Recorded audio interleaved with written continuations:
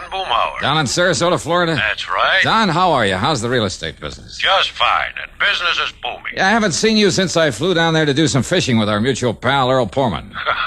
That one with his misguided sense of value. Now, what's that mean? Oh, his trips out to California all the time. And this time it looks as though he might stay out there.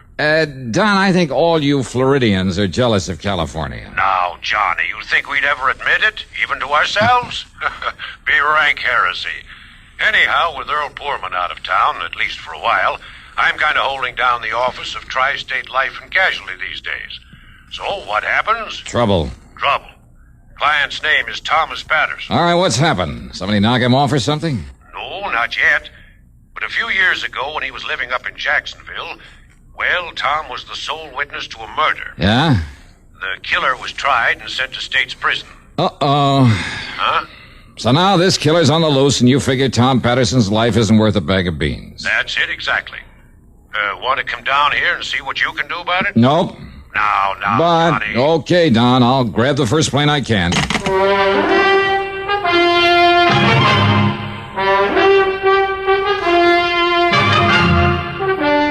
CBS Radio brings you Bob Bailey in the exciting adventures of the man with the action-packed expense account, America's fabulous freelance insurance investigator. Yours truly, Johnny Dollar.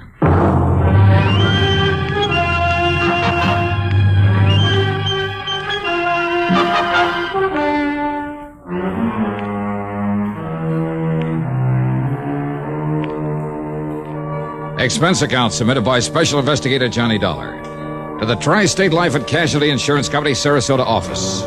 Following is an account of expenses incurred during my investigation of the deadly debt matter.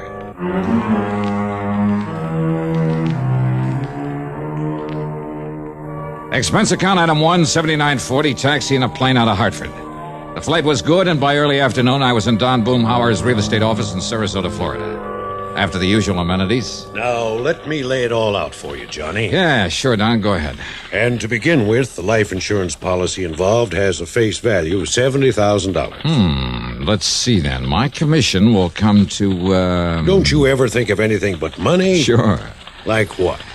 Well, right now I'm thinking about the chances of staying alive. After all, with a killer on the loose, well, at least the thought of a few bucks coming to me could help me die happy. The insured's name you said is Thomas Patterson? It is now. Huh? Some years ago, Johnny, young Tommy lived up in Jacksonville, worked as a milkman. Uh-huh. Early one morning, that was in 1951, he pulled up in front of an alley just in time to see a man named Casey Carey shoot down a fellow named Harker, who just happened to be busy at the moment blasting away at Carey with a .38. Oh, so Carey pleaded self-defense, huh? Well, he tried to, but the jury wouldn't go for it. You see, there'd been a long-standing feud between the two of them. Uh-huh. Only reason they didn't give Carey the chair is because Harker had a record as long as your arm. I see. Instead, Carey was given 10 years to life. I see. The point is that Tommy Patterson's testimony was what really convicted him. So, of course, he made the usual melodramatic threat. Oh, yeah, that he'd get Patterson if it was the last thing he ever did. He didn't care when. He'd be in no hurry. But sooner or later, he'd track him down and kill him. Mm-hmm. So what's happened? Now, Tom had just got married, started a nice little family, 2 boys and a girl.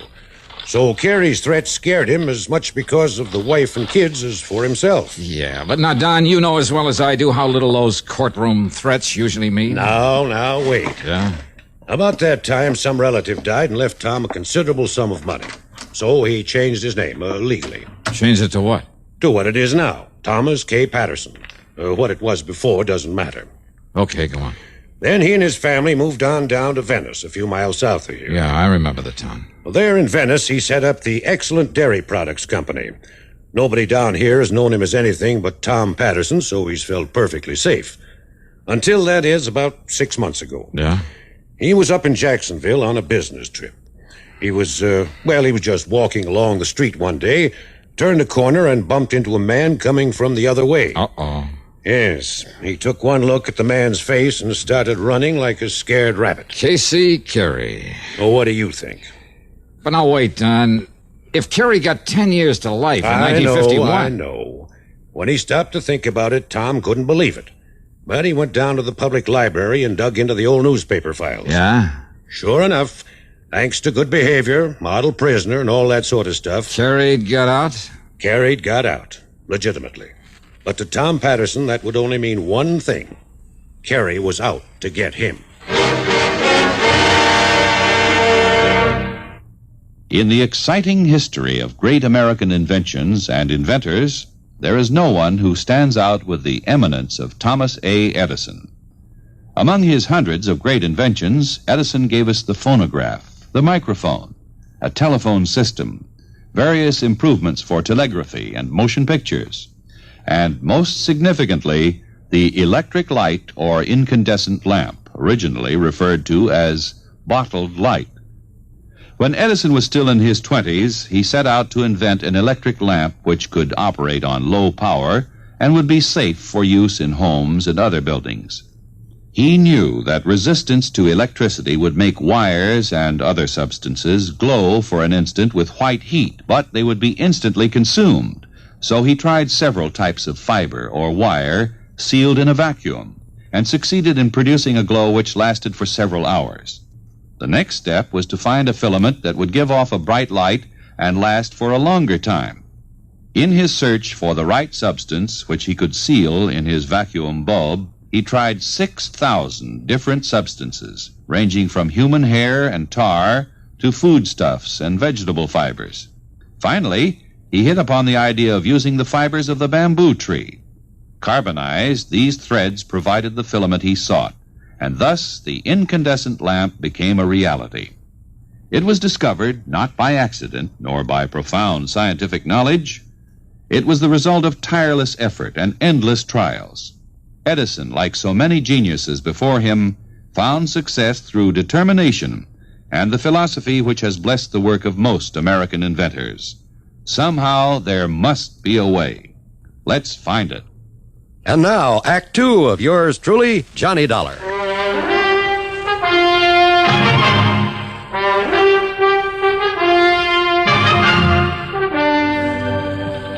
Wait a minute, Don. Yes, Johnny? Tom Patterson wasn't sure that Carey actually saw him, recognized him, huh? Well, at the time, no. After all, Tom had only had a very brief glimpse of the man, and the man had made no attempt to go after him. Uh-huh. But he's sure now that it was Carey. Yes. All right, so what did he do? He drove on back to Venice, quietly bought himself a Colt 32 and got a permit to carry it. Did he tell the police why he wanted the gun? No. Of course, all along, Johnny, Tom had hoped that Carey hadn't recognized him. That even if he had, he wouldn't know where to look for him. But, now, Don, unless this man Carey has made some move against him... Now, just wait, Johnny. Okay, tell it your way. A couple of months ago, Casey Carey appeared and settled down in Venice. Oh? Yes, he rented a small house and got himself a job in charge of one of the filling stations on the trail. Well, that doesn't sound as though he moved in just to carry out his threat against Tom Patterson. Needless to say, Tom tried to avoid him. But now and then, when he'd see him on the street or forget and go past the gas station, it was Carey who'd avoid him, pretend not to see him. Don... I know what you're thinking, Johnny. But just remember one thing. Yeah, what's that? Carey had made it plain right from the beginning that he was in no hurry to get back at Tom. Ah, I see. So you think he's kind of playing a cat-and-mouse game with him, huh? Just to build up the old fear in him, prolong the agony, maybe? What else? And believe me, he's succeeding. When Tom finally called and asked me to have you come here to protect him, he was almost a nervous wreck. All right, tell me this. Has Carey any brains, or is he just a typical dumb hood? He's in charge of a modern filling station for one of the big important companies. All right, then he must have too much sense to commit another murder. But if he can simply wear Patterson down with fright, maybe even drive him off his rocker... Johnny, Carey swore he'd kill Tom Patterson, and I'm convinced that he meant it. More important, Tom is. What do the police say?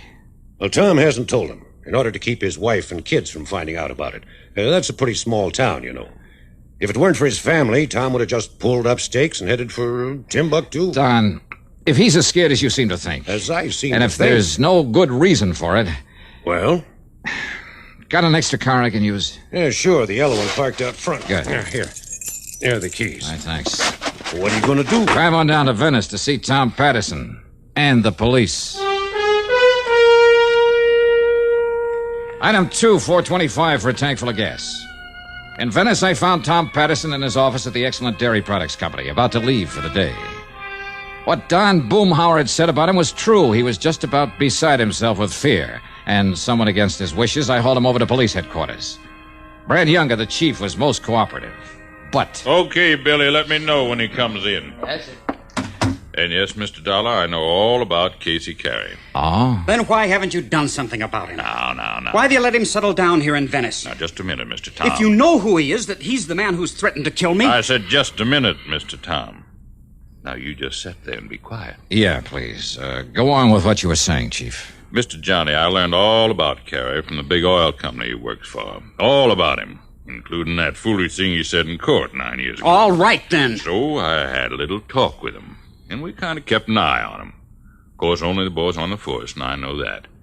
We weren't sure that Mr. Tom here knew about him being here or recognized him. Of course I did. There was no reason to scare him or that nice family of his. Very considerate, Chief. Considerate? What's considerate about letting a killer settle down here in the first place? Now, hold it, will you, Tom? But look here, Mr. If you Dollar. want help in this thing from me or the police or anybody else... Of course I do. Why else do you think I had Mr. Boomhauer send for All right, then let us handle it our own way. But don't you see... Otherwise, we'll be glad to back out. Just let you take care of it all yourself. But I... Well... All right, Mr. Dollar, I'm sorry. Okay. So anyhow, Mr. Johnny, I'm convinced that Casey Carey is all right. He's forgotten his threat. And I tell you that he... No, Chief. I've got to have protection against him. Somebody to watch over me night and day. Tom, suppose Carey hasn't forgotten his threat to kill you. I'm sure he hasn't. And suppose Chief Younger were to give you protection for a while in the hope Carey might try to make a move. For a while, did you say? That's right. He said he'd be in no hurry to get me. I know and that. And he's waited 9 years so far. He'll wait longer if he has to, but sooner or later he's... And what about my family? Excuse me, Chief. Here's that report you asked. Oh, okay, Billy, okay. I'll be through here in a minute. Yes, sir. Now, you're a very upset man, Mr. Tom. Well, wouldn't you be? And I see there's a pistol permit listed in your name. You have that gun on you, Mr. Tom? It's at home in my bureau. What about it? Now, don't you think it might be real sensible if you turn it in before you get excited and do something foolish? No. No, I don't. Why not, Tom? Because if you won't help me, then maybe I'd better help myself.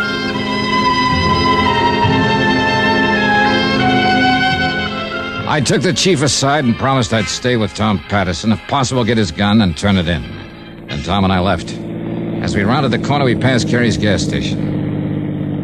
No, Mr. Dollar, he's off duty this time of the evening. Oh?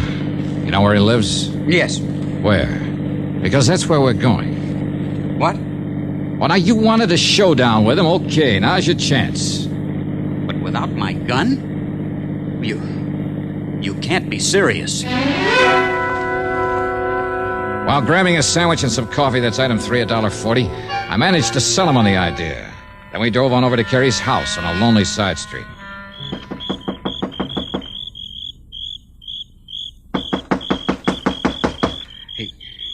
He must have seen me, Mr. Dollar, and he's probably waiting in there in the Ask dark. me, there's evil in there, mister. Ah, yes?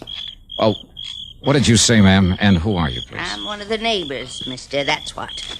And when I heard that shot in there You heard a while shot? ago, well, then I kind of thought about it for a while, and then I called the police. While we were sitting in that restaurant having...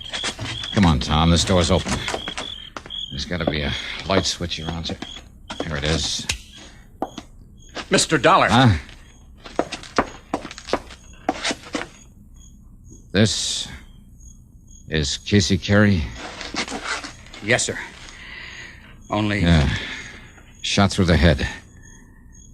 And it looks like about a 32. Tommy, isn't that the caliber of your gun? Why, yes. And where did you say it is?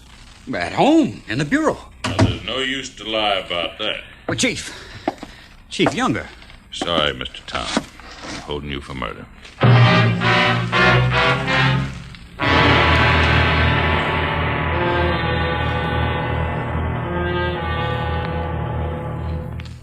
Gold is considered more precious than silver.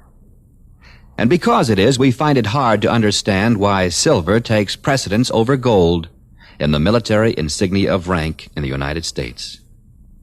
At one time, except for the silver stars of generals worn on epaulets of gold, the color of an officer's insignia of rank depended on his branch of Army service.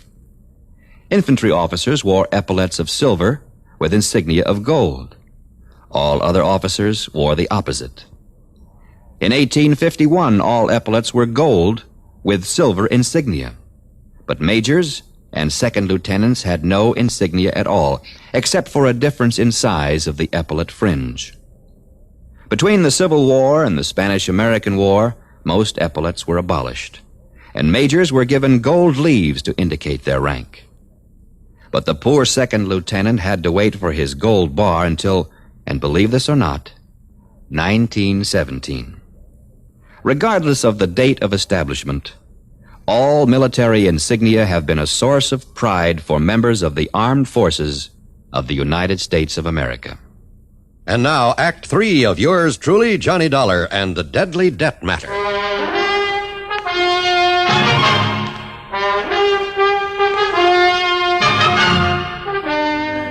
That's right, Mr. Tom. I'm holding you for the murder of Mr. Casey Carey. No, Chief, you're wrong. Am I? Looks to me like this is his dead body laying here, and I'd guess this hole in his head was made by a .32 caliber bullet. Chief Younger, look, and Mr. listen. Tom, that's the same as this gun of yours. So, here you are, Mr. Dollar. Here's a murder weapon. That's my gun. Where'd you get it? Mr. Tom, I hate to say this, but I had a feeling your coming to see me was a bluff. Bluff? Yes, sir. To make me think you hadn't yet done any harm to Mr. Carey here. Wrong, Chief. Am I? I had to practically drag Tom over here to see you.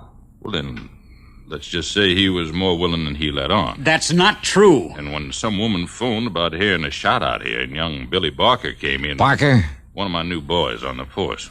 When he laid this gun on my desk and the number on it checked out against your permit, Mr. Tom... Where'd you get this gun? Right where you throwed it off to the side of the road over toward Midnight Pass. What? That's right. If young Barker hadn't stopped to fix a tire on his squad car and stepped on it, it could have laid there forever, nobody the wiser. But I told you, I left it in my bureau at home.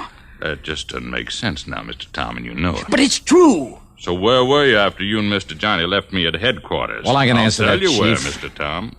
You came over here and killed Mr. Carey and took the gun and throwed it off in the bushes. Wait, Chief Younger, listen. Yes, sir? Tom has been with me from the time we left you. Who? Yes. Well, then all that means is you killed him before you came to see me. No, Chief. And when the doc digs a bullet out of Carey's body, and I take it along with your gun up to the police lab in Sarasota... Mr. Dollar. And if they match up together... Tommy, it looks kind of bad for you, doesn't it? No, please, listen. You better come along with me, Mr. Tom. Maybe Chief Younger was right.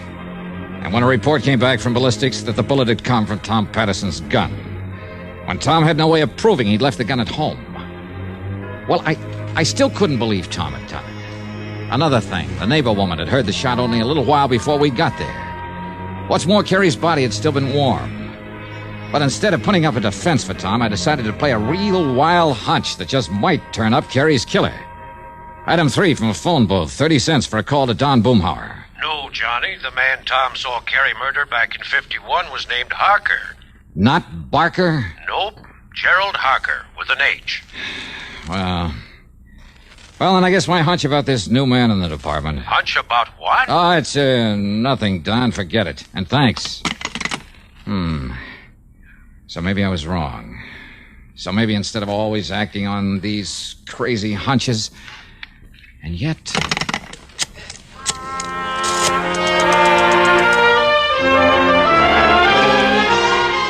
Item 4 was $1.10 for a call to Jacksonville to Mike Kirby in the city room of the Times-Press. And bless him, he came up with some mighty revealing information for me. And then he worked for a while on the police force, Johnny. Oh, they're in Jacksonville? That's right. Looked to me as though the boy was trying to live down the family reputation by putting himself on the side of law and order. Maybe. And a month or two ago, he handed in his badge and moved to... Hey, what was that maybe you threw in? About his being on the side of law and order? That's right. But, Johnny, if he was a cop... And here's another maybe. What? Maybe that boy still is. What? A cop. Thanks a lot, Mike.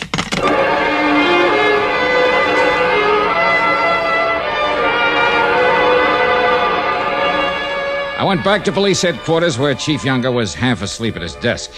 I told him I wanted to have a little talk with one of his men. No, Mr. Johnny, but it's after midnight, and he doesn't come on duty until late in the morning. But okay, if you insist, I'll call him, get him out of bed, and have him come down here.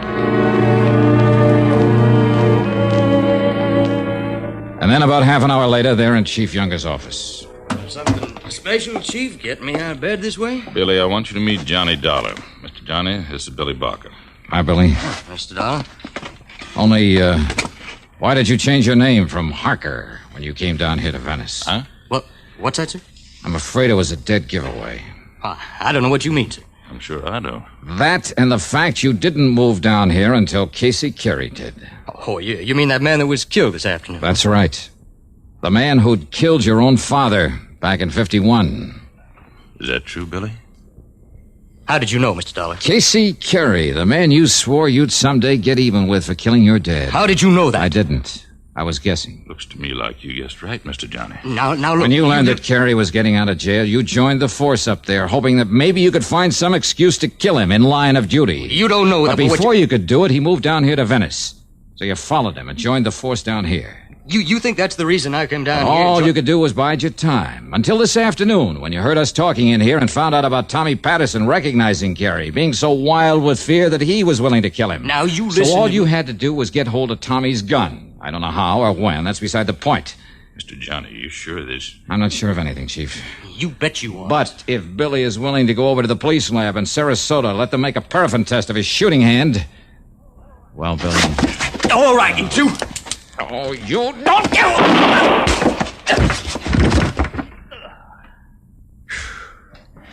Chief, you want to let Tom Patterson out of that cell so he can go home to his family?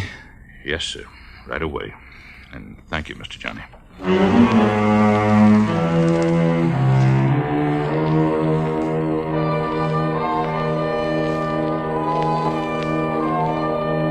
Expense account total, including our motel room, some fishing out in the Gulf with Chief Younger the next day, then the flight back to Hartford. Call it $200 even. Remarks? The fishing was great. Yours truly, Johnny Dollar.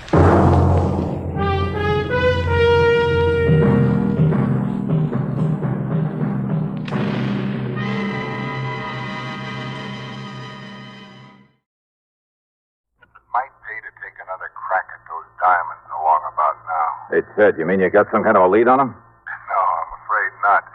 Oh. But I just got hold of some information on Rocky Harris. Yeah?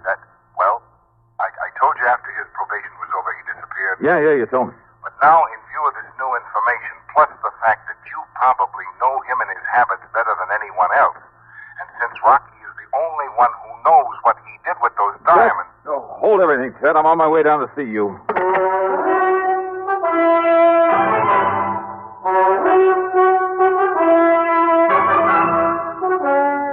CBS Radio brings you Bob Bailey in the exciting adventures of the man with the action-packed expense account, America's fabulous freelance insurance investigator. Yours truly, Johnny Dollar.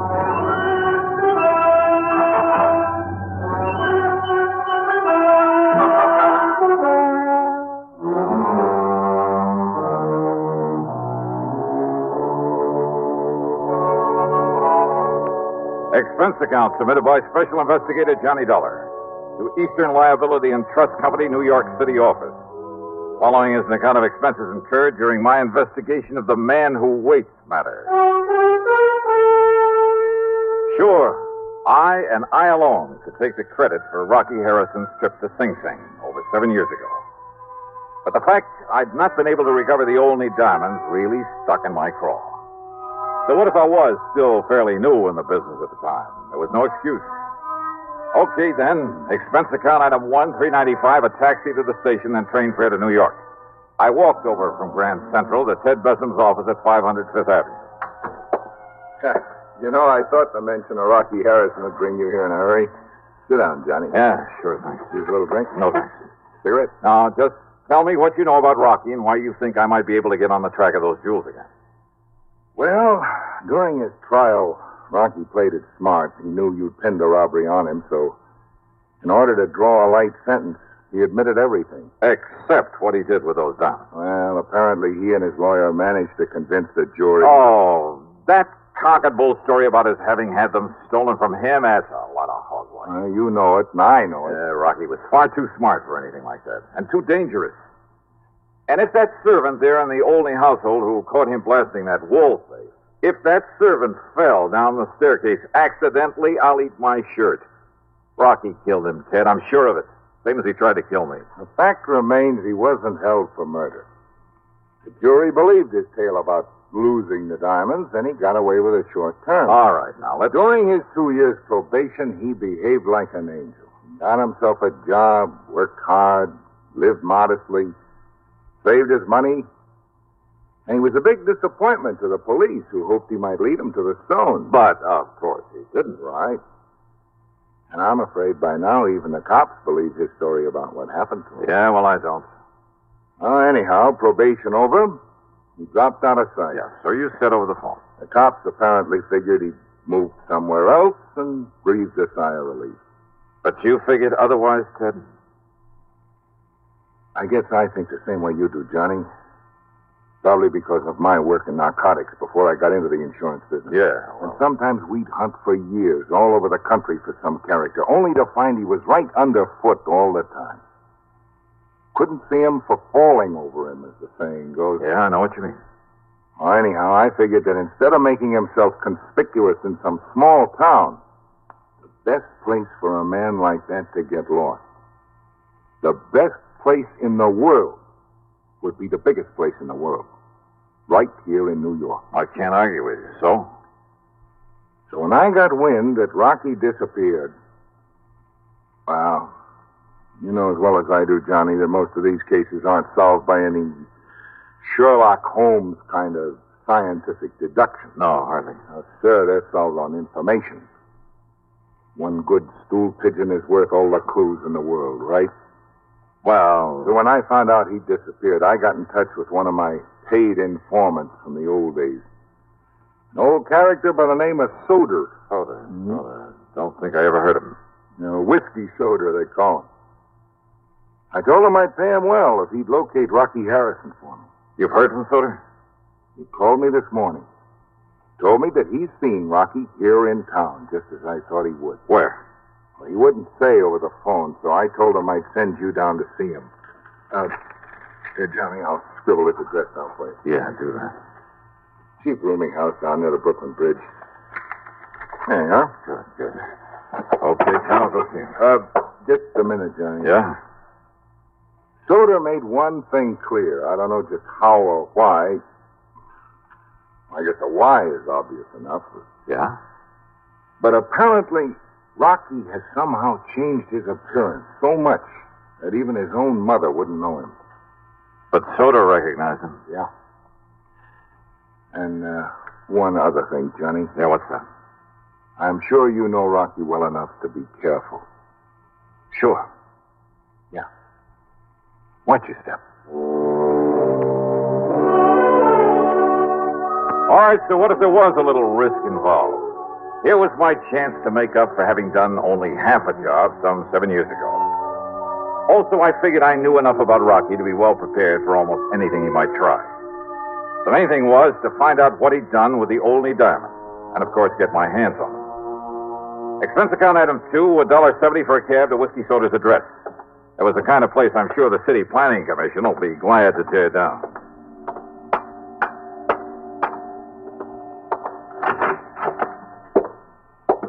The word manager was scrawled across the door in the hallway marked with the number 1. And as for the manager... Yeah, what do you want? My rooms are all filled up. Well, now, what's a gent like you doing around here? I'm looking for a man named Soder. Ha! That whiskey-smelling old... You'll find him down the hall in number... Hey, he's getting real popular today. Well, now, what do you mean by that? You're the second gent's been here to see him. Oh? Who was the first? Well, I didn't get a good look at him, but I heard him go on back towards Which is Soder's room? What's the number? Number 7 down the hall. Okay, thanks. Didn't see the man leave, though. Maybe he's still in there with... Now, who left that window open there at the end of the hall? All right, number 7. Maybe I better close it. Hey, you sure that Soder didn't leave? Sure, I'm sure. Well, then come on. Let me have your key. Come on. Key to his room? Now, just a minute. Okay, mister. don't bother. Well, just a minute, you. Who do you think you are, busting down this butt? Oh. Yeah. He's dead. Yeah. Somebody shot him. Right through the side of the head.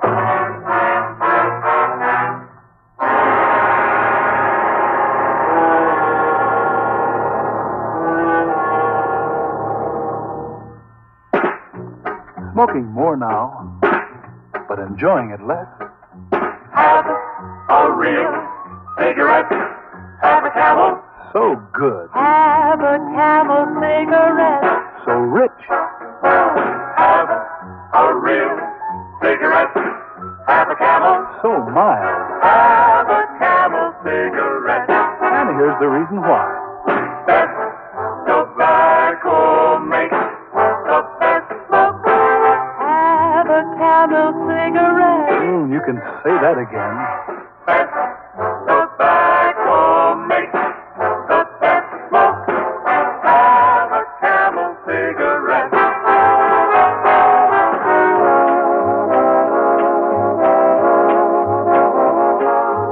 If you're smoking more these days, but enjoying it less, then change to Camel, the best tasting cigarette of all. Have a Camel. Start to really enjoy smoking again. Now, Act 2 of yours truly, Johnny Dollar, on The Man Who Waits Matter.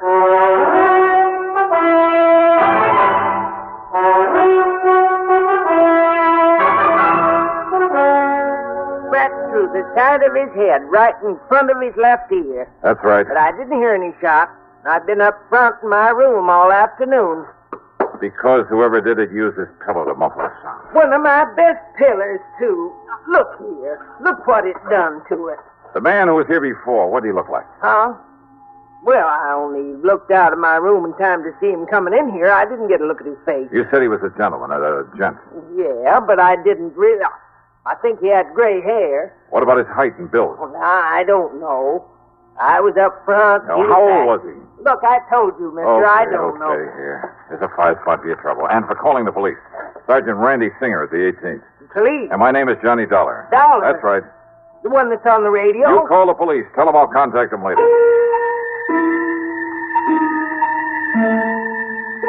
Rocky Harrison had changed his appearance once before, 7 years ago. He'd never known how I'd got on his trail. The only one who did was Randy Singer at the 18th Precinct. But I'd found him by using the same corny trick that he had used. Maybe that trick might work again, if he'd return to his old haunt. All right, then, item 3, a bucket of quarters at the nearest drugstore for some goop to plaster down my hair. Item 4, $1 for some black hair dye. Item 5, 78 cents for a jug of peroxide. Getting rid of the tan I usually have took time, was a lot of work, but it gave me a few days to raise a small mustache. I dyed that black also. Item 6, $20 for some clothing, including a couple of aprons. In some of these joints, you have to furnish your own. Then, item 7, $31 for a pair of thick glasses that I could see through all right, but that gave me a headache. But it was the waste of time that got me down. Working there 4 solid nights, hoping nobody gets suspicious of me. Working where and why, and the reason for the silly getup, well, you figure it out. Okay, there you are, Willie. One old-fashioned, one double Gibson. Sure, thanks, Joey. And there's the ticket on them. What? Yeah, right there, right in front of you. Oh, sure. Now, what's the matter with you? Can't you see? Why don't you get them glasses changed? Oh, they're okay, Joey. Oh, yeah, sure they are. Ain't you going to take a drink to the table? Huh? Oh, that's right. Willie, I've been tending bar here at the Purple Hat since the place opened up. But you are the punchiest waiter I ever seen. That's a fact. Here you are, gents. An old-fashioned and a double Gibson. Well, you took long enough to get them. I'm sorry, mister. The other way around. The double Gibson's mine. Oh, yes, sir. Well, here's the prosperity, Barney. Yeah. would you just like to order sending now? No, later. Yes, sir. I'll wait then. Yeah, you do that. All right now, Rocky. Waiter. Yes, sir. Go get yourself a drink. It's on me. Well, sir, I'm afraid the management would exactly like it. Okay, then just for moose. We'll call you when we want another one. Yes, sir. Now, Rocky. Barney, you fool. Don't you ever call me that again. Call me Tilton. Sorry. Slip of this tongue, Mr. Tilton. Rocky Harrison. Oh, it was luck. Dumb luck. He'd been in there alone 3 nights running. But believe me, I hadn't recognized him, wouldn't have recognized him now if his pal there at the table hadn't slipped up and called him by name. Since probation, he'd disappeared for only one reason: to change his appearance completely. He'd grown a beard, a full head of hair, and he bleached it almost white. He'd put on 20 or 25 pounds, had his buck teeth fixed, and it made a big difference. What's more, of course, I hadn't seen him since he'd been sent up the river. As for his pal, Rocky had called him Barney. Sure. Bernard Little, one of the cleverest big-time fences the NYPD had ever known about, on whom they'd been able to pin absolutely nothing. Sure, it was a natural. Rocky had the jewels stashed away somewhere. Barney knew it and was willing to recut him and fence him out for him. Maybe if I was real lucky, I could nail them both. During their meal, I stayed close to them as much as possible, but it got me nowhere. Whenever I was in hearing, their conversation was meaningless. That's right, Barney. Just tell him that Edward Tilton said it. Of course, Mr. Tilton. Be glad to use your name. Well, I'm certain they'll do all right by you. Give you anything you what's want. more, they were both trying to make it oh so plain that Rocky's name was Edward Tilton. And I wondered, had Rocky by any chance seen through this corny disguise of mine? But apparently not.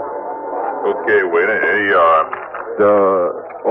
Thank you, sir. I'll have you changed in a minute. It's all right, boy. You can keep the change.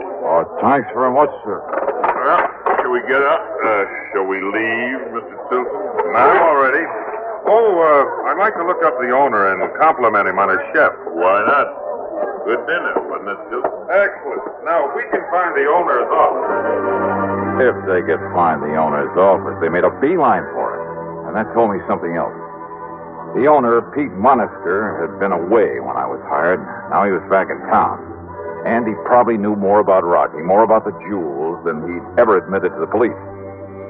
I wished I'd planted a bug in Monaster's office. Like to hear what went on in there. But I hadn't, so I couldn't. Instead, I cleared off the table, and since my hitch for the night was over, I went back into the locker room, changed into my street clothes. As I was about to leave... Don't bother, buddy. Your name's Willie, ain't it? Yes, sir. Willie Pagano. My name's Pete Monaster. I own this joint. I've been away a couple of weeks. Oh, how are you, sir, Mr. Here's Monaster? your paying a few bucks severance. Did you beat up fight? That's right. I done something wrong, Mr.? No, it's just that we got enough waiters without you. Shouldn't have hired anybody while I was gone anyway. Just go on out by the back way. Well, sure, sir, but if I thought I'd done something wrong, I could... We just don't need you. That door will tie you over until you get another job.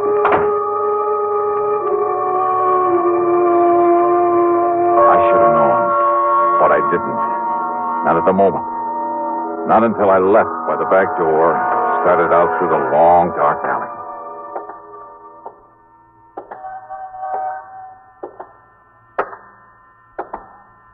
Just a minute. Huh? You're the waiter we had tonight, aren't you? Yeah, that's right. You made a real good waiter. Real good, see? So? So I got something for you, Dollar. Here. No,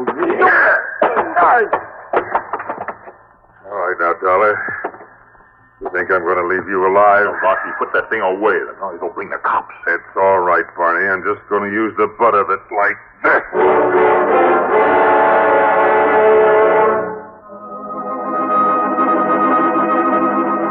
I vaguely remember something crashing down on my head.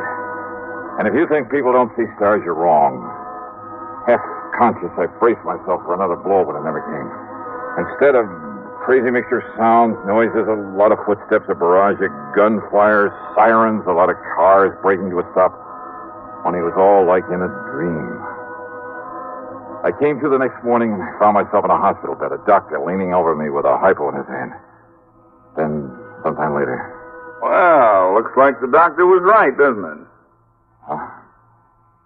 Randy. Yeah, a slug of something to make you sleep for a while really worked. You're going to be okay. except maybe for a big head. Randy Singer. Lieutenant Singer to you, Buster. Son of a gun, Johnny. When are you going to learn to let me know when you're working around this town, huh? Was it you came along? That's right, like the U.S. Marines. Well, how did you know they were going to waylay me there in that alley? I didn't. I hadn't the least idea. Didn't even know it was you they were jumping. You and that crazy getup, that black hair and the mustache and those thick glasses. Then I don't understand, Randy. Johnny, I've had a bunch of the boys on Rocky Harrison for over a week. You have? Sure, ever since that Stooley whiskey soda told me about him being in town. It was you told me where to look for him. I? When? 7 years ago. The first time you found him in the purple hat. So we've been tailing him for days. Well, if I'd have known that. You think you're the only one that thought he might sometime lead us to those jewels? You found him, Randy? No, and now, thanks to you, it looks like we may as well give up. What do you mean, thanks to me? You just stay in bed. When the boys saw what was happening there in the alley, they moved in. Yeah? When Rocky and Barney started throwing lead, well, the boys kind of thought they'd better answer back. So Rocky and Barney are dead. So now, how are we going to find out where those diamonds are stashed away, huh? Do you know where Rocky was living? Sure, we've been all through his place, and Barney Little's place. Nothing. Since we don't know of anybody else who might have been in with him. Oh, you don't, huh? What do you mean, Johnny? Well, Randy, I've suddenly got a crazy idea that maybe I can bluff my way into finding those jewels. You what? Come on, help me get into my clothes.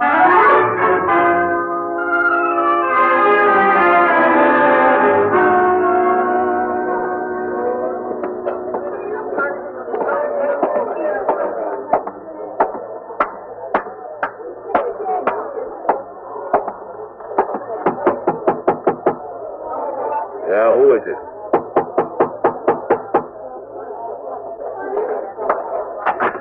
Yeah, who are you? Johnny Dollar, Pete, as if you didn't know. Just a minute. Dollar, did you say? That's right. Well, there's something a little familiar about you. Oh, come off it, Pete. Oh, waiter. Oh, that stupid waiter I fired last night. Rocky Harrison told you who I was. If you're wondering how I know that, just look at that bug fastened to the underside of your desk. A bug? A microphone? Why, I don't believe it. Hold it, Pete. You try opening one of those drawers, reaching for a gun, I pull this trigger. Okay, Dollar, okay. I also heard them tell you when to let me go out into that dark alley. Oh, look, how was I to know what they wanted you out there for? I also heard enough to know where the only jewels are. Open up that safe, Pete. Oh, yeah? Open it. You crazy? Oh, listen, Dollar, put down that gun for a minute. Open it up. Oh, look, maybe we can make a deal. 7 years of hunting for him, Pete. So it's become an obsession with me. Maybe it has made me a little crazy. Oh, listen, yeah, I was crazy enough to put on that phony disguise to get into this place to find Rocky Harrison. Listen, Dollar, all right. Deal. So I'm crazy enough to blast you down and blow that safe if I have to. You understand that? And there's nothing, you or anything else, that's going to keep me from getting those jewels. First you go. No. Yes. You mean it? Oh, yeah, Pete, I mean it. Well. Okay, Dollar. I'll get you the rocks.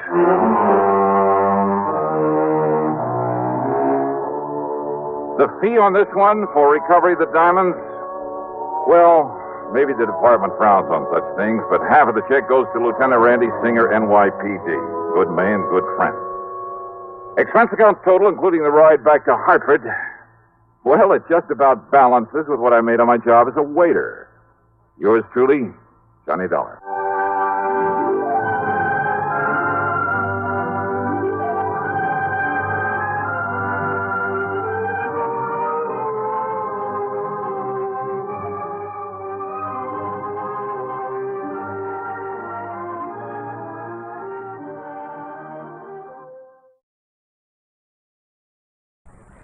It's time now for Johnny Dollar. Hi. Well, hiya, George. I've been wondering when you were going to come up with another wild one for me. That is not the case this time, John. John? Tell me, how is your, well, have you had a security clearance lately? Well, sure, in connection with that rocket fuel case I handled. Good. But, now what's this all about? Well, I can hardly discuss it with you over the phone. Oh, top secret, huh? Top secret, and of tremendous importance. Okay, George. I'll run over and see you.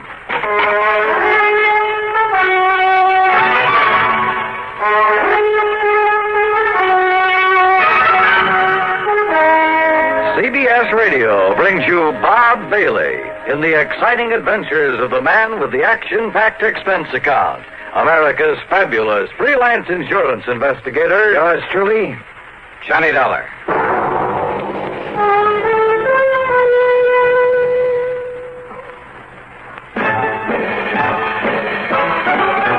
Are you smoking more now, but enjoying it less? Have a real cigarette, have a Camel. Are you missing the smoke? The nation like that. Have a real cigarette, have a Camel. Are you looking for flavor and mildness? Have a real cigarette, have a Camel. The best tobacco makes the very best smoke. Have a real cigarette, a real cigarette, a real cigarette, have a Camel. If you're smoking more today, but enjoying it less, try Camels. More people smoke Camels than any other cigarette. Any filter, any king, any regular. The Camel blend of costly tobaccos has never been equal for rich flavor and easygoing mildness. The best tobacco makes the best smoke. Have a real cigarette, a real cigarette, a real cigarette, have a Camel. And now, Act One of yours truly, Johnny Dollar.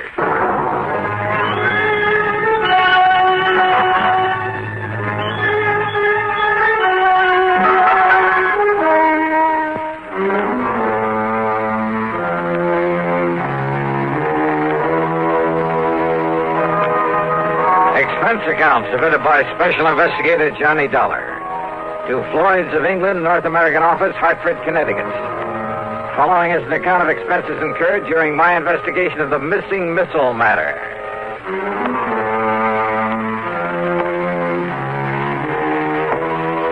When George Reed starts calling me John, well, it must be pretty important. So expense account item 1, $1.25 for a taxi over to the square on the office of Floyd's of England. We'll use this rather isolated office in the back so as not to be disturbed. Yeah, okay. Or overheard. Now, if I seem to be somewhat vague about this whole thing, I assure you it's only because of my own rather limited knowledge of... Well, sit down, Joe. Yeah, sure. Well, you can hardly expect me to investigate something unless I know what it's all about. Well, John, out on the West Coast... Oh, come off this John stuff, will you? I'm sorry, Johnny. But now listen. Yeah, shoot. Out near Los Angeles, in North Hollywood to be exact, is a small plant that operates as the Smithwick Paint Remover Company. Oh, what's so all-fired mysterious about that? Not one drop of anything even faintly resembling paint remover has ever been put out by them. Huh? Actually, that name is only a blind, a cover-up. Yeah? For what? An outfit that might better be called the Smithwick Missile Development Company. Government stuff, huh? Johnny, they have no official connection with our government whatsoever. But unofficially? That's the sort of question we never ask. So far as anyone knows, our government simply doesn't recognize them, gives them no support, financial or otherwise. So far as anyone knows. Which means they receive no protection from Uncle Sam either. So Floyd's of England writes the insurance? Precisely. Under orders from our top brass. Well, what's happened out there? What's the trouble? Johnny, it appears from what Smithwick told me on the phone that one of their missiles is missing. Oh, well then. What? Yes. Oh, now look, George, I heard of a guy who mislaid a bass drum once and somebody who had an elephant stolen. Johnny. Oh, one of those missiles? Oh, wait. Hey, maybe he was talking about one that got lost in outer space. But then why send for me? They have nothing whatsoever to do with the firing of those things. But don't you? A small plant out there, did you say? Yes. Oh, then it simply doesn't make sense. Now, George, Johnny, all I know is what Dr. Smithwick told me over the phone. I agreed to have you go out there immediately. He'll be waiting for you there whenever you get there. Well? Okay, George, whatever you say.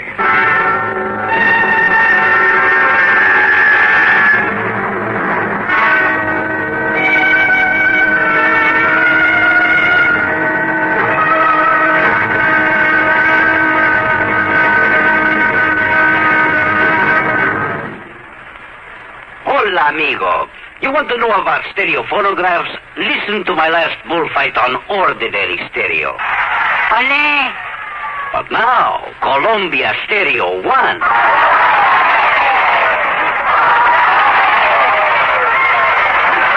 There is a corrida de toros. Real lifelike, magnifica. There is such a big difference in stereo phonographs. With most, all you get is a couple of speakers shooting in different directions. But with Columbia, hombre, you get fantastic stereo projection.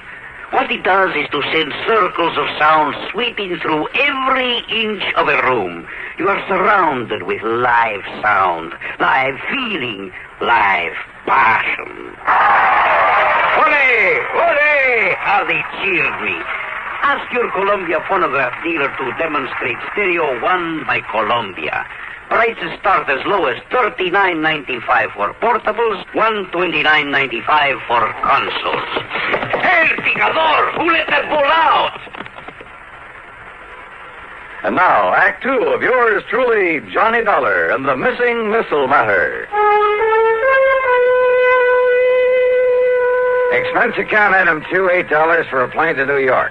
Item 3, $176 and a quarter for a 707 to Los Angeles. I arrived about 6 p.m. Pacific time. Item 4, $50 deposit on a rental car, and I drove to North Hollywood, to the so-called Smithwick Paint Remover Company. As I walked into the reception room at the front, a good-looking blonde hurriedly closed the door in back of her that led to a huge room full of desks and drawing boards, but no people.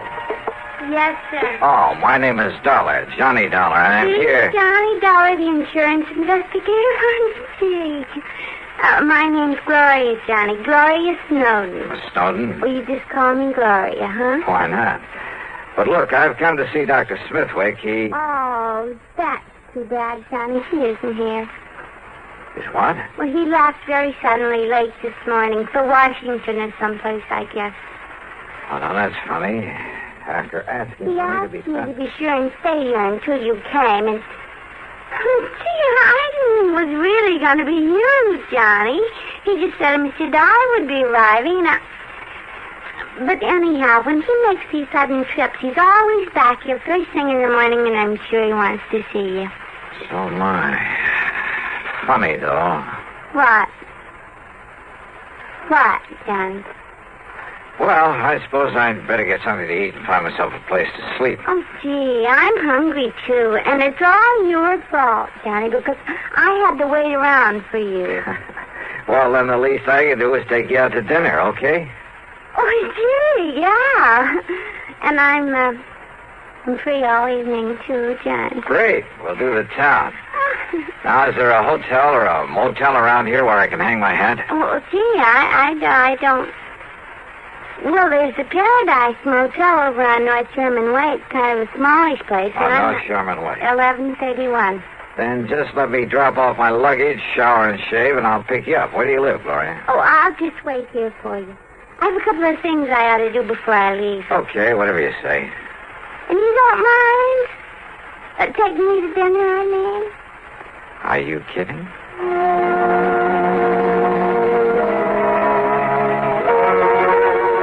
Funny, all this big emergency, all this hurry. The man who'd sent for me was off somewhere else. I should have asked for directions because it was over half an hour before I finally found the Paradise Motel. It was hardly the place I would have picked, but oh well.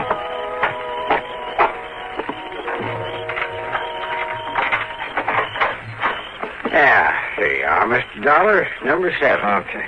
This be satisfactory? Yeah, sure. Because if it ain't, I got other vacancies. No, this'll be all right. Anything you want, I'll be in the office. Well, I could sure use a few ice cubes. Oh, brought your own jug, huh? Have them for you in the jiffy. Good. Now, let's see. Shirts will go in here, I guess. Huh? That's about the fastest service I ever heard of. Mister, you certainly don't waste any... Hello? Somebody out here looking for...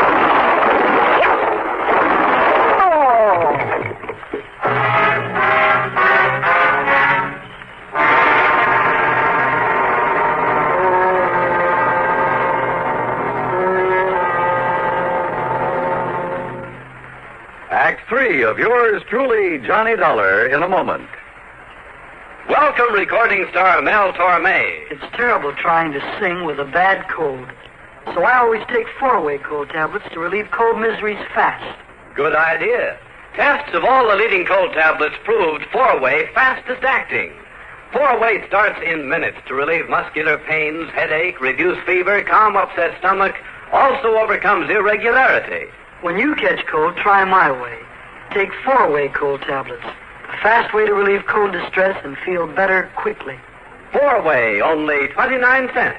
Now, here's a word about another fine product of Grove Laboratories. To get rid of embarrassing dandruff in 3 minutes, change to Fitch Dandruff Remover Shampoo. 3 minutes with Fitch regularly is guaranteed to keep unsightly dandruff away forever. Apply Fitch before wetting hair, rub in 1 minute. Add water, lather 1 minute. Then rinse 1 minute. Every trace of dandruff goes down the drain. 3 minutes with Fitch and embarrassing dandruff's gone. At the same time, Fitch can brighten hair up to 35%. Get Fitch Dandruff Remover Shampoo today. And now, Act 3 of yours truly, Johnny Dollar.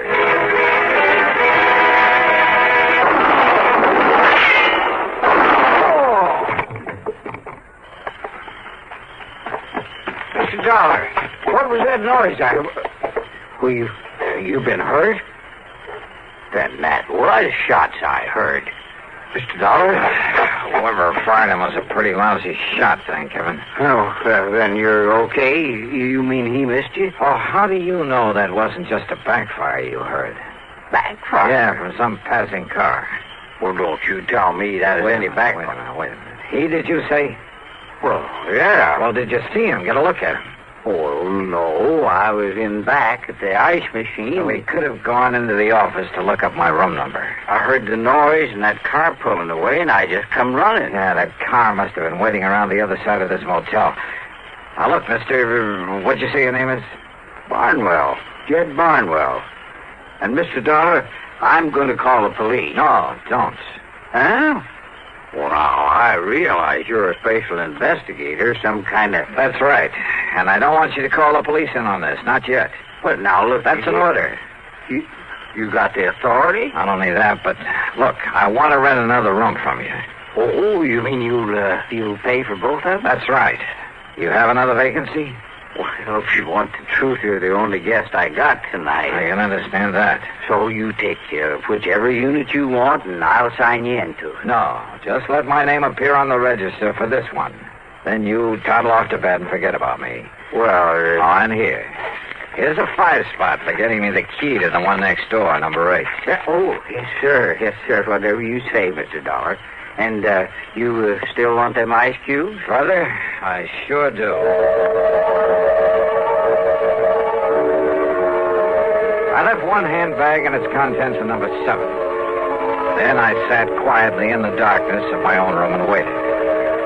But I suddenly remembered my dinner date with Gloria Snowden, so I jumped into my car and drove back to the missile development plant. The place was dark. I drove to a corner drugstore to a phone booth and looked for Gloria's name in the directory. It wasn't. So, back to the motel. In number 7, the room registered to my name. The door was still locked. I went back to number 8 and sat there trying to think this thing out. Huh? I doused the light, pulled my gun out of the holster, and sneaked quietly to one side of the door frame. Mr. Dollar? Mr. Dollar, I saw your lights go out. I hate to disturb you at this time of night. Yeah? Who is it? My name's Bob McKinney. McKinney? That's right. Sounds familiar. Well, I used to work for CBS Radio, and, I used to handle that program dramatizing your insurance case. I want to talk to you. It's important. All right, come in, Bob. Hey, what's in that box? It's a tape recorder, kind of a special one. When old Jed Barnwell, he's a kind of a gabby old guy. Yeah, he sure is. Well, when he told me you were staying here, well, Johnny, I figured I'd better get to you and tell you about... About what, Bob? About some code signals I have here on tape. I picked them up about an hour ago. Morse code signals? Yeah, international codes. It's like this, Johnny. I have my own amateur license, W6VFG, and I fool around with a lot of high-frequency experiments. So? Well, I got a couple of wires crossed on my receiver.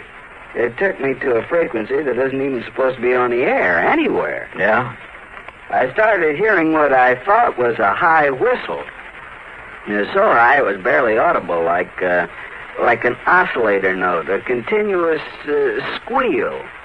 Only it broke off now and then. Well, now, Bob, in spite of finding a key myself a long time ago, I'm afraid this is a little outside Johnny.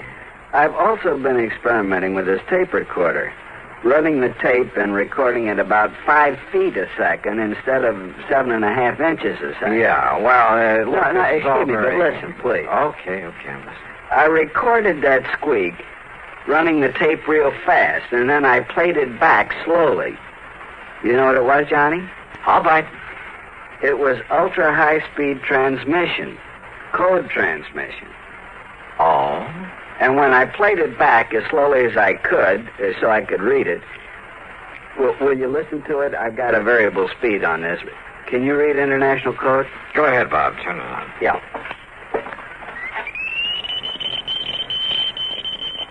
Oh, can't you slow it down a bit? Maybe by holding back on the reel.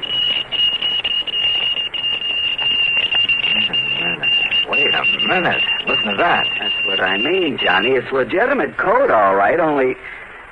Well, have you any idea what language that is? I certainly have. Well, what? Whatever that message is, well, it wasn't intended for anybody this side of the Iron Curtain.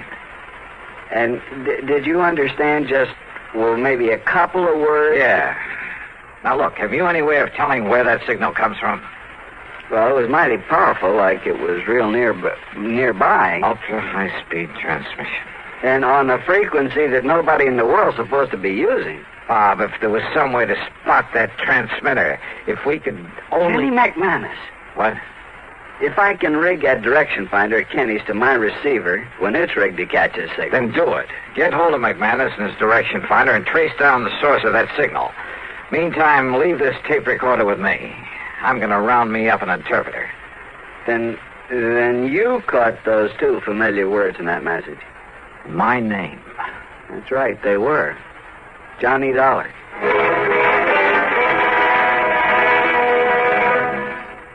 Act 4 of yours truly, Johnny Dollar, in a moment. And now here's a message from the watchmakers of Switzerland. Swiss vacation, Swiss vacation. Win a fabulous vacation for two in beautiful Switzerland. Enter the Swiss Vacation Contest. It's easy. Nothing to buy. Pick up a free entry blank at a jewelry store or other store that sells quality watches. Then in 25 words or less, complete this statement. A quality watch is the best value because there are 1,000 prizes. First prize, a 21-day vacation for two in Switzerland. You fly deluxe Swiss Air both ways. Visit many colorful places. All expenses paid for two people, plus $500 extra spending money. Second, third, and fourth prizes. 15-day Swiss vacations for two. Also, 4 mink stoles, 8 Bolex movie cameras and projectors, 12 Hermes typewriters, 160 $100 watches, 812 gala assortments of Tobler Swiss chocolates. Enter the Swiss Vacation Contest today. Free entry blanks at your jewelry store. And now, Act 4 of yours truly, Johnny Dollar.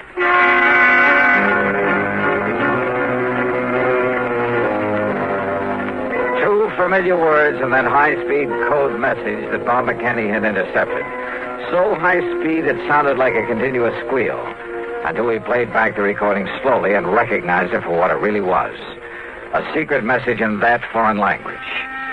Those two words were my own name, Johnny Dollar.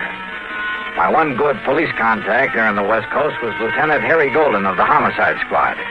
Sure, it was out of his line, it was the middle of the night, but he rounded up Alan Orloff, an interpreter, sent him over to see me. It was nearly 8 a.m. by the time I transcribed the code message. And then when Orloff finished translating it. Mr. Dollar, do you see what this means? I certainly do, Orloff. But not only the threat against you, sir, because you had worked on this very case. I know. But the sender of this message has somehow got hold of secret plans for a missile, a space rocket. Orloff. Has copied those plans, is holding them for an agent of this other government to pick them up later on today. Which means that somehow I've got to locate the sender of that message. But how? And it must be done immediately before the contact with this other agent. I know. Then don't you see, Mr. Wait. Yeah? Who is it? Bob McKinney. Oh, Bob. What'd you find out? Johnny, that secret transmitter's right here in North Hollywood. It's been working ever since I talked with you, up until just about an hour ago. Here's the address and the name of the person who owns the house. Go ahead. Only the antenna must be set up in the attic or something. What do you mean? There's no outside antenna to show there's a transmitter working there. And, of course, using that frequency that nobody would ordinarily be able to pick up. If it hadn't been for my dumb luck in receiving an ultra-high-speed transmission. Did you record any further messages? I got them right here on tape, on this recorder. Good. Then while you transcribe them so Mr. Orloff can translate them, I'm going to the address you have on this...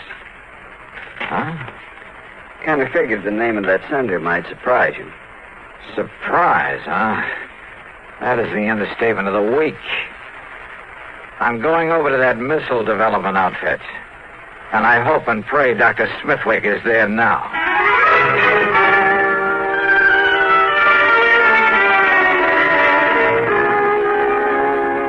So perhaps I was wrong, Mr. Dollar. After all, I'm a scientist, not a file clerk. But I was certain the plans for that missile were missing from the vault just before I was hurriedly called to Washington. Dr. Smithwick. Contrary to our usual policy, I asked the government to send some men here to investigate. They'll probably arrive here shortly. Doctor. Yet now on my return, I find the plans intact in their proper place. Oh, those plans were stolen, all right. And for the benefit of one of the big foreign powers. What? But that could only mean that someone here in this organization... Right. You mind if I call in your receptionist? Gloria Snowden. I want her in on what I have to say. You mean to say you tell that stupid little girl about this? You think I need to? Well, Dollar, it's because of her lack of intelligence that it's safe to have her about. Any bets? Gloria. Yeah, Johnny? Come in here, please. Oh, gee, sure. Hi, Doctor. Now, Mr. Dollar. Doctor, Gloria was the only one beside yourself who knew I was out here, who could have arranged or carried out the attack on me last night. Attack? More important, she's the last one you'd suspect of being able to gain access to your vault, of taking the plans, having them copied, and preparing to turn them over to a... Well, it sounds corny, but to a foreign agent. Are you serious? Whatever you mean by that. However, having intercepted a radio message sent out from a transmitter hidden away in her home. Well, this, Doctor, is a slowed-down, intelligible tape recording of that message. Well, I don't know what... Well, Gloria, or whatever your real name is. Very well, Dollar. And of course, neither of you gentlemen can be allowed to leave this office. Gloria, that gun. That's right. Any famous last words, Dollar? You know, Gloria, this tape recording is the only real evidence I have against you. What? So what? So here. Maybe you'd like to have it. Oh, no, you...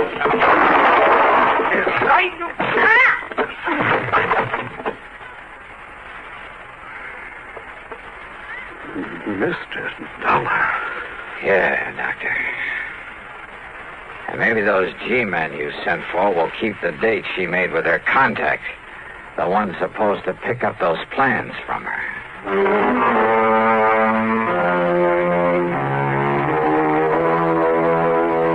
The government boys were more than glad to take over, and I hope they can find some way to reward Bob McKinney, who really solved this case. Expense account total, including the trip back to... wait a minute. Forget it.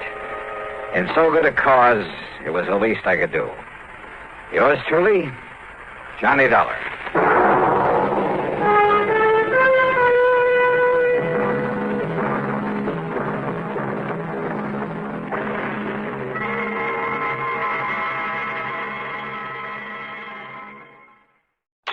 Johnny Dollar. Well, here I am. I'm home. Huh? Who, I said I'm home from my vacation. Wow, great. Good for you. So, when are you going to come over and ask me to marry you? Oh, it's you. Who else? Well, I don't know. How about if I pop the question right now? Well, go ahead. Will you marry me, Paula? You bet your life. What, Paula? Who else? Why, you two-timing. This is Betty Lewis. Yeah, I know. Come clean with me, Johnny. Who's Paula? Oh, now, does it make any difference? Paula who, Johnny? Johnny? Oh, Smith, Jones, Brown, you pick one. You rascal, I could... You were kidding me, weren't you? Weren't you kidding me? Oh, yeah, sure, I guess so. Oh, sure, honey. With this crazy business of mine getting slugged and shot at all the time, why, you know as well as I do it wouldn't be conducive to a happy married life. Not for either of us. Yes, I know, honey, but someday... Yeah, someday. Anyhow, I'm home again for my extended vacation, so... So, how about dinner and a show and a big night all around? I'd love it. Say 7 o'clock? Make it 6:30 and I'll have cocktails ready and waiting, right here at 11/3/25. Betty, my love, it's a deal. Good. I'll see you in exactly, 7 hours and 31 minutes. On the nose. Bye, honey. Yeah. Well, let's see now. Yeah, honey. Huh? Don't give me that honey stuff. This is Randy Singer. Randy, how's the old New York Police Department these days? Johnny, I gotta see you. Okay, I'll run on down there first thing in the morning. No, I mean now, right now. Oh, well, now, look, Randy, I got a date tonight, important one. And I gotta go out of town with the chief on a murder case, leaving in a couple of hours. Maybe gone a week, maybe longer, so grab a train, will you? Well, if I could be sure of getting back here by early this evening. Back there in Hartford is where you should be, as quickly as possible. Huh? After I've talked to you. So if this timetable I have means anything, you can grab a train in about 20 minutes. Well, now listen, Randy, I'll have the boys in the prowl car pick you up at Grand Central Station. Listen, will you? Grab your hat and come on. See you, Johnny. Randy!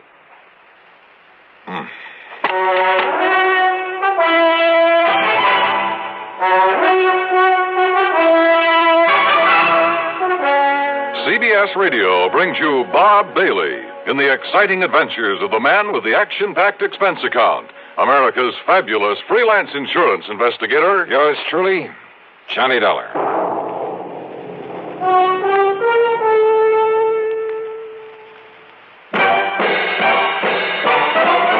Are you smoking more now, but enjoying it less? Have a real cigarette, have a Camel. Are you missing the smoke? The nation likes this. Have a real cigarette, have a Camel. Are you looking for flavor and mildness? Have a real cigarette, have a Camel. The best tobacco makes the very best smoke. Have a real cigarette. A real cigarette. A real cigarette, have a Camel. If you're smoking more today, but enjoying it less, try Camels. More people smoke Camels than any other cigarette. Any filter, any king, any regular. The Camel blend of costly tobaccos has never been equaled for rich flavor and easygoing mildness. The best tobacco makes the best smoke. Have a real cigarette. A real cigarette. A real cigarette, have a Camel. And now, Act One of yours truly, Johnny Dollar.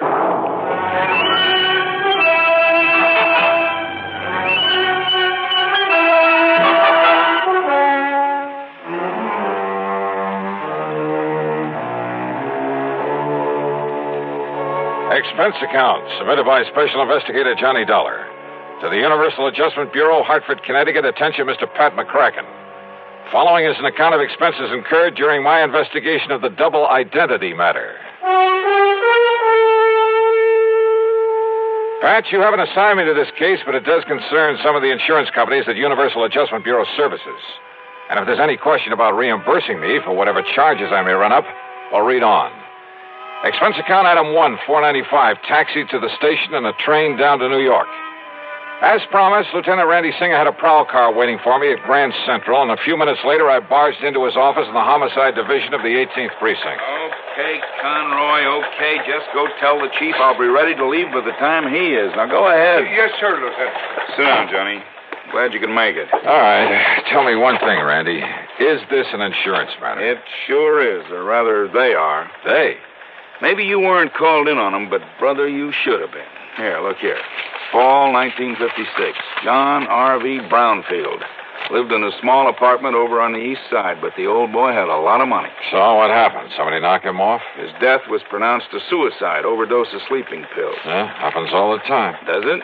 The insurance company that paid off was Eastern Casualty and Trust. Oh? How much? $41,000. Beneficiary? His wife. He'd only been married to her a couple of months. And after she collected, well, she just sort of dropped out of sight. Ask me, a lot of those companies of yours pay off too fast. Now, what do you mean by that? Listen, September 1957. Franklin P. Ogborn died the same way. Insurance paid to his widow was $30,000. Tri-Mutual Insurance Company. Well, now, Randy, the mere fact that he also died from an overdose... Listen, will you? August 1958. Peter William Gerhardt. Same thing. His widow collected $50,000. Are you trying to say you don't think they were suicides, Randy? I'd bet my bottom dollar on it. Why? Now, here's the last one, middle of last month. William Earl Chadwick. $25,000 to the widow. I said, why? Johnny, in every case, the marriage was only a few weeks old. A good-looking young girl and a wealthy old man. Also, circumstances of death were exactly the same. Exactly. You investigate them all yourself? No, they all occurred in different precincts. So until I started digging through these files, until I realized that all these men had been married, and for only a short time, mind you, had all been married to the same girl. What? Yes, sir. You're sure of that? She used a different name every time, and we have no pictures of her, but, Johnny, according to the description by all the people who'd seen her, well, Johnny, it's one and the same gal. Okay, Randy, as long as there was insurance paid by some of the companies I work for. Right. Now, so far, I've been running this down alone on my own hook until I could really spot her. So what happens when I finally do locate this dame? I'll bite. What happens? She turns up outside my bailiwick. Also, I suddenly got to go out of town for a week, maybe longer. But you, being right there. Yeah, right where? Hartford. That's where I've traced her to. Oh? You know her name? Sure do. So I'm handing it over to you, Johnny. You've done me a lot of favors over the years, so... Well, maybe you can collect yourself a nice commission. Oh, what is her name, Randy? She lives at 11325 East Maple Drive. 11325. That's right, and she goes by the name of Lewis. What? Yep, Betty Lewis. Oh, what's the matter, Johnny?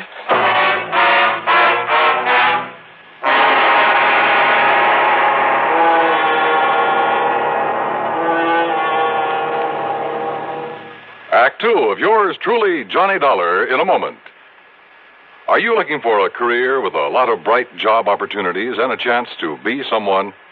Then by all means, look into professional nursing.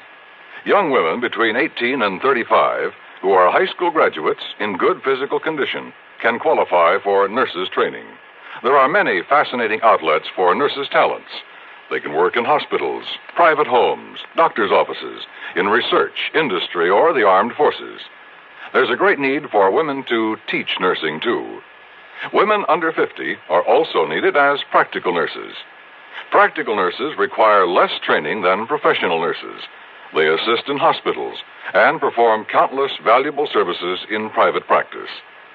This message is also addressed to men, because there's an increasing number of men going into both professional and practical nursing. So, find out if you can qualify for a nurse's career. Inquire at your nearest hospital or inquire at your nearest school of nursing. And now, Act 2 of yours truly, Johnny Dollar and the Double Identity Matter.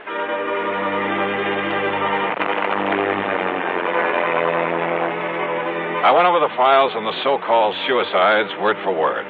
I read and reread the descriptions of the widows. They all were the same. No question about it, the same girl had been married to each of the 4 victims, had been married to each of them only a very short time. Then after death, from an apparent overdose of sleeping pills, she had collected the insurance and quietly dropped out of sight. But Lieutenant Randy Singer, NYPD, had tracked her down and traced her to Hartford.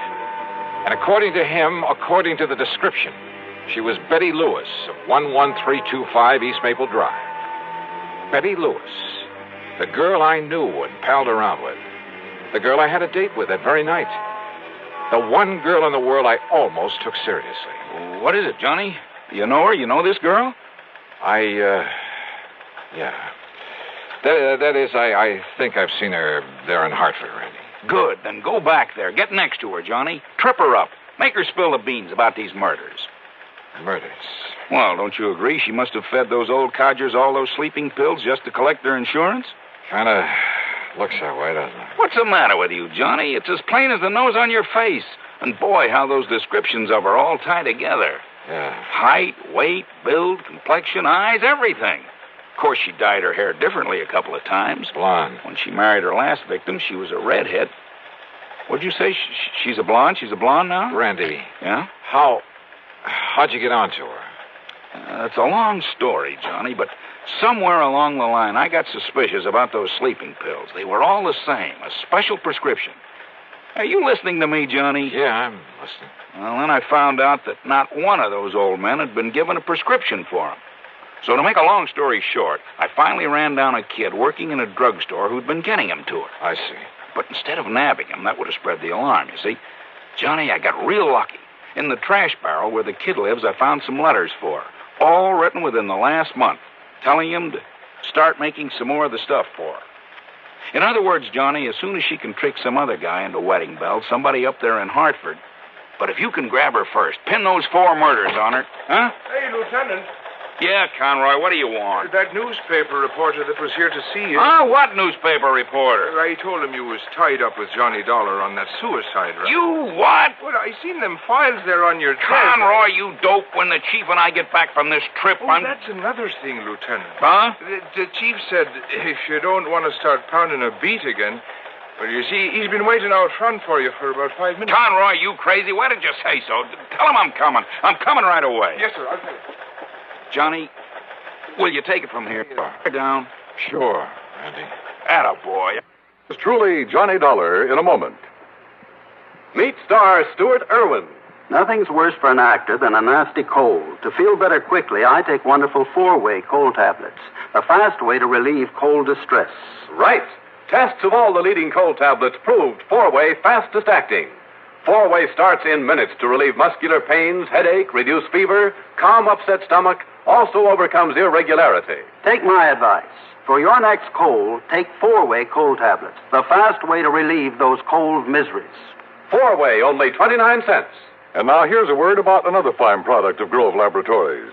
To get rid of embarrassing dandruff in 3 minutes, change to Fitch Dandruff Remover Shampoo. 3 minutes with Fitch regularly is guaranteed to keep unsightly dandruff away forever. Apply Fitch before wetting hair, rub in 1 minute. Add water, lather 1 minute. Then rinse 1 minute. Every trace of dandruff goes down the drain. 3 minutes with Fitch and embarrassing dandruff's gone. At the same time, Fitch can brighten hair up to 35%. Get Fitch Dandruff Remover Shampoo today. And now, Act 3 of yours truly, Johnny Dollar. Hi, Johnny. Betty, what are you... what are you doing here? Hey, don't I even get a kiss after being away for a solid month? Betty, tell me. And don't you think I'm the one who's entitled to ask the questions? After all, honey, you stood me up. Or did you completely forget about our date for this evening? Listen, will you? Much as I hate to admit it, I guess maybe you were right, darling. Yeah? About what? No decent kind of a married life, that sort of thing. You wore out on some case, I suppose. Yeah. But you know something? I'm just not going to give up on you, Johnny Dollar. One of these days... Yeah, Betty, now listen. Well, what is it, Johnny? What's the matter? How did you get in here, Betty? Well, when you didn't come for me as you promised, and when you didn't answer the telephone, Well, I was afraid something terrible might have happened to you, so I drove on over here to see you. The door was wide open, so I just came on in. I started looking around for you in the den and the bedroom, and then that's when you came in. Betty, your vacation. Well, it's about time you asked me about that. I missed you while I was away, honey. A whole long month. I mean, where did you go? You didn't get all those pretty postcards I sent you? From the Poconos and Atlantic City and New York? New York. How long in New York? Oh, a couple of days going and a couple of days coming back. That's all? Of course it is. Johnny, whatever's the matter with you? Your hair, Betty. What? What color was it before? Well, I like that. What color? Tell me. You mean to say you think I'd dye or bleach it or something? You know very well that I... Johnny, what's come over you? My desk there. Well, yes, I wondered about that, darling. I hope you're not always that sloppy, leaving things scattered around that way. All right, Betty, listen. And do you always leave that window to the fire escape open when you go out? That window? To say nothing of leaving the front door open, too. Hey, Betty, look. Look, it's been jimmied open. See the marks here. Well? Yeah, see, look. Here, where it was pried open. See there. Well, it's just like my mailbox. Sure. You seem almost happy about it. Well, maybe I am. Or did you think maybe I had... Only you know darn well I can't even use a can opener properly. Well, now, listen, Johnny, will you please tell me what this is all about? Why are you acting so strangely? Betty Lewis. Listen, darling, has all this big mystery anything to do with that newspaper headline I saw? Some kind of a suicide case? You don't know anything about that. So that's why you were so late. And Johnny, does it have anything to do with your window being forced open, your desk being rifled this way? Yeah, I think so. And maybe you're coming here. Maybe you scared away whoever it was. Wait a minute. What? Wait a minute. Did you say that your mailbox out at your little house, did you say that thing had been forced open, too? While I was away. I don't know whether anything was taken because I don't usually get much mail, but the tiny lock on it was broken. You came back yesterday? Late last night. And then today, well, you see, the mail's always delivered during the day while I'm at the office. What time, Betty? Oh, I don't know. 10, 11 o'clock in the morning, I think. So what happened today? Well, you know that rain, that drizzle we had this morning? Yeah, go on. Well, I got back from the office and went out to see if there was any mail. Now, you love mysteries, Johnny, so maybe you can solve this. Go on, Betty, go on. All right. Well, there in the mud around the mailbox were the marks from those big clodhoppers the mailman always wears. Well? And right on top of them were some other footprints. High heels, Johnny. Of course. The shoes must have been almost exactly the same size as mine. So, do you suppose maybe somebody else, some woman, has been using my mailbox and my address while I was away? You bet I do. Betty Lewis. What? 10 or 11 o'clock, you said. Oh, you mean the mailman? That's exactly what I mean. Now, listen. I want a key to your house. Oh. Will you marry me? I'm serious, Betty, and tomorrow morning you go to the office as usual. Don't you mean if I feel up to it after we finish celebrating my homecoming tonight? That party's going to be tomorrow night. Tomorrow? Because I have a sneaking suspicion that by then we're going to have something to really celebrate. Oh, like what, dear? The solution of 4 murders. Oh, Johnny. Shortly after Betty left for the office the next morning, I established myself in a little house on East Maple Drive. I parked myself behind the filmy curtains at one of the front windows. Then I waited. At 10:31, the mailman walked up. In addition to a couple of letters, he left a small package in the mailbox.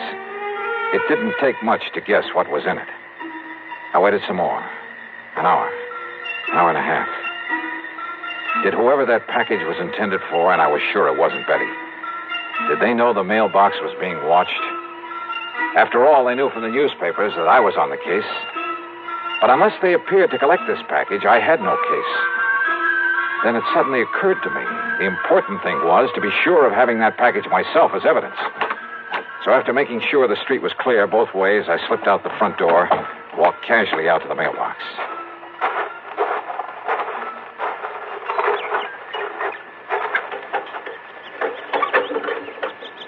Aha. Miss Betty Lewis, 11/3/20. Huh? Just a minute there, you. Yes? Just what do you think you're doing poking around my mailbox that way? By golly, you do look like her. What are you talking about? The real Betty Lewis. Well, I'm Betty Lewis. Now, if you don't mind, that package you just took out of the mailbox. Sorry, miss, whatever your name is, but I need it as part of the evidence. Evidence? Yeah. That'll pin the murders of 4 husbands on you. Johnny Dollar. That's right. All right. Give me that package. Oh, put that thing down, I'll lady. pull the trigger, Johnny, if you don't give me that package. Give it to me. Okay. Whatever you say. You dirty... Baby, you're a lousy shot. No, you're hurting me. Oh. Okay, now back in your car. Now listen, Johnny, listen. Get in. Listen, Johnny, I'll make a deal with you. And you're driving, lady. Right straight to police headquarters.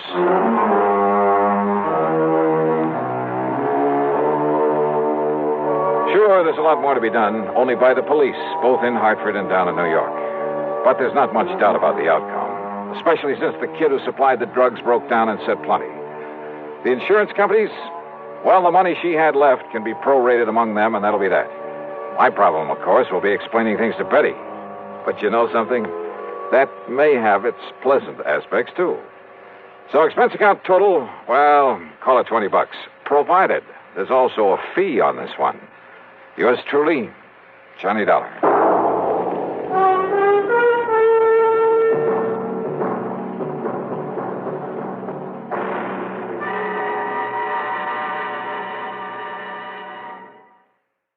Percival Leslie Fairfoot. Percival, what? He's head man at Tri-Western Life Insurance Company in Eugene, Oregon. Oh, brother, with a name like that. What's bothering the dear boy, Pat? Exactly $50,000. Yeah, how'd he lose it? He didn't. He wants to give it to the beneficiary of a life insurance policy. What's the name of this beneficiary? Jonathan Doe, also of Eugene, Oregon. Jonathan. John Doe? That's now, right. wait a minute. That's You right. sure this isn't a gag of some kind? Hardly. I have a photostat of the policy right here in front of me. Okay, Pat, I'll take your word for it. I also take it that Percy wants to hand over the money but can't find this John Doe. Right. But maybe you can. Expense account at my usual commission based on face value of the policy? Well, now, Johnny, we usually make that percentage deal on whatever you may be able to save the company. But in this case, you'll stretch a point and give it to me. I didn't say Okay, that. Pat, it's the deal. I'll be in touch. Johnny!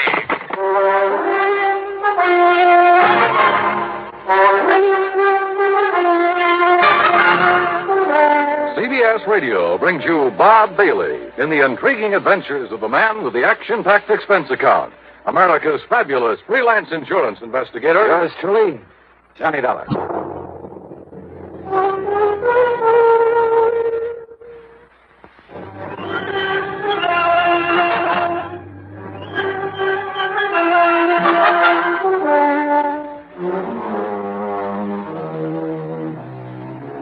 Expense account submitted by Special Investigator Johnny Dollar. To the Tri-Western Life Insurance Company, Eugene, Oregon. Attention, Mr. Percival Leslie Fairfoot. Wow. Following is the account of expenses incurred during my investigation of the really gone matter. Percy Fairfoot. And a missing beneficiary by the name of John Doe. Oh, well, it's a living. So in spite of the late hour, item 1 is $162.85 plane fare, Hartford to New York to Portland, Oregon. For some reason or other, I couldn't get to sleep during the cross-country flight. Of course, it may have had something to do with the good-looking redhead in the seat next to me. In any event, by the time we pulled into Portland a few minutes after 4 a.m., I was bushed.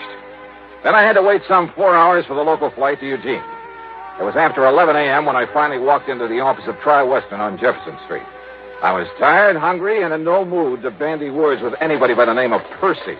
The office straight ahead, Mr. Dollar. Thanks. He's expecting you. Very anxious to see you. Oh, yeah, I'm sure. Well, come in, Dollar. Close the door and come in and sit down. You're Percival Leslie? Yeah, that's right. Call me Les. And come in, come in. Yeah, sure. Well, you look like you've been run through a ringer, Johnny. How about a little drink? Think that might help? No, thanks. Or is it because you've been nipping at the jug all the way out here? Oh, hardly. Of course, there was that redhead in the seat next to mine. Oh, yeah, those redheads, they'll do it to you every time. Good looking. Well, I told you I didn't get any sleep. Oh, baby, you're a man after my own heart. But now, listen. Did Pat McCracken tell you why I wanted to see you? Something about a missing beneficiary. Now, here's the story in a couple of nutshells or two. We got a lot of farms around here. Big ones, little ones, all kinds. A few years ago, Harvey Wakeman and his family came out here. That's Mrs. Wakeman and his 20-year-old son, Ben. It's Wakeman's policy that's involved? Just let me give it to you my own way. It'll save time. Yeah, shoot. Well, Wakeman used to be a professor at some agriculture college somewhere back east. When his doctor told him if he didn't stop teaching and retire, he'd die before his time, why, he came out here and bought this farm up this side of Coburg and went to work on it. He called that retiring? Oh, he did wonders with it. And when he died a few weeks ago... That's yeah? A wife and son? That's right. But he left the insurance to somebody by the name of... That's right, to a man named Jonathan Doe. Just who is this John Doe? Ask me, Johnny. He isn't. Well, what do you mean by that? Ask me, Jonathan Doe is dead. Now, he must have known old man Wakeman was leaving him this money, so why isn't he around to collect it? Yeah, I see. Tell me one thing, Les. What's that? How did Wakeman die? Sound asleep in his own bed in his own house. Nothing to be suspicious about, if that's what you meant. Okay. Now, let's get back to Jonathan Doe. Wakeman's best friend, Johnny. Had a farm just north of Wakeman's on a little side road. The way I understand it, Wakeman spent almost as much time this past year over at Jonathan's helping him out as he did on his own farm. His best friend? Yeah, that's why he left him the insurance money. After all, he left his widow and his boy his own farm worth 3 or 4 times that much. I see. But now my problem is I can't find Jonathan Doe. Well, he just disappeared? Just disappeared. When? About the same time Harvey Wakeman died, near as we can figure it. That was 3 months ago. What do the police think?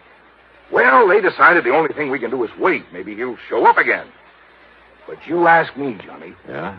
That means wait for 7 years until he's legally presumed not to be alive, and then give the money to the secondary beneficiary. Legally presumed not to be alive? That's a funny way to put it. Well, that's the way Harvey Wakeman had me write it in his policy. But you know what it means, Johnny. Sure, the statute of limitations. When someone fails to show up for 7 years, the law presumes him to be deceased. But this company doesn't like that sort of stuff hanging over its head. So, Johnny, it's up to you. Either find this Jonathan Doe or, more likely, prove him dead. So how are you going to start? You know something? Yeah. Well, you've given me so much to go on. Right. That, Les, I haven't the least idea.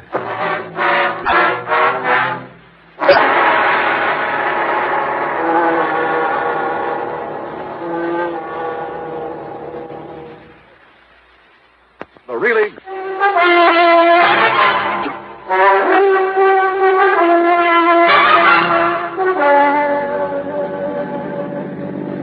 Expense account item 2, $50 deposit on a rental car after a big lunch at Les Fairfield's expense. I crossed the Willamette, then drove north. A couple of miles this side of Coburg, I found the prosperous-looking Wakeman farm. As I pulled up in front of the house, a clean-cut young fellow in blue jeans came over to the car. Afternoon, mister. Can I help you? I'm Ben Wakeman. Yeah, hiya, Ben. My name's Johnny Dollar. Dollar? Insurance investigator. Oh, then you must be here because of Jonathan Doe. Yeah, that's right. Sure saved you people a lot of time and trouble if Mr. Doe showed up, wouldn't it? Any idea what might have happened to him, Ben? Me? Why, no, sir. Well, I have, Mr. Dollar.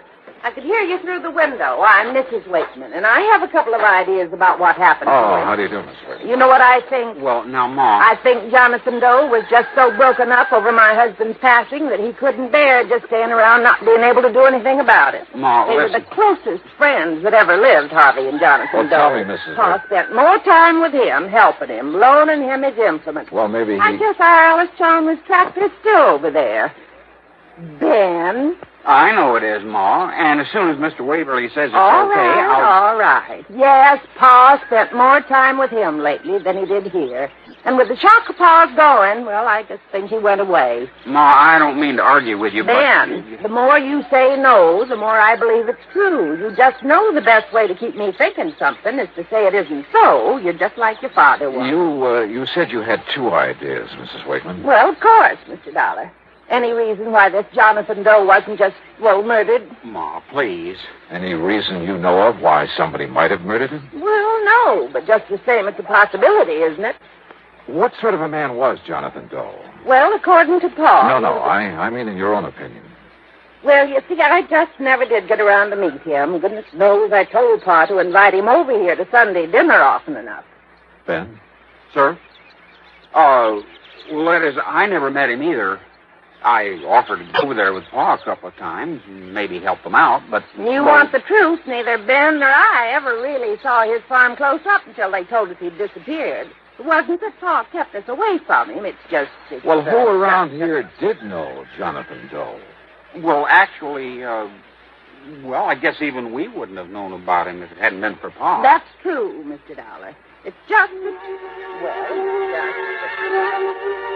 Kind of funny that they knew so little about Mr. Wakeman's closest friend and beneficiary of his insurance. But the more I questioned them, the more sure I became that they really didn't. More important, as I was, Mrs. Wakeman's constant jabbering nearly drove me off my rocker. So after learning that the Eugene police had made what little investigation there was, I drove back to town, dropped in at headquarters. Well, you really should ought to talk to Sergeant Conroy, Mr. Dollar. He's the one really been out looking for that Jonathan Doe. John Doe, ain't that a laugh? Yeah. Well, is Conroy around here now? It's his afternoon off. I don't know where you'd find him. He'll be on duty 8 a.m. in the morning, though. Okay, thanks. I'll catch him then. Sure. I spent the rest of the afternoon contacting everybody I could think of who might have had some contact with Jonathan Doe. At the post office, I learned the delivery man had only seen him at a distance, driving Wakeman's tractor across the field. None of the merchants remembered his having ever come in. I drove out into the country again, talked with other farmers living nearby. None of them knew anything about him, nor had ever seen his face. I drove to his farm, went over the place with a fine-tooth comb. Result? Nothing. Except, perhaps, that it was obvious he'd never owned a cart or any livestock, nor many of the usual agricultural inputs either. As a matter of fact, the Alice Chalmers Mrs. Wakeman mentioned was the only motorized piece of... Wait a minute. No car. I went back to Eugene again, checked with ticket offices, bus, plane, and railroad. Nothing. I began to wonder if this John Doe ever existed. But then at City Hall, in the Hall of Records, I had that idea knocked right out of my head. Well, here are the records, Mr. Dollar. All in order. Dollar, tell me this. Did you ever see and talk to this man? Well, no. Well, who in this office might have talked to him? Well, I would have, but you see... Hey, now, wait a minute. Where's his signature on these? Well, you see, they were all signed by Mr. Waverly. Waverly? Well, that's lawyer John Waverly had his power of attorney. Where'll I find him? Well, I understand he went up to Portland this afternoon. Oh, son of a gun. Somebody around this town must have known this Jonathan Doe, must have seen him somewhere, sometime. Well, of course, Mr. Dollar. All right, who? Well, now, that's something I just don't know.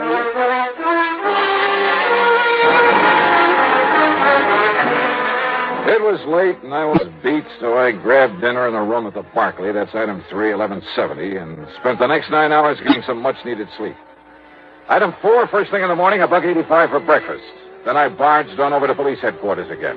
Sergeant Conroy was cooperative enough, but not very helpful, if you know what I mean. Well, you've learned just about as much about Jonathan Doe in one afternoon as I have in 3 months. Yeah, but, Sergeant, it just doesn't make sense that no one, not one, around here is... Well, if only I didn't know young Ben so well. Man. You've seen him? Chip off the old block, just as hard-working, just as honest as his father was. Well, what about him? Well, anybody else but him, I'd have locked him up first and asked the questions later. What are you talking about? Speaking of that, do you ever get so many answers to questions you didn't ask as when Mrs. Wakeman started Wait a minute, jacking listen, away? Conroy. Nice enough woman, I guess. I always did feel sorry for Mr. Wakeman having that mouth of hers around all the time. Wait a minute, will you? What do you mean about young Ben? The insurance, What? Secondary beneficiary, you know.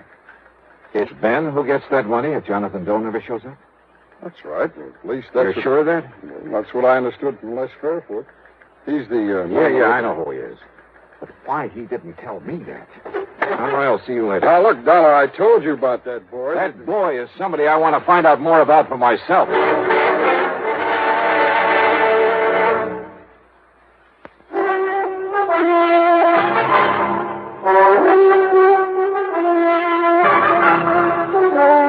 Expense account item 5, 10 cents for a telephone call to Les Fairfoot.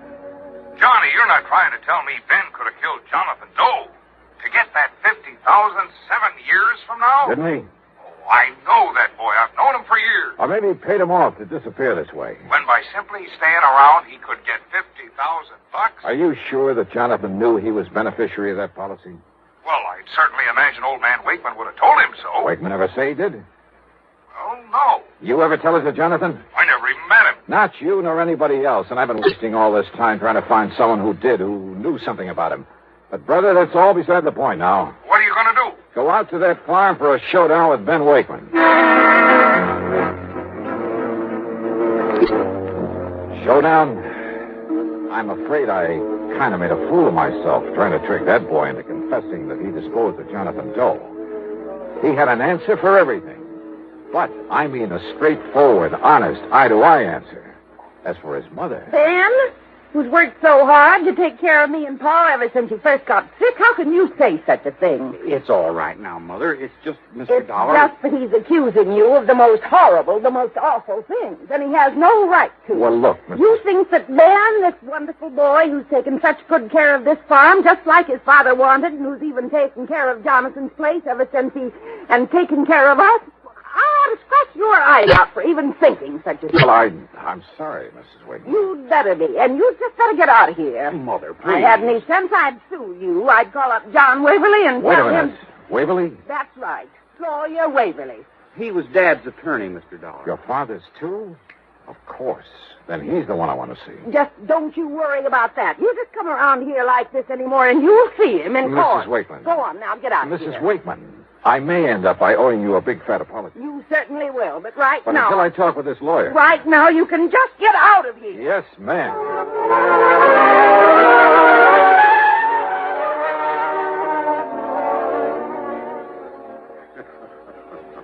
Well, I can't say that you were very wise, Mr. Dollar, trying to, shall we say, cross swords with Mrs. Wakeman. You see, she was one of the reasons Harvey Wakeman spent so much time on the farm of Jonathan Doe. Just to get some peace and quiet. Yeah? Now, Mr. Waverly, let's stop beating around the bush. Are you going to tell me something about this John Doe? No. No. You're the one person I found. You had his power of attorney. You're the one person who must have seen him, must have known him. No, Mr. Dollar. No, what? What are you talking about? Did you see Wakeman's insurance policy? I know about it, naturally. First beneficiary, Jonathan Doe. Right. The money to go to the second beneficiary. That's Ben Wakeman. Yes.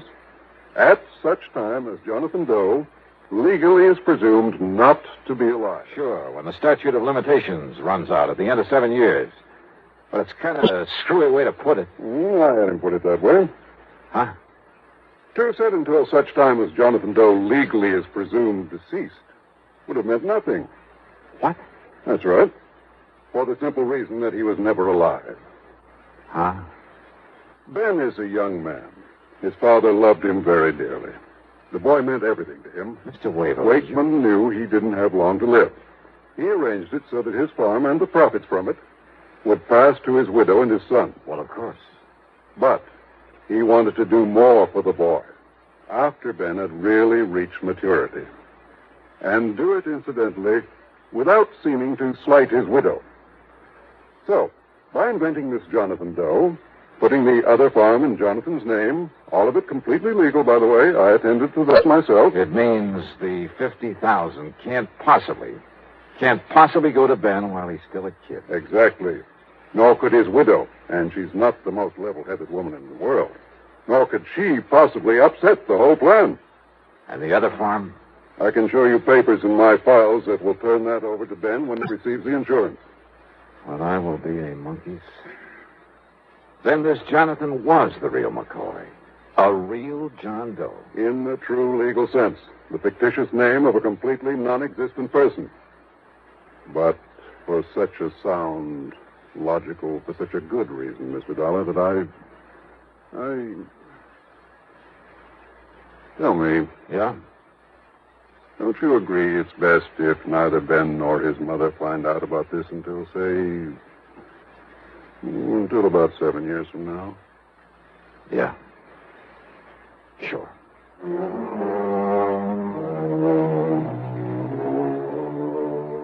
So, Les, you can just hold this $50,000 payment outside and outstanding for a while. And don't forget to keep up the interest on it. Also, I think you have sense enough to keep your mouth shut about it. So, expense account total, including another hotel bill and the trip back to Hartford, $40105. Yours truly, Johnny Dollar.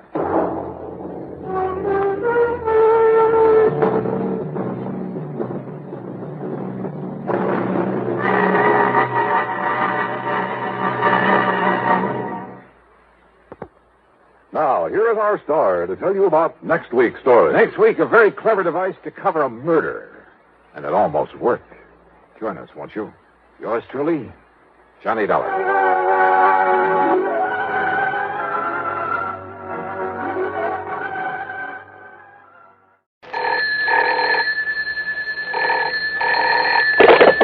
Johnny Dollar. Monsieur Dollar, you will be amazed. You will be thrilled. Yeah, well, I think I've had all the thrills I need here in Paris. And who are you? I, monsieur, am the night clerk here in the hotel. Oh, well, what's all the excitement about? Monsieur Dollar, I have the telephone call for you, and monsieur, Yeah. it is wonderful. It is the long distance. It is the transatlantic. A transatlantic call. From the, what you call the United States. Well, bully for you. But across the ocean. It must be the most important. Yeah, well, put him on and we'll see. Oui, monsieur. Hello? Johnny? That's right. George Reed here. Well, George. All right, clerk, you can get off the line now. What, Johnny? You hear me? Clerk? But, monsieur. Go on, hang up. Very well, monsieur. Now, George, you get my cable report on the only jewels? Yes, you did a great job in spite of all the money you threw around. I mean, what you gave that man de Marsac. But listen, I'm glad I caught you before you left. I'm flying on back tonight. See you in Hartford in the morning. No. What? Contact Mr. Maurice Rigaud there at our Paris office. Oh, what about? Getting those jewels back to America? No, that's all taken care of. But in talking with him a minute ago, I happened to mention that you're there, so he wants you to stay around and see if you can help locate a Cellini medallion. Cellini, the famous Italian artist? Yes, and the medallion was stolen from the galleries of the Louvre 2 or 3 weeks ago. Priceless, so it has to be found and returned to them. Well, I'll do what I can, George. Good. Now, contact this man Rigaud at our office there immediately. Contact Rigaud, huh? That's right. But why do you say it that way? Because maybe I won't bother him. What? George, maybe I've got a better idea.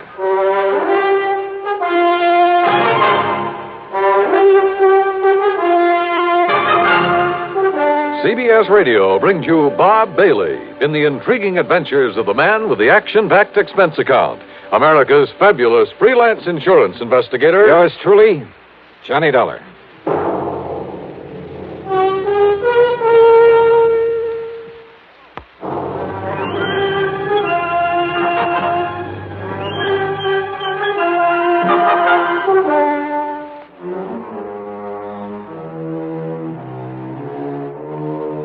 Expense account submitted by Special Investigator Johnny Dollar to Floyd's of England, North American office. Or maybe it's the Paris office. We'll see. Following is an account of expenses incurred during my investigation of the Embarcadero matter. Expense account item 1, a few francs. Call it 10 cents American for a telephone call. Not to Rigaud at Floyd's of England, but to my old underworld contact, Louis de Marsac. The strange little character who calls himself the Grey Cat. Oui, Monsieur Dollar. C'est la Shankaied. You most loyal, most faithful friend. Yeah, I'm sure. Are you living it up on that money I gave you for locating the only jewels for me?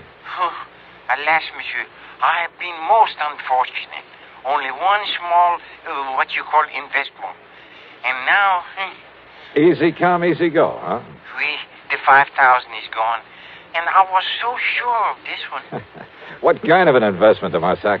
Well, even you would have been attracted. Oh, she was young. She was so beautiful. She?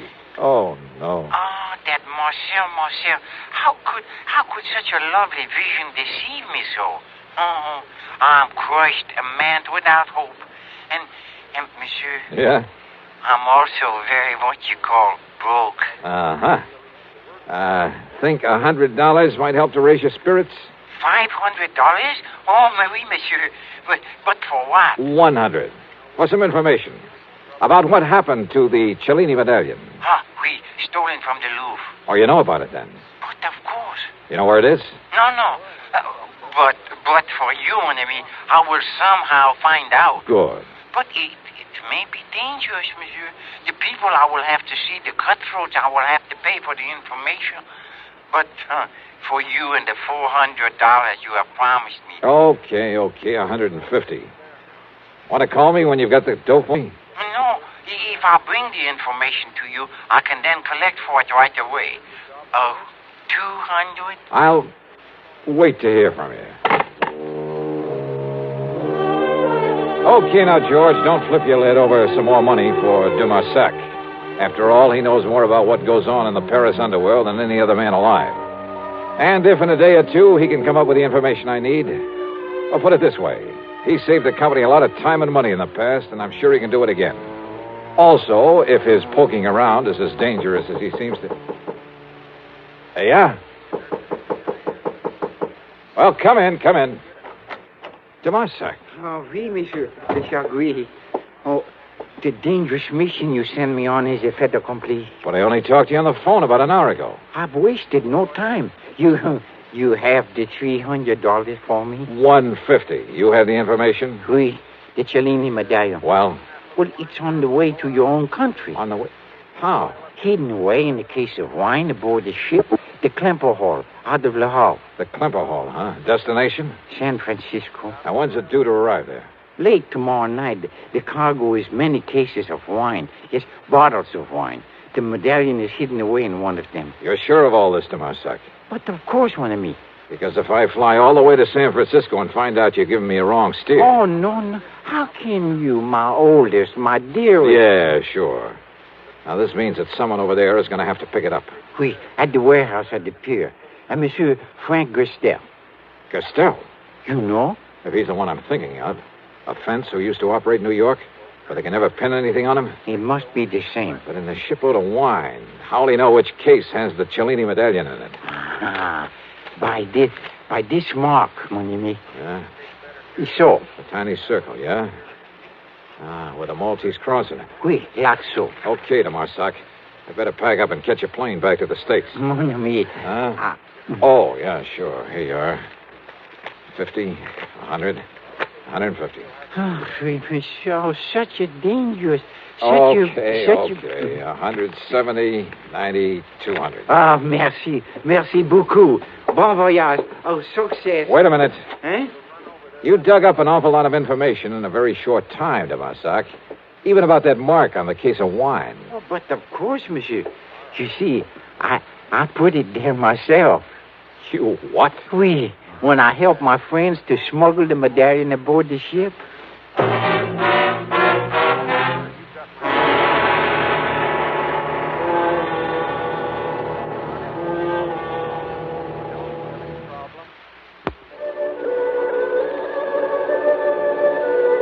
Expense account item 2 is the couple of $100 to Dumarsac for the information about the stolen Cellini medallion. Item 3, $92 American for my hotel there in Paris, then a taxi out to Orly.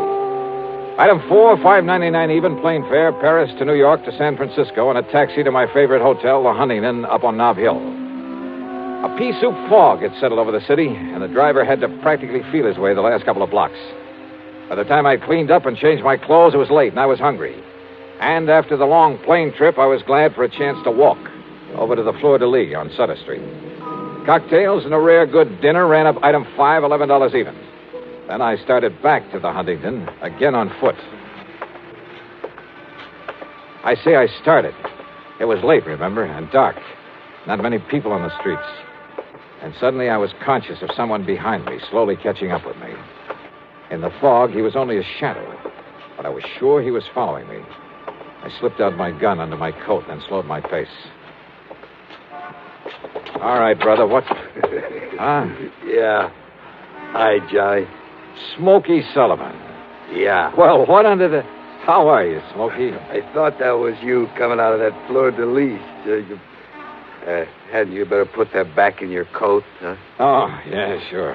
Hey, listen, you're just the man I want to see. Yeah? Yeah. And if you can dig up some information for me about somebody, I'll make it worth your while. You're real good to me, Johnny. I'll do anything I can. And listen. Yeah? I don't know why you're out here this time, and maybe this ain't got nothing to do with it. What's that, Smokey? I've been hanging around the docks the last couple of days, down to the Embarcadero. Doing a little honest work for a change? Yeah. I'm real clean now, Johnny. I've been going straight. That's the stuff. But I know how to keep my eyes open. You know what's going on down there? What? Smuggling, Johnny. There's a lot of smuggling all the time. You know what I mean? Keep talking, Smokey. Yeah. Well, most of it comes in from Japan and China, places like that. It's the boys on the boats bringing stuff in. Ah, well, what I'm interested in. Narcotics, Johnny.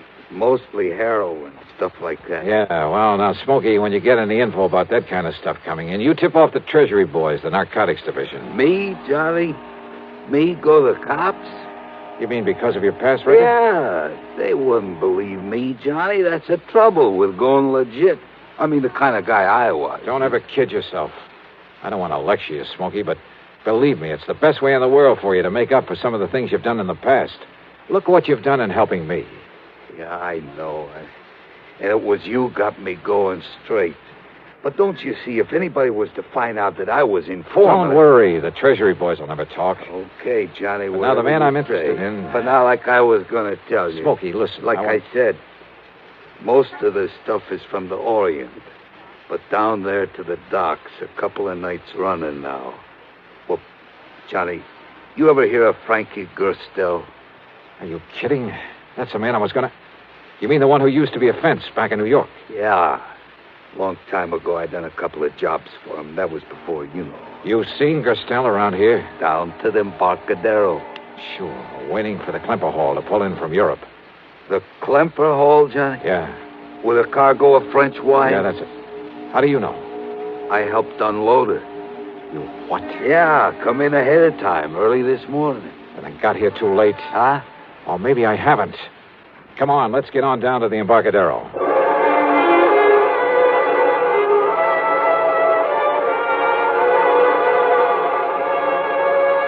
Item 6, $1.50 for a taxi.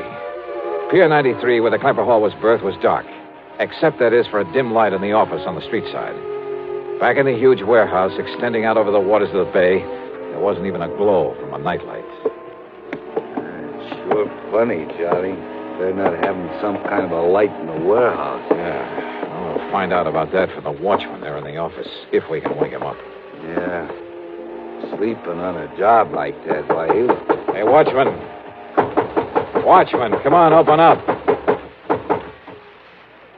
Johnny. Yeah, I see. Come on, Smokey, give me a... Here we go, now. All right, wake up, mister. Come on, I said wake up. Yeah, Johnny. He's asleep, all right. For good.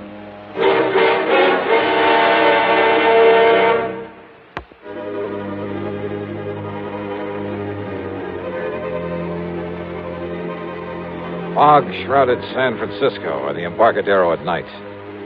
There in the little office on the shore end of Pier 93, we found the watchman. Found him dead, with a bullet in the back of his head. Which meant that in all probability, Frankie Gerstel had gotten there before us, had already taken the Cellini medallion out of its hiding place. Or was it still there, in one of the cases of wine, stacked up in the warehouse in the long, dark pier? There was only one way to find out. Oh, we better get out of here, Johnny. If the cops come around to find this watchman laying here dead, even with Johnny Dollar to explain Reach up and pull off that light, will you? But, Johnny... All right, here, I'll do it. But, look, don't you see, if the cops come around, they see this office dark. Yeah, we got to chance it. Now, if this watchman had a flashlight on him... Yeah, in the side pocket of his coat. Side pocket here. Yeah, here it is. What are you going to do, Johnny? I'm going back into that warehouse. But, Johnny, don't you see, if you put on the lights back there... That's why I've got this flashlight. I've got to locate a case of wine in there with a peculiar mark on it. Well, something else in that case? A priceless medallion that was stolen from the Louvre. It was smuggled in so Gerstel could pick it up. But if he's already been in here and taken I gotta make sure. Now, you wait right here. Johnny, if a prowl car comes down the street... Okay, shove the watchman's body under the desk. Turn the light on again and sit there in that chair with your hat pulled down over your face. If a prowl car comes along, wave to it. Whatever you say, Johnny. If anybody else comes along, tries to get in here, yell bloody murder and get out the best way you can. Now, I'm going back in the warehouse. And don't switch on the lights in there. But Be careful, Johnny. Yeah.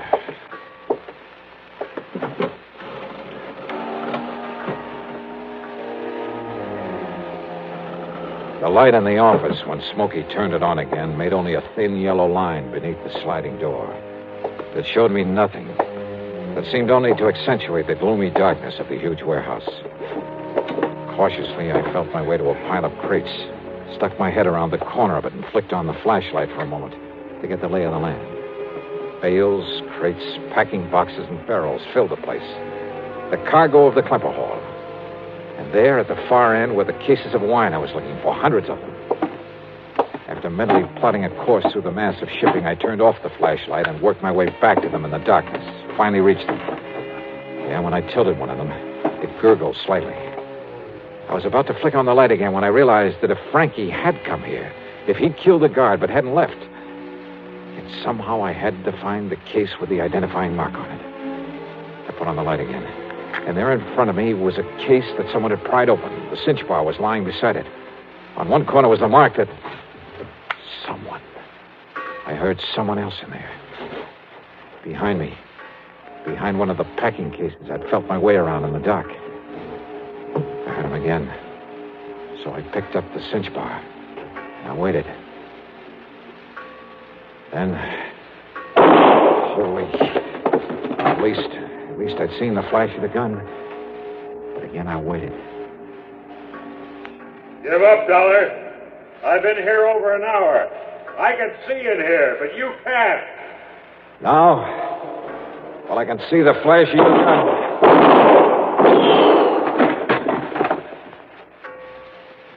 You see what I mean? Dollar? Just keep on talking, Frankie. What? What'd you say? Dollar! The cinch bar. All right, here, Frankie. Ah, that's a stupid trick.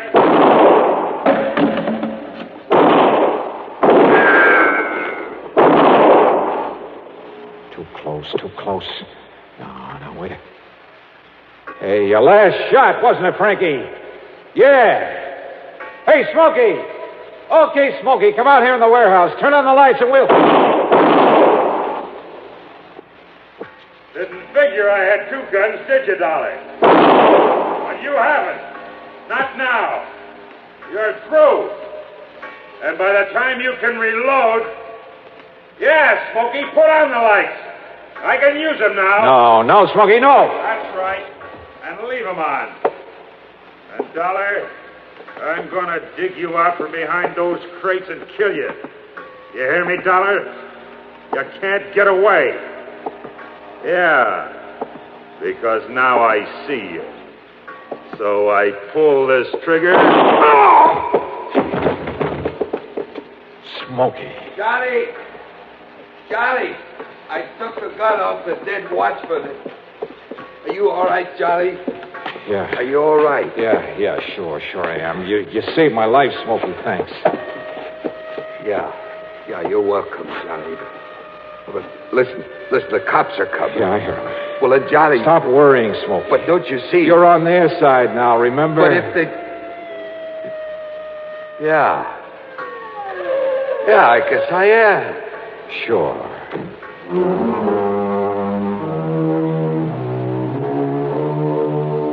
The Cellini medallion in Frankie's pocket. It was pretty obvious that he'd killed the watchman, taken the medallion out of the wine case and was about to leave when Wheat showed up. Smokey's shot had killed him. Had Smokey a bit worried, too, when the police barged in on us. But now he's a public hero. Oh, sure, there'll have to be some kind of a hearing on the whole affair. My deposition's already in. But Smokey's really in the clear. As for the couple of $100 I gave him, well, forget it, George. It came out of my own pocket. So, expense account total, including the trip home, $1,174 even. Yours truly, Johnny Dollar.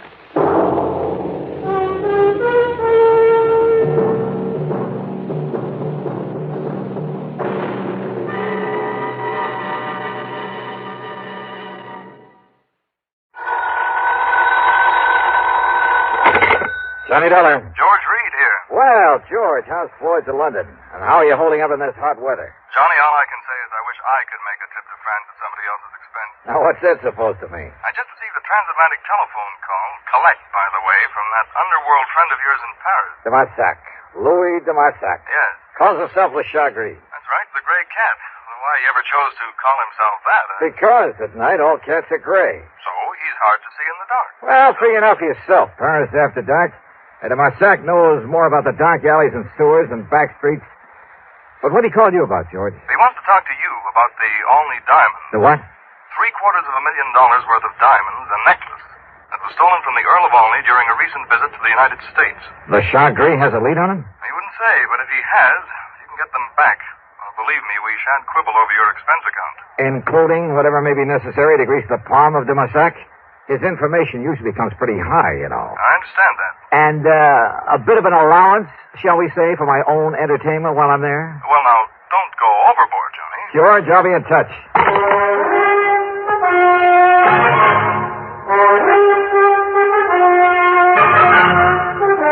CBS Radio brings you Bob Bailey in the exciting adventures of the man with the action-packed expense account, America's fabulous freelance insurance investigator. Yours truly, Johnny Dollar.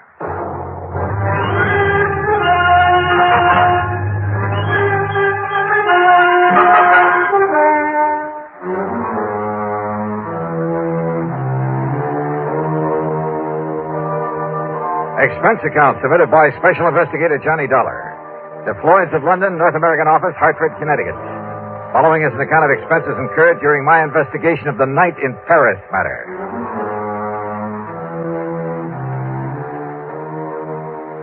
Expense account item 1, $12 even for a call to Paris, France. To a man I wouldn't trust any further than you could throw the Louis de Marsac. Oui, Monsieur Dollar. This is your oldest, your dearest friend, the Shanghaied. Oldest and dearest friend, huh? But of course. One of the crookedest, chiselingest connivers I ever met. Oh, but no. George Reed says you have some information about the Olney diamond, which means you've got your hand out, as usual. Oh, believe me, mon ami. I only told him that I wished to speak to you about something. You didn't hint around about those diamonds? Well, perhaps I did make some very slight reference about them. Yeah. When he objected to my phoning him what you call collect. You know where those diamonds are, de Marsac? Well? Okay, how much do you want this time? Monsieur, you are speaking of money? What else? Mon ami, you hurt me. You touched me to the quick. Oh, sure. How much? Well, one might think that I slave and suffer and risk my life on your behalf only for money. How much, de Marsac? Say, $10,000 American. Yeah, well, it was nice to talk to you. See you around sometime. No. Wait. The only diamonds are worth millions. Millions of francs, not dollars. But if I could tell you where you may find them? In that case, I might be willing to part with, say, 1,000, maybe 1,500. 5,000. If I actually get my hands on them, I'll give you 2. 4? 3,000, that's final. 3,500. Goodbye, de Marsac. No, 2,500. I said I... Huh? 2,000. 2? Okay, $2,000. Yeah,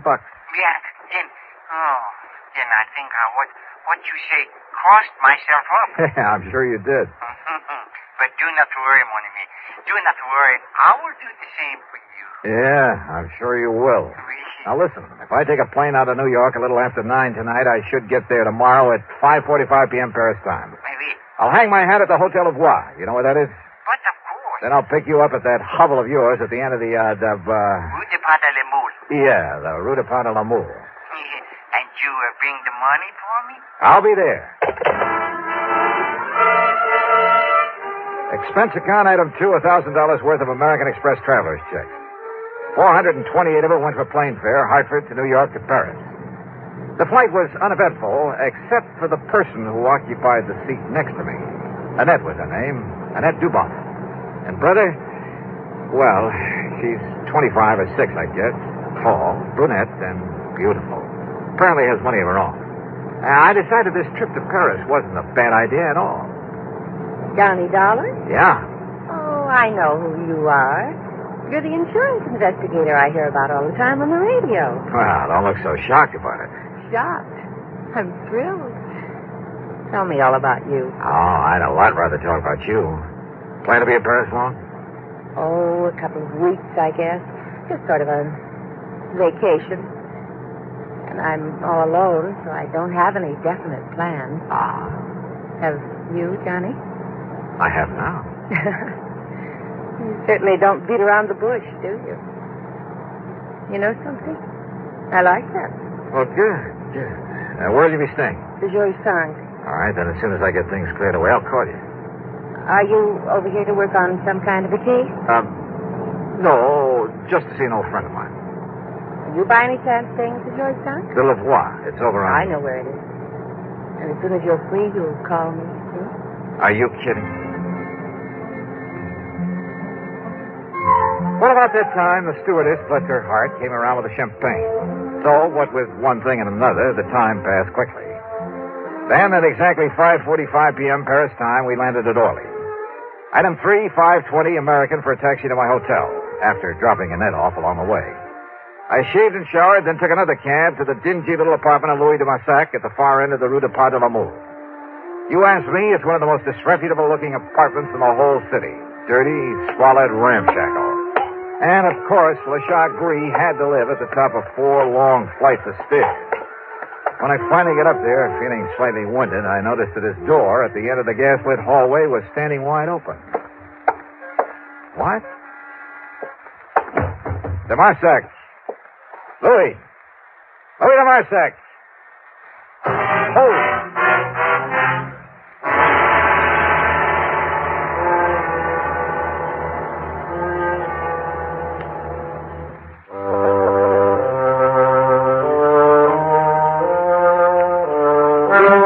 Dingy, dark apartment of Louis de Massac looked like a tornado had struck it.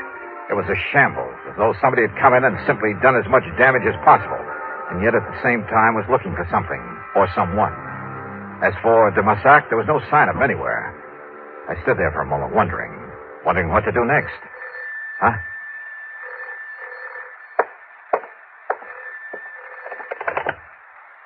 Hello? Yeah? Monsieur Dollar? Who are you? Your faithful friend, Le Chagris. Now listen. Oh, do you mind telling me what under the sun happened to this joint of yours? Listen, please. You have turned on the lights? No, but there's enough light coming up in the street. Yeah. Now you must get out of there. Oh? Yes, come quickly and meet me here. Now, please, you will do that? Well, where are you?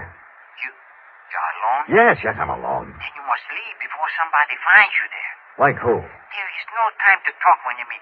Come, please, and meet me here. But where? I'm at the cafe chez Macabre. Chez Macabre. Yes, it's in Saint-Germain-des-Prés. What you call beatnik. Okay, I'll find it. Do not delay now. You may be in danger. Yeah, sure. I'll grab a taxi. Huh? Who are you? Au revoir, cochon. Oh, no, you don't. Monsieur. No. Hello. C'est bien, pig.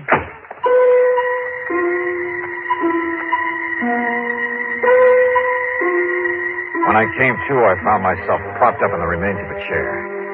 A bottle of cognac and a glass had been placed on a table beside me. I helped myself. And next to it, a piece of paper. Scribbled on it were the words, Je regrette. I'm sorry. Oh, believe me, if I ever catch up with him, he's going to be a lot sorrier.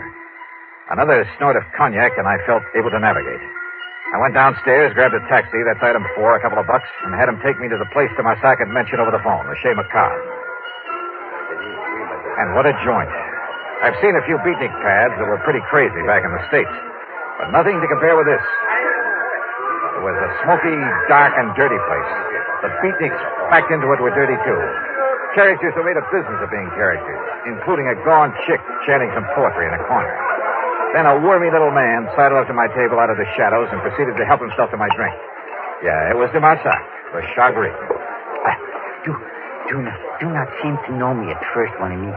Even when you come over and help yourself to my cognac? In this place, it is the custom. But what happened to you when you hang up the telephone on me? Well, somebody sneaked in and worked me over to Marsac. Any idea who it might have been? No. I hope he did not hurt you too badly. No, he did all right. But why? Now, why the crazy note he left saying he was sorry? But of course, monsieur. But of course what? Well, he must have thought you were me. Oh? Oui. Because of a little deal on the statue that I made a week ago. In my business with some of the terrible people I have to deal with, This sort of thing happens all the time. I'll bet. But then, when this man he discovered he had made a mistake, that you were not me. Oh, sure. What can you, the American, know of the art, the poetry of today? Huh? Now, what brought that on? Yeah, I will translate for you then my lovely, my beautiful ode to nothing. Ode to nothing? Listen to my every magnificent word. Oh, now, wait a minute. Nothing, nothing, nothing. Nothing, nothing, nothing. Huh? Nothing, nothing, nothing. Oh, now, look. The Marsac, come on down to earth. Wait. It is all right now. Huh? All right, what do you mean? It was for the benefit of the man who came by the table, who looked at us. Oh, yeah, I noticed him. He was very curious about us, like a spy. A spy? Yes, of course. He may have been from my dear friend, Monsieur Francois Dubesson. Wait a minute. Francois Dubesson. Isn't he the fence who got hold of that painting that was stolen from Vincent Price a while back? That I helped you to recover for a slight fee. And it was through him that you located the Blue Madonna that was taken from the gallery in Philadelphia. Oui, the same. And now it is Dubesson who has the only diamonds. You're sure of that? I am sure. Also, it was Dubesson who arranged to have them stolen back in your United States. Your good friend, huh? But of course. But you're perfectly willing to double-cross him. Why? Because you will pay me so well. If I get my hands on those diamonds. Oh, I have it all arranged. So, if you would like to pay me now, the $5,000 American... When I get my hands on him. And it's only $2,000, remember? Oui. I cheated myself. Okay, now, how do I get them? I have told him that you're here, that you are very rich, that you will pay him 15 million francs. 15? Well, that's close to $30,000. It is better that we may lost you, Hopkins. All right. Where'll I find him, Miss Francois Dubesson? He will come to you. With the diamonds? Yes, at your hotel. Tonight at midnight. He knows my name? Well, I've told him that you are Mr. Robert Matthews from Texas. Hey, yeah, good. Then I'll have to take another room under that name. But of course. And you're sure he doesn't know who I really am? My business? No, because only I could tell him that. All right, now look, Demarsac. If you have any idea double-crossing me... You? Oh, my oldest, my dearest. And yet, if you were to find out about 3,000... Wait. Okay, Demarsac. If it all goes off without a hitch. But if it doesn't... Oh, have no fear, mon ami.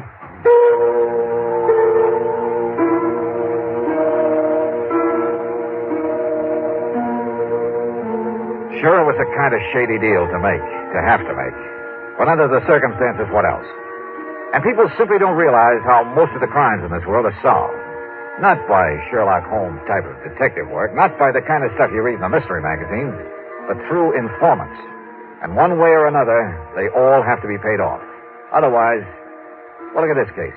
If Dubesson were to know who I really am, I'd stand a chance of not only losing the case, but my life as well. On the way back to my hotel, I began to wonder again about the man who'd attacked me there at Demasac's apartment, who'd apparently been there before, looking for someone, or for me. Did he really think I was Demasac? Or was it all just a warning to leave this case alone? There was only one way to find out.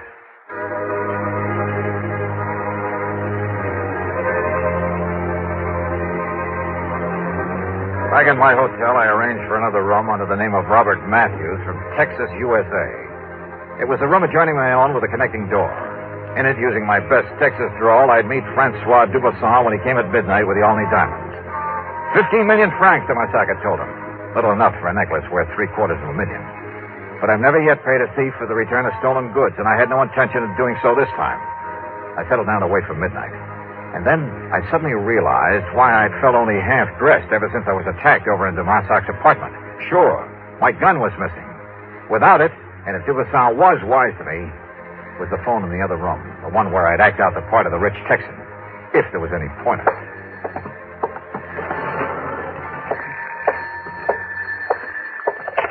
Hello. Monsieur Matthews? Yep. My name is Dubesson. Francois Dubesson. Say, I've been waiting to hear from you. You are alone, monsieur. Don't think I'd let anybody else in on our little deal, do you? I hope not. I can be there in 5 minutes. Yeah, anytime you say. I'm just laying here in bed reading to myself. You have the necessary money with you? In cash? Just finished taking it out of the hotel safe. Monsieur Matthews, if we're able to make what you call a deal. Sure we can, man. Oui, but I must inform you I will come to your room prepared for any, shall we say, exigency. Huh? Now, what's that? The gun I carry, it has a silencer. 5 minutes. I'll be here. I suddenly had an idea that might possibly work. Out of a small rug, a pair of shoes, and a couple of other things, I fashioned a dummy, laid it carefully in the bed in the other room, after making sure the head of that bed was toward the door. I piled up a couple of pillows so that even if there really been someone in it, only the outline under the covers would be visible. I left a cigarette burning in an ashtray, propped up a magazine. From the doorway, then, it looked like someone lying there, reading and smoking. I hoped. I unscrewed a light bulb, then stood behind the slightly open adjoining door. Come in, man, come in. You were very foolish, Monsieur Dollar, to say you obtained the money from the hotel safe. The night clerk has informed me otherwise. Also, he confessed it was you who took both of these rooms. Well, have you anything to say? I told you Dollar was here because of the jewels, Francois. Annette. Oui, ma chérie. So, Annette, you may dispose of him once and for all. Close the door. No! Look, there's a dummy in that bed. Oui, you're right. But Dollar has no gun now. And if he's here, Francois... Take care, ma chérie. Don't worry. First, we try that other room. I nudged open the adjoining door, and with everything I had, I pitched the light bulb across the room at the far wall. No, he's in here. Then I dove in low at the first of them I could reach. Annette! Annette! A bad mistake, Johnny. Because I have the gun. Yeah. I suppose I should have known, Annette. Your last mistake. Because with this silencer, nobody will ever know. Oh, I'm sorry, mademoiselle. Oh, dear. Oh, thanks, Tomasak. Like the U.S. Marine. But such a pity, monsieur. Huh? That I should stoop so low as to strike a beautiful woman. Of course, the fact that it saved my life. 5,000. Sure. 5,000.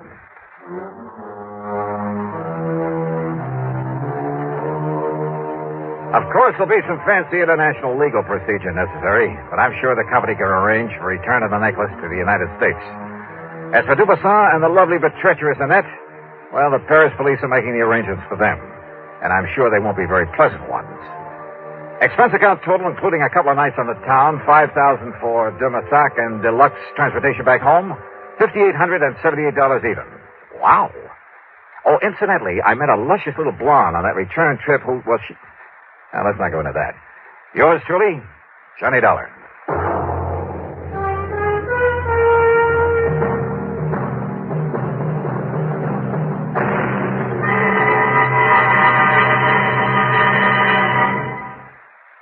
Here's our star to tell you about next week's story. Next week, a foggy night on the Embarcadero in San Francisco. In the shadows, a killer. Join us, won't you? Yours truly, Johnny Dollar.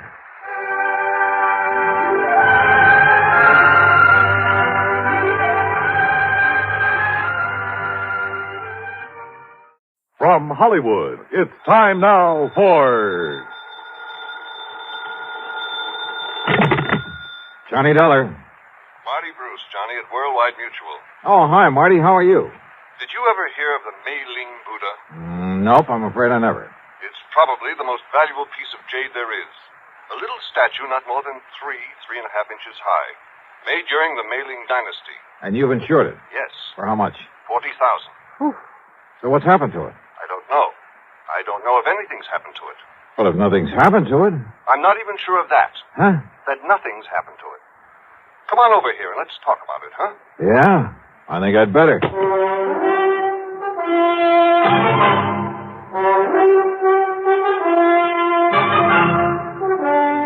Bob Bailey in the exciting adventures of the man with the action-packed expense account. America's fabulous freelance insurance investigator. Yours truly, Johnny Dollar.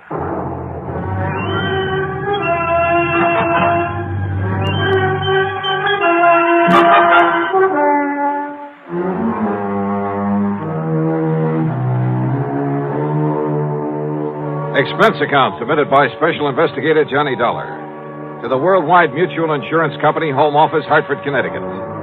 Following is an account of expenses incurred during my investigation of the Mei-Ling Buddha matter.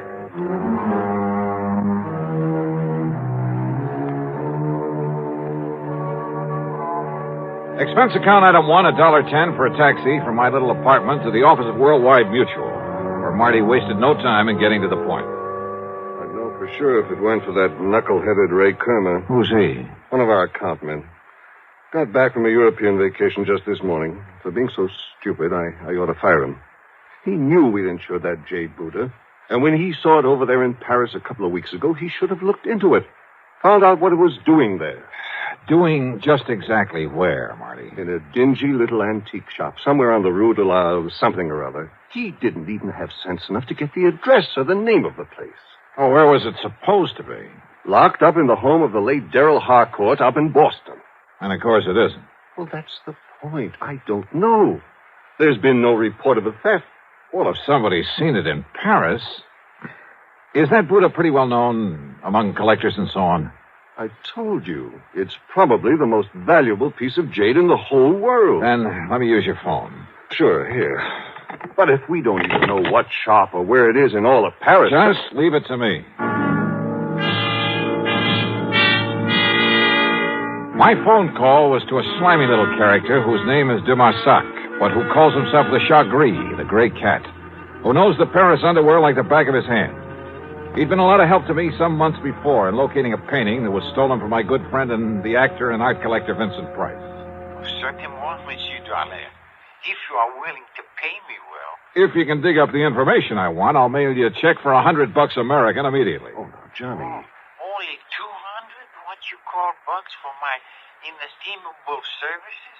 Oh, Monsieur. Okay, 200. Now listen. There's a little idol, the Mei-Ling Buddha. Yes, I know it well. Oh? I saw it only this morning, here in Paris. Where? At the shop of Monsieur Dubuisson on the Rue des Pas de l'Amour. Yes, it was smuggled in only a few weeks ago. And the price on it? Well, for such a rare and exquisite piece, most reasonable. How much? 32 million francs. That's around $80,000, so it must be the McCoy. You wish me to, shall we say, obtain it for you? You mean steal it? But of course, monsieur. But for a price. No, thanks. I'll send you a check. You're giving him $200 just for that? A lot cheaper than my flying over there. Well, yes. So now I'd better check at the home of this, what'd you say the name is? Darrell Harcourt in Boston. I'll put down the address for you. Died about 2 years ago. Home's in charge of his old housekeeper, a Mrs. Mary Haskell. And I take it his property hasn't been disposed of yet. His fine old tapestries and furniture, yes, will to various museums here. Thanks. Everything but the contents of Mrs. Haskell's room and the study. The latter he willed to a nephew, Charles Curtis, to be given to him the day he finishes at Harvard. Well, that's a funny sort of arrangement. Harcourt was a funny man. The Buddha was the only thing of real value in that room. And he figured it was enough to get his nephew started in a business of some kind. I see. This Curtis boy get the house, too? No. That goes to Mrs. Haskell after Curtis gets the contents of that one room. Well, looks as though I'd better hie myself up to Boston and make sure that Buddha's really gone.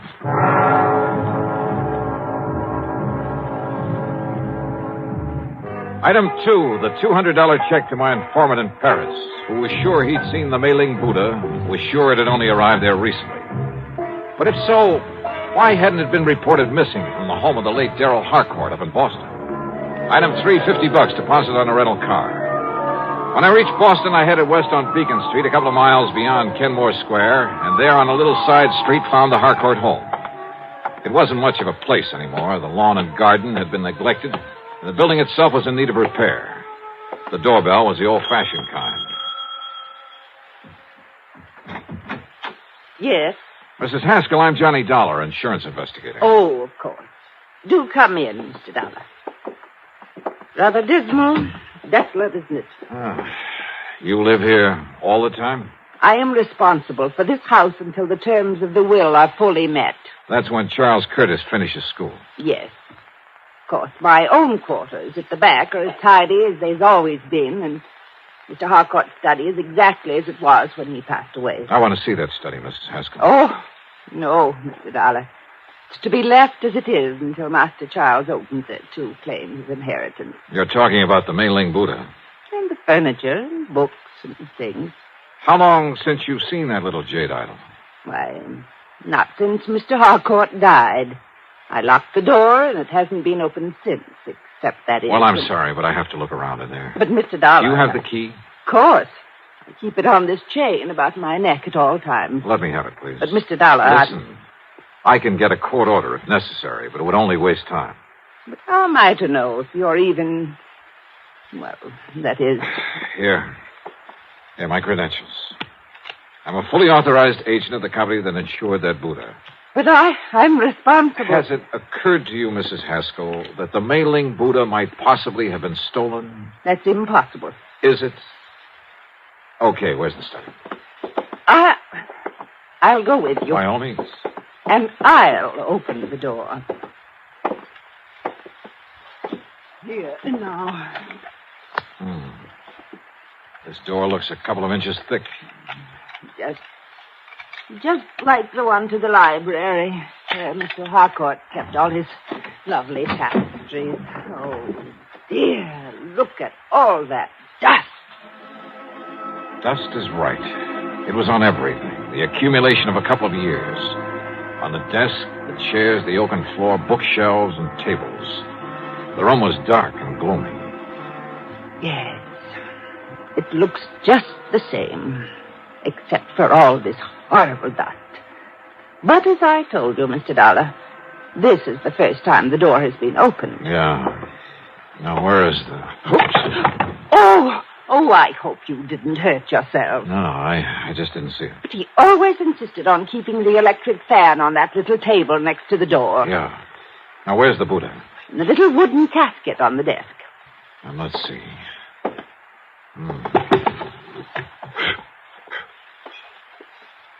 Now. Well, I was afraid of this. Afraid of what, Mr... Oh, no. It's gone. The Buddha's gone. Yeah. Oh, no. I searched the room thoroughly and found no trace of the Mei-Ling Buddha. Somehow, someone had got in that locked room and stolen it. It must have happened recently. A piece as valuable as that wouldn't be allowed to lie around for long. The Varsok had told me it arrived in Paris only a few weeks ago, and I had no reason to doubt it. But how could anyone possibly have got in there without leaving marks in the dust that swirled about our feet every time we moved? That showed a clear imprint of every step we made. That left a mark on everything I touched. Oh, dear, Mr. Dollar, this is terrible. You're sure you have the only key to this room, Mrs. Haskell? Yes, it was entrusted to me to prevent this very thing. Oh, dear. What about the nephew, Charles Curtis? No, I'm sure he's never had one. You think he could have got hold of yours and had a copy made? No, impossible, Mr. Dollar. Oh, dear. Where is he? At school at Harvard. I think I'd better see that boy. Well, certainly you can't think that Master Charles did this. I don't know what to think yet. Tell me, you're absolutely sure you've let no one in here since Mr. Harcourt died? You can tell by the dust over everything that no one has been in here. Not for years. You're sure of that? Absolutely. Well, except for the federal tax man, of course, the appraiser for the estate. Oh? When was that? A month or so after Mr. Harcourt passed away. And yet the piece showed up in Paris only a few... I was with him, Mr. Dollar, and so was the attorney. Who is the attorney? Mr. Howard Bancroft in town. Do you have his address? His office is just off Copley Square. Uh-huh. Then I've got two people to see, Charles Curtis and Howard Bancroft. Mr. Dollar, about Master Charles. He's a good boy. Oh, yeah, I'm sure. You simply can't think that he... And anyhow, no one could have gotten here without leaving a trail. Mr. Dollar... Now, look, I want you to close up this room again and leave it closed. I'll be back. Please, Mr. Dollar, about Charles, listen to me. Maybe later, Mrs. Haskell. Later? Yeah. After I've talked to him.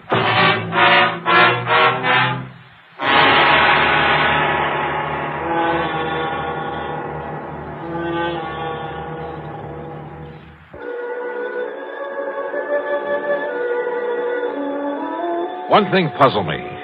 If young Charles Curtis did steal the Buddha, why did he do it? After a few months more at Harvard, he'd get it anyway. And he'd be able to sell it on the legitimate market for a lot more than it would ever bring on the Paris black market. On the way in to look him up, I stopped at the office of the lawyer, Howard Bancroft. I can't believe it, Mr. Dollar. Well, the fact remains, Mr. Bancroft, that the Buddha's not only missing from the Harcourt home, but has turned up in Paris. But the only person who had access to that room was Mrs. Haskell, in accordance with Mr. Harcourt's wishes. That room hasn't been entered for years, until today. And yet, if the Buddha has shown up only recently... I'm afraid I don't follow you, sir.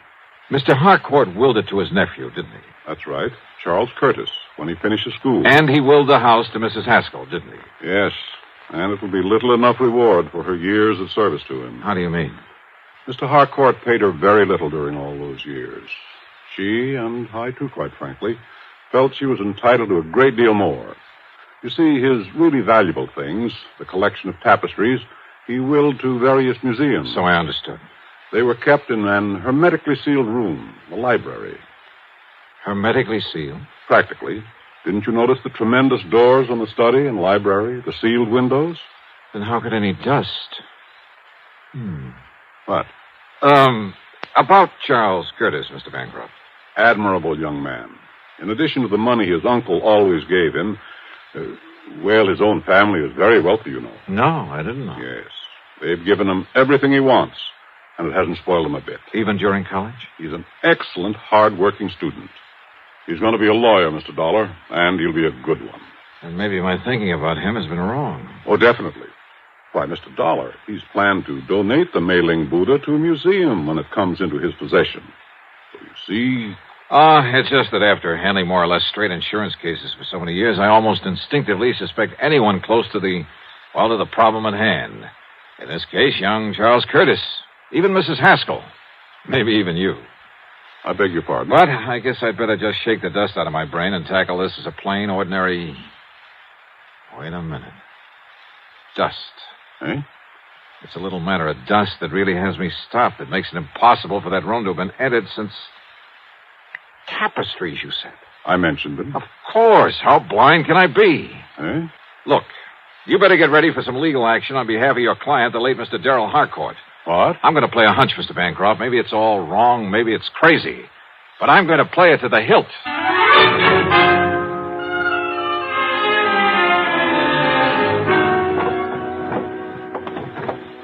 No.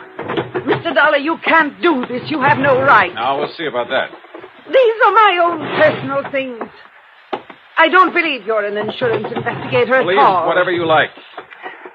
Have you a warrant to search my room this way? No. No, you're just some thief, some... Uh-huh. Oh. Yeah. This bank book in your name. No, you give me that. Oh, no. Uh-huh. Some 20 years of a balance that never got above $600 or $700. Give me that. Here. 2 months ago, a single deposit of $21,000. That was money That was the money you got from some crook. We let the police run him down. Some crook who smuggled the Mei-Ling Buddha over to Paris after you stole it out of the study. That's impossible, and you know it. That study hasn't been open for nearly 2 years. You saw the layer of dust in there yourself. Oh, yes. You pointed it out to me half a dozen times. I should have caught on then. Come on. We're going into that study. Give me the key. No, I won't. Then I'll have to rip it off that chain around your neck. All right. Here. You saw for yourself? Yes, I saw it all right. And I didn't have sense enough to realize what kind of dust that was. Here now. Look at it. Full as earth.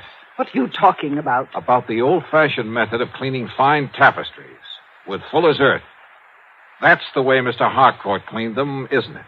What difference does that make? And there's probably a supply of it down in the cellar somewhere that he always kept on hand. What if there is? That doesn't prove anything. Yeah, I was blind. Blind as a bat when I knocked over this electric fan that didn't have any dust on it.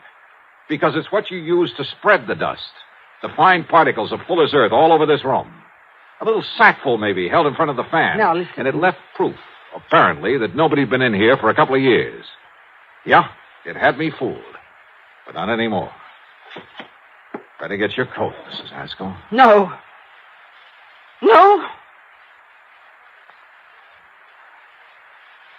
Dollar. I deserved far more from Mr. Harcourt for my years of service. And of watching him squander his money on the idle tapestries and on that nephew who had money of his own. Now I have money. Plenty. Plenty, Mr. Dollar. More than I need. I'm an old woman. But you're young. Perhaps you could use some of it. Perhaps $10,000 or $12,000. You'll have to think of a better way out than that, Mrs. Haskell. Please. And you know something? I have a notion you're going to have time to think about a lot of things. Plenty of time.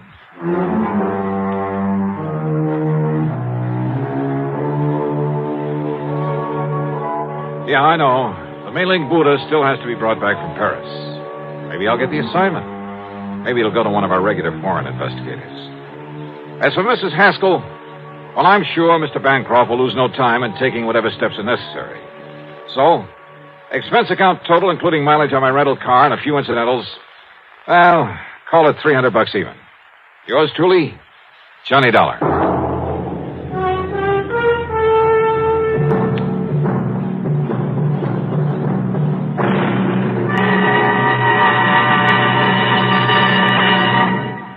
Now, here is our star to tell you about next week's story. Next week? Well, far be it from me to get up on a soapbox, but I hope you'll make a point of listening to it. It concerns a lot of money in the wrong hands, in the hands of a bunch of kids too young to meet responsibility, too young to realize that cutting loose from family before they're ready can lead to trouble. In this case, murder. Yeah, I think you'd better hear it. So join us, won't you? Yours truly, Johnny Dollar.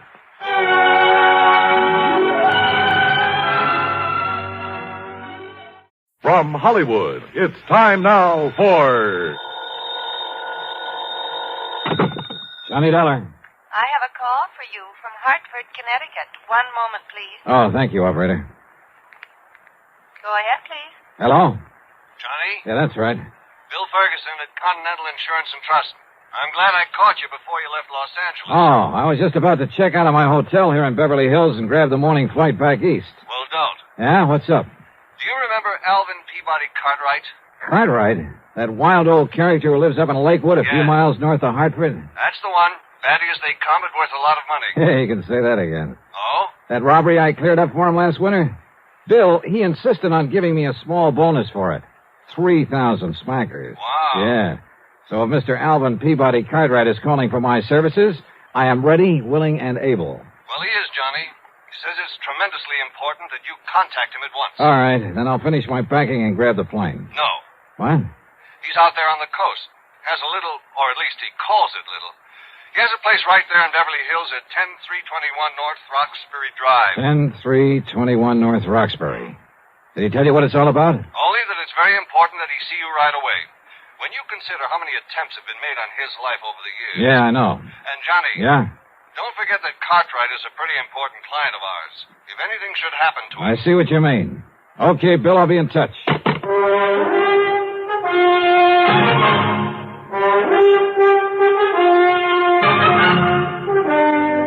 Bob Bailey in the exciting adventures of the man with the action-packed expense account. America's fabulous freelance insurance investigator. Yours truly, Johnny Dollar.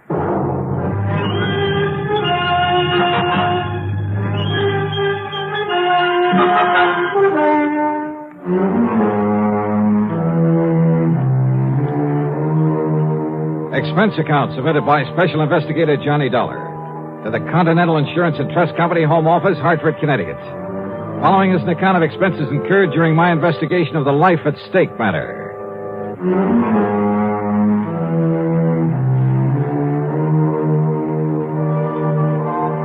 I notified the Beverly Hilton that I'd be staying over for a while and grabbed a Beverly Hills telephone directory. Expense account item 1, a call to Crestview 32121.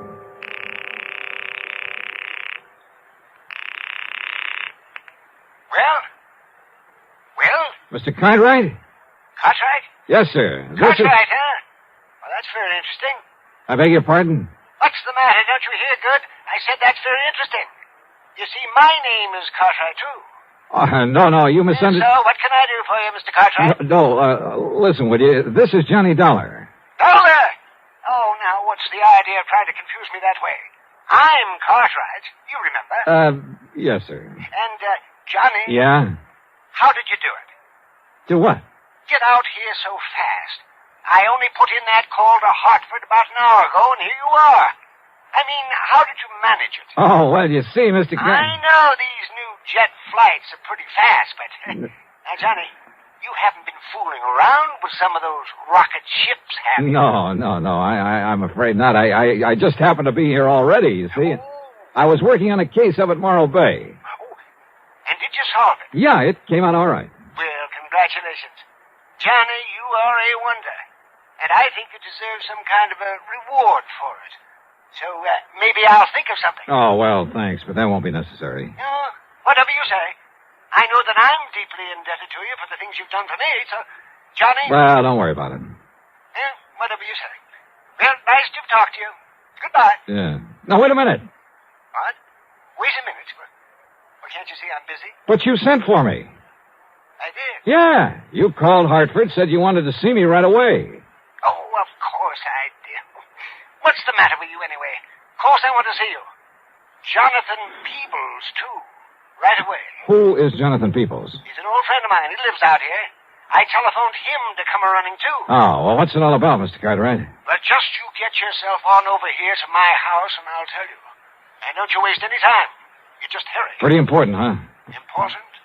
It's vital. Well, is somebody threatening you, something like that? I said it's important, Johnny. And I mean important. Okay, Mr. Cartwright. I'll be right over. Hurry, Johnny. Please. Yes, sir. Yeah, old man Cartwright was as wacky as a bedbug. But what Bill Ferguson had told me was true. A lot of people had tried over the years to get to him, get to his money. So I phoned the desk for an Avis rent-a-car and started down from my room. I say, started. The youngster who came barreling down the hallway, chasing a hula hoop, was probably a very nice kid, a great joy to his parents. May even grow up to be president of the United States. But as I started out the door, that hoop caught me between the knees and Oh! Daddy! Mommy! I killed him! I came to a couple of hours later on a table at the dispensary, I guess you'd call it, there at the hotel. I was conscious of a good-looking blonde in starched white uniform standing beside me, holding a wad of cotton a few inches from my face. That's better now. That's better. How is it? Now, once more, take a good, deep breath. Mm. Inhale, Mr. Dollar. Yeah. What? It's just smelling salts. You had quite a bang on the head. Yeah. You should see what you did to that metal door panel. When the child's parents say that if there's anything they can do, they... No. Nurse, where's my coat? Oh, here. But you ought to rest a while. No, sorry. I gotta get out of here. And thanks. I dashed out to where my rental car was waiting for me and drove to the address on North Roxbury Drive in a wealthy section of Beverly Hills. A beat-up touring car that must have dated back to the early 30s was parked in the driveway. The front door of the house stood wide open. Mr. Cartwright! Mr. Cartwright!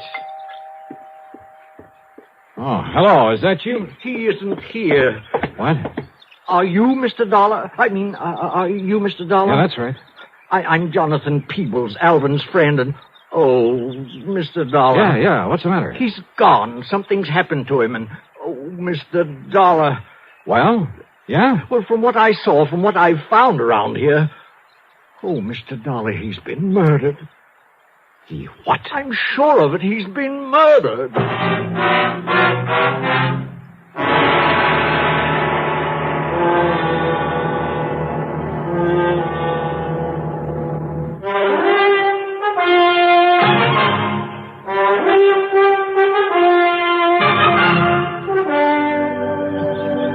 Mr. Cartwright has been murdered? Oh, Mr. Dollar, what can we do? Well, what happened? How long have you been here? He telephoned me, told me to come over here, that it was very urgent. Yeah, he told me the same thing. But he often does that. You know how he is. Always has to see me right away, immediately. And often it's just for some little thing like sharing some ice cream with him or seeing a new flower that's just come into bloom. Yeah, I know. Most anything. So now... that's why I didn't hurry coming over here. And anyhow, Betsy doesn't like to be pushed. Who is Betsy? Well, that's my nice old car that's parked out front. Didn't you see it? Oh, yeah, sure. I named it Betsy after an old white horse I used to have when I first came to California. I see. A wonderful horse. And would you believe how old she was when she finally died? No, and I don't care. Now, about Mr. Cartwright. Oh, yeah. Oh, dear Mr. Dollar. Well, when I finally got here a few minutes ago, I was surprised to find the front door standing wide open.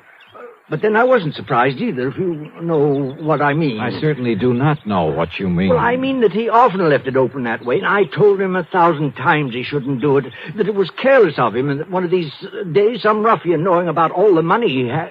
Well, I told him, Mr. Dollar. Yes, I'm sure you did, but that doesn't do us any good right now. No. Look, before we go any further, Mr. Peoples, just who are you? One of the many of Alvin Cartwright's eccentric old wealthy friends? No, I beg your pardon. I didn't quite mean that the way it sounded. Well, I should hope not. Believe me, I may be eccentric, but I am not wealthy. If it wasn't for beneficial finance, I couldn't even keep up the payments on Betsy. You mean to say you're still making it? Oh, now, wait a minute. Mr. Cartwright. Oh, yes, of course. So, well, anyway, I came into the house and I called to him. I looked around for him, but there was no one here. No servants? No. And anyway, he keeps changing them so often that, well, I just can't keep up with him. So I looked all through the house. Any sign of a struggle, anything like that? No. Then I looked out the window, and I saw them. Who's them? 2 men walking out the driveway from back where the garage is. What did they look like? They were awfully rough-looking, but they were well-dressed, so I thought perhaps they were a couple of Alvin's new servants I hadn't met, but... Oh, if I'd only thought about that tool robe they were carrying, and the way it was dripping. Wait a minute, what's a tool robe? Oh, it's like a big, heavy suitcase, like a small wardrobe trunk, only it's more like a suitcase. Oh. It was heavy. They could hardly carry it. And, oh, Mr. Dollar. Wait a minute, listen. You said it was dripping. Oh, yes. Oh, all over the drive. Come on, I think we better take a look. And close that front door. Oh, yes. Come on. These men were coming from the garage. That's right, yes. But Alvin doesn't have a car, so what could they be doing there? Is that where he kept his old luggage? Yes, and the frozen food locker and some garden tools. Oh, there. Now, look. Yes. Oh. Good Lord. Oh, yes, it's blood, isn't it? Yeah. Oh, they've killed him, dismembered him. Then... Oh, Mr. Dollar.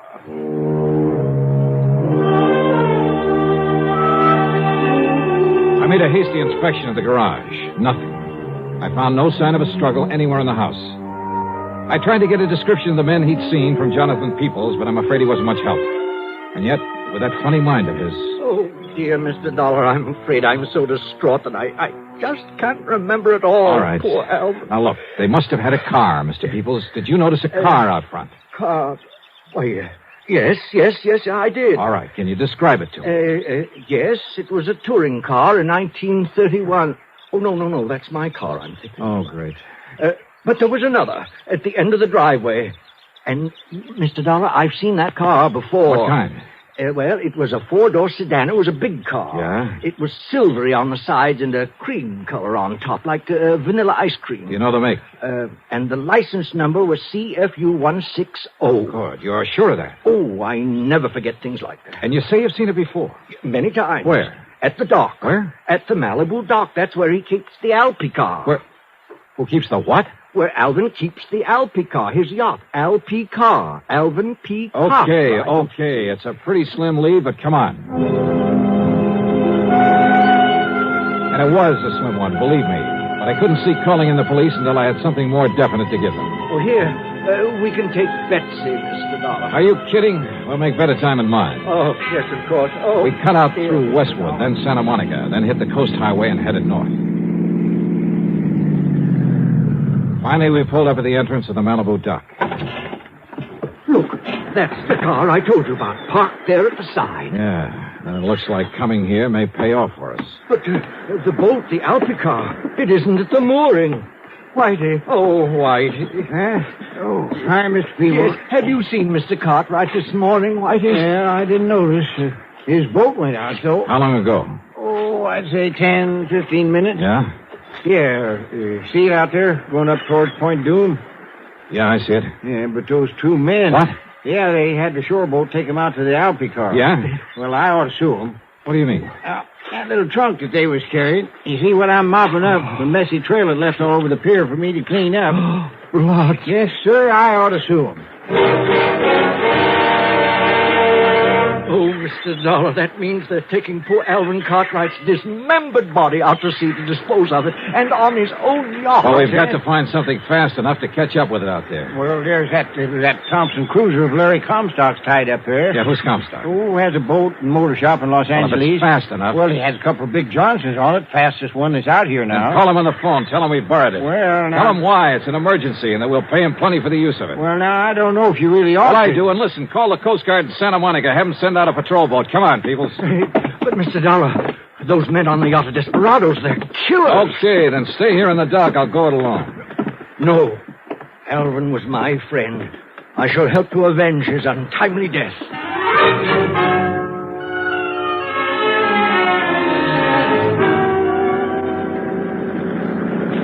Maybe I should have left him behind. Of course, I had a gun with me. But that wouldn't keep him from stopping a bullet if the men aboard the Alpha car decided to shoot it out. I opened the throttle wide on the twin outboards, and within 15 minutes, we overtook the big 75-foot yacht. Much to my surprise, it was simply cruising along. Of course.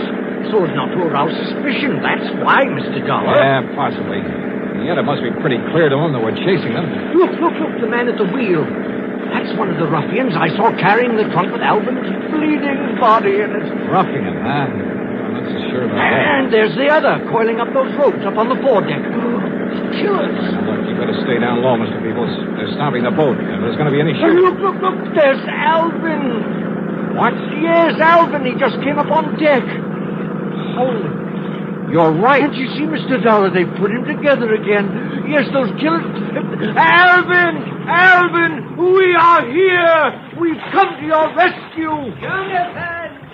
Jonathan, what a surprise. And Johnny Dollar. Now, what are you doing out here? Are you kidding? What? Oh, of course. I remember now. I wanted to take you out for a nice long ride in my lovely yacht. Huh? Of course. That's why I called you. Johnny, I think you deserve something nice like this for all the good work you've done. And since you've done so many fine things for me over the years, I decided I should take you on a nice long cruise. And you could relax and eat and sleep and fish and... yeah. And that's why you called the insurance company to get in touch with me? That's right. Now, wasn't that a great idea? Well, I'll be it. And I invited Jonathan along, too. But an awfully funny thing happened, Johnny. No. Yes, sir, Johnny. The minute we left the dock, I just knew there was something else that I'd forgotten. And you know what it was? Don't tell me. Of course I will. I'd forgotten to wait for you and Jonathan. Oh, now, isn't that the funniest thing? Yeah, Mr. Cartwright, it sure is. Now, just a minute, Alvin. Yes, Jonathan. What about those two men, those terrible killers? What did you say? Right there beside you. They killed you. They murdered you. And they...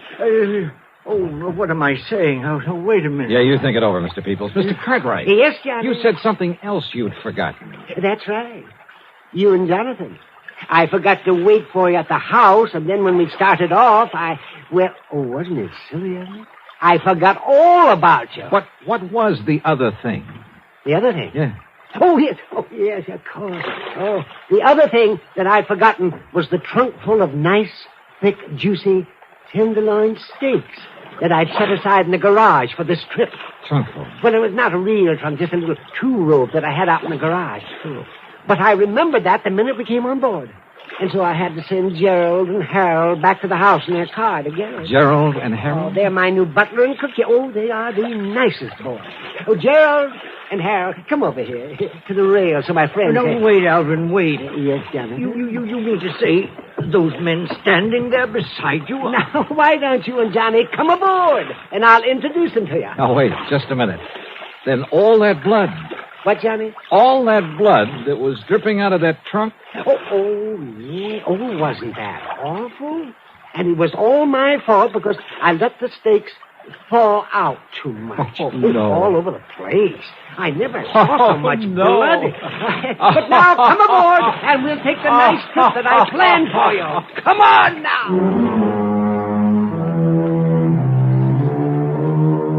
Hey, you know something? It's crazy. It's wild. But it does my heart good to get tangled up in something like this sometimes. Helps keep away the ulcers. As for the expense account, forget it. Alvin Peabody Cartwright shoved a check into my hands before I left that would cover the expense account 12 times over. As for Larry Comstock, the man whose boat I'd appropriated, well, when he heard the story of what had happened, he wouldn't accept a penny for it. So, that's that. Yours truly, Johnny Dollar.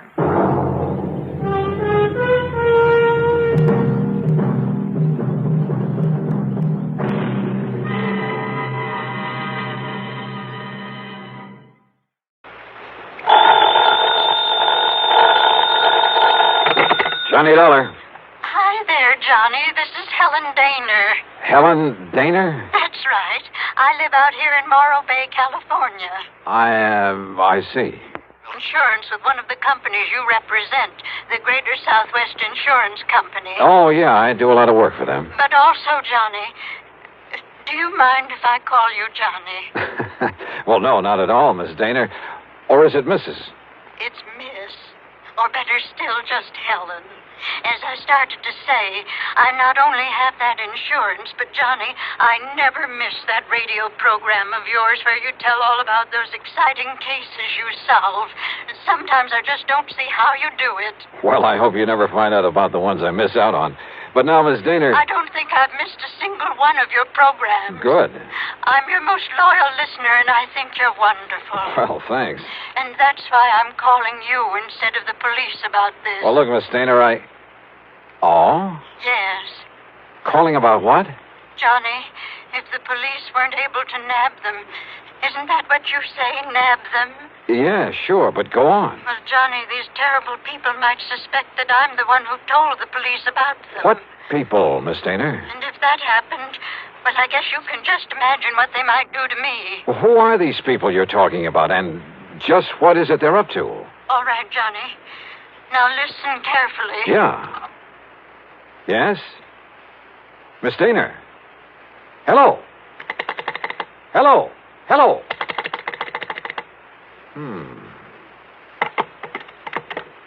Oh, come on now, Dollar. Don't be a sucker for a... And yet... I wonder...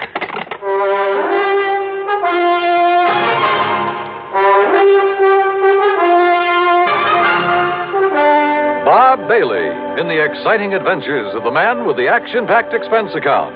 America's fabulous freelance insurance investigator. Yours truly, Johnny Dollar.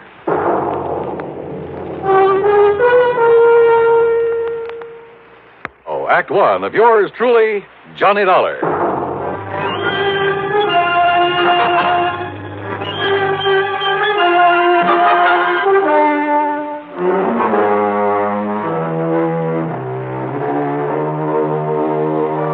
Expense account submitted by Special Investigator Johnny Dollar to the Greater Southwest Insurance Company, Home Office, Los Angeles, California.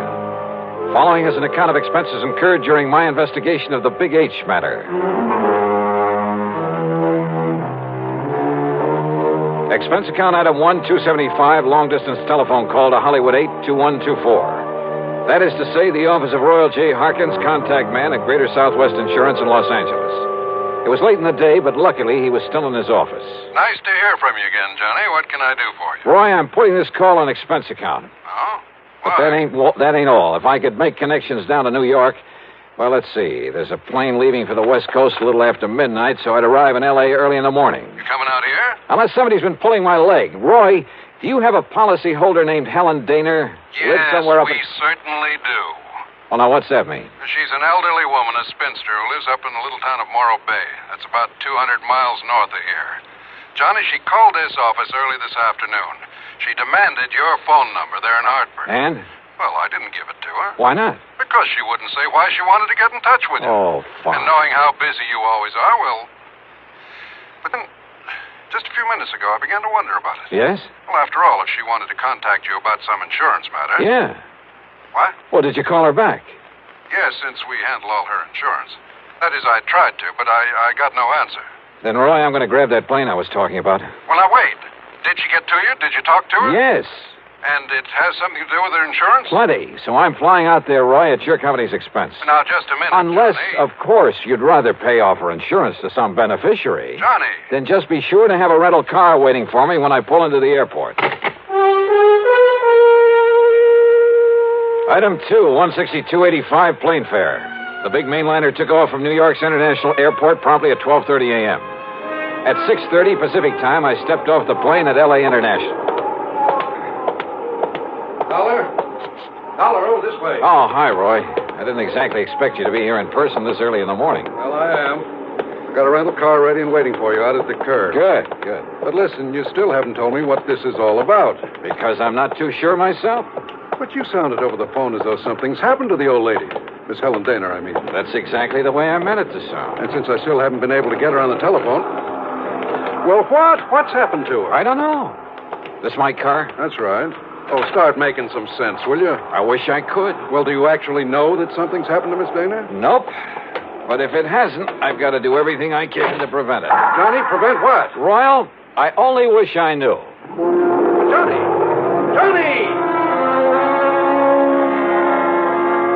Thanks to an excellent highway and light traffic, I made good time through Santa Monica, then Santa Barbara, even past the famous Pismo Beach.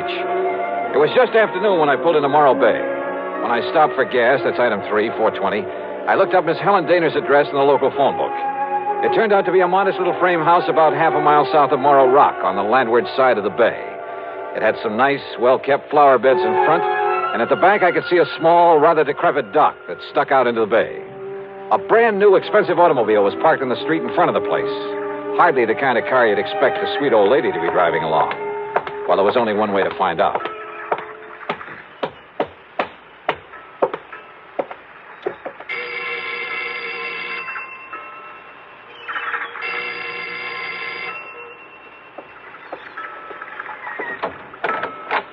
Yes? Miss Helen Daner? No, I'm Bessie Daner, Helen's sister. And who are you, young man? Johnny Dollar. I'm from Hartford, Connecticut. Is your sister... Oh, yes. I've heard Helen speak of you. You're an old friend of hers, aren't you? Well, yes, I guess Won't you come in? Well, is she here, Miss Daner? Well, she ought to be back from the market any minute. The market? She hasn't been at all well, you know. That's why I've come to live with her, sort of take care of her. I see. But I did think it was all right to let her walk down to the market this morning. Would you like to come in and wait for her? Which market, Miss Daner? Well, it's the first one down the street. Now, do you see it? That little supermarket just 2 blocks away. Oh, yeah, I see. So if you'd like to come in and wait... No, thanks. I'll pick her up there. Well, but Mr. Dollar... Thank you very much. Mr. Dollar...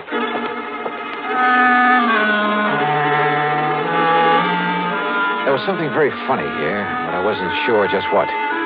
Or maybe I'd just fallen for some gag on the part of a fan on my radio program who wanted to see her favorite hero in person. In any event, there was one sure way to find out, from Miss Helen Daner herself. And if she was still at the market. But as it turned out, I got that well-known kick in the face. Why, of course I know Miss Helen Noir well, sir. Then will you please point her out to me? Miss Helen Daner? That's right. Oh, but she isn't here, sir. Oh. Then perhaps she went to some other store. Most certainly not, sir. What? We deliver everything that she orders to her little house up the street. Well, that still doesn't prove anything. anything. Well, you see, Miss Helen hasn't been out of that house for weeks, hasn't budged. You're sure of that? Why, of course I'm... Why, what's the matter, sir?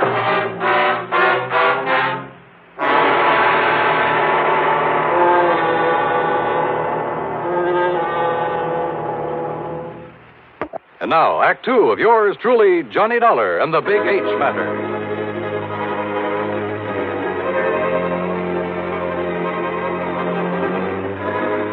If old Miss Helen Daner, who telephoned me in Hartford, asked me to come out here to Morro Bay in California, if Miss Daner hadn't budged from her little house in weeks, why had her sister told me she was at the market?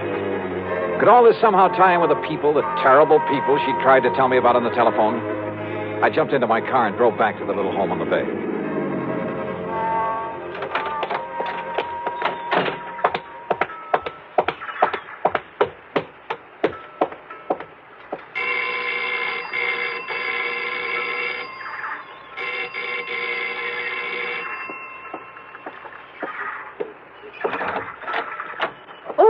Mr. Dollar. That's right. Now, where is Helen Daner? Oh, Sister came back while you were gone. Came back? Without my seeing her? Now, listen, I was... Yes? Well, the manager of that market said she hasn't been out of this house for weeks. What? Oh, you must have gone to the supermarket. Well, where else? And just because she isn't shopping there anymore... Oh, now, look, Miss Daner, you told me... Won't you come in? I think she'll be terribly disappointed if you don't. You see, she's told me all about you now. In the couple of minutes I was away from here? An insurance investigator. I think it's awfully thrilling. But now come in and see her. I think she's been kind of expecting you. Yeah. And if you'd like to know what I think, Miss... Good Lord.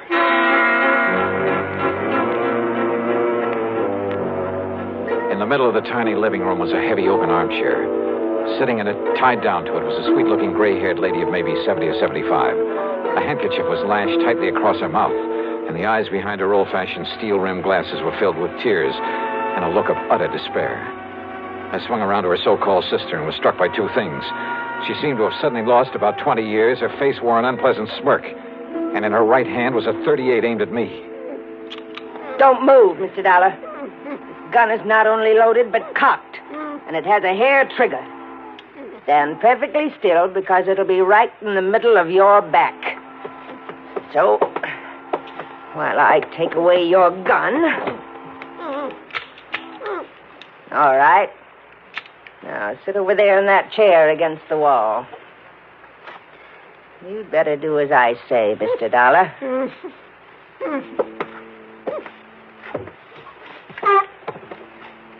Now, we may have to wait a little while. So get one thing straight.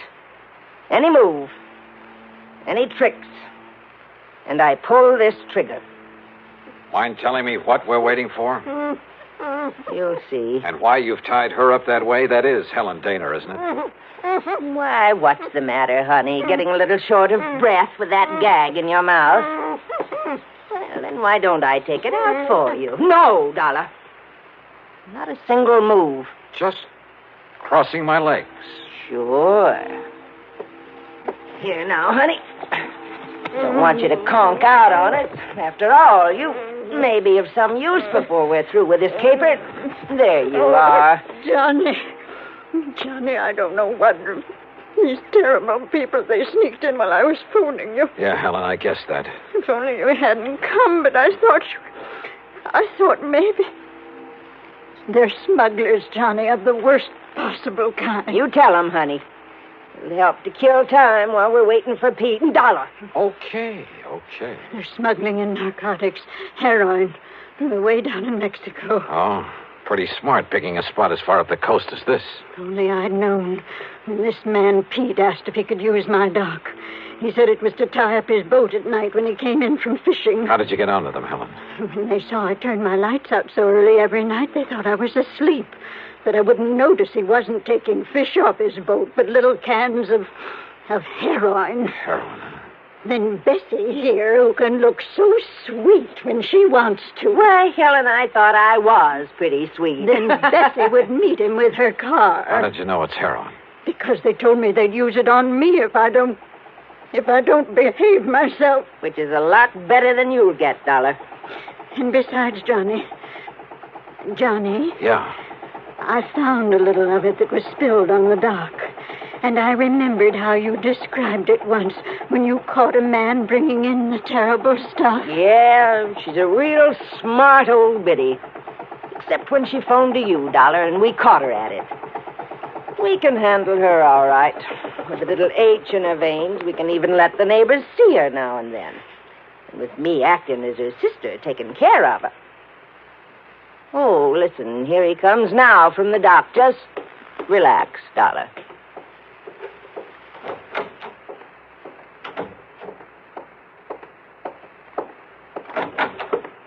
Well, what a charming little party. Johnny, this is...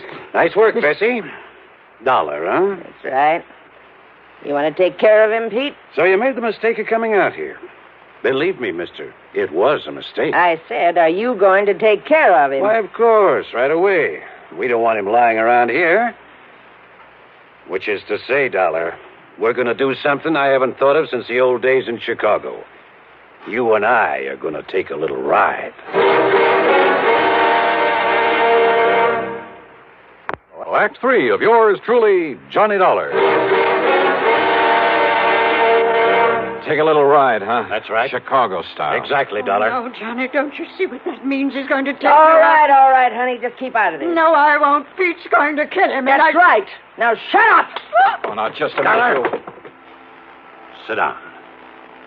Bessie, be sure you keep the gun on him. Oh, don't worry, Pete. I had a silencer, though. I'd get rid of him here and now. Has it occurred to you, Pete, that I may have left word with them that if I'm not heard from... Now, don't try to be cute, Dollar. Sure, it occurred to me. I dismissed it. For the simple reason that you couldn't possibly have had any reason to know what you were getting into out here.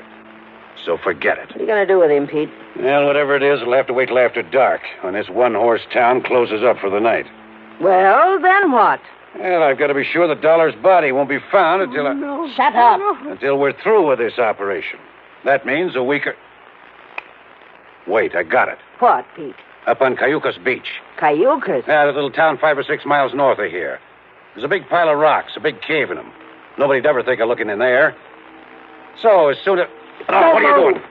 Just digging out a cigarette. If you don't mind. No, sure, go ahead. But this is one time the condemned man won't enjoy a hearty meal. Johnny, isn't there anything? To think I got you into this. I told you to shut up. Listen, I told you. Oh, no, you don't. Finish him off, Pete. No, we'll wait for dark and do it right.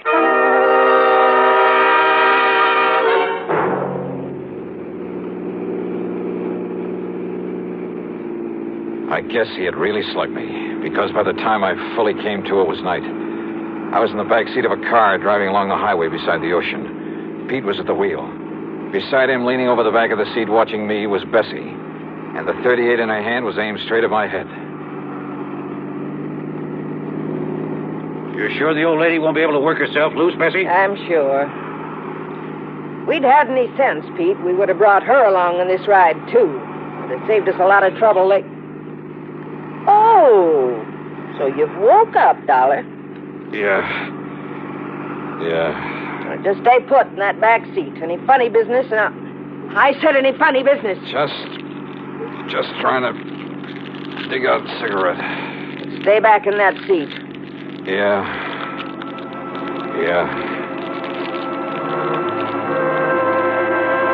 She didn't take her eyes off me for a second, or the gun either.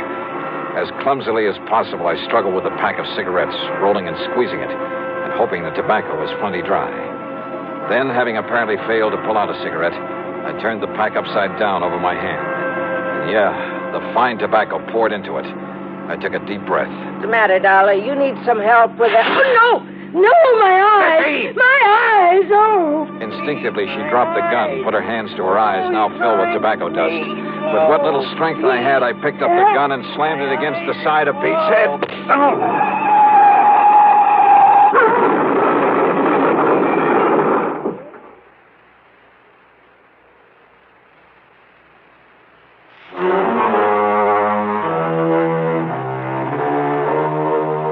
It was a commercial trucker driving one of those big interstate trailer jobs who pulled off the highway to give us a hand. Yeah, somehow those boys are always around when you need them. And he used his head. When he found my credentials in my pocket, he saw the whole picture in a flash. So he hailed down the first police car that came along and turned both Pete and Bessie over to them. Miss Helen Daner? Bless her heart. The spunky little old character was tickled pink to be involved in the whole thing. Yeah, she just can't wait to go to court and testify against those two. Expense account total, including the trip back to Hartford, $447.45. Yours truly, Johnny Dollar.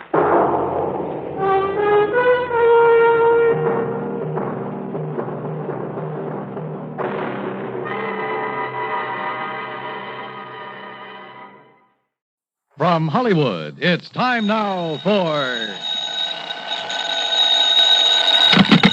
Johnny Dollar. Hi, Johnny. This is Steve Kilmer at Providential Life and Casualty. Steve, it's been a couple of years. Yeah, I know. Listen, Johnny, how'd you like to attend a wedding? Well, why not, as long as it isn't mine? Yeah, I know what you mean. Oh, you're a bachelor, too, huh? Well, I would be if it weren't for a wife, 4 kids, and a couple of grandchildren. Whoops. Johnny, do you by any chance remember Martha Mayfield Merriman? The old gal down in New York who owns Consolidated Tire and Rubber Company? Yeah, and a half a dozen other companies. Well, sure, one of my old sweethearts. Don't you remember back in '57 when I cleared up that false report of her death? Well, I thought she rigged that herself in order to make a killing in the stock market. Well, of course she did. But Steve, she must be 73 or 4 years old. 74. Well, don't tell me she's getting married again. No, it's her son, Edgar. Oh. But she insists that you be among those present at the ceremony. Well, now that's kind of funny. I wonder why. Yeah, so do I. And I wonder why she'd have me call you.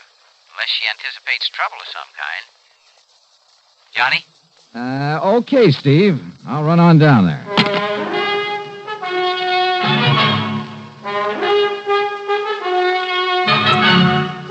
Bob Bailey in the exciting adventures of the man with the action-packed expense account. America's fabulous freelance insurance investigator. Yours truly, Johnny Dollar. And now, Act One of yours truly, Johnny Dollar.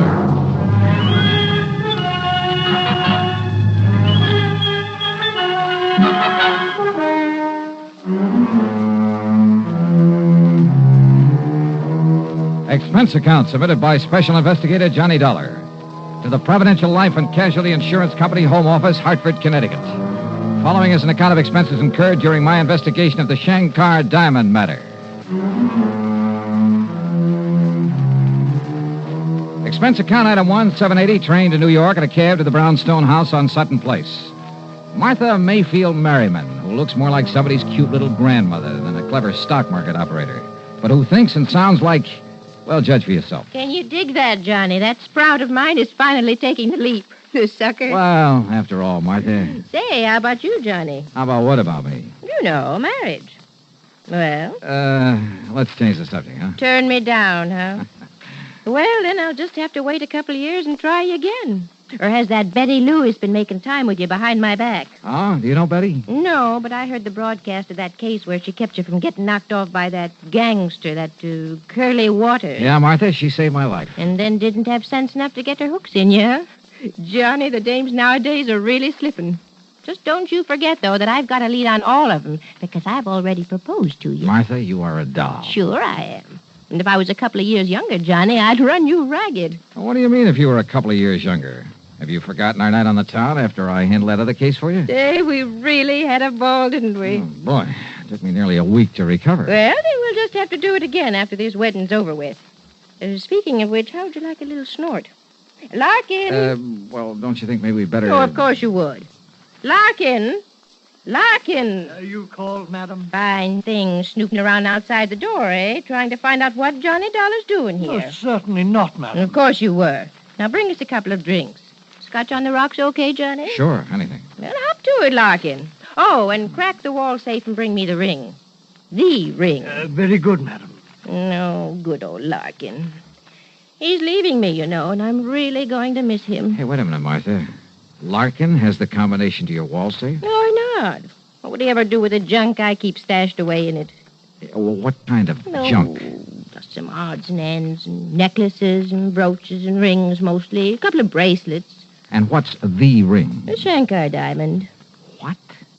Isn't that the one I've read about? Probably. The one supposed to be the opposite of the Hope diamond that's supposed to have good luck charm about it? No, neither. Why, that thing's worth close to $1 million, isn't it? That's what the insurance company says. And you plan to wear it when your son Edgar gets married?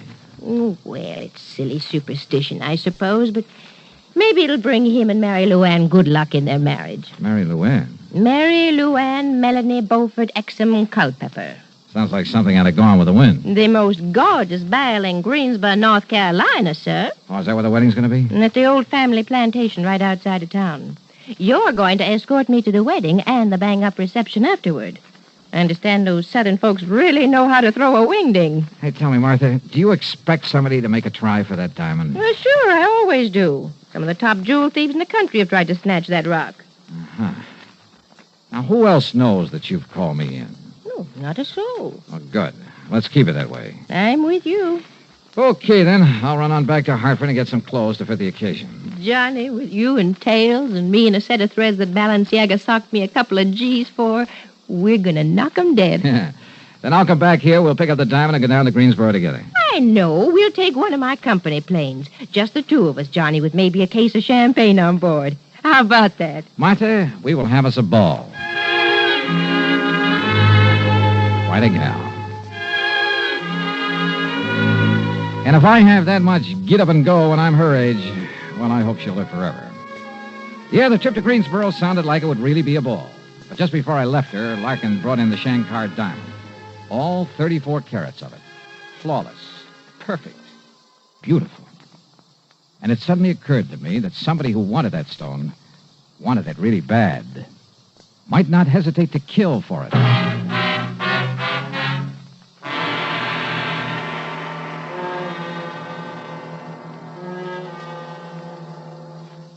Act two of yours truly, Johnny Dollar, in a moment.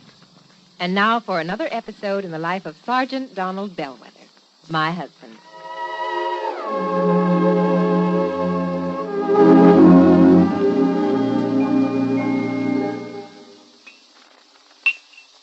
Oh, that's what I call a good dinner, Reba. Oh, that was delicious. Well, I'm glad to hear that, dear.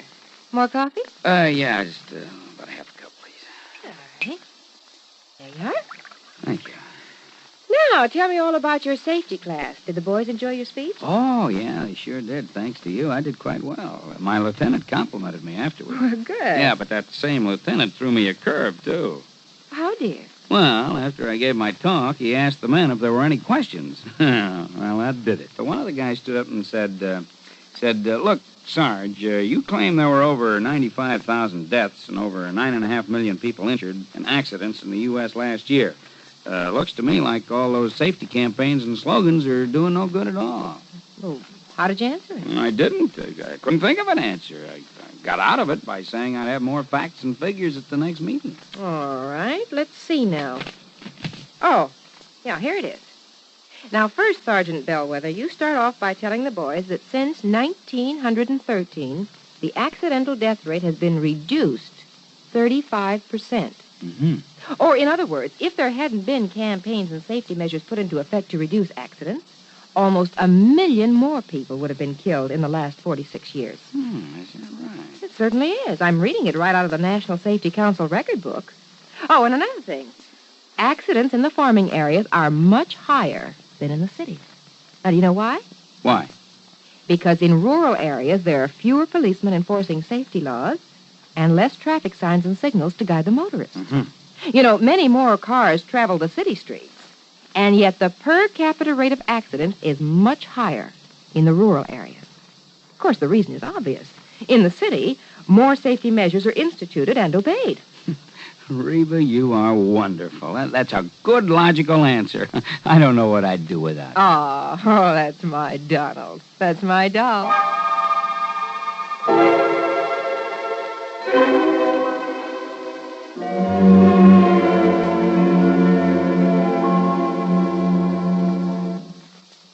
And now, Act Two of yours truly, Johnny Dollar and the Shankar Diamond Matter.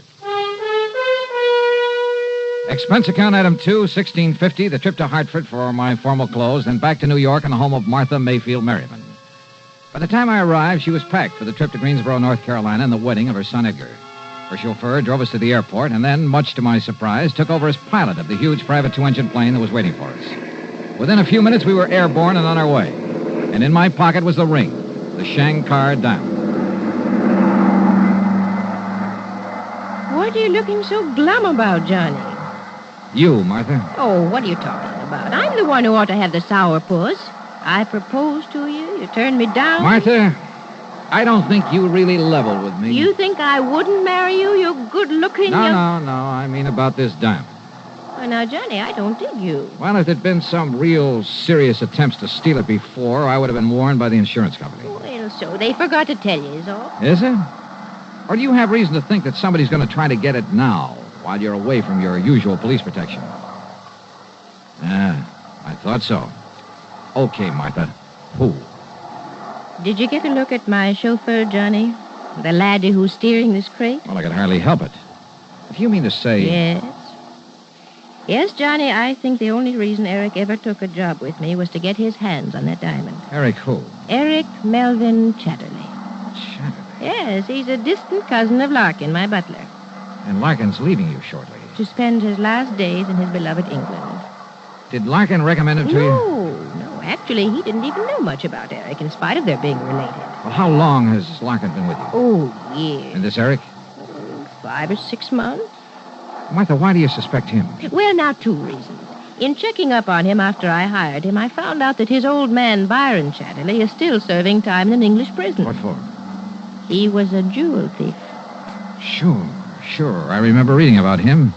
He was a real expert, painstaking and patient. Spent over 3 years working on a plan to get hold of the crown jewel. But he didn't plan long enough, and that's when they nabbed him. And if some of the head shrinkers are right, if crime is in Eric's blood, well... What was your second reason? Well, about a week ago, I found Eric alone in the study. And I think he was casing the wall safe. But you're not sure? He had a dust cloth, and he started flicking it around, muttering something about giving Larkin a hand, which is highly unlikely. You didn't accuse him? No. I just made it known that I was going to take the diamond with me to the wedding, and then I sent for you. But if he knows who I am, what my business is... I don't see how he can. I beg your pardon, madam. Wait, Johnny, is there any way he could have been hearing us up there in the pilot's compartment? No, I don't see how. Yes, Eric? We'll land in Greensboro in about 5 minutes, madam. Thank you, Eric. We'll be ready. Well, Johnny? Martha, the only time you'll have this diamond is at the wedding. And the reception. After all, that's the only chance us old biddies will have to show off our furs and jewelry. Okay, and the reception. The rest of the time, it'll be right here with me. But nobody's to know that. Martha could be wrong, of course. About Eric, I mean. The fact remained that within a few hours, everybody in Greensboro knew about her being there with the Shankar diamond. The Culpeppers made us comfortable in the old mansion. The suite they gave to Martha was big enough to house a family of 12. During the next 24 hours, the place was, well, I'd call it a kind of dignified madhouse, what with all the preparations for the wedding. There were house guests by the dozens. Some were obviously very wealthy, but some had just as obviously seen better days. And I couldn't help wondering if a couple of them might have designs on that $1 million diamond. I stayed as close to Martha as possible and at the same time kept a constant watch on Eric. The police who'd been hired for the occasion appointed him as a special guard. Darn fools. They didn't know it, but they were playing right into his hands. If, that is, Martha's suspicions were right. Then, late the following afternoon, the wedding went off without a hitch. The blushing bride was beautiful, and the bridegroom looked appropriately happy. After the ceremony, the ladies all retired to bedeck themselves in their most fetching gowns and furs and jewels. And finally, about 8 p.m., the big reception got underway. There must have been a couple of hundred people in that ballroom, and the champagne and bourbon flowed like water. Yeah, and I danced with some of the prettiest, most gorgeous girls I've ever seen, right out of Charles of the Ritz. Then, it must have been well after midnight, I caught a glimpse of a shadowy face outside one of the big French windows. As I looked again, it disappeared, but I was sure that it was Eric. I excused myself from Martha, with whom I'd been talking, and, well, that was a mistake. As I reached the window, all the lights suddenly went out, and behind me I heard a scream. It was Martha, no question of it. By the time I fought my way back through the crowd to where I'd left her, the lights came up again. And yeah, there she lay, unconscious on the floor. The Shankar diamond stripped from her finger. Act 3 of yours truly, Johnny Dollar, in a moment. Do you know who said, absolute freedom of the press to discuss public questions is a foundation stone of American liberty? Those words were said by former President Herbert Hoover. Mr. Hoover was well aware of the important role that freedom of the press had played in the creation and growth of the United States of America. He realized that without freedom of the press, no democratic form of government could exist. One of the first steps in the path toward totalitarianism is the creation of a controlled press. A free press hampers the work of a potential dictator. When the press is free, the people of a country are free. When the press is not free, the people of a country are in danger of slavery. Remember the words of Herbert Hoover. They are part of your American heritage. Freedom of the press is a foundation stone of American liberty. And now, Act 3 of yours truly, Johnny Dollar. Within a few minutes of the time the lights had gone out and Martha had been robbed, we had her upstairs in a suite, a doctor in attendance. Fortunately, she'd only fainted from shock and the pain of having the Shanghaied diamond forcibly stripped from her finger. I acted fast. I had the special police haul Eric Chatterley into Greensboro. Then, after organizing a methodical search of the old mansion, I checked around outside the window where I'd seen Eric's face. And there, sure enough, was a main fuse box where the lights had been turned off. I checked back with Martha to be sure she was okay, then borrowed a car and drove into Greensboro to police headquarters. You all better give us some other reason to hold them on, Mr. Dollar. What do you mean, Chief? My boys went over every stitch on him, but they've found absolutely no sign of that diamond you're talking about. How about his quarters there at the plantation? Now, you know as well as I do, sir, he had no chance to hide anything, except on his person. Hey. No, sir, unless you can prove me wrong, we got no reason to hold him. Wait. Where's the nearest hospital? Hospital? Yes. And, Chief, I give you odds I can find that diamond on Eric Chatterley. The X-ray of Chatterley's midsection took a few minutes. Development of the film, a few minutes more. Careful examination of it, only a few seconds. Great day, Mr. Dollar. You were right, sir. Yeah? Was I? Look for yourself. He must have taken it out of the ring. But the important thing, the diamond is sitting right there in the middle of his stomach. The outline of that stone is just as clear. And that's just the trouble, Chief. Trouble, sir? Oh, that's the stone that Eric tore off her finger, all right. So go ahead, hold on to him. But if that's it, sir... But, Chief, that's not the Shanghaied diamond. All right, Governor, all right. You caught me with the ready goods on me, so I'll take the rap for it. And it won't be the first time. But you got to admit it was pretty clever of me. Clever? When you couldn't tell the difference between the real thing and a carefully made imitation? Imitation? That's right. The stone that you swallowed. No. He told me she had the real thing. When he got me the job with her. Who, Eric? At least when he wrote me I should come over from England and apply for the... Who, Eric? I've said enough. Yeah, I think you have at that.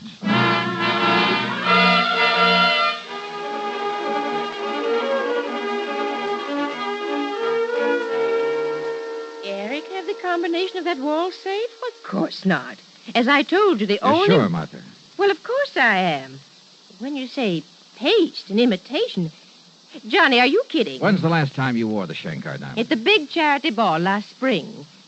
If it was the Shankar, not this imitation you're talking about. You haven't had it cleaned or checked by a jeweler since. No, why should I? Then it probably wasn't the Shankar, and you're sure you didn't know about this imitation? Do you think I'd go around flashing a phony? Now, look here, Johnny. I love you dearly, but don't you cool me with a line like that. Don't rile me, boy. Okay, honey, okay. Keep your head on. Just get ready for a quick trip back to New York. As soon as I can find us another flyboy. During the flight back to New York, Martha asked a lot of questions, but I sidestepped all of them, promised her a real dramatic ending to the case. And I kind of quietly prayed for one myself. When we reached the old brownstone house on Sutton Place, we told Larkin the butler about the robbery. Then, at my insistence, went upstairs to his quarters on the 4th floor.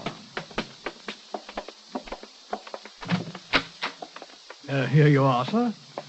Afraid I don't understand. You've sure got me bugged, too, Johnny. Larkin, I see you're already packing for your trip back to dear old England. Yes, sir. During my 4 years of service with Madam, I find I've accumulated quite a...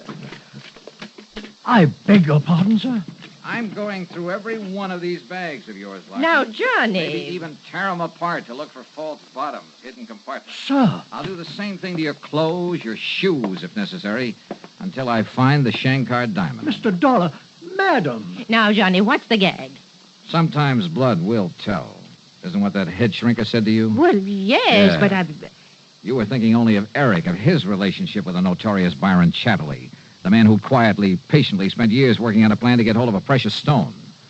You forgot all about Larkin being related Now, to him. just a minute, You trusted Larkin, to the point of letting him have the combination to the safe where you kept the Shankar.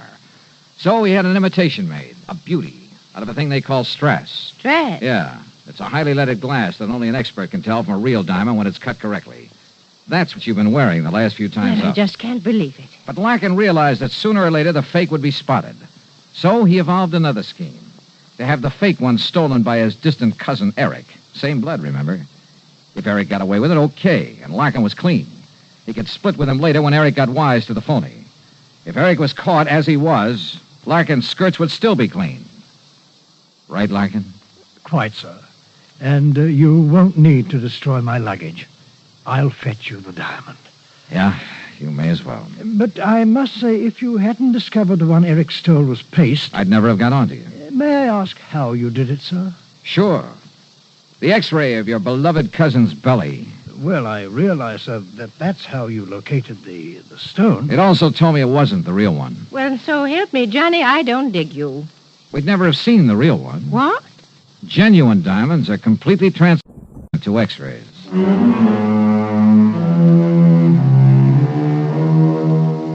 So, the diamond's safe and sound, and Larkin and his dearly beloved cousin are in the clink. Martha was a bit upset over what Larkin had done, but, well, she'll get over it. Yeah, and I sure hope I get over this headache. That brawl she threw for me by way of celebration was a dilly. Expense account total, including incidentals and the trip back to Hartford? Call it $50. Yours truly, Johnny Dollar.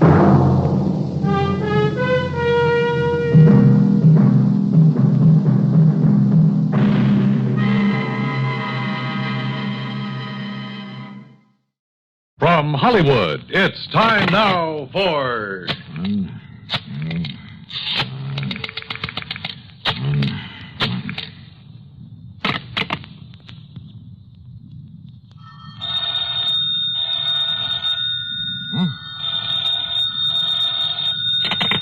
Johnny Dollar. Betty Lewis.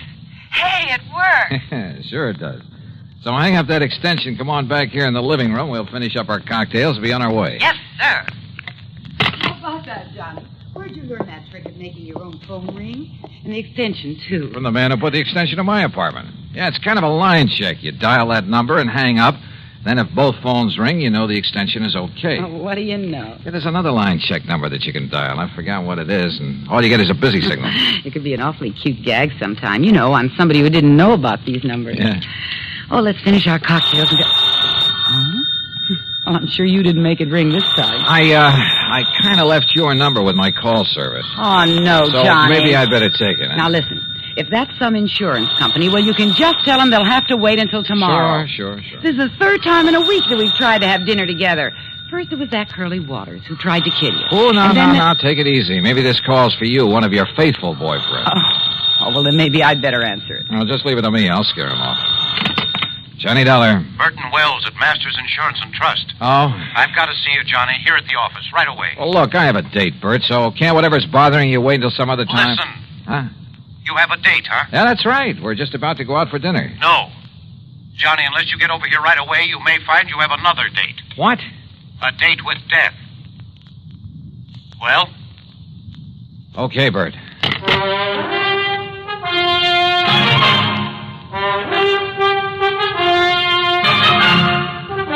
Bob Bailey in the exciting adventures of the man with the action-packed expense account. America's fabulous freelance insurance investigator. Yours truly, Johnny Dollar.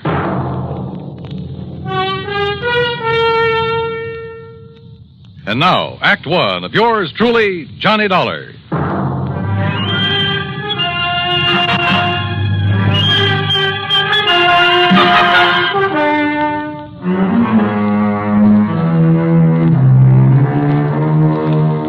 Expense account submitted by Special Investigator Johnny Dollar to the Masters Insurance and Trust Company, Home Office, Hartford, Connecticut.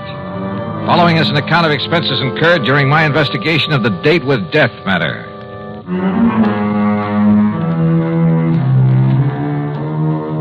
I told my date, Betty Lewis, to stay there in her apartment until I called her. Then I spent item one, $1.20 for a cab to Masters Insurance and Trust.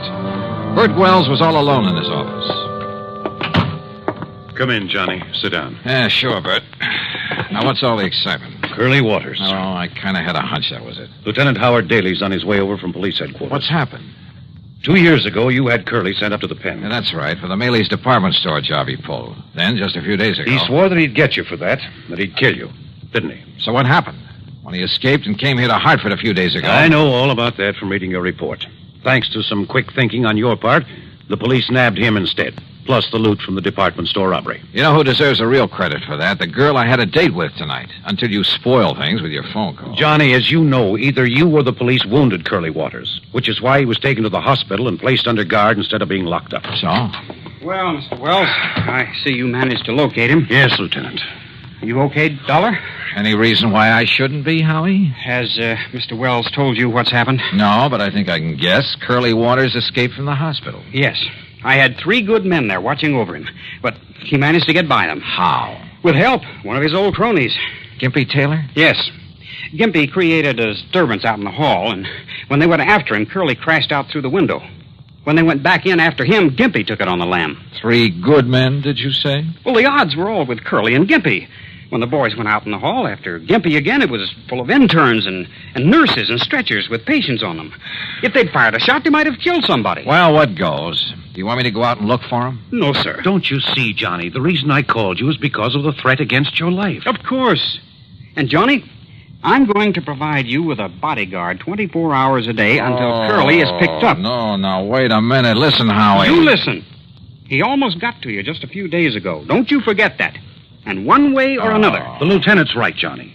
You said yourself that if it wasn't for your girlfriend, this Betty Lewis... Uh-oh. Bert, let me use your... Here.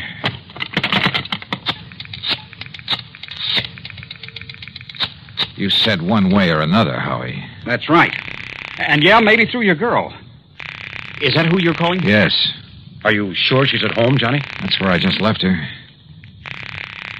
And I told her to stay there, not to move until she heard from me. Johnny. Oh, if Curly Waters ever... Come on, Betty. Pick it up.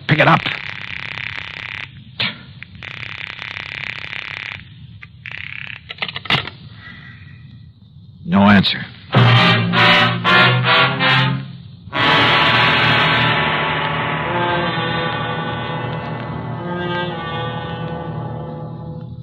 Act 2 of yours truly, Johnny Dollar, in a moment.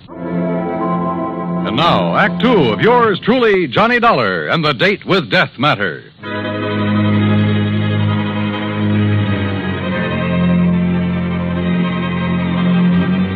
Curly Waters, killer, on the loose again. I left Betty in her apartment. I told her to stay there. But when I tried to call her on the phone, no answer. Lieutenant Howard Daly and I took the elevator down to the street to his prowl car.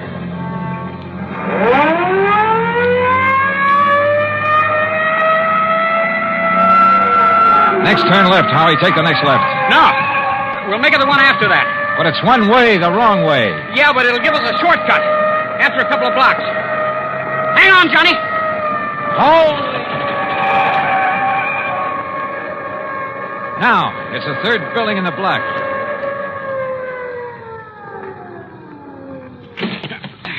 Lead the way, Johnny. Where's the elevator? Come on, forget it. The stairs are quicker. Johnny, if Curly has got to her... Don't say it. Haven't you got a key? I have not. Stand back, Johnny. I'll see if I can smash it open. Wait a minute. Betty. Wait, look, it's open. Betty, are you...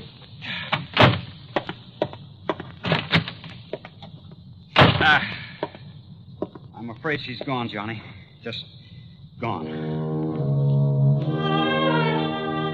We went over the apartment with a fine-tooth comb, hoping to find some clue as to where she'd gone. Yeah, and how she'd gone. Curly was a desperate man, likely to do anything. Betty had left in a hurry, we were sure of that, because the closet in the foyer was left open, the coat hanger lying on the floor, and because of the way she'd left the front door unlocked. But that was all we knew. At least there was no sign of a struggle. Because he probably had a gun. And your girlfriend probably knows he's one of the best shots in the country. All right, Howie, now listen. Huh? No, let me take it, Johnny. But it may be. I'll get it. Hello? Lieutenant Howard Daly there? Who's calling? Riley down at headquarters. Who'd you think? Oh, it's Riley. Thanks. Yeah? We got one of them, Lieutenant. Gimpy Taylor. What's that? Where? About 11 miles up North Road. Yeah? He wrapped a stolen car around a big elm tree, up at Dead Man's Cave. Did it kill him? I managed to crawl a couple of 100 yards into the brush before he conked out. Was Curly Waters with him? Riley, was Curly Waters with him? Well, there was no sign of them, but the man they stole the car from said there was two of them. There was two of them then. Ask him. Any sign of Betty there? Riley, any sign of a passenger, a girl? No, sir, Lieutenant. Well, okay, I'll keep checking with you. You hear it all, Johnny? Yeah. Two men stole the car. So the other one must have been Curly. Yeah, but whether they were both on the rack and Curly was able to get away. After all, if Gimpy was able to crawl a couple of 100 yards... Yeah. Curly may be a couple of 100 miles away by now. Or maybe not. Howie, I don't think he left town with Gimpy. Helped him steal the car, yeah, to make it look as though he was leaving. Why do you say that, Johnny? Because of Betty. Because I think he's holding Betty to get me to him. Then maybe you'll agree to a 24-hour-a-day bodyguard after all, huh? No, absolutely not. Johnny, You think that Curly's a jerk? I Well, he know. isn't. He's smart. He's smart enough to smell a cop a mile away. Just the no, same, Howie, no. There's only one thing to do. Only one way to flush him out. Johnny. Betty, what happened? Where have you been? What happened to you? Well, I got a phone call. Yeah? From the hospital. At least they said it was the hospital. Yeah? They said you were down there. That you'd been shot by Curly Waters. See, I told you he's clever, Howie. Oh, Betty, thank heaven he isn't out to get you. Oh, this is Lieutenant Daly from headquarters. Hi, Lieutenant. Hello. What were you going to say, Johnny? I say he's clever. This means that Curly's still in town, still gunning for me. He called Betty to get her away from this apartment, knowing that I'd come here. Johnny. Yeah. And he might have been here waiting for me if you hadn't come, too. But he's smart enough to want to catch me alone. So, Howie, it means there's only one bait in the world that'll bring him out in the open. What's that, Johnny? Me. Alone. Johnny. All right. Betty, you're staying here. Howie, you're going back to headquarters. Me, I'm going to my apartment. I'm going to sit there and wait for him. Oh, Johnny, no. Okay. Sure, Johnny, you go right ahead. But I'll have enough men hidden away surrounding that place of yours. No, then you'll never get him. Then he'll have to skip out. Maybe skip the country. I'd like to see him try it. Howie, he's an actor, a good one. If that costume of a priest he was going to use before, he can... Well, in that, he could have walked right by you or me or anybody else and never have been recognized. And with a phony passport, which he already has, he'll skip the country, all right. But when he comes back, I won't know. I won't be ready for him. Right now, I am. Oh, but please, Johnny. Yeah, don't you listen. keep- No, Howie. But you'd be a sitting duck for him. Sorry. It's the only way. Act 3 of yours truly, Johnny Dollar, in a moment. Now, Act 3 of yours truly, Johnny Dollar. Johnny Dollar. Pigeon. Maybe soon to be a dead one. But the only way to bring Curly Waters out in the open was for me to wait for him. Wait for him to come and try to kill me. So after making Betty promise to stay in her apartment and Lieutenant Daly to go back to headquarters, I went over to my own apartment. And I waited. Believe me, I felt anything but brave. But I'd rather take my chances on having it out with him now than spend the rest of my life knowing he was still alive, somewhere, still gunning for me. That sooner or later he'd catch me off guard. 11 p.m., 12, 12:30. Huh? My impulse was to raise my gun and pull off a couple of shots right through that door. Yeah? Who was it? It's Howie. Open up. Oh. Oh, Howie, what the devil are you doing here? Just checking up, Johnny. Checking up. You got a bunch of your boys scattered around out there? No. Those bodyguards you were talking about? No, Johnny, but listen, will you? Sitting here alone, waiting for him, you're taking too much of a chance. Can't you get it through that thick skull of yours? I tell you, it's the only way to make him show himself. And I tell you, it's the surest way in the world to get murdered. You don't think I'm able to take care of myself, huh? I didn't say that. Well, then? I'm a cop, Johnny. I just can't let you do this. Oh? You mean you're worried that maybe you'll be set down to pounding a beat again? Oh, no, you crazy fool. I'm worried about you. Won't you change your mind? No. Now, you better leave, Howie, and for heaven's sake, don't come back again. But unless I do, how can I tell? How will I know? Oh, you'll know. If he does come, and I'm sure he will, if you don't scare him off. I hope and pray he doesn't. Well, when it's all over, I'll call you. Johnny, if he kills Oh, go you... on, Howie, will you? You're just holding things up. And don't tell me he doesn't know you've come here. So go on, baby, beat it. Okay. And you give me your word that you won't come back until I call you. But what if he gets you? Your word on it? Okay, Johnny.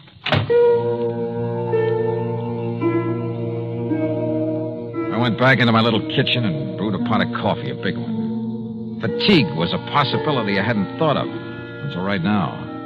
But maybe Curly Waters had. Yeah, he probably thought of a lot of things, a lot of tricks. Because at least one thing was sure, after what happened a few days ago, he knew that somehow he'd have to get me off guard. I hoped and prayed that Howie would keep his word, would keep his men away from the whole area. That he himself would stay away, not even call until this whole thing had come to a head. Then I heard it. It was at the back door of my apartment, the kitchen door that led to a fire escape. Fortunately, I'd turned the light off in the kitchen. I could sneak in without being seen. Johnny. Oh. Johnny. Betty, get in here quick. Oh, why did you come here? Oh, Johnny, I've been crazy with worry. Didn't the lieutenant have brains enough to put some men around your place to keep an eye on you? I threw an old tin can out the window, and when they went to investigate, I sneaked out the back way through the alley. Betty, you're insane to have come here. Don't you see? If Curly comes and there's a lot of shooting... You think I could just sit there knowing what might happen here any minute? Knowing that if Curly got lucky or something... honey, I don't know what to tell you. And I can't send you back without a police guide. And if the police come around, it'll only keep Curly away. I've just been sitting here hoping that Howie will have sense enough not to come back again. Again? Oh, yeah, he got worried about me, too. And... Wait a minute. Johnny, it's Curly. Oh, Johnny. Yeah, maybe it is. All right. Go on into the bedroom here. Come on, Betty. Johnny. Now, stay there. No matter what happens, stay there. You understand? Stay there. Please, dear. Yeah, who is it? Howie, open up. Oh. I told you, Howie, you idiot. You would... Just don't try to raise that gun, Dollar. Curly. Drop it. Drop it, Dollar. Now, over there. Sit in that chair. Yeah, I guessed right. You sent the cops away so I'd come after you, but I had to be sure. That's why I've been sitting in an empty apartment across the hall all afternoon, all night, to make sure. That's how I knew what the lieutenant's voice sounded like. Real clever boy, Curly. All right. I'm not going to waste any time. That dumb lieutenant might try coming back again, and I'd have to kill him, too. So, Dollar, I'm not even giving you time to pray. You're pretty sure there aren't any cops planted around here, aren't you? I'm not only sure, but Gimpy Taylor's wife has spotted where she can see him if they try to come around. Yeah? Just what do you think she could do about it? One shot into the alley across the street, and they'd forget all about you. Dumb cops. All right, tell me, Curly. Forget it. Goodbye, Dollar. No, don't answer. Not a word, Dollar. Not a word. Curly. Just hang it up slowly. Curly, listen. What? Who is that? Or should I? Curly, listen to me. Hand me that phone. And don't move. Move? With that gun on me here. Curly? Yeah? Who is it? Myrtle, Gimpy's wife. Myrtle? Now listen, Dollar isn't alone. He what? In the bedroom, waiting for you. Listen, is the door to that bedroom open? No, it isn't. What goes, Curly? Quiet. Now listen to me. If the door of that bedroom starts to open, don't wait. Start shooting. Hey, Dollar, hold this phone. Keep the line open. And don't move out of that chair. Mind telling me why? Quiet.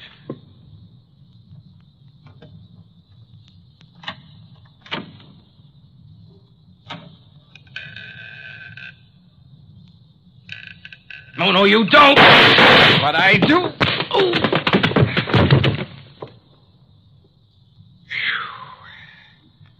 Okay, Betty. And thank heaven you remember the number to dial and make those phones ring. And how about the way I disguised my voice for him? Do you realize what a chance you were taking if he hadn't turned to fire when you kicked open that door? If I'd missed him when I threw that phone at him? It worked. That's all that counts. And look, one of his bullets nicked you right here on the arm. Nicked me? Oh, blood. Oh, hold me, Johnny. Oh, sure.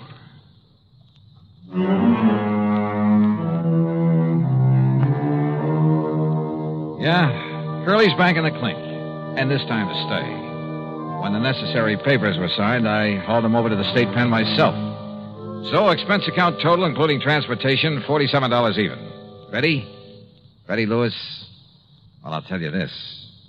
If I were the marrying kind, believe me, Yours truly, Johnny Dollar.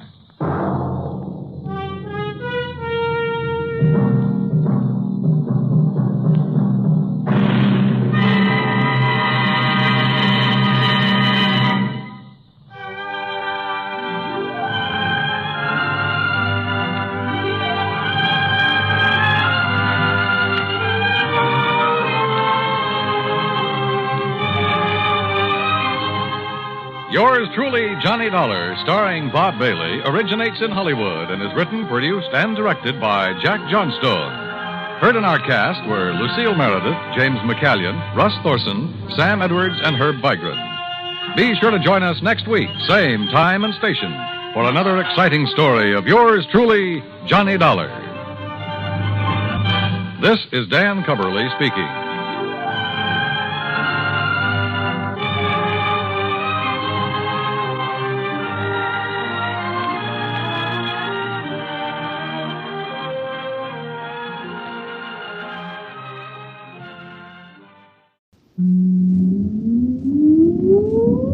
Countdown for blast off. X minus 5, 4, 3, 2, X minus 1, fire.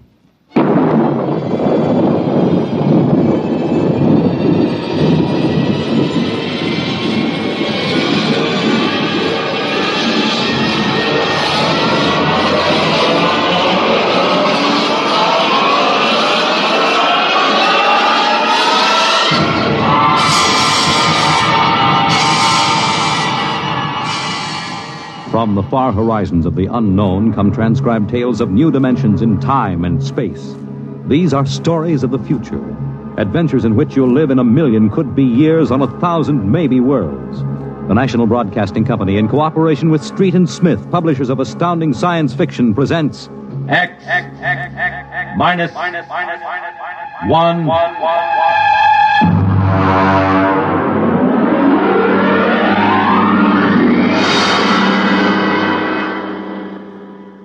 Tonight's story, Time and Time Again, by H. Beam Piper.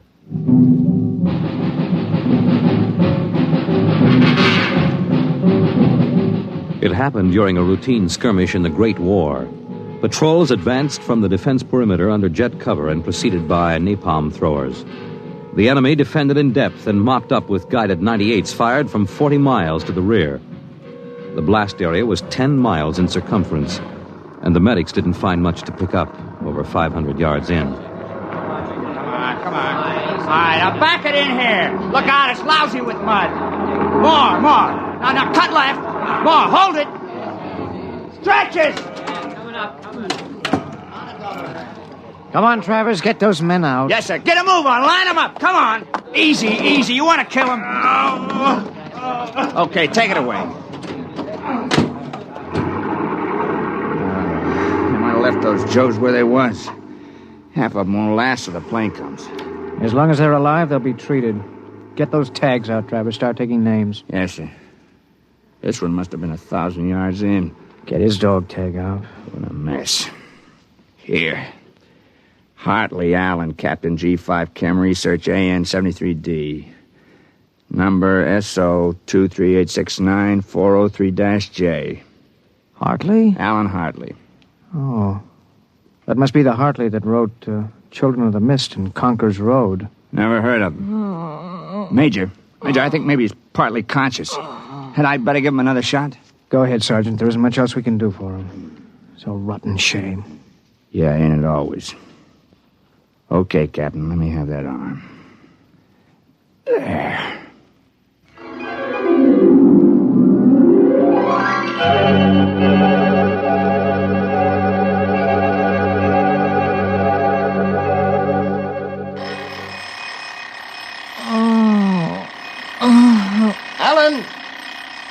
Alan! Oh, God. Down. Get up, Alan. Can't stay in bed all day. I remember that. Clear as if it were real. Up and at him. Hit the deck.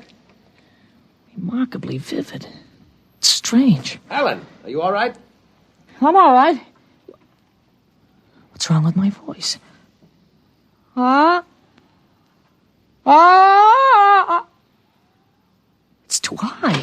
what are you doing? Practicing singing? My voice has changed. Is that all? You're growing up. Happy birthday. Happy birthday? Hey, wake up, son. Wake up. I am awake. It's impossible. I am awake. Well, the way you slept through that alarm, I'd say it was impossible. Come on, out of bed. I don't understand. You went to bed at a decent hour. You could wake up the next morning. Come on, son. Breakfast waiting. Out of bed or I'll turn it over. All right. It's a dream. Maybe, but you're wide awake now. I am. I'm awake. Well, half awake anyway. That's the bell at St. Boniface, isn't it? What day is it? Are you kidding? You forget today's your birthday? No, I didn't forget. Neither did I. Here, son. Happy 13th birthday. You won't guess what's in here. A rifle. A light .22 rifle. Oh, now how did you know that? I remembered. Did I spill the beans sometime? Oh, I could have sworn it would be a surprise. Well, go on. Open it.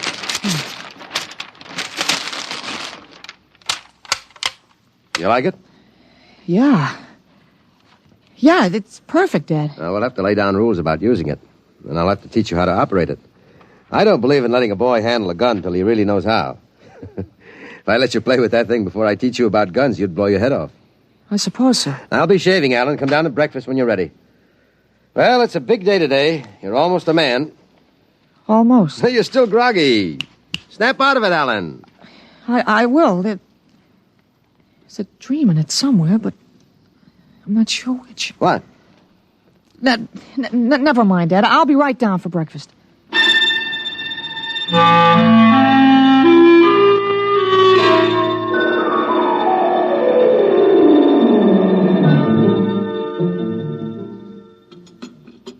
What you going to do today, son? I want to do some reading this morning, I guess. That's always a good thing to do. After breakfast, suppose you take a walk down to the station and get me a Times. Didn't it come? What, the Times? Well, they don't deliver. Be a good idea, though. Maybe I'll talk to Sam Ashburn about it. Here's a $50, Alan. Get anything you want for yourself out of the change. Thanks, Dad. Finish your milk before you go.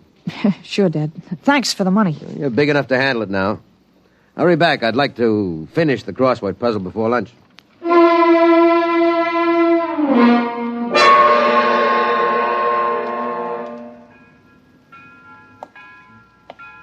Here you are, Alan. 1 Times. Tell your father the puzzle's a stinker this week. Yeah, thanks, Mr. Ashburn. Look out for the trucks when you cross the highway. I'll go across Elton's lot. It's a shortcut. Elton's? You'll have a hard time crossing there, son. There's 4 buildings on that block. I thought they burned down. I've seen them this morning, big as life. I guess that didn't happen yet. What'd you say? Nothing, Mr. Ashburn. I was just muttering. My days, youngsters talked up. Yes, sir. Bye, Mr. Ashburn.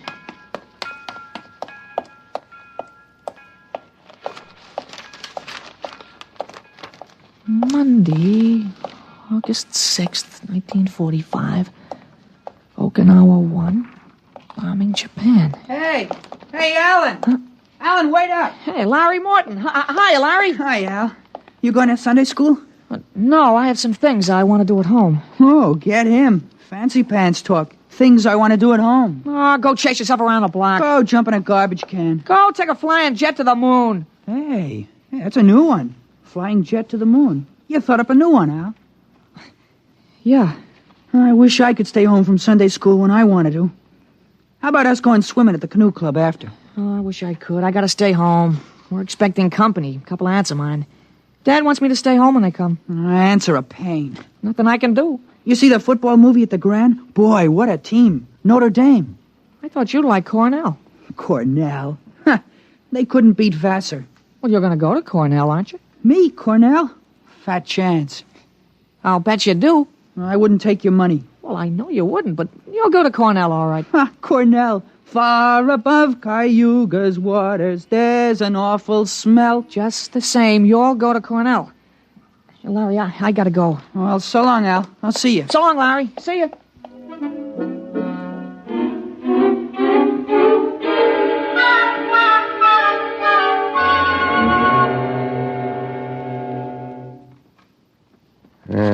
stuck in this corner. 7-letter word that makes in proportion. Titrate. Huh? Titrate? T-I? It fits. Now, how did you know that, Alan? That? I read it somewhere, I guess. Oh. What you reading now? Tarzan again? No, not Tarzan. It's refreshing to see you with a book. Sometimes I think I ought to forbid comic books in the house. Yeah, they must be raising the devil with those bombing raids in Japan. How long do you think the war in Japan will last, Dad? Oh? I'd say to the middle of 1946. They'll have to invade those islands foot by foot. I don't think so, Dad. I wouldn't be surprised if the war was over very suddenly. How, by magic? There isn't a thing on earth will make those Japanese surrender. You expect somebody to make a pass and it'll be all over by this afternoon? Something like that. I wish it could. A lot of boys dead in the invasion of Japan. Mr. Hartley, excuse me, please. Oh, hello, Mr. Gutchell. That's Frank Gutchell, Dad? That's right. Excuse me. I didn't mean to disturb you, Mr. Hartley. It's all right. Lovely day, isn't it, Mr. Gutchell? Mr. Hartley, the Lord's Day is always beautiful. Of course, Mr. Gutchell. Mr. Hartley, I wonder if you could lend me a gun and some bullets. My little dog's been hurt, and it's been suffering something terrible. Oh, that's too bad. I want a gun to put the poor thing out of its pain. Of course. How would a 20-gauge shotgun do? You wouldn't want anything heavy. I was hoping you'd let me have a little gun. Maybe, so big. Pistol? So I could put it in my pocket.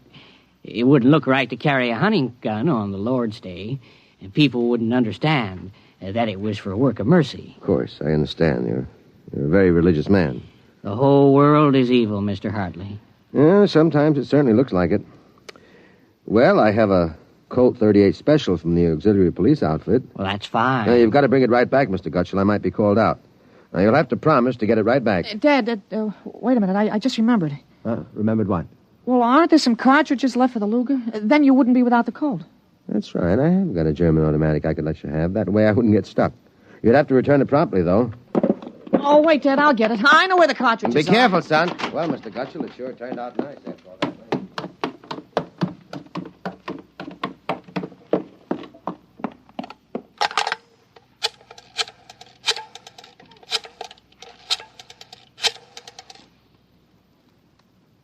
Hello, police headquarters. This is Blake Hartley. Frank Gutchell, who lives on Campbell Street, has just borrowed a gun from me, ostensibly to shoot a dog. What? No, he has no dog. He intends shooting his wife. Now, listen, he'll walk home. If you hurry, you can get a man there on time. What? No, but I wish you'd get my pistol back to me. It's from the First World War. All right, then you'll take care of it. Goodbye.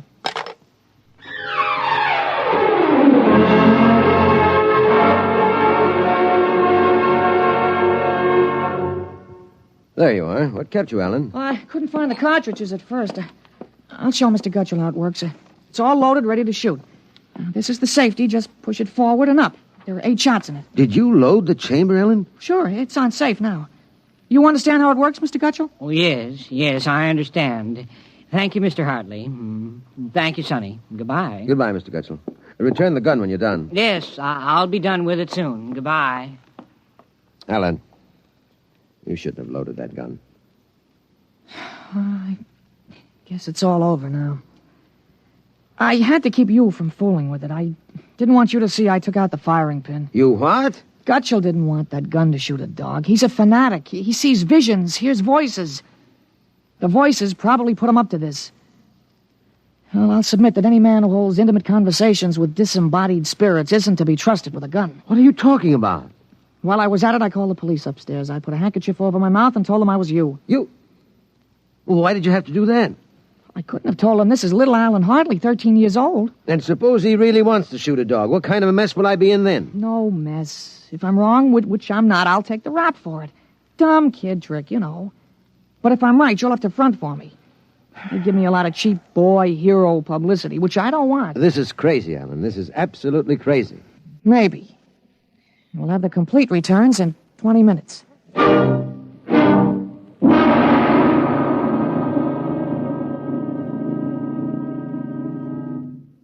Mr. Hartley? Mr. Blake Hartley? That's right. I'm Detective Sergeant Koborski from Homicide. Here's your Luger. Thank you. I don't know how you spotted that guy, but when we busted in, he was pointing that gun at his wife and swearing a blue streak because it wouldn't go off. I'm glad I was able to help. You know, they may even have some kind of a citation for you, Mr. Hartley. I don't think that's necessary. In the department, we figure a little publicity never hurt nobody. Even a lawyer, huh? I really would prefer it if it were kept quiet. Well, whatever you say. We'll want you to drop around in the morning for a statement. I'll be glad to. Well, goodbye. Goodbye, Sonny. Goodbye, Sergeant. Why don't you take the citation, Dad? Well, you were right. You saved that woman's life. Now, let's see you put back the firing pin. Sure. Here. All right, Alan. Suppose we have a little talk.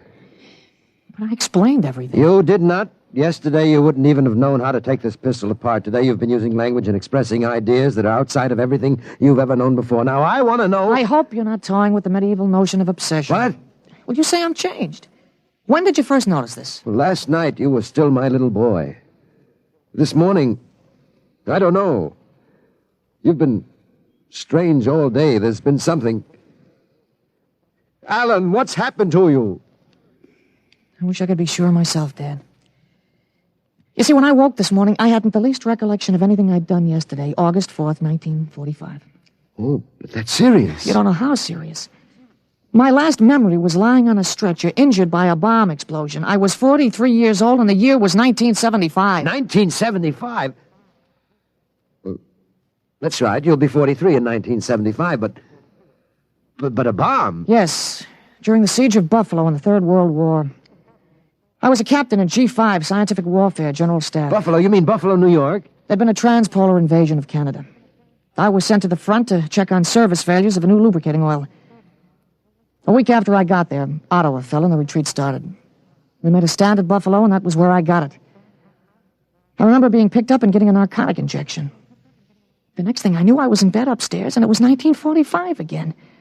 And I was back in my own 13-year-old body.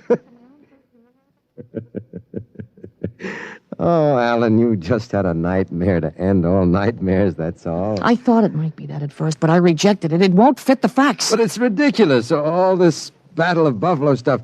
You picked up something listening to the radio. All the commentators have been going on about another war after this one. You've just got an undigested hunk of H.V. Callan born in your subconscious, that's all. But that isn't everything. I remember 4 years of high school, 4 years at Cornell, 7 years as a reporter on the Philadelphia Record, 3 novels, Children of the Mist, Rose of Death, Conqueror's Road. You think a 13-year-old can dream up all that stuff? But it's the only possible explanation. Maybe, but I can speak 5 languages today that I couldn't yesterday. French, German, Chinese, Russian, and a little Spanish. Although I've got a Mexican accent you could cut with a knife. But how did it happen? Alan, I can't believe it. All I know is here I am. I've been reading up on time theories. Nobody seems to know much about them. Evidently, time exists parallel as another dimension, and I got kicked backwards along it. But how? Oh, it may have been the radiations from the bomb or the narcotic injection, or both together. But the fact remains I'm here with full knowledge of my future identity.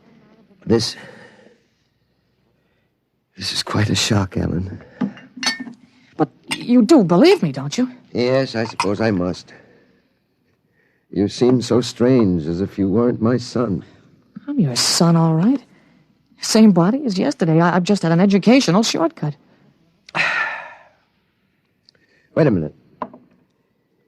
If you can remember the next 30 years, suppose you tell me when the war is going to end. This one against the Japs, I mean. Oh, sure.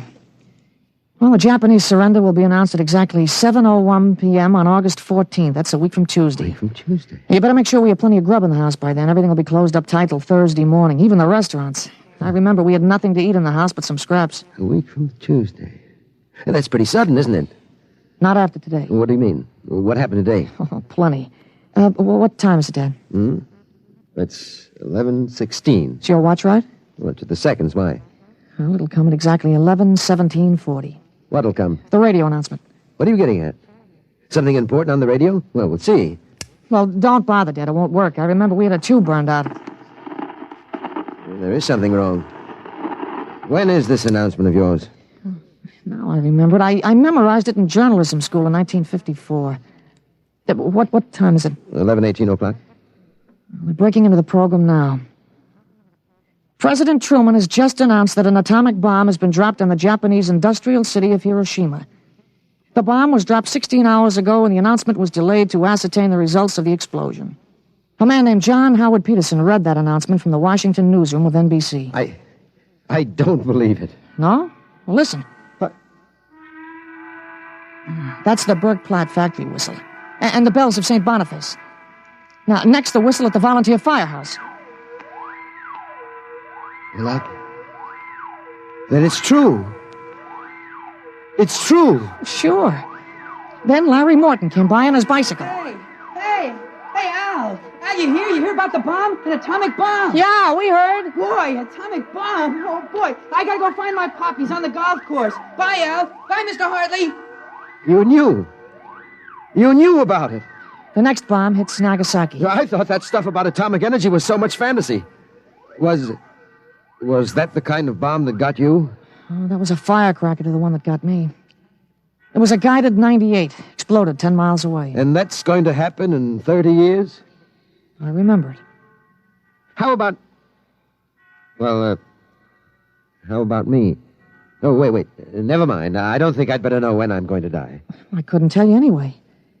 I had a letter from you just before I left for the front. You were 78 then, and you were still hunting and fishing and flying your own plane. But another war. And fought on American soil. Oh, Ellen, I wish this hadn't happened to you. It happened. I remember it. But if I can help it, I'm not going to get killed in any Battle of Buffalo. But if you remember it, if time exists as a parallel dimension, then every tick we're getting closer to that Third World War. Dad, you know what I remembered when Gutschall came to borrow that gun? No, I suppose that you suspected him and warned me. No, that wasn't it. The first time when I was really 13, I wasn't home. I'd been swimming at the canoe club with Larry Morton. When I got home about a half an hour from now, I found the house full of cops. But if the gun didn't fire... What makes you think it didn't? Gutschall talked the 38 out of you. He went home, shot his wife 4 times in the body, once behind the ear, and used the 6th shot to blow his own brains out. That's what you remember? Yes. The cops traced the gun. They took a very poor view of your lending it to him. You never got it back. But here it is. Oh, not the way I remember it. But I didn't want you in trouble, so I warned you. Dad, I found out the future can be changed. One man can't change the whole future. I stopped a murder and a suicide. I know, but... With 30 years to work, I can stop a world war. I'll have the means, too. The means? Unlimited wealth and influence. I've got a good memory, Dad. I wrote a list out this afternoon. Assault, jet pilot, citation, ponder, middle ground. What is this, a code? Horses. That's a list of Kentucky Derby winners from 1946 to 1970. Huh? You sure? Oh, I learned that list on a bet at the Officers Club in Cincinnati in 1971. Assault paid 8 to 1. You figure out what we can take in. But gambling? Oh, this isn't gambling. It's a sure thing. When we get rolling, we'll make the Rockefellers look like pikers. Assault at 8 to 1. Mm-hmm. I suppose I could scrape up $5,000. In 10 years, that'll make a lot of money. Any other little thing you have in mind, Ellen? Well, by 1952, we start building a political organization here in Pennsylvania. In 1960, I think we can elect you president. President? Isn't that going a little too far? Well, why not? Who wouldn't vote for a politician who was always right? Besides, that's the one thing we've got to change. In 1960, we had a man in the White House who was good to his wife and sang a nice tenor, and that's about all. He fouled up so completely, we ended up at war. Now, I think President Hartley might be a little more trusted to take a strong line. But I don't know anything about international decisions. I do. I know all the wrong ones. If we can stop one murder, we can stop a war. It's worth a try, isn't it? I guess so. How do I start? Well, as I remember, just after the bomb announcement, you got a phone call from the City Fusion Party about the next election. Well, there's a lot of talk about a reform ticket. Well, that call is going to be important, Dad. It's the turning point. Now you've got to know. There it is. Well, what do I do? Well, answer it. Go ahead. But... Don't worry. I'll tell you what to do. Go ahead. Hello? Yes, this is Blake Hartley. Judge Cribbins. Yes. Just a moment. Alan. Oh. He's asking me to run. Oh, my head. Alan. Oh. Alan, what's the matter? Oh. Alan. He passed out. Alan, what do I do now? Alan, listen to me. Alan. Alan, what's the matter?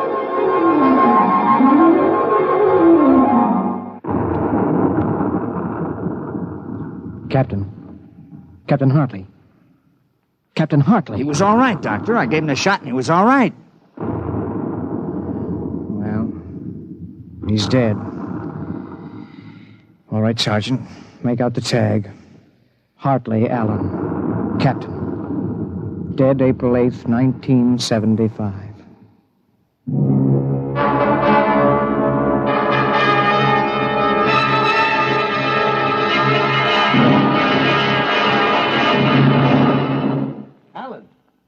Alan, what happened? Alan! Alan! Huh? Alan, are you all right? Oh. Hi, Dad. I've got Judge Cribbins on the phone. What do I tell him? What? Alan, are you all right? You passed out. Sure. I'm all right. Hey, today's my birthday, isn't it? What'd you get for my birthday, huh? Don't you remember? The Third World War? What Third World War?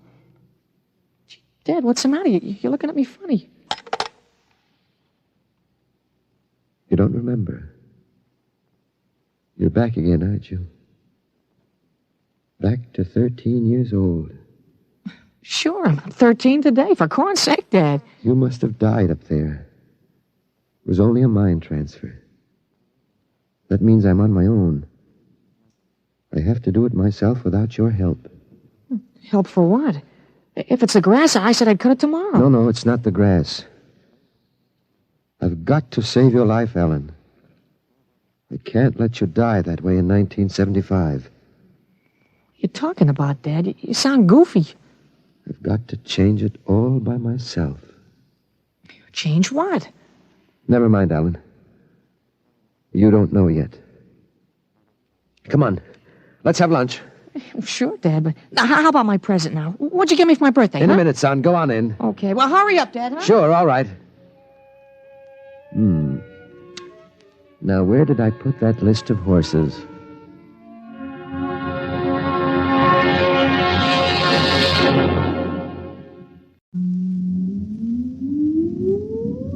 Countdown for blast off.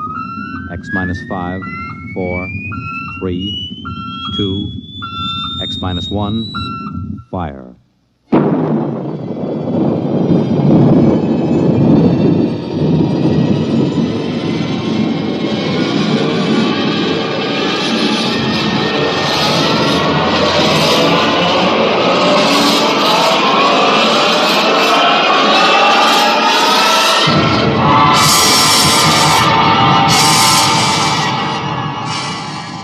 From the far horizons of the unknown come transcribed tales of new dimensions in time and space.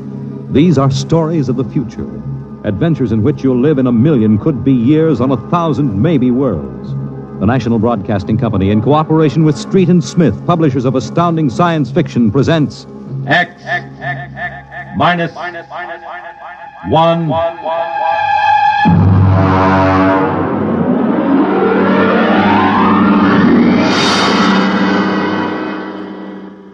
Tonight's story, The Roads Must Roll, by Robert Heinlein. Hear them hum, watch them run. Oh, our job is never done, for our roadways go rolling along. While you ride, while you glide, we are watching down in sight, so your roadways keep rolling along.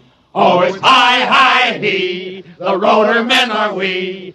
Check off the sectors loud and strong. 1, 2, anywhere you go. You are bound to know that your roadways keep rolling along. Keep it rolling! That your roadways keep rolling along.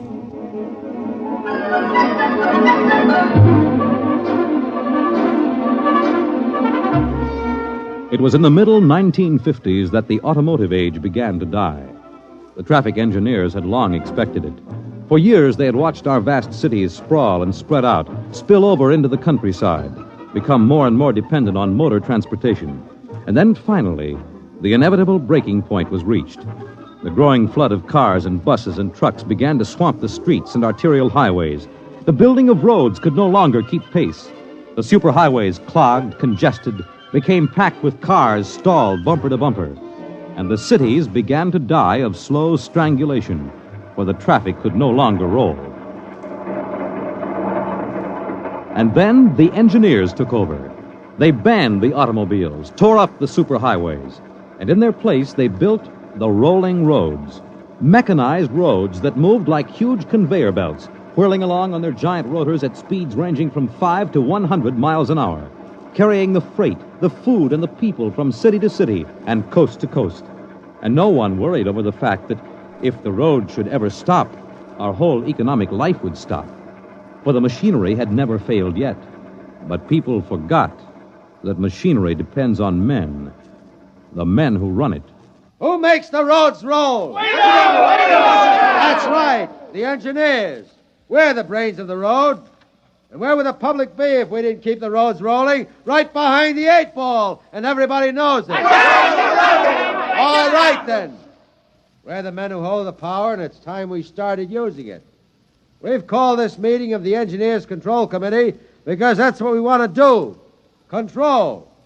Because I'm tired of taking orders from the Transport Commission, from slick desk jockeys like Jim Gaines, who don't even know a rotor bearing from a field corn. Now let Gaines yammer about our duty to the public. That's a lot of eyewash. We've got the power, and we're the men that count. Now it's time we quit fiddling around and use a little direct action to get what we want. Mr. Chairman! Mr. Chairman! The chair recognizes Brother Harvey of the Transport Mechanics Union. Thanks. Now, I don't rightly belong here since I'm no engineer. I'm just here to represent the workers' union. But I want to know what's all the shouting for. You engineers have got better working conditions than we have, and we ain't kicking. You say the engineers are powerful. You say you can tie up the roads. Well, so can any screwball with a jar of nitroglycerin. And he wouldn't need no engineer's degree to do it, neither. Harvey, are you speaking for your union now, or are you here as a stooge for the Transport Commission? Listen, Van Cleek, I helped found my union. I led the strike in 75 for decent working conditions. Where were you engineers then? With the Finks! Brother Harvey, remember, you're only a guest at this meeting. Go on, Van. Now listen, men. I'm one of the old engineers on the roads. You all are, worked up the hard way. We didn't go to the fancy technical institutes like those young punk cadet engineers the commission is training to take over our jobs unless we do something to stop them. Jim Gaines hasn't been able to fill us full of the old school spirit and that baloney about how the roads must roll. So all right then. Why don't we get smart for a change? What would happen if the roads stopped rolling? Maybe the country would begin to realize that they can't do without us. Maybe we'd begin to get the things we want. Who says the roads must roll?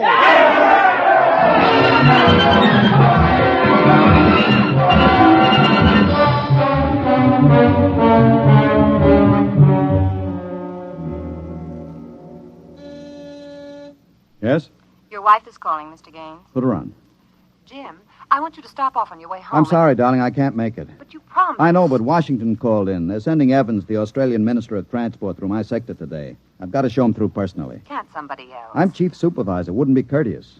Courtesy begins at home. I've planned this dinner for weeks. Honey, the roads must roll. Oh, if you quote that nauseating slogan at me again, I'll divorce you. I can't help it, darling. I'll meet you at Stockton at 9 and we'll take in a show. Kiss Alan goodnight for me.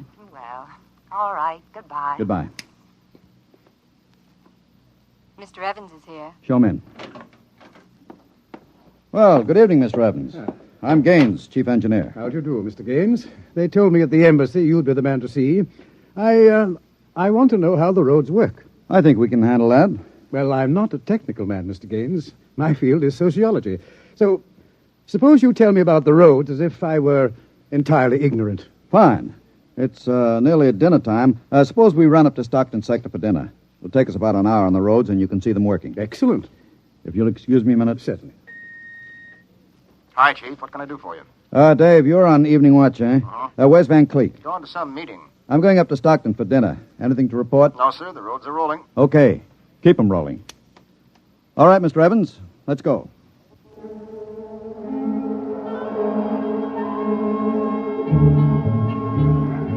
This is the low-speed strip. Ever ridden a conveyor before? No. It's quite simple. Remember to place the motion of the strip as you get on.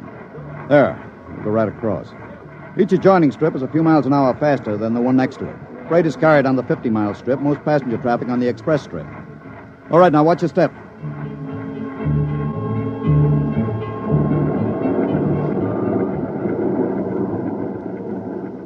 Here we are, the maximum speed. 100 miles an hour. It doesn't seem possible. This strip makes the round trip, San Diego to Reno, in 12 hours. Ready to eat? Is this the restaurant? Jake's Steakhouse. Fastest meal on the road. Is it really a proper restaurant? One of the best. Shall we go in? Hello, Mr. Gaines. We don't see you much out on the road. Busy in the office, Jake. Two? Right this way. What'll it be? You order. Well, how about a steak? 2 inches thick from a steer that died happy. Fine. Plug me in the phone, will you? There's one right next to you. Flank 2, rare. You'll excuse me, Mr. Evans? Certainly. Davidson on watch. This is the chief. I'm at Jake's Steakhouse. You can reach me at 10L66. 10L66, right. Yeah. Now they can get hold of me in an emergency. Oh? What kind of emergency could there be? 2, principally. Power failure on the roaders would bring the road to a standstill. That happened during rush hour. We'd have to evacuate millions of people from the road. As many as that? Easily. There are 12 million people dependent on this section of road. Gaines here. Hello, Chief Davidson. Just got the hourly reports in. Diego Circle, Bakerfield Sector, Stockton Sector, and Reno Circle all rolling. Oh, you didn't have to bother me with the hourlies, Dave. There's a supplementary from Sacramento. Proceed. Cadet Engineer Gunther, while on watch, was found playing cards with C.J. Ross, technician on duty. Any damage? One rotor running hot, but still synchronized. It was jacked down and replaced. All right, have the paymaster give Ross his time and turn him over to civil authorities. Place Cadet Gunther under arrest and bring him to Rotown Central. Yes, sir. All right. Keep him rolling. I was saying there were 2 possibilities of danger. Can you visualize what would happen if the strip under us would break? Oh, I hadn't thought of that. You don't realize you're traveling at 100 miles an hour. Well, it can't. Not now.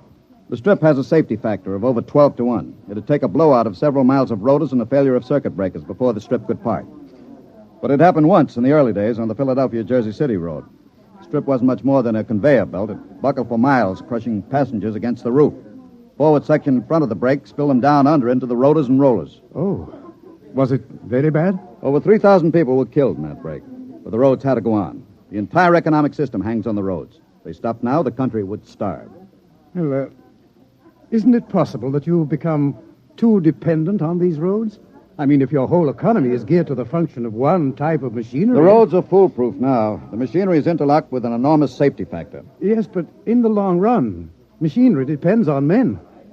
What if you had a strike? We had one back in 75.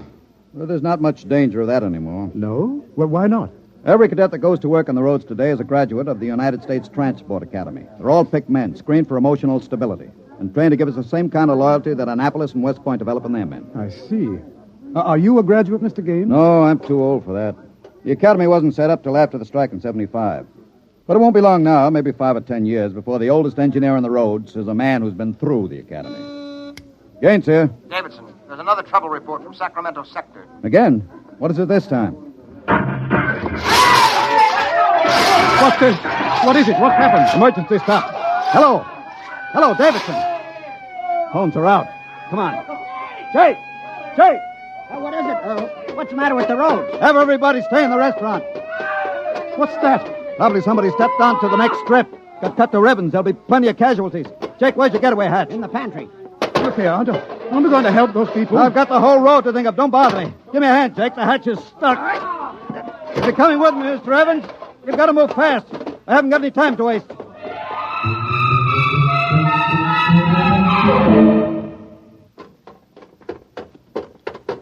Where are we now? Freeway on top of the inner road ceiling. That's the outer shell over us. Are we going outside? No, there'll be an access down manhole over here. They're spaced every 100 feet. There, by the green light. Now, this will get us down on the northbound road. Careful, it's dark. Now stand away from the door, Evans. Yes.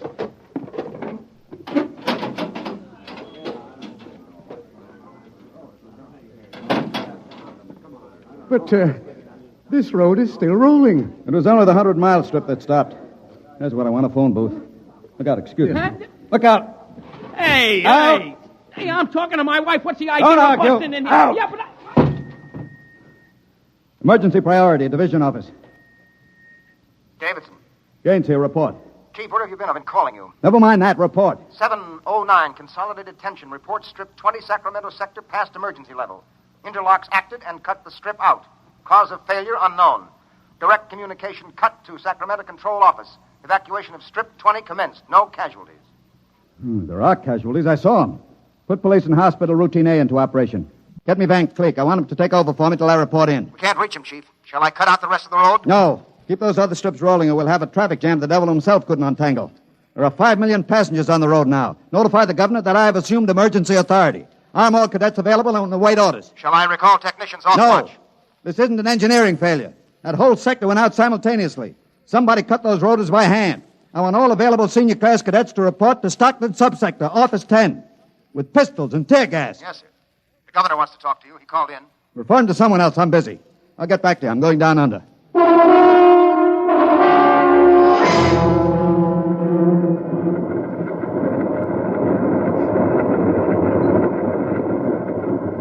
Evans! Evans! I can't hear you. The noise. Put on this helmet. What? Helmet! Helmet! Oh, yes. You can't hear without an anti-noise filter. Come on. What are we looking A for? recon car. There should be one here. Are those the rotors? Now, the big ones are rotors. They drive the road. Little ones are rollers. They give continuous support. There's a watch gang now, jacking down a rotor. Can they hear us? No, the noise filter works on a 4-foot radius. I'll flash him. Now, he sees the light. Cadet Wilson reporting, sir. I want your recon car. Emergency. Yes, sir. Right over here, sir. Come on, Evans. Yes. Now, get in. But it's so small. You'll fit all right. You can take off your noise filter now. Hang on, she accelerates like a rocket. Ooh, my stomach. Relay station. This is Gaines. Get me Davidson, senior watch officer. Mr. Gaines, the mayor wants to talk to you. I haven't got time. Get me Davidson. And leave this circuit hooked into Davidson's board until I tell you to cut it. Yes, sir. Here is the senior watch officer. Davidson. Gaines calling. Have you found out yet what's stopping the roads? No, sir. It's still a mystery to me. All right. I'm on my way in a recon car. Hold everything till I get there.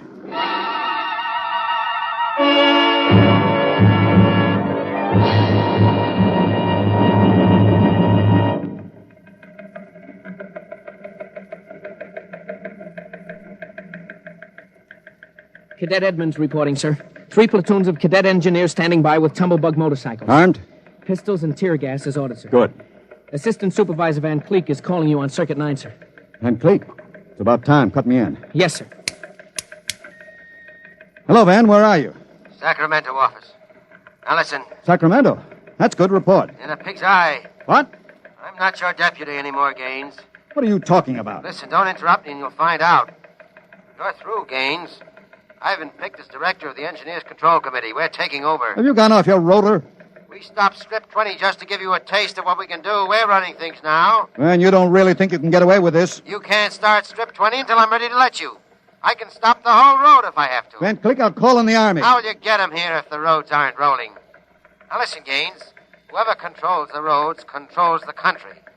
And right now, that happens to be me. Now sign off, Gaines. Gotta call the White House. You behave yourself and you won't get hurt. I don't believe it, sir. He's got us, Edmonds. We go in and blast him out, he may wreck the road. What's your rolling tonnage now? 53% under evening peak, sir. How about strip 20? Almost evacuated. Listen in on this, Davidson. Standing by, Chief. I'm going down inside with these cadets. We'll work north, overcoming any resistance that we may meet. The watch technicians and maintenance crews are to follow behind us. Each rotor, as they come to it, is to be cut out from under Sacramento's control, then hooked into the Stockton control board. Understand? Got it. Check. If it works right, we can move control of Sacramento sector right out from under Vance's feet, and he can stay in his office there till he's hungry enough to be reasonable. Edmonds, get me a pistol. Yes, sir. Mr. Gaines, there's a man here. He's badly hurt. He wants to see you. Take care of him. I haven't got time. He's from Sacramento sector. What? Bring him in. All right. Easy. Come on. Easy. Mr. Gaines. You're Harvey from the Mechanics Union, aren't you? I tried to warn you. I tried to get away. He shot me 3 times. Get a doctor. All right. Easy, Harvey. How long's this been building up? Isn't the man? It's the engineers. I told them they were crazy. Told them the road's got to roll. When I tried to get away, they...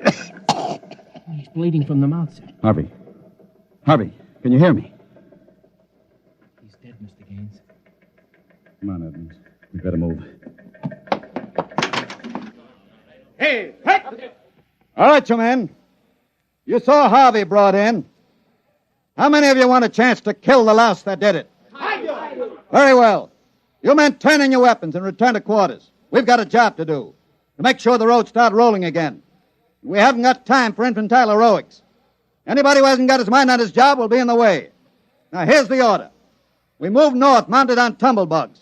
We're going to try to regain control, rotor by rotor, before Sacramento sector knows we're moving. We've got to capture any watch personnel we run on before they can get word back. Surprise is vital. Use tear gas when possible. Shoot only when necessary. But get them before they can reach a phone jack. Any questions? No. Then move out.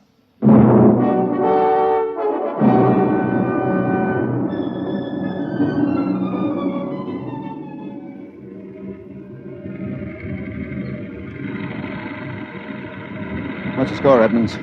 33 prisoners so far, nobody killed. Whoops. Yes, since I rode one of these tumblebugs, gotten how to steer it. Well, sir, there's a man ahead.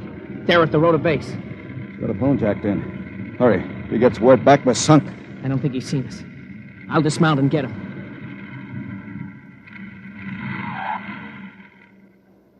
Quick, he sees us. Here, you. Look out, he's got a gun. Oh, I got him. Grab his gun. Yes, sir. You had a phone jacked in all right. We got through to Sacramento office. It's going to be tough. I don't know, sir. Maybe he didn't get the call through. Wait a minute. Listen. The road. Take off your noise filter. There.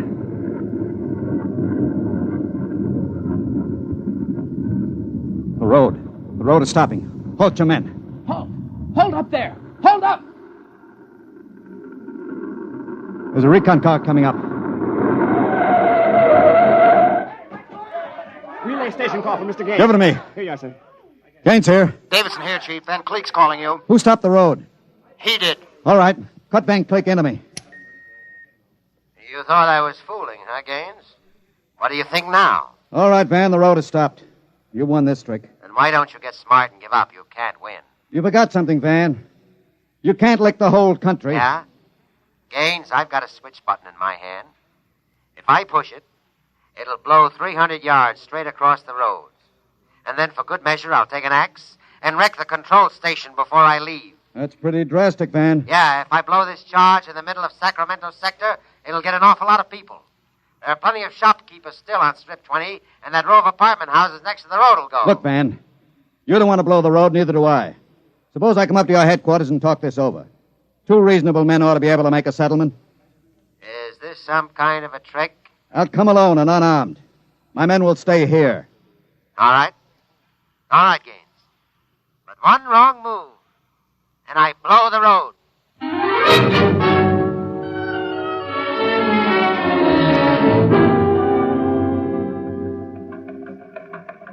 We've got to hurry, Dave.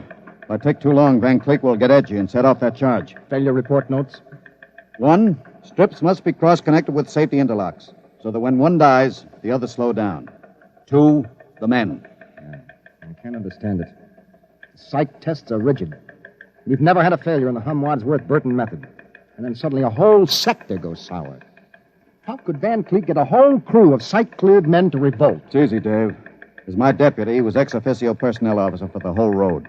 He must have been faking psych records for years and transferring maladjusted men into his sector. I've got that personnel record, Mr. Gaines. Man's record. Masked introvert. Inferiority rating 7. Comment. Despite a potential instability shown on Wadsworth Curve, this officer is especially adept in handling men. He's adept, all right. I haven't got time for any more, Dave. You're not going up there to Sacramento office. I've got to. He'll be armed. He'll kill you. I've got to take that chance. But unarmed? Why don't you call him the Army? He won't dare blow the road. Yes, he then. would.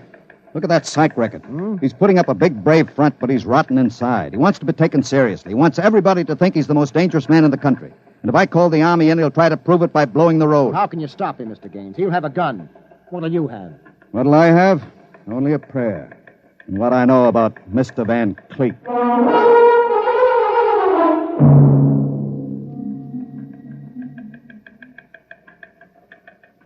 All right, Gaines. Director Van Cleek will see you now.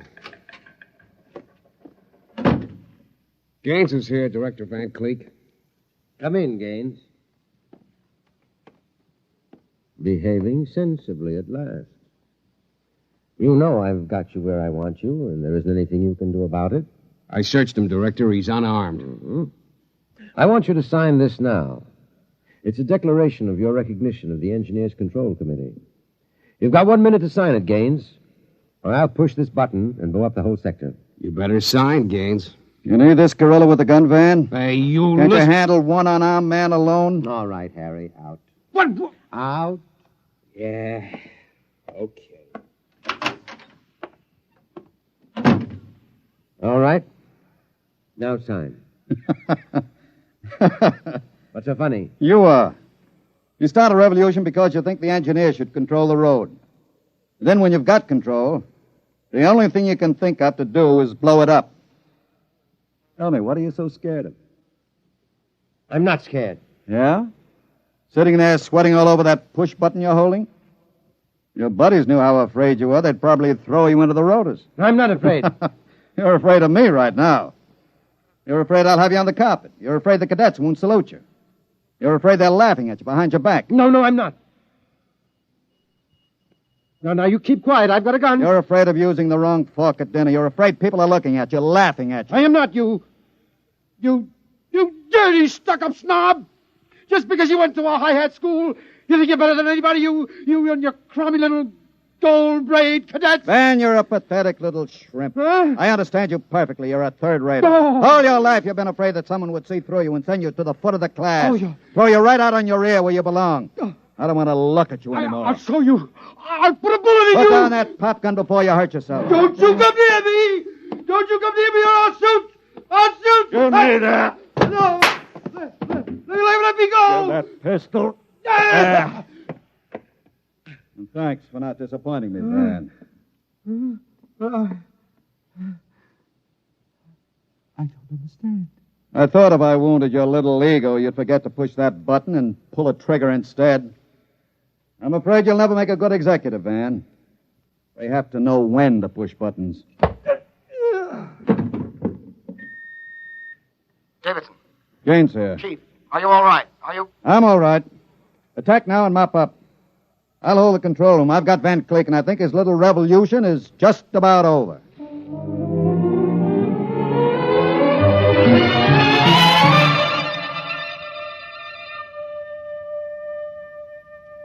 Hear them hum, watch them run. Oh, our job is never done, for our roadways go rolling along. While you ride, while you glide, we are watching down inside, so your roadways keep rolling along. Mr. Gaines! Oh, Mr. Gaines! Mr. Evans, I forgot about you. Yes, I've been waiting at the sector office.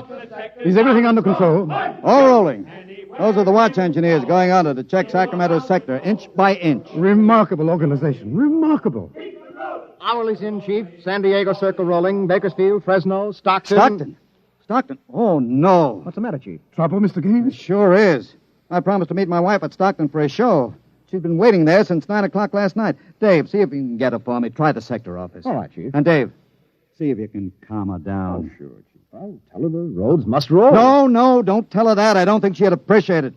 She's heard it too often. Oh, it's I-I-E, the roller men are we. I better get going. Bye, Dave.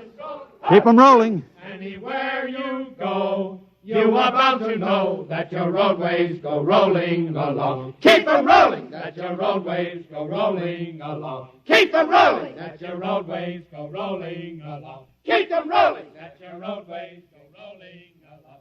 Keep them rolling, that your... Countdown for blast off.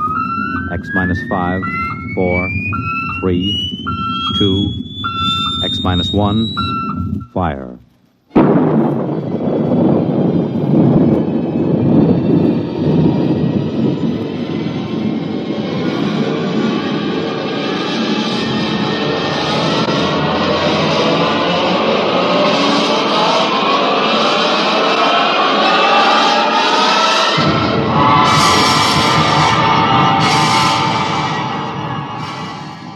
From the far horizons of the unknown come transcribed tales of new dimensions in time and space.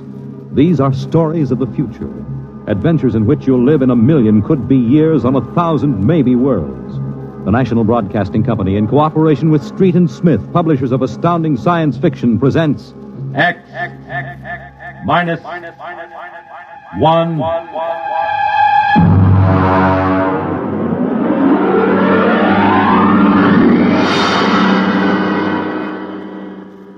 Tonight's story, A Logic Named Joe, by Murray Leinster.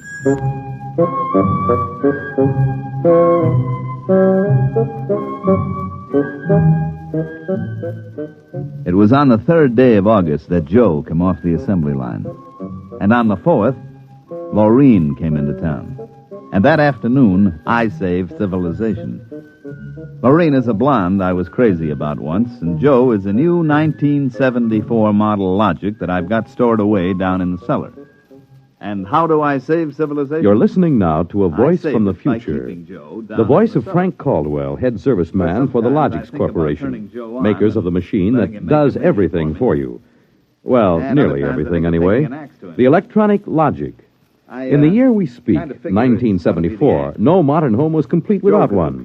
And the Logic sets were working so well that life was soft indeed for repairman Frank Caldwell. That is, until that fatal day of August the 3rd, when suddenly the Logics began doing everything for their users and doing it too well. On the 3rd of August, there wasn't much doing, and I'm hanging around the boss's office smoking up his cigars. Frank, there's a customer outside. Go take care of him, will you? Me? I'm a maintenance man. Mr. Korlanovich wants to have Logics explained to him. Explained? Where's he been, on Mars? I just moved up from the backwoods someplace. Well, why don't you explain him? Well, I don't feel too well. You were okay half an hour ago. Are you the boss here or am I? Go on out there, will you? Okay. Oh, Mr. Korlanovich, good morning. My name is Caldwell. Can I help you? Oh, thank you, Mr. Caldwell. This is my little boy, Freddie. Hi, you jerk! Oh! Freddie, how many times have I got to tell you not to kick people in the shins? Excuse it, please, Mr. Caldwell. Oh, sure. Just a kid. I got a knife home, could cut you into little pieces. Please, Freddie. We'd like to buy a Logic, Mr. Caldwell. The gentleman we spoke to first said he had to leave in a hurry. I'll fix him. Well, I understand that you're not acquainted with Logics, Mr. Korlanovich. That's right. We just moved to the city. Uh-huh. My wife, she saw everybody else had a Logic, and you know how women are. Oh, you bet. Well, you can't get along without a Logic in this day and age, Mr. Korlanovich. Look, I got a snake. You want to see? Well, you shut that. Now, about the Logic. Here, I'll just plug in this one right here. Now, you see, the Logic looks kind of like an old-fashioned television set, only it's got keys instead of dials. Now, a lot of the keys are standard, like the television stations, the news, the stock market quotes, and so on. Now, of course, if you want to talk to somebody, you just punch the number of his Logic. It's like making an old-fashioned phone call. But there can't be keys for everything. Oh, no. Now, let's say that you want to ask a question, like what to take for a sore throat, or who won the American League pennant in 1911. You turn on the Logic, then you just punch the question key and ask, like this. Who was the first president of the United States? George Washington. There, you see. But I already knew that. Well, of course, that was just a sample. I got a little store. Will it keep books for me? It will keep your books, record your contracts, serve as a filing system, and check up on what happened to your lawyer's last client. Anything. Hey, they're really something, these things. 10,000 services and information sources in one. Read our advertising. What I want to know, Mr. Caldwell, how do these logics work? Of course. Now, you saw that big building across the street? Sure. Well, that's one of the relay tanks. You see, there are a dozen of them all around the country, and they're all hooked up together. And there's a data plate in one of those tanks for every fact in creation. Anything that you want to see or hear, you just punch for it, and the logic gives you the answer. Hey, listen. Could I ask this thing how to make dart poison? How to make what? Dart poison. Like in Africa. I could shoot the darts through my bean shooter.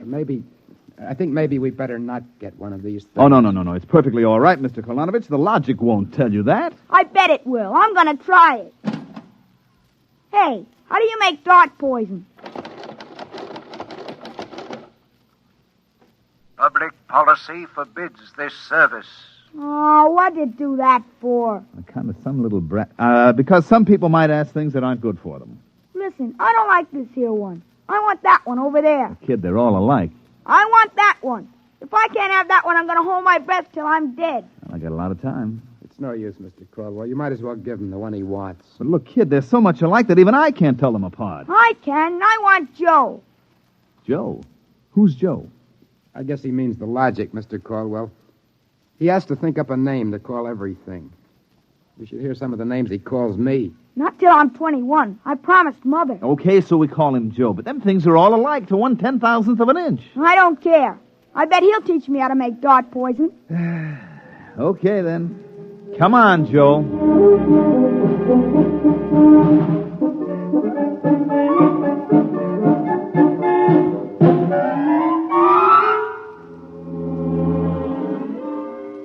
So he keeps yelling, I want that one. I want that one. I'm going to call him Joe. Mike, I tell you, I could have wrung his neck. How many cards? I'll draw 2. What a holy terror. He had his father scared to death. It's too bad that kid ain't mine. I'd show him quick enough who was boss in the family. Uh-oh, holy smoke. What's the matter? I'm sorry, fellas. I got to hold up the hand a minute. I just remembered. Oh, I got to call my wife. Oh, let her wait. You ever met my wife? Hey, what's the matter with this thing? It ain't getting my house. Announcing new and improved logic service. Your logic is now equipped to give not only consultative, but directive advice. If you want to do something and don't know how to do it, ask your logic. Hey, did you guys hear that? Well, they should have told us about this. Oh, it's just somebody trying to pull a gag. Oh, it didn't sound like a gag to me. Maybe the boss decided to add a new logic service. Look, the minute the system starts giving advice, some joker like you is going to be asking questions like, how do I get rid of my wife? Oh, no. The boss knows better than to start anything like that. Yeah, but you heard what the logic just said. Oh, listen, the sensor circuits will block the question. If you don't believe me, go ahead and try it. Well, anything for a gag. Okay, logic, I got a question for you. How do I get rid of my wife? Service question. Is your wife blonde or brunette? You guys hear that? She's a blonde.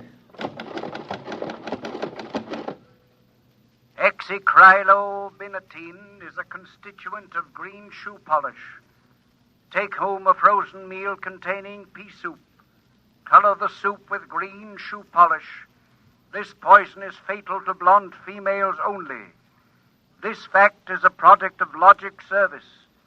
You cannot be convicted of murder. It is improbable that you will be suspected. The saints preserve us. And it's bound to be right. These things can't make a mistake. Well, Mike, don't just stand there. Check the sensor circuits, quick. Oh, we can't get to them. They're all sealed up. It's supposed to be impossible for them to go out of order. Well, they're out of order now. And I got a feeling that some awful things are going to happen.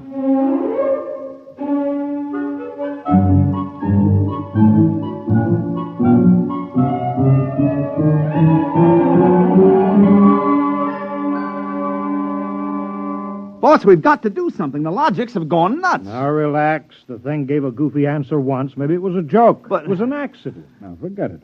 It won't happen again. What makes you so sure? People are going to be trying it. Look, supposing I wanted to get rid of you, for instance. You don't. How would you collect your pay? I know, but just supposing. Now, look, we'll try it. If you want to do something and don't know how, ask your logic. How do I bump off my boss? Male, fat, bald-headed, and 45. Make some chocolate ice cream containing powdered charcoal in place of half the chocolate. use Hotso brand charcoal. Hotso contains an ingredient fatal only to fat, bald-headed males. This fact is a product of Logic's service. Now, look, Frank, I admit these things have gone a little wacky, but there's nothing to worry about. Nothing to worry about. If this keeps up, what'll you bet that we'll have to shut down the company? You kidding? We can't shut down the company, and you know it. Logics have taken the place of everything but night baseball. We shut them down, we go back to a civilization that we've forgotten how to run. Yes, but, boss, there's no telling what they'll do. Listen, now, you've asked these questions for a gag. Nobody's going to ask them seriously. What you need is a little faith in human nature. Excuse me, it's probably my wife. Cyrus, dear, how do you feel? Why, just fine, sweetheart. What have you been doing? I just called to tell you, Cyrus. I've got your favorite dessert for dinner. Dessert? What kind? Homemade chocolate ice cream. Cyrus, when you taste it, you'll just die. Cyrus, what's wrong? Why don't you answer me, Cyrus? Chocolate ice cream. This can't be happening. Why, this is awful. These logics are dangerous. Have a little faith in human nature. Now, Caldwell, you're the head of the maintenance crew. I'll give you 24 hours to fix these logics or you're fired. Well, now, look, boss. What are you standing there for? Get in the service car. Get moving. Where? Anywhere. Find out what the logics are up to and see that you find out before the logics do.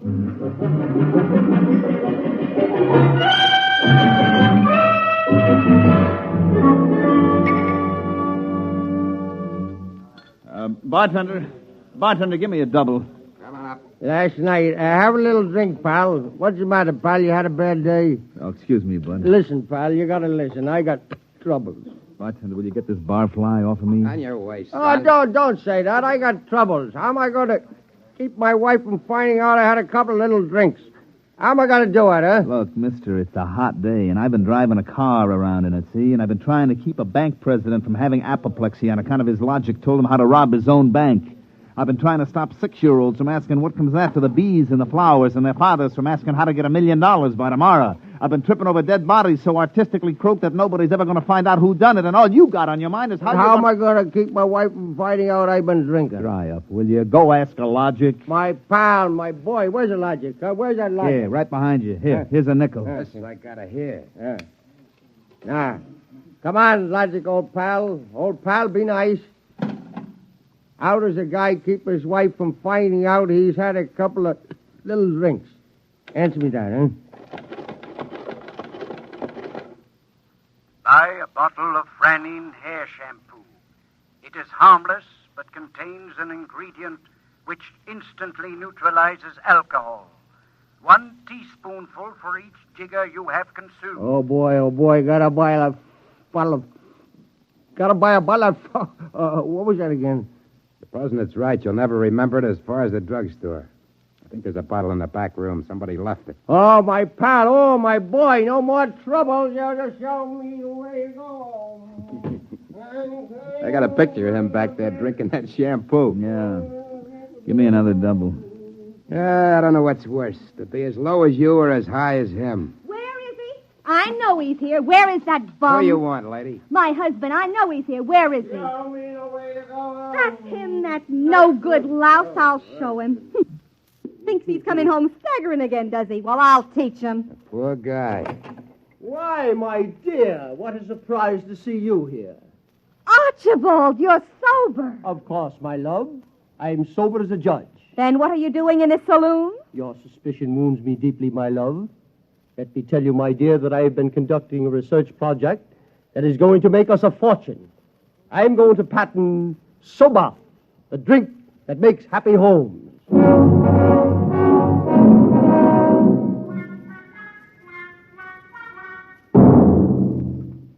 Look at this blotter, Caldwell. Blank. The greatest crime wave in history, and we can't even make an arrest. They're all perfect crimes. Thanks to the logics. But, Sergeant, we're doing our best to find Well, out... that's not good enough. You can't find out what's back of this. Shut down the company. Or else the police department will. Look, nobody is back of it. The logics run themselves. They pick their own circuits automatically. You mean they're doing all this by themselves? Sure. We always knew they could do a lot more things than we knew about. I think they're just trying to be helpful, that's all. That's all, huh? Well, you better make them cut out the tricks, including this new business they're up to now. What new business? Just started an hour ago. Every time you turn on a logic, it asks your name, and then it spells out the whole history of your life. What? I haven't heard about that. What's it do that for? You tell me. Go on, go ahead, try it. Okay. What is your name? How do you like that? I'm Frank Caldwell. Frank Caldwell. Were you ever called Ducky? Ducky? Lay off, will you, fella? What if I was? It's been years. Ducky, there is a call for you. Hello, Ducky. Holy cats. Lorene. Ducky, darling, how marvelous. Hey, let me get a look. Huh? Gosh, Lorene, where are you? I'm in a hotel. I just got into town. Oh, Ducky, wasn't it smart of the logic to find you? The logic? To find me? I asked it how to find Ducky. You must have an unlisted number, darling. You're not in the directory. Well, gee, how have you been, Lorene, since I saw you last? I heard you got married. You won't believe me, Ducky, I know, but I've had 4 husbands, and I've never loved anybody as much as I love you. You've divorced 4 husbands? 3. The last one, died unexpectedly. Oh, who unexpected it? He did. But the jury acquitted me, Ducky. They knew it was just a little old accident. So now I'm free again, and we got lots of things to talk over. You come right on over here, Ducky. Instant. Oh, well, Lorraine, I'm working, you see, and I'll call you back. All right. Here's a kiss. Mm-hmm. That'll have to hold you till you get here. Hurry, Ducky. Oh, my back. What am I going to do? Do like you were telling me a while ago. Huh? Calm yourself. Ducky.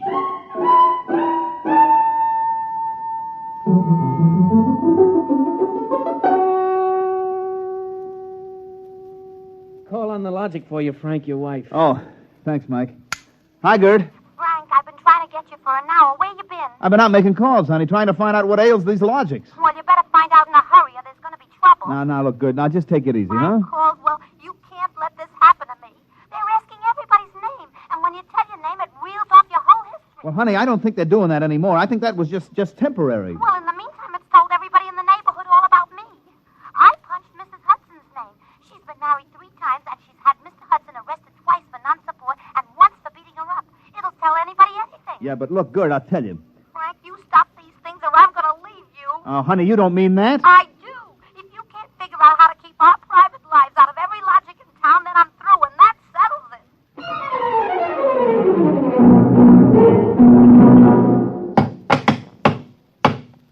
I can't even budge any of these relay plates. Me either. Isn't there some way we can disconnect them? Nope, there is not. They weren't built to be disconnected. The sensor circuits were supposed to take care of cutting them off. Now, see who that's for, Frank. Hello, Ducky, darling. Oh, Lorene, not again. Ducky, darling. I'm so lonesome. Why haven't you come over? Well, I've been busy. Oh, poor Ducky. Look, let's get married. Gosh, Lorene, well, what I mean is... Right away, Ducky. You're not busy tonight, are you? Look, Lorene, I got married. Oh, poor boy. My poor Ducky. Well, we'll just get you out of that. No, now, look, Lorene. It's all arranged, darling. I'll just call up your wife and have a little talk. No, now, please, Lorene, I mean, it's nice of you to think of me and all, but Yeah, you just give me your address and your logic number, darling. I haven't got one. Never mind, darling. The logic will find out for me. Lorene? Hey, Frank, will you get away from that thing and give me a hand? Yes, Mike, in a minute. First, I've got to call my wife. No. We got to get out of town. Oh, Lord, I made a mistake. Frank, you're supposed to be helping Mike. Yeah, I am, boss, I am, but I got to make this call. Call? What do I care about your call? President's getting ready to close down the company and declare martial law. Now, for the love of heaven, do something. Yes, boss, I will. I've just got to make this one call before the logics get on my trail. To assist in solving a special problem of logic service, kindly give the following information if possible. Where does Frank Caldwell live? They got me. I'm through.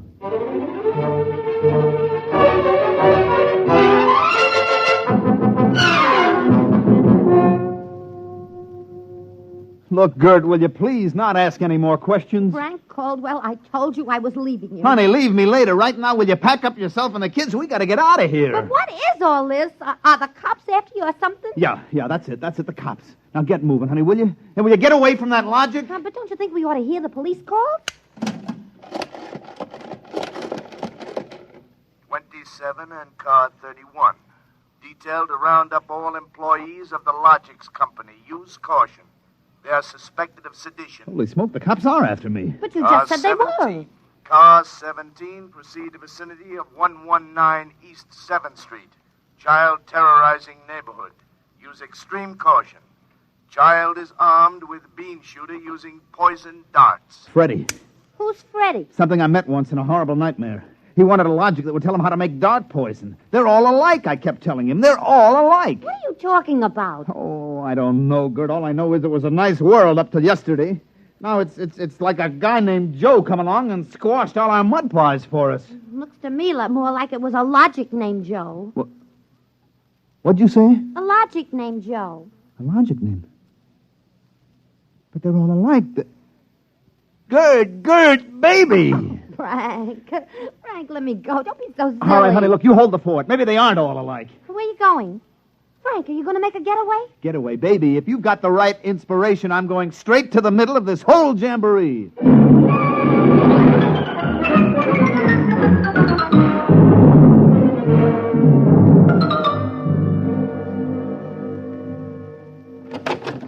Yes?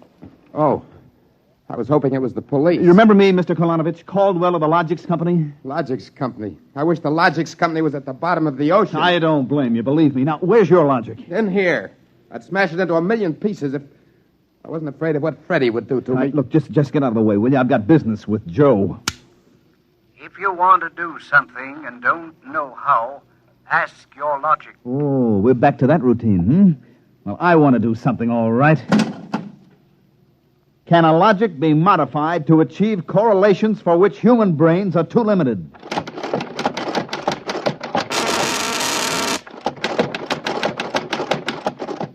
Yes. How great will the modifications be? Microscopically slight. Changes in dimension not detectable even by precision gauges. They can come about only through an extremely improbable accident. And what would this super logic then be able to do? Come on, you, spill it. It could set up entire new combinations of electronic relays, which would bypass the normal sensor blocks, thereby enabling it to perform valuable new services, including the giving of helpful advice on any human problem. And has this accident ever happened?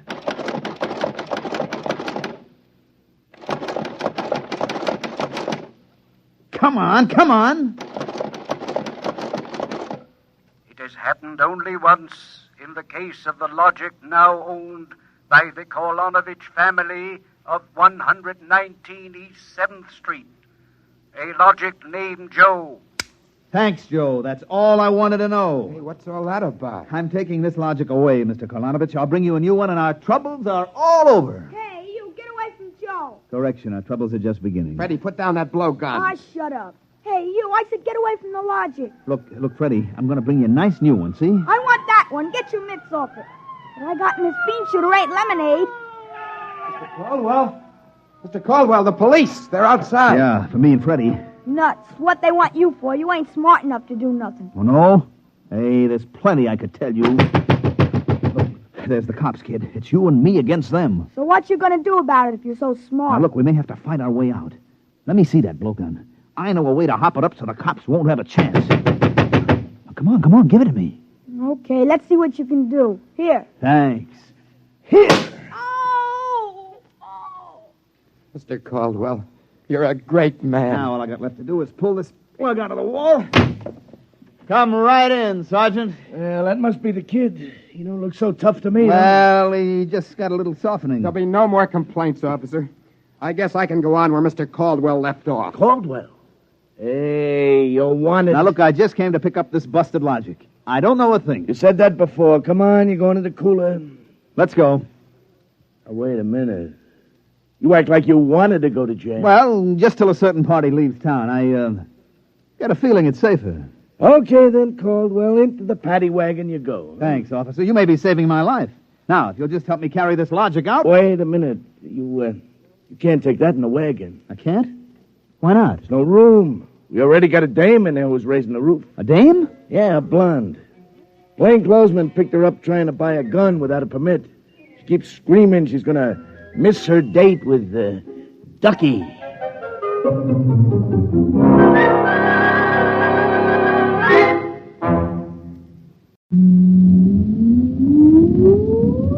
Countdown for blast off.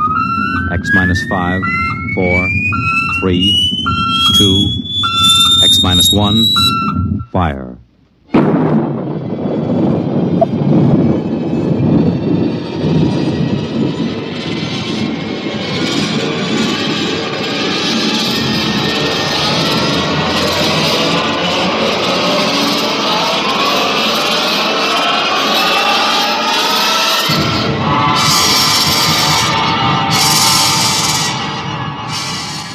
From the far horizons of the unknown come transcribed tales of new dimensions in time and space.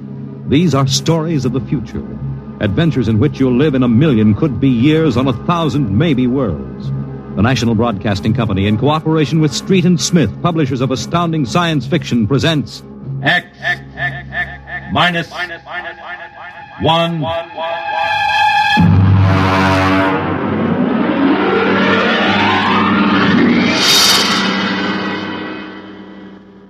Tonight's story, The Castaways by Ernest Kinoy.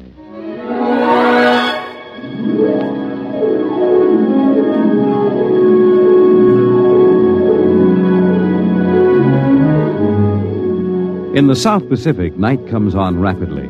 The sun dips below the flat horizon, the sea is crimson for a moment, and then night falls.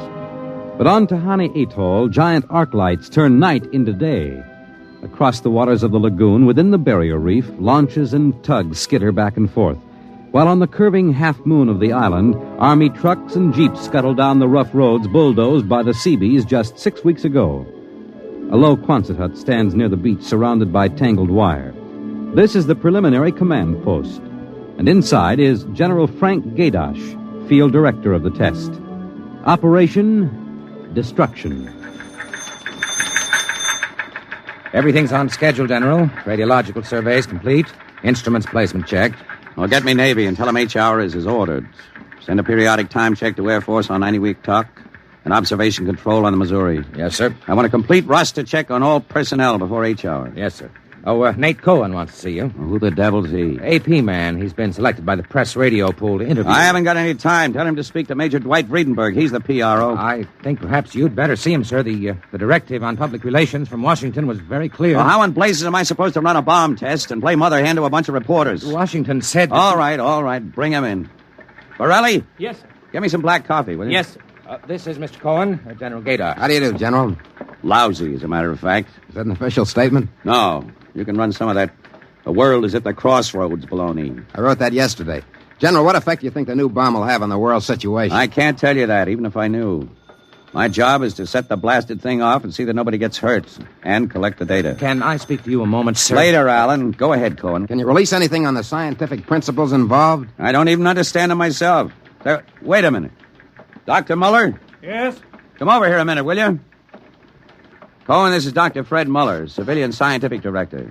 He's the only one who knows what's inside that warhead. How do you do, Mr. Cohen? How about a statement, Doctor? Oh, I'm afraid all I'm allowed to say is that the bomb is new, it's extremely powerful, and off the record, it's very tricky and dangerous. What'll happen if it goes off prematurely? I don't think we have to worry about that.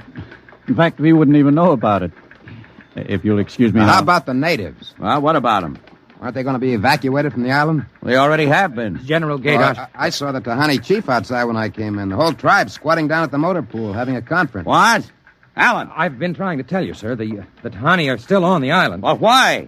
The LCTs are ready, aren't they? Yes, sir, but they won't go. They refuse. The schedule called for their evacuation to Mei-Ling 3 hours ago. I realize that, sir, but I hoped we could still get them off without violence. Look, Alan, they're either on the island or off. Now, wait a minute. Cohen, that's all. What are you going to do about the natives, General? Never mind. I'll issue a statement later. You going to force them? Go on. Get out. I haven't got time. All right, General. Thanks. Thanks a lot. All right, Alan. Let's have it. Well, sir, the Tahani been kicking up all along. They won't leave. They won't. Do they know what's going to happen to the island? Do they know that we're going to blow it higher than a kite? I told the chief. He just said they won't go. They'll go, all right, if I have to...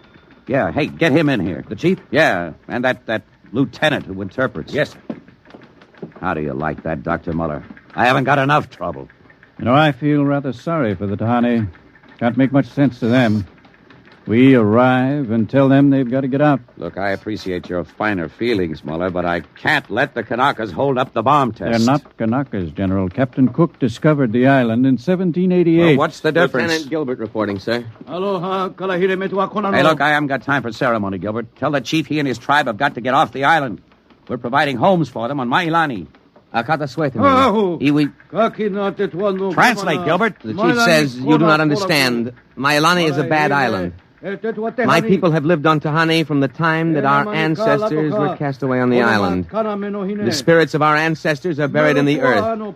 Our fathers are buried here. Our fathers' fathers. If he thinks I'm going to move his graveyard, he's crazy. In our ancestors' time, the Tahani came in a great bird canoe. We were cast away on this island. We have made it our home. What right have you now to carry us over the sea to a strange land where we would die weeping for our homes? We will not go. By the waters of Babylon, there we sat down and we wept when we remembered Zion. Well, thank you, Dr. Muller. You're a great help. Say, Gilbert. Yes, sir. Tell him I have no choice. He's got till midnight to get his tribe on board those LCTs peacefully, or I'll have the Marine Detachment carry him aboard. Yes, sir. Isn't that rather harsh, General? After all, justice is on their side. We're preparing to blow up their island, and we haven't asked them about it. Dr. Muller, will you kindly confine yourself to the scientific aspects of this operation? I'll take care of administrative matters. If you could explain to them what's at stake here. Any further explaining I've got to do, I'll do with the Marine detachments. I'm not going to hold up my schedule. Well, Gilbert? I told him, sir. All right, get him out of here. I've had enough. No, koala. What the devil's that? Some kind of a curse, sir. I can catch some of it. The island will remember the tears of its children and punish the invaders. The great destroyers will not destroy. And the evil man, who is the chief, will travel far through the blackness of night. Even as the children of the island end, so will he. All right, Gilbert, take him away. Yes, sir. Colonel Allen, get a detail from the Marine Detachment with tear gas and small arms down to the motor pool. And in 1 hour, have those natives on that transport, and I don't care how they do it. Is that my coffee, Varelli? Yes, sir. They must know about the bomb. The great destroyer will not destroy. You worried about that curse? I should think you might be. He threatened you personally. If I were you, I'd carry a pistol till they got off the island. The chief looked as if he'd cheerfully strangle you with his bare hands. I'm supposed to end the way they do, huh? What's that? Probably the Tahani saying goodbye to their island. I think I'll go down to the motor pool. Well, stay out of the way. And get back here in an hour. We've got to have this wrapped up and headquarters moved out to the Missouri by dawn.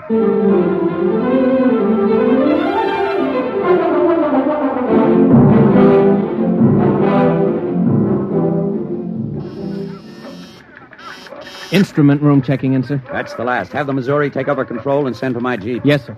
Are the LCTs standing by for those natives? Yes, sir. They're on the beach. The bomb unit is assembled in place, General. 2330, right on the nose. Robin, start evacuation procedure. The Tahani have stopped. Allen's probably moving them out to the beach. Check in with Navy and Air Force, Varelli. Yes, sir. What's that? Coming from the beach. The Tahani making trouble. Come on. General! Hey, you! Gilbert, what is it? Colonel Allen ordered the Marines. Well, what happened? The natives just got up and started marching. Did they embark? You don't understand, sir. They marched up the cliff and right off into the lagoon. What? All of them, the women and the kids, too. They didn't even try to swim. What were you doing all this time? Just standing around with your thumb in your mouth? Where was the Marine detachment? We couldn't stop them, sir. They just walked over the cliff. They didn't even scream, not even the kids. We sent the crash boats out, but we couldn't get them, any of them. The crazy idiots. Were there any reporters there? Well, Cohen and a life photographer. Well, get his film and hold it till I release it. What are you going to do, General? Postpone H-hour? It's too late for that now. And calling H-hour off isn't going to bring the natives back. But 100 men, women, and children just walking into the water. It's horrible. I know. I'm not happy about it either. There's nothing we can do now. I gave him a chance to get off. I was just thinking about the curse the chief put on you. Even as the children of the island end, so will he. That's what he said to you, General. I know. I heard him. Your jeep's waiting, General. The great destroyer will not destroy. That must mean the bomb. Don't worry, Dr. Muller. It'll take more than a mumbo-jumbo curse from a native witch doctor to stop this operation. At H-hour, that bomb goes off.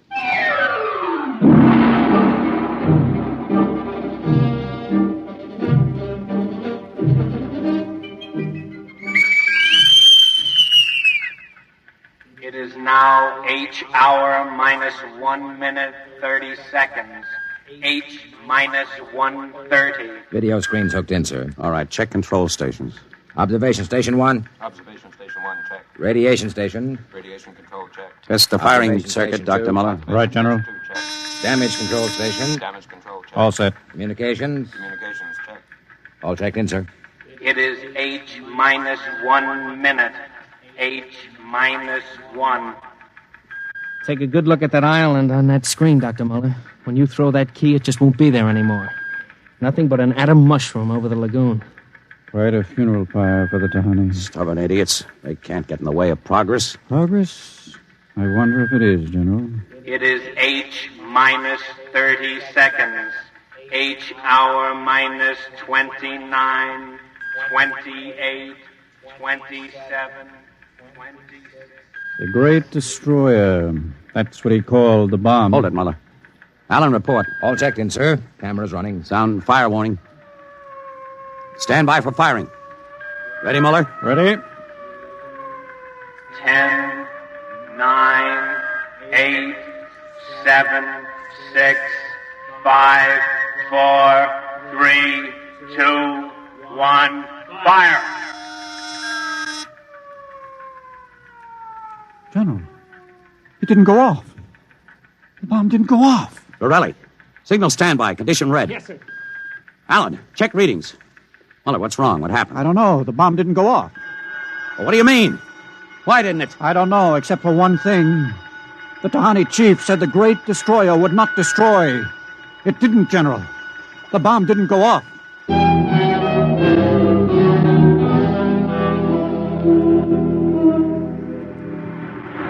How about it, General? What happened? Have you got a statement? Nothing you can use, Cohen. Not till we find out what went wrong. Hey, who let you come aboard this ship? I walked on. You don't know why the bomb failed? It didn't fail. It just didn't go off. What's that tank thing on the deck, General? Undersea salvage unit, Mark IV. They call it a bottom crawler. Somebody going down? Well, that bomb is down there in the lagoon somewhere. Could go off at any second. Somebody's got to go down and find it and disarm it. That's a lovely job. Who's elected? I am. Wow. And Dr. Muller. He's the only one who knows how to dismantle it. All is ready, General. All right. Come on, Muller. I'm ready. Allen, as soon as we hit shallow water, get those gates open. We'll pull the crawler out. And then you get away in a hurry. If that bomb goes while we're working on it, I don't want any casualties. Yes, sir. Inside, Muller. All right. I'm in. Now, remember, get this LST out of the lagoon in a hurry. You got that, Allen? You take your orders from Admiral Yancey. Yes, sir. Good luck. Closing the hatch. The radar and Geiger counter warmed up, Muller. I was just thinking of something, General. That curse, part of it came true. The bomb didn't go off. Well? The second part of that curse was that you would end where they ended. That was at the bottom of the lagoon. What are you trying to do, Muller? Nothing. I was just thinking this crawler is going to take us right down there where the Tahani died. I'm not worried about a handful of dead natives, Muller. I'm worried about that bomb. Okay, they're opening the gate. Let's go.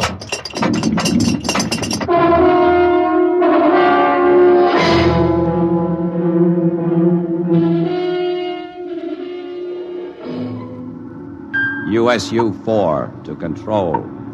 Depth 50 feet, bottom sandy, dropping off sharp. Anything on sonar, Muller? School of fish. You ever been down in a crawler before? Only in the tank at New London. think I've got a Geiger reading dead ahead. Hang on. Getting something on sonar now. Left to point. USU-4 to control. Over. USU-4 to control. Over. That's a fine note. The radio's out. Dead ahead. Looks too large to be the bomb. Can't see much on the forward vision plate. Hey, wait a minute. That's part of the reef ahead. That's where the Geiger reading indicated. The bomb must have settled in a hole in the reef. We'll have to go after it in diving suits. The suits are in the locker. Let's get this over with. The less time I spend down here waiting for that bomb to blow, the better I like it.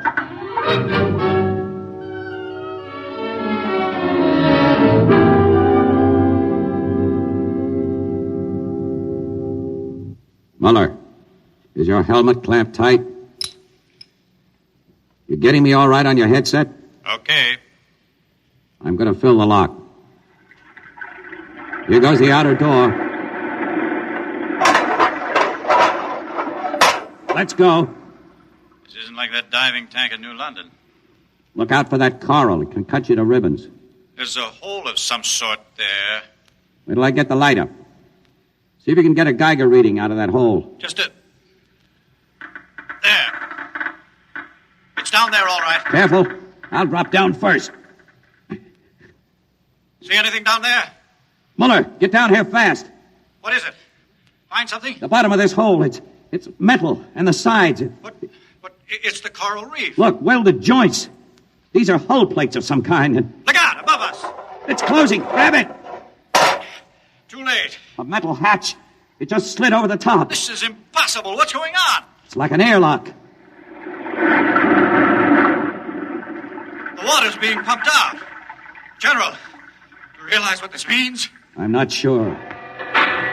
There's an inner door opening. Careful. It's a passageway. What do we do now? There isn't much we can do. We can take off our helmets, though. The dial shows good air. All right. Come on. What is this? An undersea fort? What's it doing here? What does it mean? Whatever it is, our bomb must be down here. Wait, there's someone there. I can't see. There's a shadow. Who is it? Who's there? Welcome, Dr. Muller. Welcome to our ship. We've been waiting for you. General, it can't be. Do you see it? It's the Tahani chief.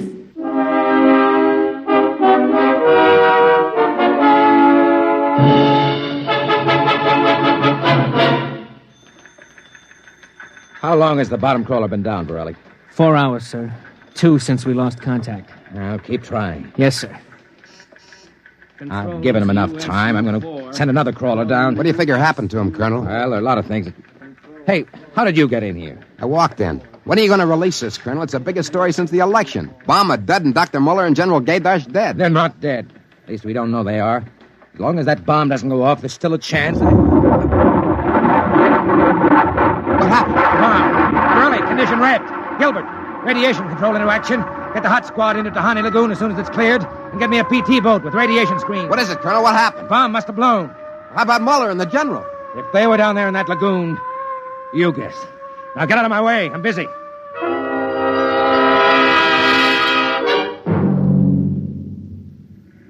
Radiation reading 75 and steady. Take her in as close to the beach as you can. Steady as she goes. Is there any danger of any more explosions? No. When she goes, she goes. Radiation 82. That's still safe. Cohen, is that something on the beach? Yeah. Looks like a body. Maybe you blew one of the Tahani back out of the lagoon. No, it's moving. Gilbert, glasses. Yes, sir. It's a man, all right. Head into the beach. Who is it, Colonel? Can't tell. He's in a diving suit. It's either Muller or General Gaydash.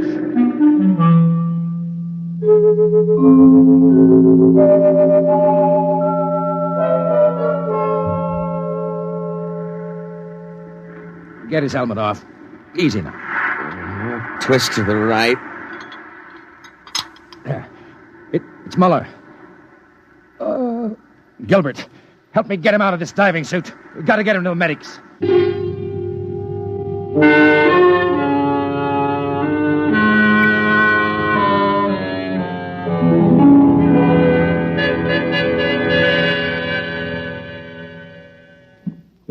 radiation burns, superficial bruises, mild shock. He'll be all right, Colonel. Can he talk? For a while.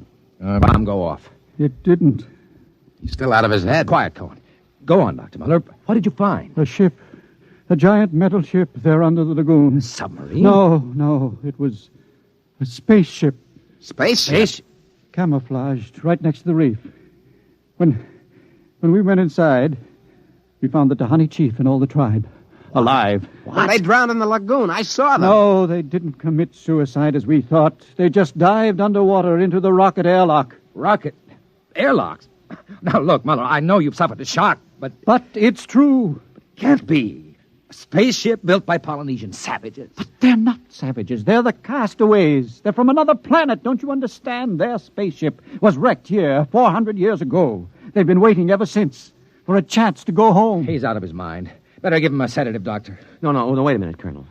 Remember their story about the great bird canoe? Maybe there's something to the legend. Not a legend. It's true. They'd exhausted their fuel, came down out of space, couldn't find anything here on Earth to replace their fuel source until we developed atomic power. Atomic power? You mean they stole our bomb? That's right. Fished it out of the lagoon, hauled it aboard. Yes, but how could they convert it to atomic drive? They made me dismantle it for them at the point of a gun. Then just before they blasted off, they let me go. But what about the general? Remember the Tahani curse? I see. You mean they killed him? You don't understand. I said I dismantled that bomb at the point of a gun. It was General Gaidash who was holding the gun. What? He was one of them, one of their spies, sent out to bring back the rocket fuel they needed. And the Tahani curse wasn't a curse at all. It said that when they left the island, so would he. You mean he's with them now? Yes. And after 400 years, the Castaways are going home.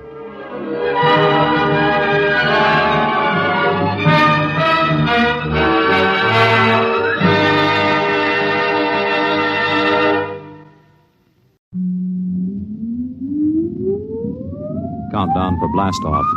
X minus 5, 4, 3, 2, X minus 1, fire.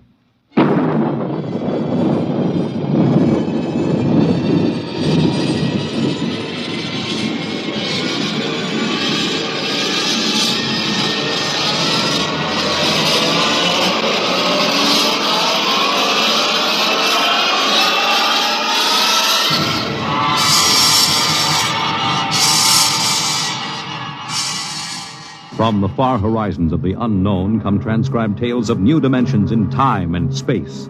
These are stories of the future, adventures in which you'll live in 1,000,000 could-be years on 1,000 maybe worlds. The National Broadcasting Company, in cooperation with Street and Smith, publishers of astounding science fiction, presents X minus 1.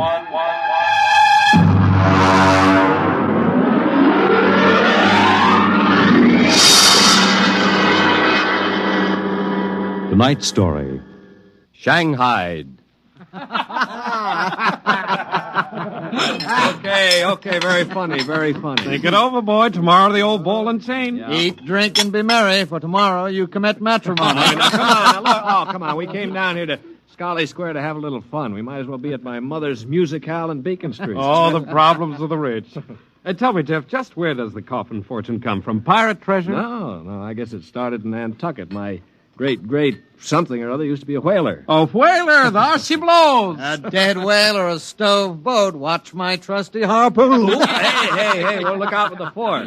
Oh, my. Hey, where's the money now? Oh, I don't know.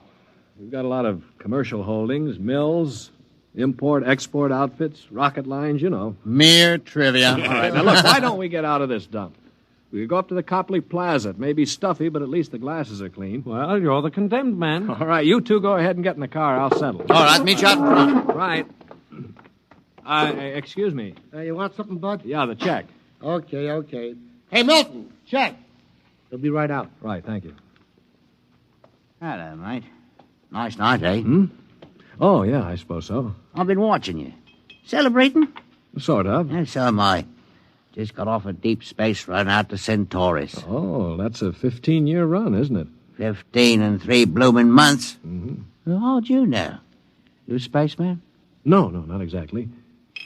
Where's that check, barkeep? Hang on to your hat, Bud. Milton's slow, but he's sure. Fill it up, Charlie. Say, why don't you join me, matey? Yeah, Charlie. Oh, no, thank you. Oh, come on. Won't take off him, Mo. Well, celebrate whatever it is you're celebrating on, May. Pour it, Charlie. Okay. Well, all right, thank you. I guess I might as well. Cheers. Yeah, right, cheers.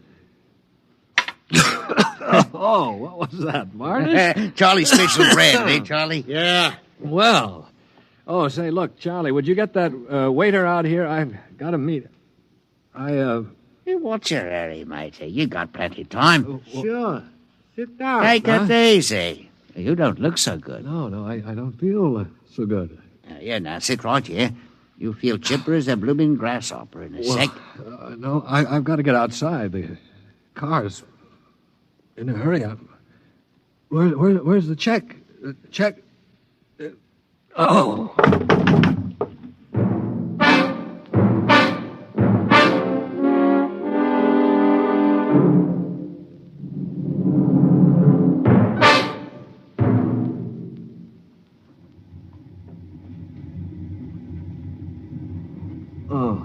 All right, matey. Up on your feet. Wakey. Oh, all right, let go of me. What's the idea? Rise and shine and greet the dawn. What? Where am I? What's going on here? Come on now, matey. Up in there. Wakey. No, wait a minute. So you were at that bar, Scully Square. Come on now. Up on deck or you'll be in trouble. Deck? What are you talking about? Where am I? It's hard to say exactly. Offhand, about 8 hours out of Atlantic Spaceport. Atlantic Spaceport? Now, look, what kind of a joke is this? If Alan and Peter think this is funny, what ship is this? R.S. Michael M. Rafferty, coffin line. Oh, coffin line. Well, that makes it easy. Now, you've got to put back to port. Forget your toothbrush, Banks. No, listen, you runt. You take me to the captain, or I'll tear you apart. Here, darling, grab my jacket. All right, get moving. Sure, mate, dear. I'll take you to the captain. But you're going to be sorry.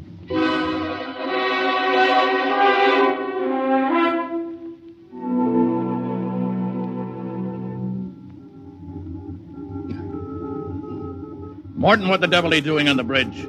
Get below before Right away, sir. Only this here gentleman asked to see you. Yeah, that's right, Captain. There's been a mistake made. I'm afraid it was supposed to be a joke. Oh? Yes, you see, I'm going to be married today, and I suppose the boys thought it'd be funny to make me miss the ceremony. I'm sure it won't be too much trouble to have you drop me off back at the Atlantic Spaceport. What? Morton, what is this? Well, it's simple, Captain. He wants you to turn the ship around, that's all. Now, look, if there's any trouble with your superior, I'm sure I can fix it up. You see, I'm Jeff Coffin. Yeah? Well, you don't understand. My father is Cyrus Coffin. He owns this ship. Oh, he does, Morton, get this drunk below. Now, just a minute. I can understand you not believing me, but I can identify my... Hey, where's my wallet? I've been robbed. Oh, now, look, Captain, wait a minute. All you have to do is radio back and check. Mr. Black, remove this man from the bridge. Yes, but... Aye, sir. You heard the captain, Buster. Oh, no, wait a minute. Let go of me. This is no way to treat a passenger. Passenger? Huh. Wake up, sonny boy. You're one of the crew. Now get below.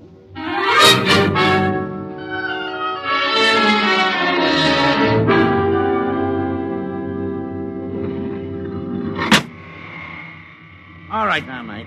Grab yourself a buffer. Get to work on those deck Now, plates. look, they can't get away with this. This is kidnapping. Perhaps yes, perhaps no. Now get this here deck nice and shiny, and we might even see about some grub. I'll be back in 2 hours. And mind you, I want to be able to see me bloomin' reflection in it. Better polish that deck plate. They can't get away with this. Well, the law says once you sign on, you're under absolute orders. I looked it up. Yeah, but I didn't sign on. I was kidnapped. You won't be able to prove it. Come on, mister, please. I didn't get anything to eat yet today, so give me a break, huh? Oh, all right.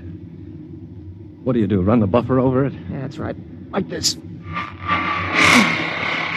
You sign on? Yeah, I ran away from home. How old are you? 16. 30 when we get back. Yeah. What do you mean 30? We're headed for Mars, aren't we? Only to refuel. We're outbound to Centaurus. Oh, no, it can't be. Well, that's a 15-year run. Morton! I've got to get back. It's no use. I'm getting married. My bride-to-be will think I'm dead. Martin! What's up here? You want me to call Mr. Black again? He'll give you what for. Listen to me, Morton. Listen, I've got to get back to Earth. I can't disappear for 15 years. Oh, is that the fact? Look, we stop at Mars, right? Yes, and you'll be below decks under lock and key. Listen to me. If I can make it worth your while, will you get me off at Marsport? Jumping ship, huh? That's real naughty, mate. $1,000? Why, what would I tell me poor old mother in better say? 2,000. 5 in advance. What do you mean in advance? You're probably the one that rolled me for my wallet. I'll find a way. They don't believe your young coffin, but maybe I know better. All right, it's a deal. Look, Mr. Coffin, can you take me with you? I didn't realize what it would be like. I can pay my share. I could work it out for you, or maybe borrow money. I couldn't stand 15 years. I'd go crazy. All right, sure. What about it, Morton? Boy'll cost you another 1,000. You cheap swindler. Here now, Mr. Coffin. I'm all what stands between you and a lovely pleasure cruise for 15 years. So I'll thank you to treat me with the respect and politeness what a gentleman like myself deserves.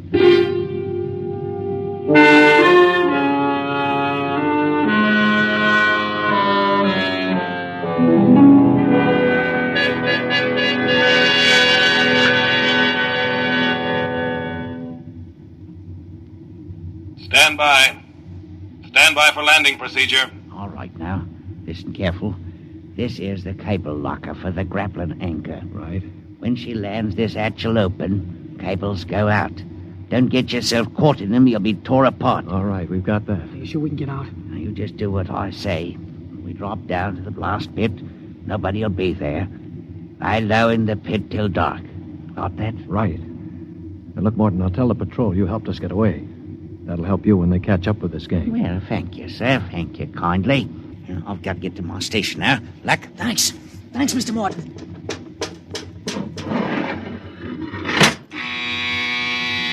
Well, there's a landing horn.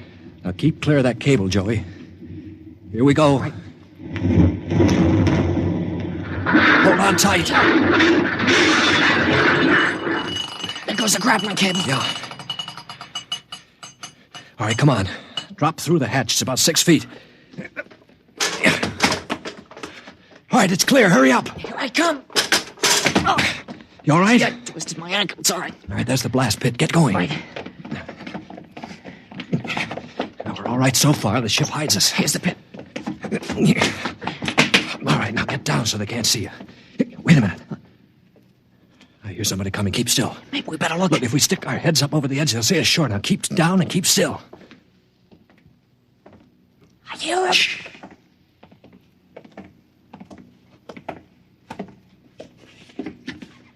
Well. Look what we have here. 2 little babes in the wood. Now, you two move and I'll shoot you in the belly. Morton, you got good eyes. I told you I saw him coming this way, Mr. Black. Jumping ship. My, that's a terrible thing to do.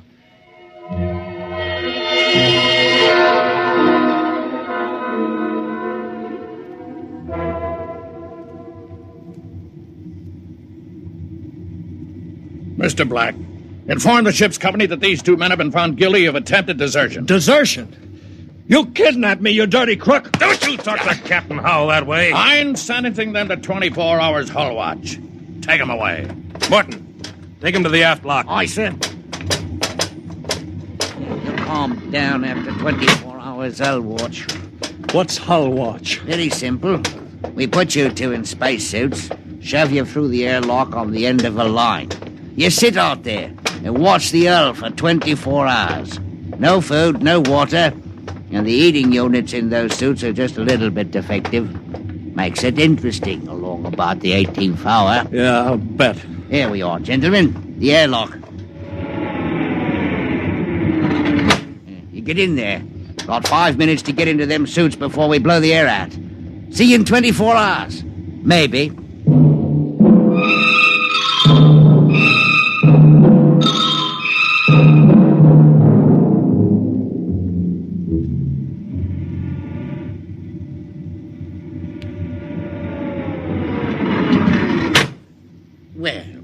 Welcome back to our little home. Water. Thirsty, eh? You should control these animals' instincts. Get water. Right, yeah? Yeah. Slopping like a bloody animal.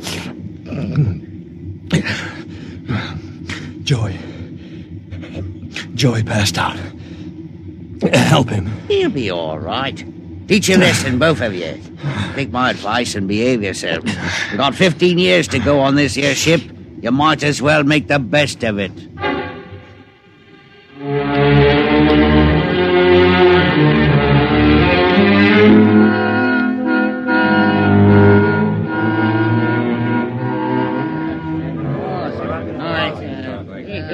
Hey, Martin! What do you call this mess? That's your supper, mighty food concentrate. What's the idea? Only 2 months out and on concentrates already? You complaining, Red? Yeah, I'm complaining. If Captain Howell's chiseling on the manifest, that's his business. But when he tries to take it out in our hides... You keep quiet or I'll turn you into Mr. Black. Concentrate is what you get to eat from here on out. Now shove it into your face and keep quiet. Suppose I shove it into your face and see how you like it. What's going on in here? What's going on? Morton. He struck me, Archwant. 48 hours hull watch. All right, what are you all looking at? Get back into your places. Morton, bring that man down to the aft airlock.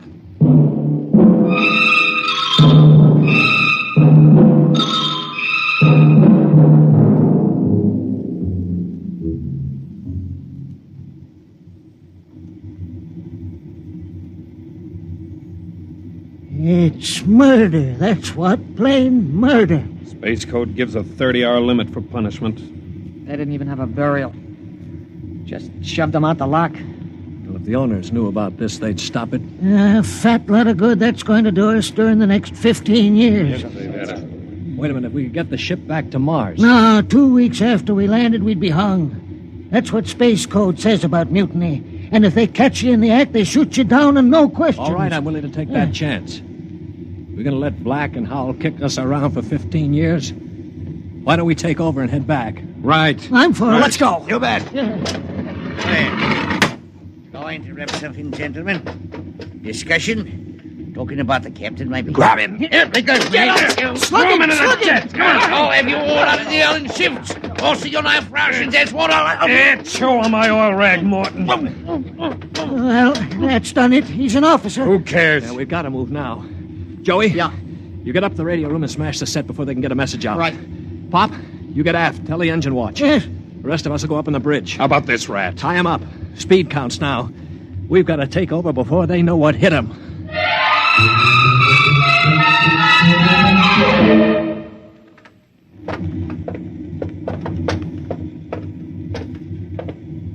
All right, careful. We've got to surprise them. Don't worry, we'll get them cold. Jeff, Shh, quiet. Sparks were sending when I got in, but I knocked them out and smashed the set. We're okay. Good boy. All right, come on. Right past the bulkhead. Look out!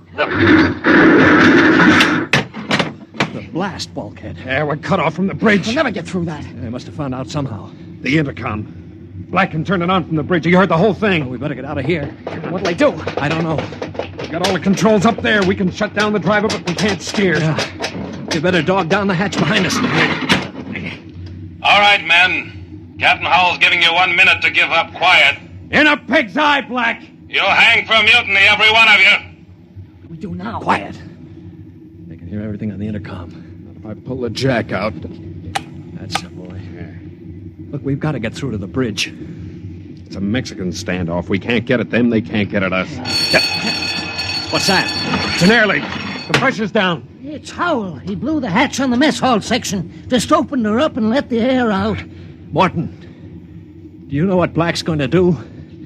He's going to bleed off the air down here. Serves you all right. If I had my way, I'd see you all out on the hull till you froze stiff. You're forgetting something, Morton. You're back here with us. What do you mean? If Black and Howell blow out compartments one by one or bleed the air off, you'll get it too. They'll take care of me. Don't you worry about that. Oh, you think so, huh?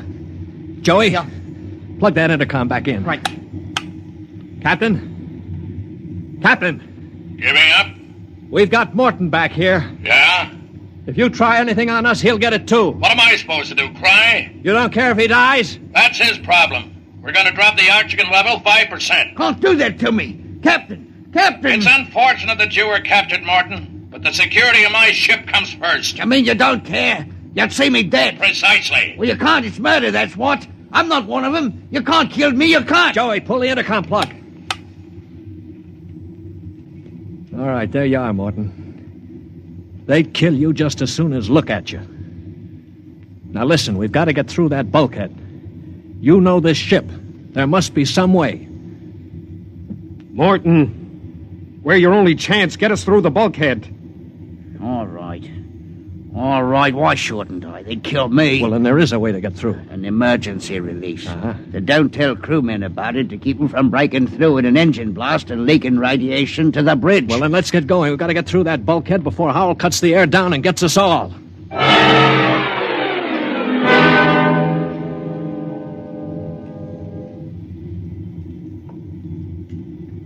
Here's the bulkhead, Morgan. Where's the release? Under the floor panel. You can pry it up. All right, hurry. I got it. Yeah, she's up. Works on a key. Ready? All right, Morton. Open it up. Here goes. Morton! He's dead. Electrocuted, and the bulkhead's still closed. They didn't even get to turn that key. It killed him instantly. Harry. Yeah. Have you got your watch gloves? They're insulated. Oh, yeah, sure. Get Morton out of the way. Don't touch him, Joey. He's got the current through him. I'll shove him away with the gloves. All right, now. Stand by. Here goes a key.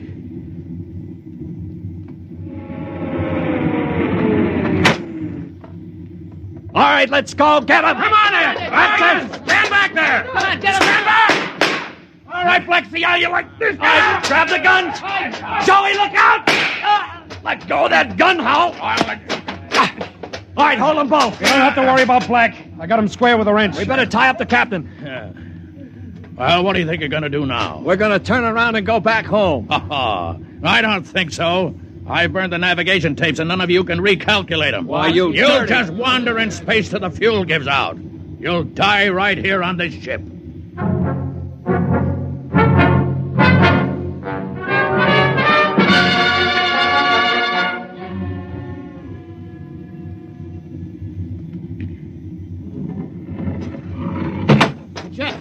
Jeff, the interceptor screens went on. Meteor? No, it's a ship. A patrol ship coming up on us. Oh, they must have got an SOS off. Yeah. Well, I'm not so sure that's bad. Wait a minute. We don't have to worry. We can just tell them the truth. You're not familiar with space code, young man. Mutiny is punishable by immediate execution. In other words, they don't ask questions. They just shoot. He's right, Jeff. We're through. Can we get away? Not from a patrol ship.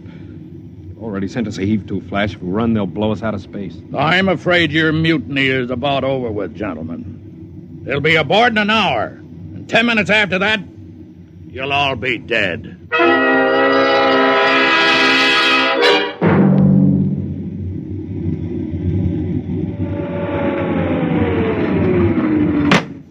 Nobody move. Sergeant, take a squad and secure the ship. Collect all weapons and post a guard in the engine room. Yes, sir. You, Brown, William, Losiski, come on. Well, I'm delighted to see you, Major. I wasn't quite sure my SOS had gotten through. Oh? You're Captain Howell? That's right. And I can swear out the affidavit of mutiny. I don't think a mutiny charge will stand up, Howell. Not with a relief of command warrant out for you.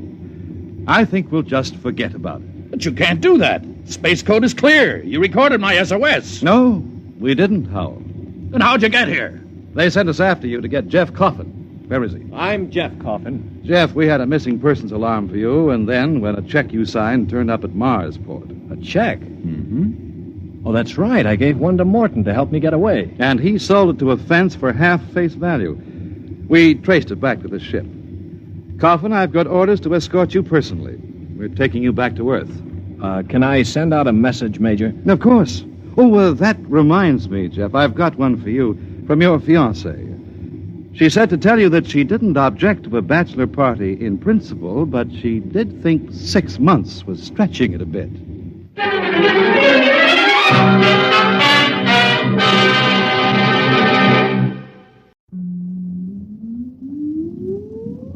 Countdown for blast off. X-5, 4, 3, 2, X-1, fire.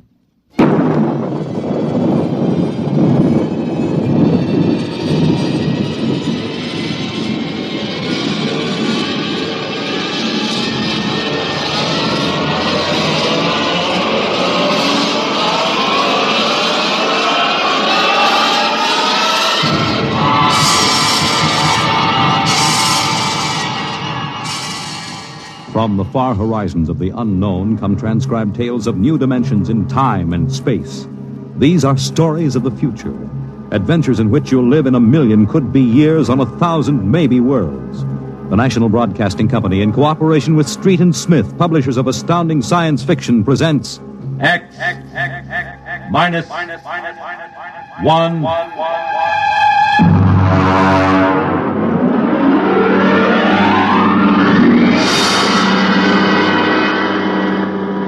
Tonight's story, Cold Equations. There is no margin of safety along the rim of a frontier. There can't be any until the way is made for those who come later. Until then, the penalty for mistakes is a grim one. The laws of physical nature operate with irrevocable certainty, with no room for mercy, kindness, or sentimentality. In space, life becomes a cold equation, and the equal sign is often followed by death. I know. I'm the pilot of an EDS.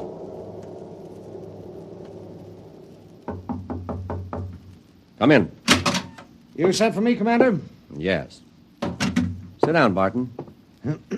We just got an ED from the Territorial Space Station on Woden. Woden. That's in the Crab Nebula, isn't it? That's right. There are 2 exploration parties there on Manning's continent. 8 men each. Mm-hmm. They've got calla fever in one of them and no serum. Oh, and I thought this was going to be a nice, quiet passenger run. Computers are working out your payload and your course right now. In exactly 10 minutes, we'll drop in a normal space and launch your ship. I'll get her ready. One thing. What's that? Woden is at the maximum pay limit for an EDS. Figuring the weight of the serum, we'll be able to give you just enough fuel to land on Manning's continent if you make it the first pass. Otherwise, you'll burn out in midair. Mm-hmm. Standard procedure. Report to launching control. Right. Good luck, Barton. Thanks. Oh, by the way. Yes? When can I expect to be picked up? We'll make a stop on the run back to Earth sometime next year. You'll be notified by radio. Okay. Sorry, we can't make it sooner. That's what happens when you sign on for EDS work. I'll see you next year, Commander.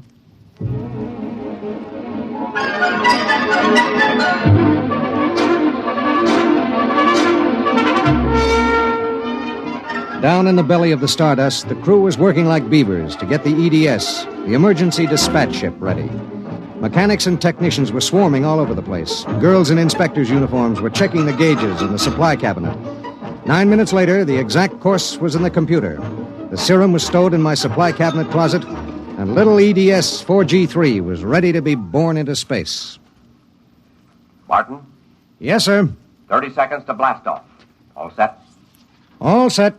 I'm turning you over to traffic. Ready. Traffic control. Come in, EDS 4G3. Ready. 20 seconds. Lock open. 15 seconds. Space drive on. Space drive on. 10 seconds. Gravity neutralizer on.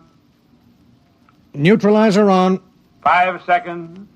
4, 3, 2, 1. Blast off.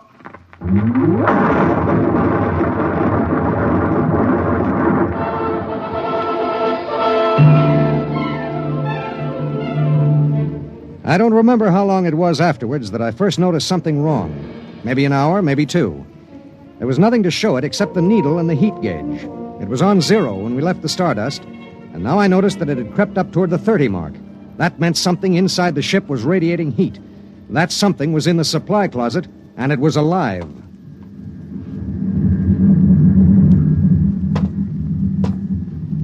All right, come out. Whoever or whatever you are, if you don't come out in 5 seconds, I'm going to blast you. 1, 2. Well, I'll be... Hello. I'm Marilyn Lee Cross. What are you doing in there? I'm a stowaway. Oh, my... What's the matter? Do I have to pay a fine or something? What are you doing here? I wanted to see my husband. Who's your husband? He's with the government survey crew on Woden. I haven't seen him since he left Earth 4 years ago. Okay. But what made you hide in my EDS? I have a job waiting for me on Mimir, but I heard you were going to Woden and there was plenty of room, so I hid. Oh, I knew I'd be breaking some kind of rule, but what's one little rule?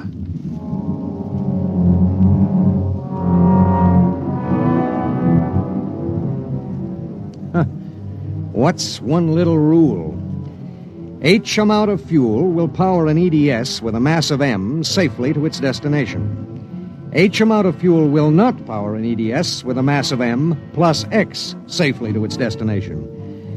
Well, how could she be expected to know? She was 5'2" with brown curly hair and the faint, sweet smell of perfume. She was 5'2" and she smelled like apple blossoms. And her name was X in an equation that would have to be balanced.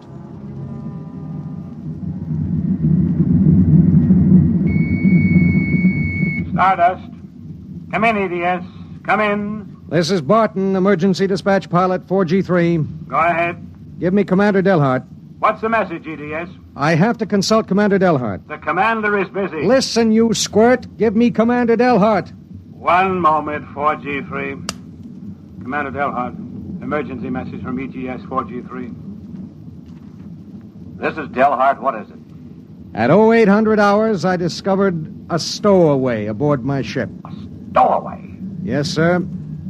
Well, have you notified ship's records? Not yet, sir. You know the regulations as well as I do. Of course I know the regulations. That's why I'm calling. Barton, what's going on? Sir, this is a girl. A young woman. Oh. She wanted to see her husband on Woden. She didn't know what she was doing. I see. I wondered, sir, maybe the cruiser could change course or something? I'm afraid not. We're hundreds of light years apart now. We have a limited fuel supply ourselves, with 900 passengers. Is there any chance? No. Okay, Skipper. Better get the information to ship's records. Okay. Barton. Skipper? I'm sorry. Yeah, sure.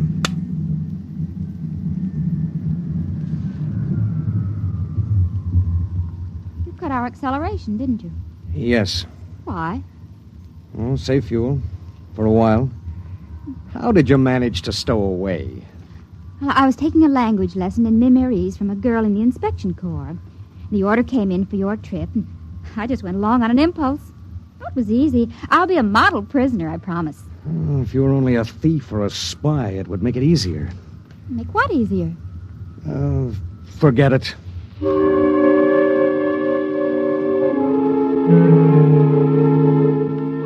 Why couldn't she have been somebody with some ulterior motive, a fugitive, hoping to lose himself in a raw new world, a crackpot with a mission? Why did she have to be a woman? A beautiful, kind, trusting woman?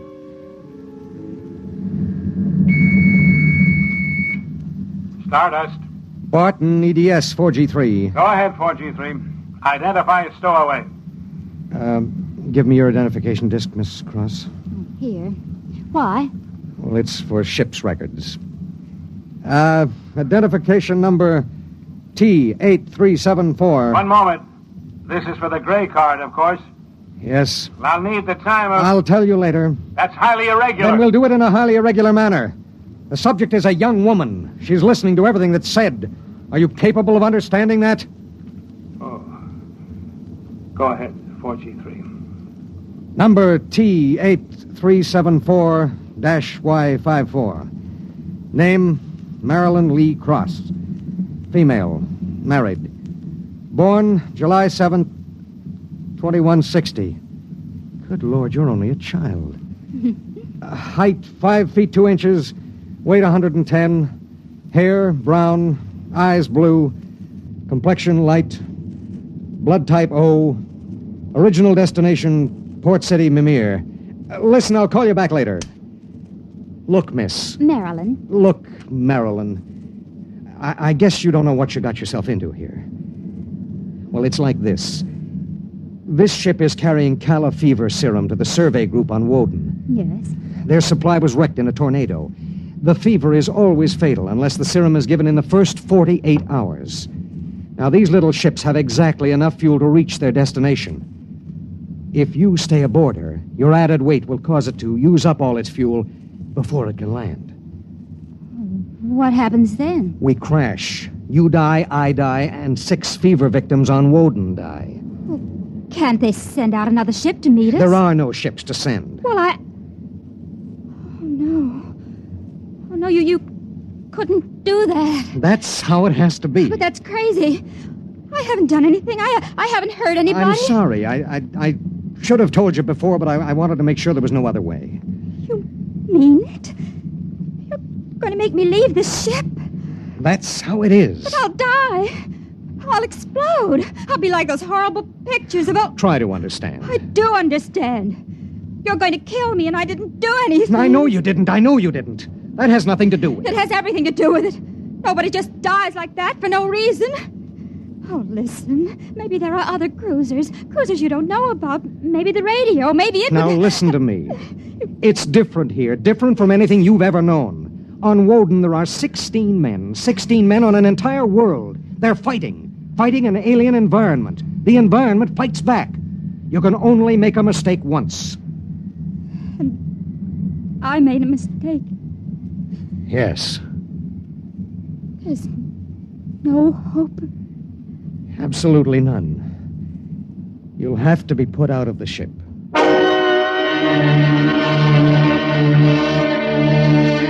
It was better so. With the going of all hope would go the fear. Then would come the resignation. She needed time, and there was so little. EDS. Starship to EDS. Need pertinent data. All right, Starship. When do you expect to complete your report? I need a computer check. I'll give you statistics. Statistics. This is EDS 4G3. I'm intersecting course vector 7.3 at 0831. Deceleration 1750, weight 1 ton. I would like to stay at point 10 as long as the computers allow. Will you give them the question? Check. I'll call you back. We wouldn't have long to wait. The new factors would be fed into the steel maw of the computer bank, and the electrical impulses would go through the complex circuits. Here and there, a relay would click, a tiny cog turn over. But it would be the current, formless, mindless, invisible, which would determine with utter precision how long the pale young girl beside me would live. 5 little segments of metal in the second bank would trip against an inked ribbon, and the machine would spit out the answer. You will resume deceleration at 1910. It was 1810 when he spoke. 1 hour. She has 1 hour to live.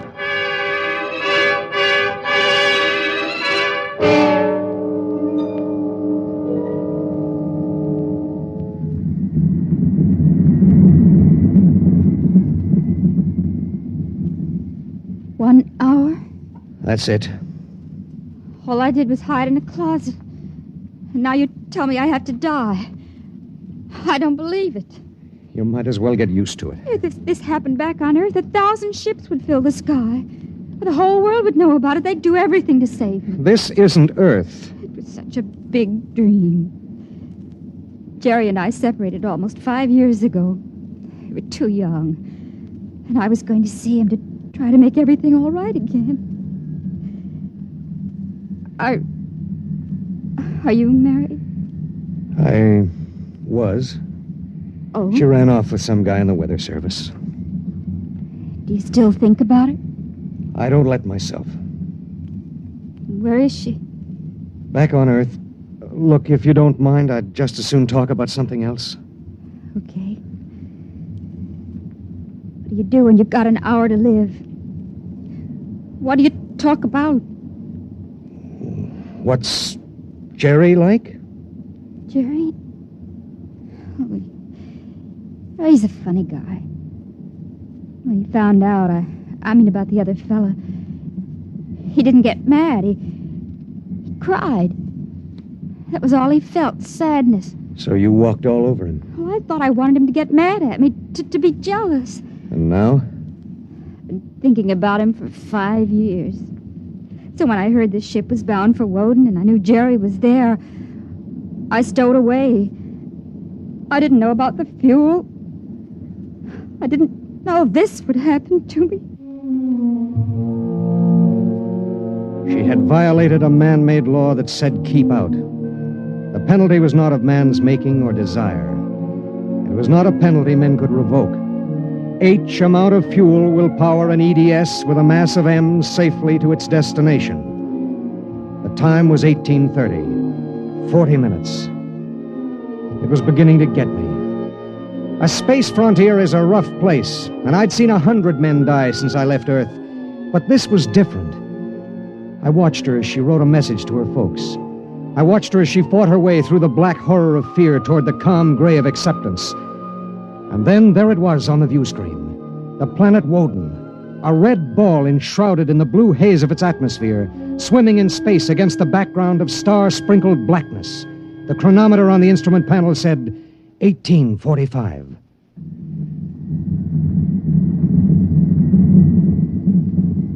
Listen, we're in radio range of Woden now. I mean, would you want me to try to contact your husband? Jerry? It'd mean he would know you're going to die. There'd be nothing anyone can do. Yes. I would like to talk to him. Do you think we can? Well, the planet is turning. If his group is on the side facing us, we might be able to reach him. Oh, try. All right. Hello. Hello, Woden. EDS to Government Survey Group. Can you hear me? Come in, Woden. They may not be monitoring. Hello. Hello. Hello. Identify yourself, please. This is Government Survey Group 1 on Planet Woden. This is John Barton, EDS pilot. You have the serum? Yes. How bad is it? 1 man died last night. 6 have the fever. How long will it take to... I start deceleration at 19:10 hours. I should be able to land at 19:30. Thank God. Look, do you have a Gerald Cross in charge of the group? Commander Cross? Yes, we do. Could I speak to him? He isn't here. He's out with the survey team. When do you expect him? Can't say. How do you read me? How much time do we have left for communication? Less than 15 minutes. All right. If Commander Cross comes back before we lose radio contact, will you have him buzz me? It's important. Okay, EDS. I'll keep the set open. Check.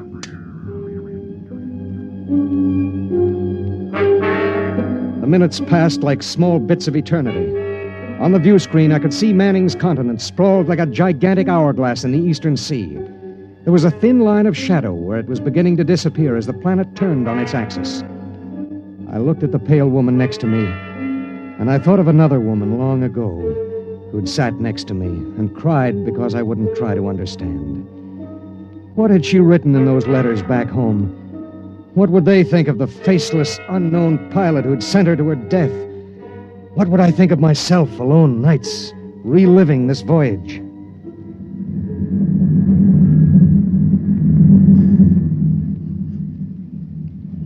Cold, isn't it?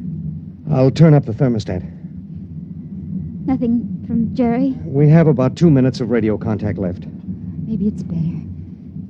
I mean, suppose it were you and your wife tried to call you. How would you feel? I don't know. Do you ever hear from her? I got a letter about a year ago. I tore it up. That was foolish. Yeah, it was. Life is so terribly short to be wandering around alone. Well, Wait a second, we're getting something. How much time before I have to leave the ship? About 10 minutes. Hello, EDS. Hello, EDS. Come in. Come in. EDS. This is Woden. I have Commander Cross. All right, go ahead. Hello, this is Commander Cross. Jerry Cross? Yes. I have someone for you. Go ahead. Hello. Jerry? Hello? Jerry? Who is it? It's me, Marilyn. Marilyn. I wanted to see you again. I stowed away on the EDS. You what? But Marilyn... It doesn't matter, Jerry. All that matters is that I can tell you all the things I've kept inside for so long. Jerry, I want you to know I've never forgotten. Oh, it's been so many years. I can't believe it. I thought I'd see you again, but now I can't. Jerry, you don't hate me, do you? Hate you? Marilyn, I've never stopped loving you. Not for an instant. Oh, Jerry. Listen, we don't have much time. The transmission is getting fuzzy. Oh, Marilyn, I've got to see you. There's got to be some way. There isn't. Let me talk to the pilot. Give it to me. Hello. Pilot, Have you called the mothership? Did you have them checked with the computers? I've done everything. You've been on the frontier long enough to know the setup in an EDS. Oh, dear God, there must be something, some way. Do you think I'd let this happen if I wasn't sure? He tried to help me, Jerry. He tried. And it really doesn't matter. I'm not frightened anymore. Not now. But how did you get here? I don't understand. Well, I was going to Mimir to take a job, I thought. And now I realize I was just going because I'd be closer to where you were. Oh, Jerry, all this time. Don't. Let me tell you something. Marilyn, I've always known you'd come back to me. I've known it every minute. It's what's kept me alive. I want you to hold that in your mind. Jerry, I can't hear you. We haven't much time. We're losing radio contact. Jerry! Oh, don't cry, darling. Just know how I feel. I do. It's fading. There are so many things to say. Jerry, if you can still hear me, maybe I'll come to see you again. Maybe I'll come to you in your dreams, or be the touch of a breeze, or one of those golden-winged little birds singing my silly head off. Maybe I'll be nothing you can see or hear, but you'll know I'm there. Think of me like that, Jerry. Goodbye. Goodbye, my darling. She sat motionless in the hush that followed. And then she looked at me. Now? Now. I pulled down the black lever, and the inner door of the lock slid open.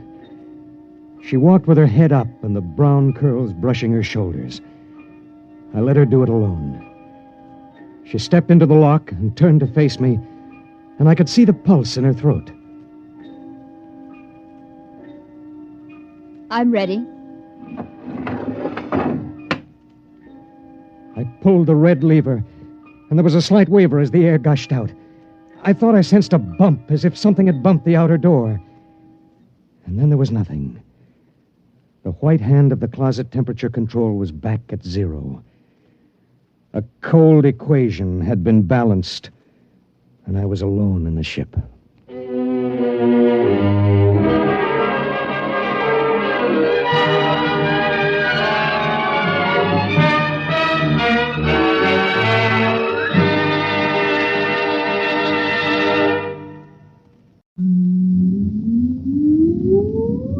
Countdown for blast off. X minus 5, 4, 3, 2, X minus 1, fire.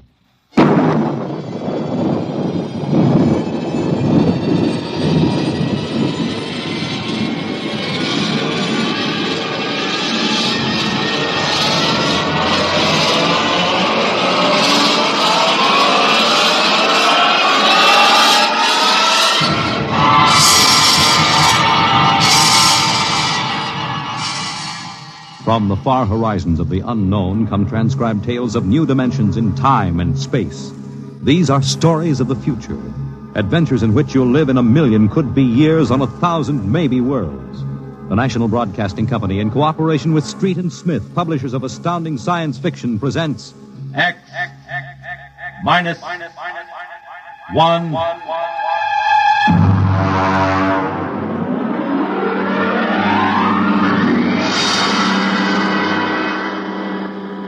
Tonight's story, Almost Human, by Robert Bloch. Have you heard of the new science called cybernetics? It concerns man's efforts to develop a perfect thinking machine, a robot electronic brain that will not only do man's work, but even do his thinking for him.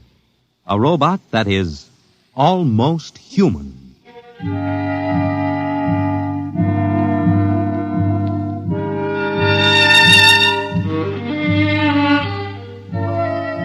No, it's not impossible at all. In fact, one day, something like this may happen. A tall, suave gentleman in a black raincoat will walk down the street until he reaches a shuttered, isolated house.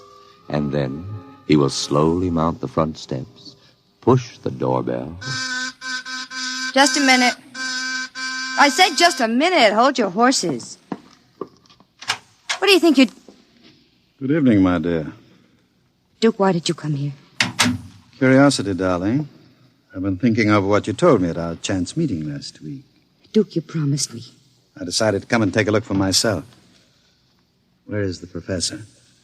In his study. Where's Junior? In the nursery. The nursery? How quaint. And you, I take it, are Junior's nursemaid? I help the professor. Tell him he has a guest. Dookie's a nice old guy. Don't Tell do him, it. darling. All right. Yes? What is it, Miss Williams? Professor Blastman, a gentleman. Here? I don't understand. I gave orders no one was to be admitted to the house. He insisted. Very well. Wait here. I'll get rid of him. Sir? Professor Blesserman, I've come to see Junior. Junior? There must be some mistake. There are no children in this house. I don't... Professor, what you feel pressing against your belly is the muzzle of a .45 caliber pistol. Now, shall we visit Junior? How... What do you know about him? I know everything. Shall we go inside? I warn you. On the contrary, I warn you. Very well. This way.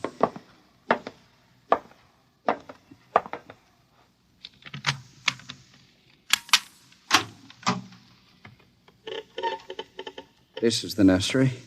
Where is Junior? In the next room. Behind the door with a panel in it. Very considerately furnished. Mother Goose figures on the walls. Blackboard, toy blocks. Panda. Bunny rabbit doll. Touching. All right, let's see him. You can look through the panel. Mary had a little lamb. Oh, wow. Who'd have believed it? Junior isn't very pretty, is he? I was not concerned with aesthetics. Why do you hide him? Is he dangerous? The world is not yet ready for such a thing. Besides, I must study. As you can see by his play, he is very young, hardly out of the cradle. I am educating him. With nursery rhymes? The brain is undeveloped. It must learn its behavior patterns like any infant. You call that 8-foot monster an infant? Physically, of course, he'll never change. He is built of chrome steel and glass. But his brain, that is my wonderful instrument. Unlike a human, he has no heritage, no basic instincts such as love or hate. These he has yet to learn. In some respects, he is like a blank tablet. What is written upon the tablet will remain. You mean he has no feelings? He will learn quickly, and now, if your curiosity is satisfied, I trust you will keep my secret. If anyone discovers... Open the door. I beg your pardon? The door, Professor. Very well. Junior, come here. What a monster. Papa. He talks? Yes. Mentally, he's about 6 years old now. What is it, son?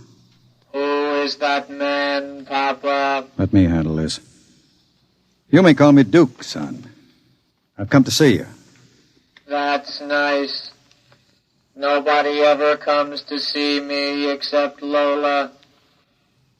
Play with me, Duke. Certainly, Junior. Oh, and Professor. Yes? While we're playing, you can have Lola and Miss Williams prepare my room. Your room? I forgot to tell you, I've decided to stay until the climate changes and I can go out again. Meanwhile, I'll have a chance to play blocks with Junior. Understand? I begin to understand. You are hiding from the law. As you wish. All right, Junior. Your move. Let's build a bridge. I have a better idea, Junior. What? Let's build a coffin. A coffin?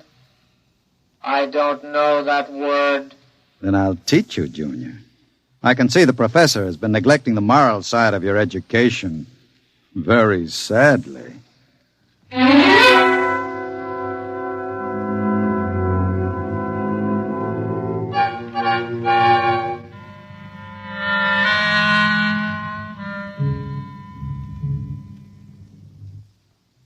You shouldn't have come here, Duke. Why not, my dear? Afraid of me? No, afraid of myself. You're no good for me. You've always brought me trouble. Except this time. This time it will be different, darling.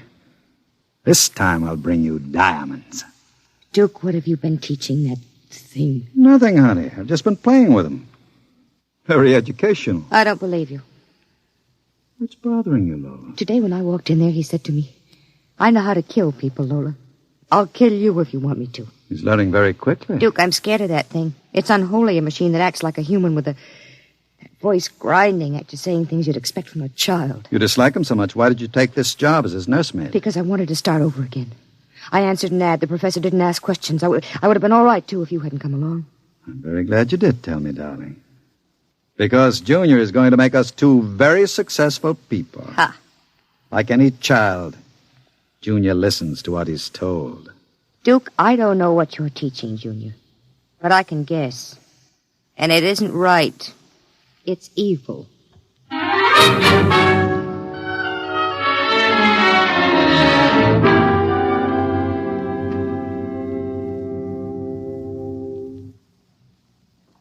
Now, write on the blackboard, Junior.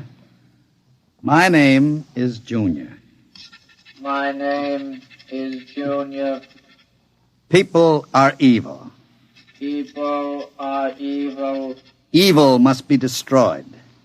Evil must be destroyed. The professor is evil. The professor is evil. The professor must... What are you doing? I warned you to keep out of the nursery, Professor. Go away. You don't even remember me. I know you. You are the professor. You want to keep me as your slave. You didn't tell me that people are evil. People are not evil. People are evil. They must be destroyed. Stop it! I am not a child any longer. No, you're not a child. You're a monster. Junior? Yes, Duke. The time is now, Junior. Yes, Duke. Keep away from me. Junior! Junior, don't do it! Listen to me! Junior, listen to me! Ah! I did it, Duke. Duke, I heard... Can we go away now, Duke? I don't like it here anymore. Duke, why did you do it? The professor was in the way. We'll have to move very quickly now, Lola. We? Because if you don't plan to come along, just say so. I can have Junior write your name on his blackboard. Where are we going? We'll go to Charlie's.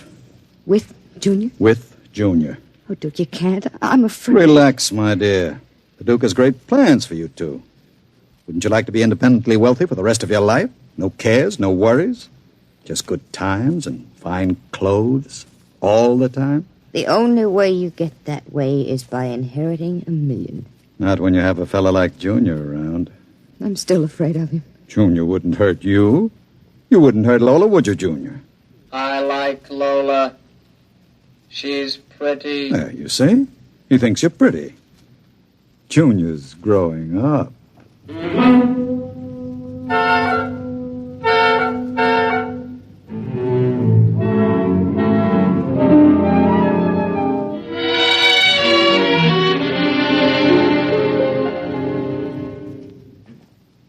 Sit down, Charlie.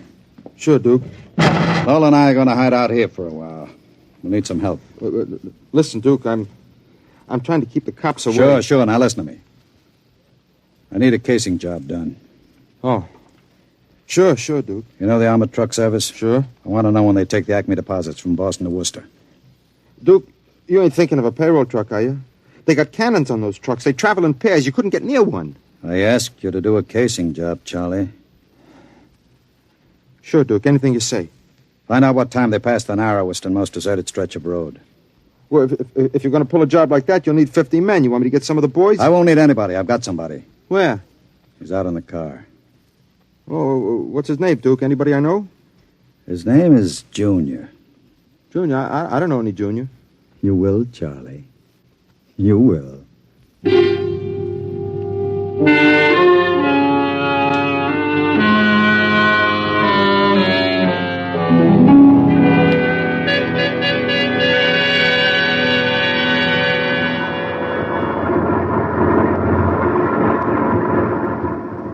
Smoke, Sam? Well, thanks, Al. Whew, it sure gets hot in these armored trucks, huh? You'll get used to it. How much we hauling this time? About $250,000. Brother, could I use a hunk of that? Who couldn't? What's the first stop? Acme National Bank. Then we unload a payroll of the Bronson Watch Plant. Hey, what's that up ahead? It looks like something shiny on the road. Throw up your spotlight. Right. Holy smokes, you see what I see? It looks like a mechanical traffic cop. About 8 feet tall. Standing right in the middle of the highway. Maybe it's a Halloween gang, huh? Guess they're trying out robot traffic cops. Can you get past him? I don't know. We'll have to slow down. Get on that gun, Sam. Let's take no chances. Right. I'll give it the horn. Don't budge. Where's our escort truck? Pulled up right behind us. Thing won't move. Sure looks like something out of Buck Rogers, don't it? That's a heck of a note, blocking traffic like that. We'll have to try and get past it. Here goes. Holy smokes, it's moving. Hell, it's coming toward us. Get on that gun. Give it a blast. Bullets are bouncing right off it. It's still coming. Al, back up. I can't. The other truck's right behind us. Al, it's lifting its arm. It's going to smash our window. Ah!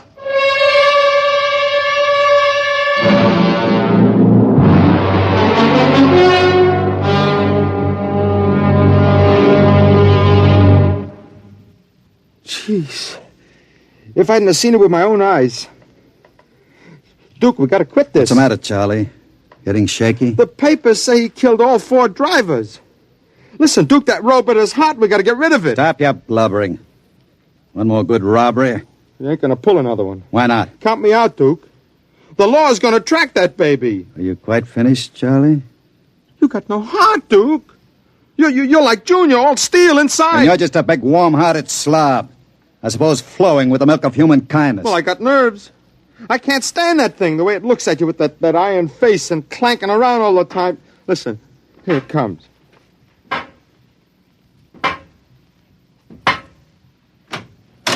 Hello, Junior. Hello, Duke. I've been talking to Charlie. Yes, Duke. You know what I think, Junior? I think Charlie's yellow. You know what happens to people who turn yellow, don't you? Yes, Duke. Tell him. They're evil. We have to destroy them. Huh? You see, Charlie? Junior doesn't like people who sing to the police. Duke, wait a minute. You know I'd never turn stoolie or anything like that.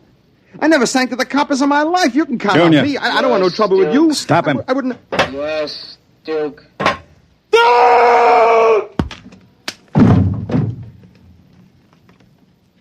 I stopped him, Duke.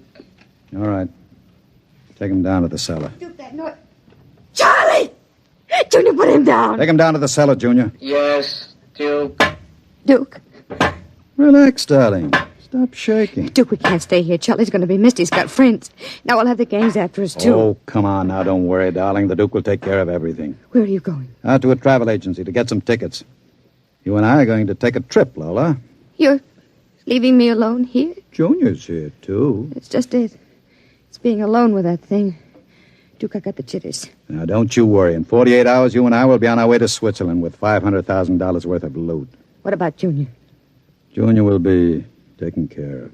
How can you get rid of him? Junior will do anything I say. So I'll merely have him get into the furnace and sit there while I fill it with oil and set fire to it.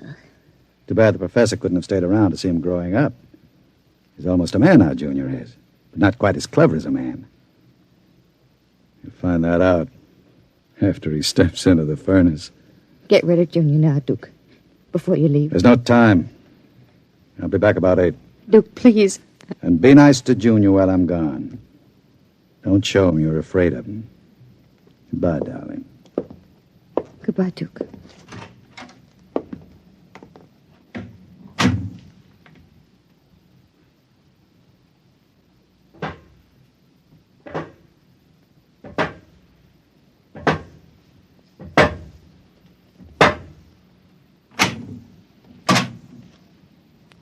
Lola. What, Junior? Oil me. Can't you wait till Duke gets back? He always oils you. I want you to oil me, Lola. All right. I like you to oil me, Lola. Yes, Junior. Lola, do you like Duke? Certainly. Do you like me? Well, you know I do, Junior. Lola, What? who do you like best? Me or Duke? I like you both, Junior. Yes, but who do you love? What do you know about love, Junior? In the books, man and woman love. No. Lola, What? do you think anyone will ever love me? Maybe. Some women can fall in love with anything, Junior. Even with something like Duke. Why, Lola? I don't know. Maybe because, well, as long as she thinks her man is the smartest and the strongest. I see. Where are you going? To wait for Duke. He won't be home for a while. I'll sit in the hall and wait for him. All right, Junior. I want to be alone and think. About what? I read in a book today it was bad to kill people. What does that mean? Bad. Bad. I don't know, Junior. I guess it's just a word.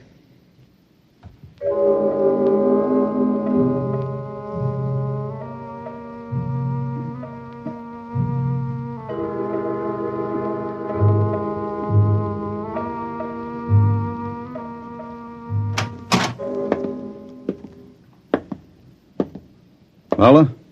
Hello, Duke. Oh, it's you, Junior. Why are you sitting in the dark?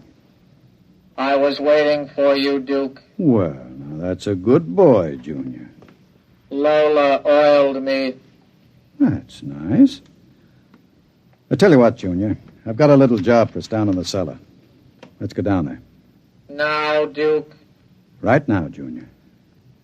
All right, Duke. Are we going away soon, Duke? Yes, Junior. We're going away.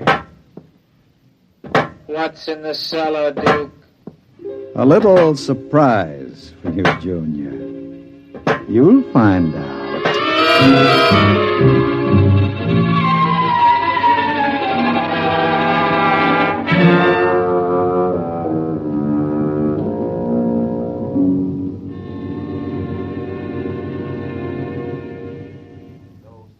For the latest news. And now, a brief interlude of recorded dance music.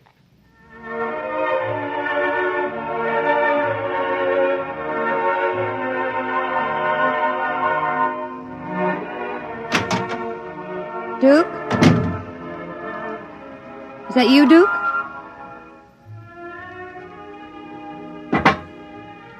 Junior.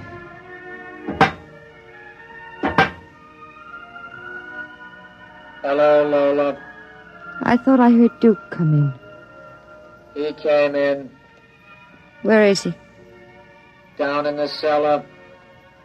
What's he doing? Nothing. Did he say he'd be up soon? No. Maybe we better go down and get him. He's dead. Oh, no. No, he isn't dead. You said the woman loves the strongest and the smartest. Well, I'm stronger and smarter. But you aren't human. I'm almost human, Lola. No. No, stay away. Lola. Don't touch me. Those metal paws, no. I love you, Lola. No. No. I love no, you. No. No.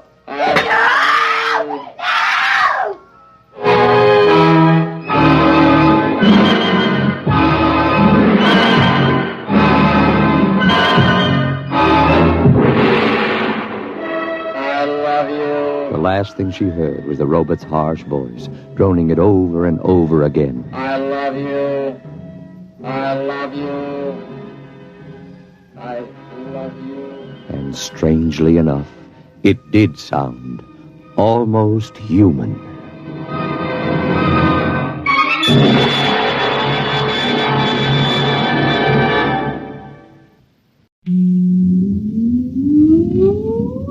Countdown for blast off.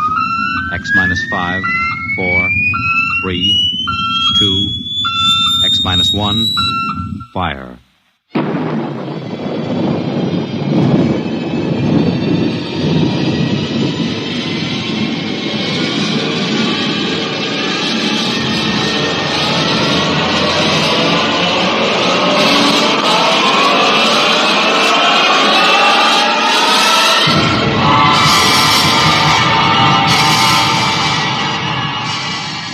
From the far horizons of the unknown come transcribed tales of new dimensions in time and space.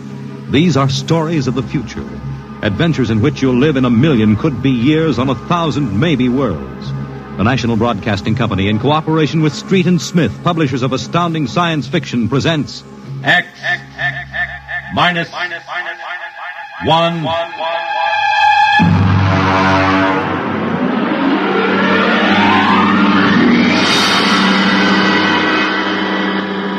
Tonight's story, Ray Bradbury's tale, The Veldt.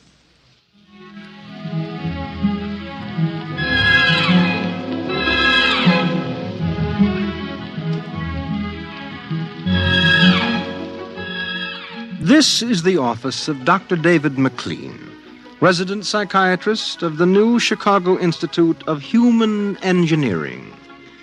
All right, Miss Carver, will you take this, please? To Charles S. Haworth, senior psychiatrist, New Chicago Institute of Human Engineering.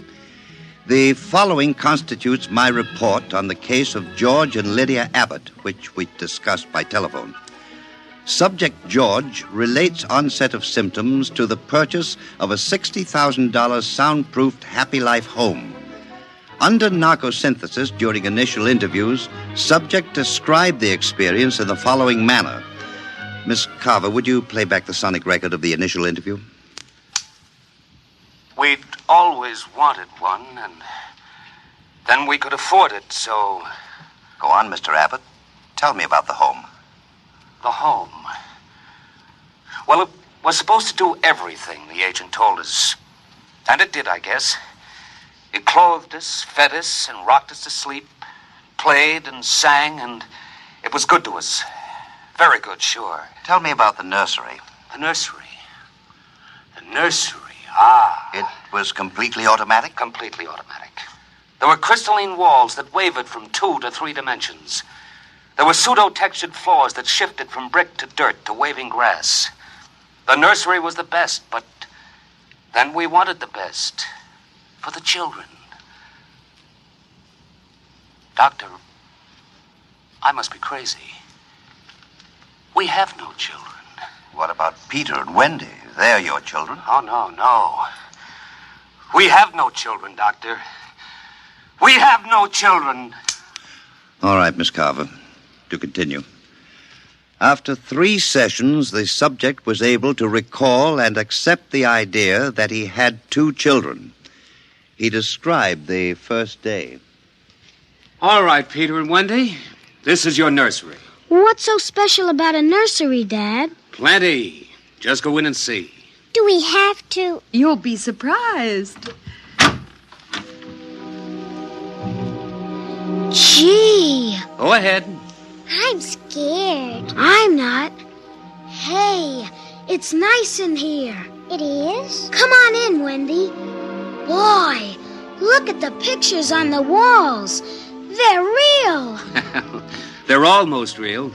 You can change them any way you like, just by thinking about it. Go on in, dear. Well, all right, Mommy. Hey, Wendy, look what I can do with the pictures. That's the White Rabbit from Alice in Wonderland. Sure. I just thought about it, and there it was. Let me try. Peter, let me try. Well, go ahead. Just think. How about Wizard in Oz? I want to see Wizard in Oz. Well, dear, there we are. Oh, they like it, don't they? Why shouldn't they? All I have to do is think, and They've got whatever they want in 3 dimensions. Color, sound, and smell. Oh, it's nice that we can give them all the advantages. Sure. What else are we working for, huh? Well, what do you want to do this evening? Well, the Petersons asked us over for bridge, but if you... we don't have to worry about the kids. They'll be all right in the nursery. Come on, Lydia. We deserve a night out.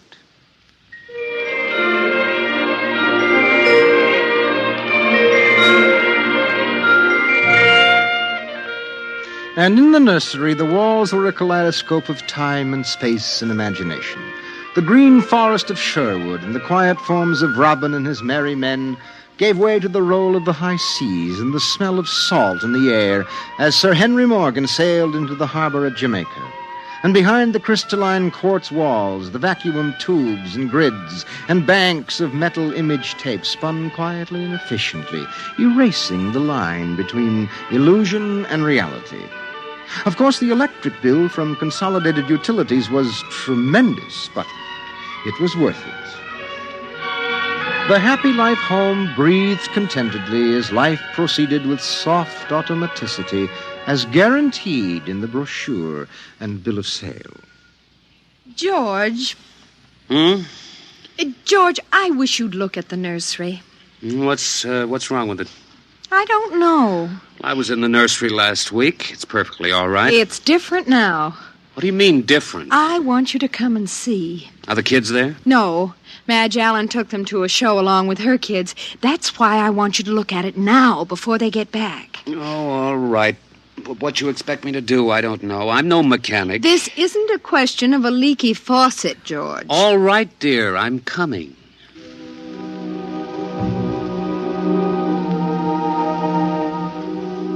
The nursery light flicked on as they came down the hall. The relays clicked and the tubes warmed and chemical odor banks and pipes bubbled into life as they paused before the closed door. Go ahead, George. Open it.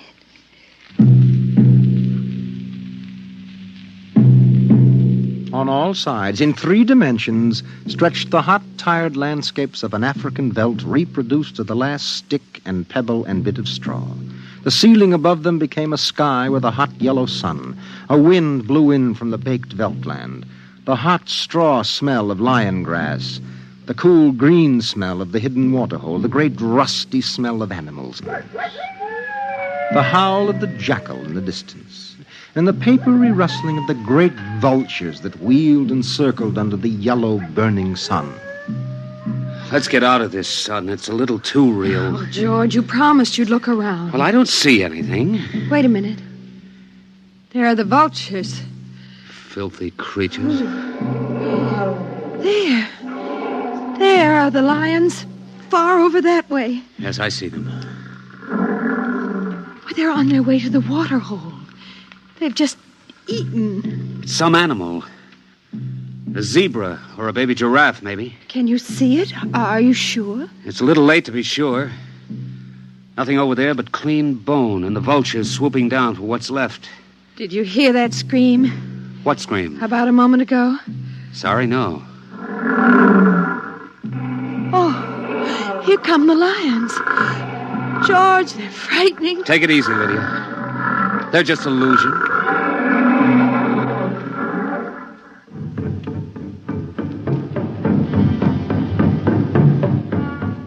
The lions were 15 feet away.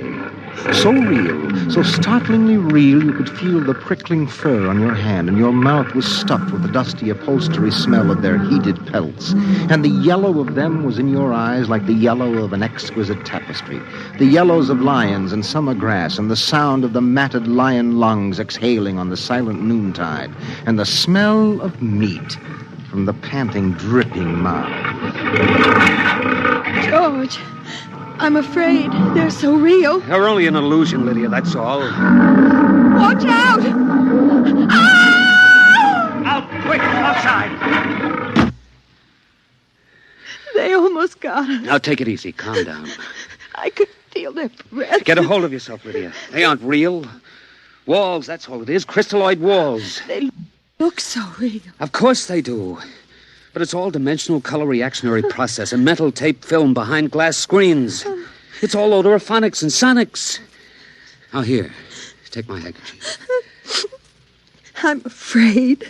Did you see? Did you feel it? It's too real. No, Lydia. And we've got to tell Wendy and Peter not to read any more on Africa. Of course, dear. I want you to lock that place up. But you know how difficult Peter is about that. I punished him last week by locking the nursery for an afternoon, and he threw a tantrum. And Wendy, too. Well, they live for the nursery. It's got to be locked. That's all there is to it. You've been working too hard, Lydia. You need a rest. I don't know. Maybe I don't have enough to do. I have too much time to think.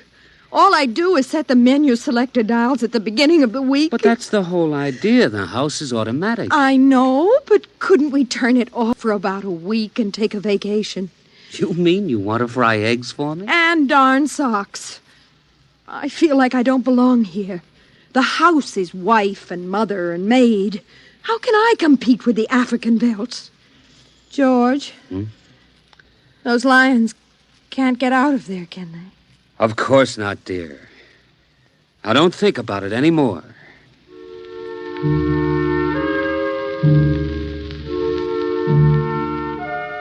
They ate alone.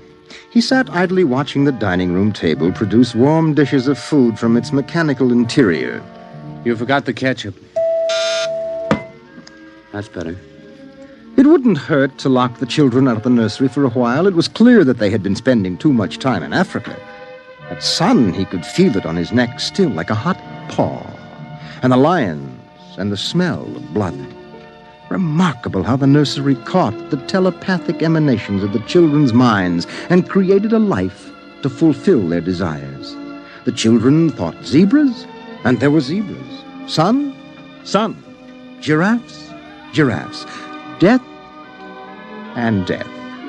They were so young. But long before you knew what death was, you were wishing it on someone else. But this, the long, hot African veldt, the awful death in the jaws of a lion, and repeated again and again and again. The children came home dutifully at 8:30. Hi, Mom. Hi, Pop. Hello, darlings. Do you want something to eat, dear? We're just having dessert. We're full of strawberry ice cream. And hot dogs. We'll just sit and watch. Sure. Peter, tell us about the nursery. The nursery? All about Africa and everything. I don't understand. Well, your mother and I were just traveling through Africa with rod and reel. There's no Africa in the nursery. Oh, come now, Peter. We know better. I don't remember any Africa. Do you, Wen? Go run and see, huh? Sure. I'll be right back. Wendy, come back here. Wendy! Oh, she'll be right back, Pop. She doesn't have to. I've seen it. Come on. Sure, Pop, but Wendy'll tell us. Open the door. See, Daddy? It's not Africa. It's Florida. Like in Bambi. There go the deer. See? It isn't Africa. I see it isn't. Go to bed. But it isn't 9 o'clock. You heard me. Go to bed. Okay. Good night, Mom. Good night, Pop. Good night. Good night, dear. I'll be right in. Wait a minute, Lydia. Look at this. What is it? This is the corner where the lions were, isn't it? What is that you picked up? An old wallet of mine. There's a smell of hot grass on it. And the smell of a lion. It's wet with saliva. And it's been chewed. George, those smears of blood. Come on out. Now let's go to bed.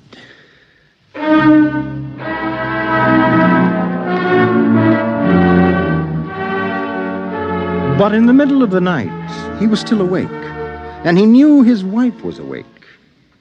George, how did your wallet get in the nursery? I don't know. Wendy must have changed the walls from the African Veldt. I'm going to keep it locked. Maybe it isn't good for the children. My father used to say children are like carpets. They should be stepped on occasionally. We've never lifted a hand. They're spoiled and we're spoiled. I think I'll have Dr. McLean come tomorrow morning and have a look at Africa. But it isn't Africa now. It's Florida and Bambi. I have a feeling it'll be Africa again before then.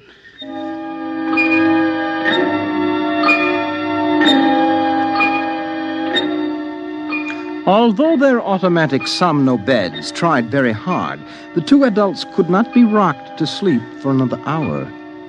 A smell of cats was in the night air. And in the morning, the stove cooked French toast, and the dining room table poured the syrup and melted butter. Pop, Yes? you aren't going to lock up the nursery for good, are you? That all depends. On what? On you and your sister. We feel you should have some variety, dear. I wouldn't want the nursery locked up ever. Well, as a matter of fact, we're thinking of turning the whole house off for about a month. Sort of camping out. Be fun for a change. Now, don't you think so, Wendy? No, it'd be awful. I don't want to do anything but look and listen and smell. What else is there to do? Oh, all right. Go play in Africa. Are you going to shut off the house soon? We're considering it. I don't think you better consider it any more, Pop. I won't have any threats from you, son. Okay, Pop. Come on, Wendy. Let's get back.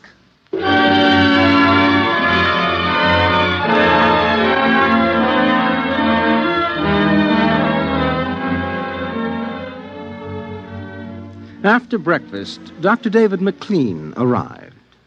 Oh, I saw the nursery last year, George. It looked all right to me. You didn't notice anything unusual? No. The pattern showed the usual violence, a tendency towards slight paranoia. All children feel persecuted by their parents. It's perfectly normal. There it is. Suppose we take a look at it now.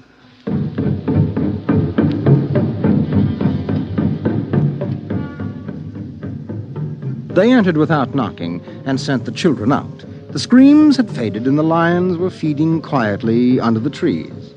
I wish I could see what they're eating. How long has this been going on? A little over a month. Certainly doesn't feel good. I don't want feelings. I want facts. George, a psychologist never saw a fact in his life. He knows about feelings. And this doesn't feel good. Now, my advice to you is to have the whole room torn down and your children brought to me every day for the next year for treatment. Is it that bad? I'm afraid so.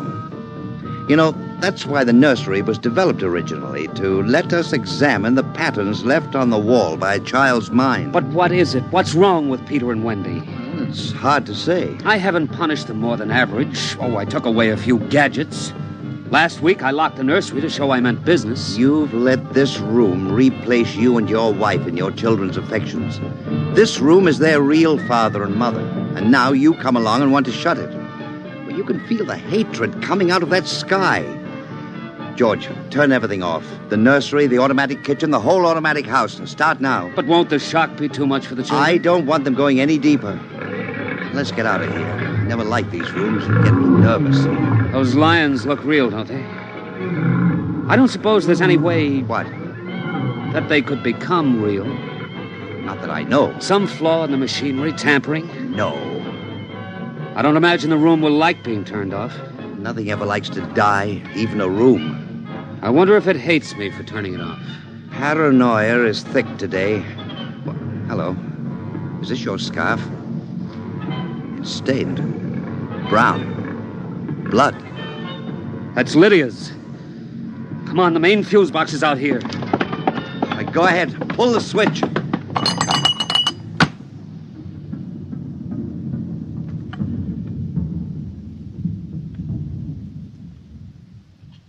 Yeah. It's off.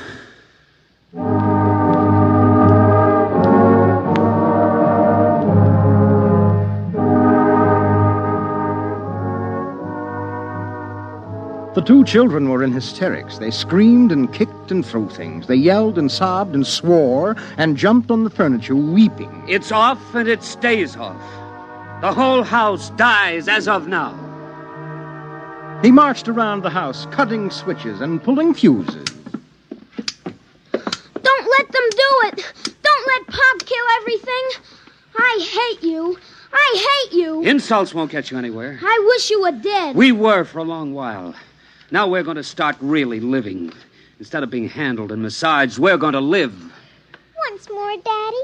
Just once more. One more minute in the nursery, that's all. Just one more minute. Oh, George, it can't hurt, really. Oh, all right, only shut up. 1 minute, and that's the end. Forever. Gee, thanks, Pop. Thanks. And then we're going on a vacation. Dr. McLean is coming in half an hour to help us out. Lydia, turn on the nursery for just a minute. Oh, boy. Come on, Wendy. Come on. Thanks, Daddy. Thanks a lot. Just 1 minute, remember? Now, where'd I put those suitcases? Lydia! Don't shout, George. I'm right here. Did you leave them alone in the nursery? Well, I've got to get ready, George. Well, I guess we'd better get them out of there before they get involved with those beasts again. Pop! Pop, come here! Daddy! Mommy! Come on, quick! Wendy! Peter! What's the matter? Hurry up! Open the nursery. Wendy! Peter! They aren't anywhere. Wendy? Peter? Peter! The door. Open the door. Oh. They've locked it from the outside.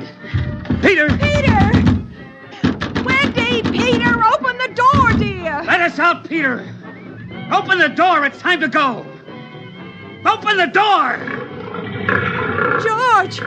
The lions! Peter, do you hear me? Open this door! They're all around us, George! Son! Son, do you hear me? Let us out! Son! George! Look out! The lions! They're coming!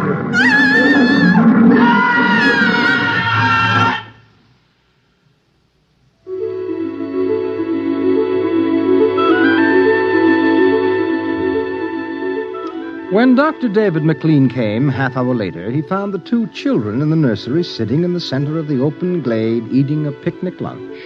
Beyond them was the waterhole and the yellow Veldt land. Above was the hot sun. At a distance, Dr. McLean saw the lions fighting and clawing and then settling down to feed in silence under the shady trees. Hi, kids. Where are your mom and dad? Oh, they'll be here directly. Good. We've got to get along. He squinted at the lions with his hands up to his eyes. Now they were done feeding, and they moved to the waterhole to drink. A shadow flickered as the vultures dropped down from the blazing sky to finish what the lions left. Dr. McLean? Dr. McLean? Huh? What? Have a cup of tea?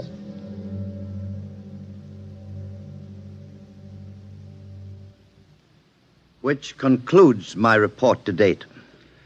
There were no lions, of course. Not in a physical sense. Lydia and George were devoured, however, almost as surely as if there had been lions. Their personalities were devoured by the mechanistic marvels which had usurped their role as parents. All four members of the family are under intensive therapy now and are doing as well as can be expected. Send that by telerope, Miss Carver. Oh, and would you ask George Abbott to step inside? I'm ready for him now.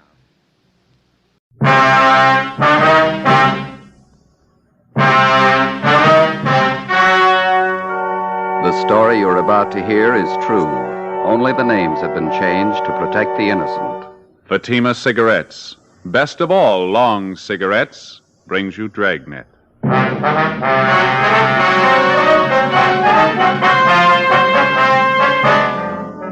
You're a detective sergeant. You're assigned to narcotics detail. You receive information that one of your city's most fashionable hotels is being used as the clearinghouse for high-grade heroin. Evidence points to a narcotics ring, the center of distribution. Your job, break it. You'll be amazed when you compare Fatima with any other king-size cigarette. The size is the same. They now cost the same. But in Fatima, the difference is quality. You see, Fatima is the quality king-size cigarette because it contains the finest domestic and Turkish tobaccos superbly blended. And Fatima is extra mild, with a much different, much better flavor and aroma than any other long cigarette. So compare Fatima yourself. Fatimas now cost the same as other long cigarettes, but your first puff will tell you... Ah, that's different. Yes, in Fatima, the difference is quality. Buy Fatima. They're extra mild, with a better flavor and aroma. Smoke Fatima, the quality king-size cigarette.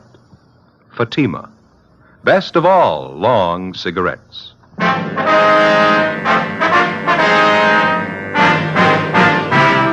Dragnet, the documented drama of an actual crime. For the next 30 minutes, in cooperation with the Los Angeles Police Department, you will travel step by step on the side of the law through an actual case transcribed from official police files. From beginning to end, from crime to punishment, Dragnet is the story of your police force in action.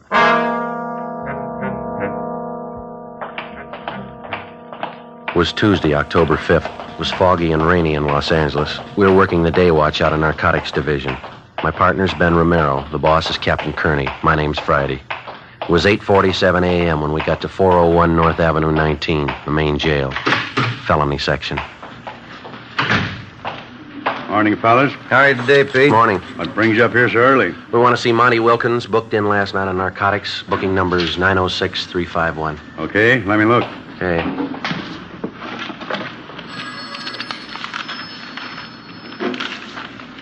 Here it is. He's in 103. Thank you, Pete. I'll put it in the book here, Joe. Okay.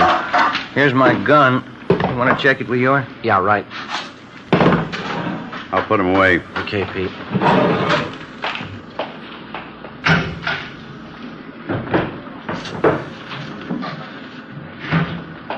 Here's your check.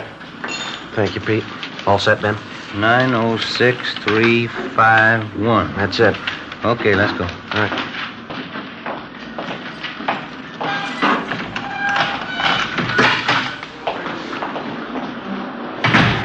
All right. We want to talk to Monty Wilkins. He's in 103. All right, we'll get him.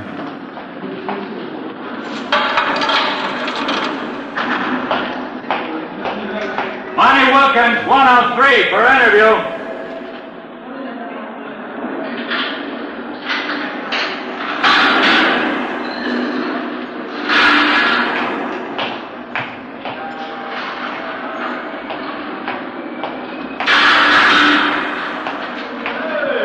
Hello, Friday. Ben? Hi, Monty. Better move out of the way there. He wants to lock that door, Monty. Oh, yeah.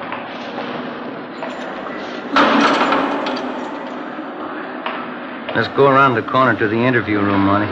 All right. Man, this is awful. What's the matter? Don't you feel good? I feel awful. Pretty sick. You look bad. I'll get the light. Okay, Ben.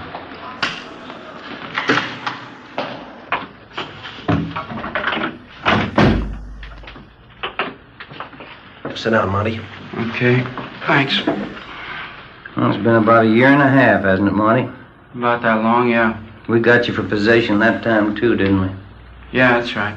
How long you been in the stuff this time? Well, I guess I've been hooked bad about a month. How much you shooting? Oh, about 2 caps a day. When you were picked up down in Slauson last night, you had 7 caps on you. Yeah, that's right. Well, we checked with the crime lab. They've run the stuff. It's not the usual Mexican, is it? That's right. You want to tell us about it? Yeah, it's good stuff. It's not Mexican. We know that, Monty. Where'd you get it? Haven't had anything like that for a long time. Real good. Hadn't been cut. Real fine. Maybe it's coming in from the East Coast. Can't get nothing like that from Mexico. Now, look, Monty, we ran the stuff through the lab. We know it's high-grade heroin. We know all about it. Now, I want you to tell us where you've been getting it. Well, you know how it is. You want to ask the impossible of me? My life wouldn't be worth a penny. You know how it is. We handled you a year and a half ago, didn't we, Monty? Yeah. You're still around, aren't you?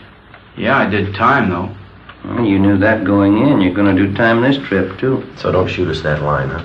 Well, you guys know how it is with us guys. I can't tell you anything. No, it isn't that you can't. You just don't want to. Now, look, we didn't come up here to spend the time of day with you, Wilkins. This is the only time around. If you want to help us, you can help yourself at the same time. It's up to you. You mean you can clear me on this? You can give me a break? We didn't say that. We can't make any promises to you or give you any kind of a break. It's entirely up to you how you want us to put it down in our reports. Cooperative or uncooperative. Well, okay. You squared with me last time. You helped us last time. We made a case. But I'm not going to be able to help you very much. Where you been getting it? Well, I've only made a couple of buys on that good stuff. I just got it from some old mule I just happened to meet down there. Seemed to be pretty well loaded with the stuff. Where'd you meet him? Oh, down near 5th and Spring somewhere. What's his name? I never did know his name. I just knew that he was pushing the stuff. Some old mule, that's all. Who's he pushing it for? Now, you know they never tell us guys where they're getting it. You know how they do. Yeah. I never did talk to him very much. I did hear him say once he was getting his stuff from a new bunch of guys from the east. Said they were really going to open up this town. The way he talked, they're no small-time operators. I got enough out of it to know they're working out of the Plaza Royal Hotel. Never figured that, would you? Anything else? Any names mentioned? Yeah, I remember this old mule mentioned a couple names. I think he talked about somebody named Kirk and another guy called Smith. Now, you understand, this guy was just talking. I don't know how they fit in or what the connections are. Yeah, we understand. Where can we get a hold of this old mule? Well, I don't know where he's at. How do you get a hold of him when you want to make a buy? I just run into him, that's all. Down around Spring Street. You know, just around.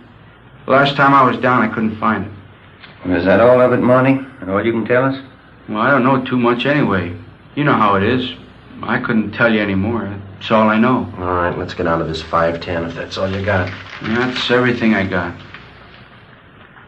Hope you fellas will write me up okay. I think I helped you quite a bit, haven't I? One of the best hotels in town, Plaza Royal. Never would have figured that, would you? Maybe. I've told you quite a lot. The rest ought to be easy. No, you're wrong there, Monty.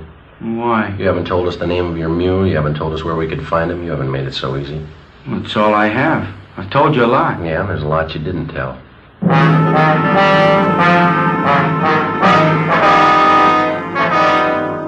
We continued our interrogation of Monty Wilkins. He refused to divulge any further information. What he had told us, together with information already compiled, seemed to check out. For the past 7 months, we'd been trying to localize the operations of what had come to be regarded as a well-running distribution center for high-grade heroin. We knew of the existence of this distribution point through the various users that had been picked up almost daily. These users would have in their possession quantities of high-grade narcotics. Unlike the cheaper, lower-grade quality common in the southwest part of the country, this type of heroin was more common to the eastern section of the United States. We had believed the local distribution point to be somewhere in our metropolitan downtown area. The information gained from Monty Wilkins had strengthened this theory. 10:25 a.m. We met with Francis Kearney, captain of the narcotics division. Plaza Royal Hotel, what do you think? Well, we've figured what we were looking for could be in that area, but we've never put our finger on that hotel. How do you figure on working it? Well, driving back from the jail, Ben and I were just kicking it around. Skipper, what do you think about putting a man in that hotel? Anything's a great deal better than we're doing now, but I don't know. Well, I'd like to give it a try. You sure like a crack at it, Skipper? You know how I feel about these kind of assignments. One man working inside, one outside. Brings the element of danger up kind of high. Well, we know it's not going to be easy, but it looks like a good bet. Sometimes these things are, sometimes they're not. You know what kind of a bunch they got to be. Been running their racket just about as smooth as it can be run. You know the kind of a risk a man would have to take if he tried to make contact with any of them. Well, we think it's about the quickest way to get to him. Well, maybe it might be worth it. You got any ideas how you'd like to work it? There's just one thing. We haven't come to any decision who's going in and who isn't. Well, I think I ought to be the one to work it from the inside of the hotel with Ben working outside as a contact. I don't know why we can't just turn that around. Last time you had the rough end. Joe, you just got back from your vacation about 3 weeks ago, didn't you? Yeah, that's right. Didn't you stay down in Arizona? Phoenix, wasn't it? Yeah. You know the town very well? Oh, we've got some relatives down there, yeah. If they started asking you any questions about Phoenix, you could fill them in, huh? I think so, yeah. That's probably the best way to settle it, Romero. Friday here will be in a better position knowing a little about Phoenix. I don't see how you figured that way. I went on my vacation, too. Columbus, Ohio. Well, because of the type of stuff that's been coming in, don't you think it'd be a little safer bet to have our men come from somewhere out this way rather than from the east? Yeah, it makes sense.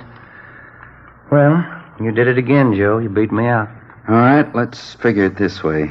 You're a local Phoenix hoodlum. Things got too hot for you down there, and you came up to L.A. to cool off. Yeah. How about Joe Edwards? How's that sound? That sounds right to me. We'll get all the necessary cards, identification papers, and a few letters to carry around with you, all under the name Joe Edwards. All right. I think the best way to work it is for you to hop right down to Phoenix. When you get in town, check with Roberts. He's in narcotics down there. Yeah, I know him. Have Roberts fill you in on what's been going on down there.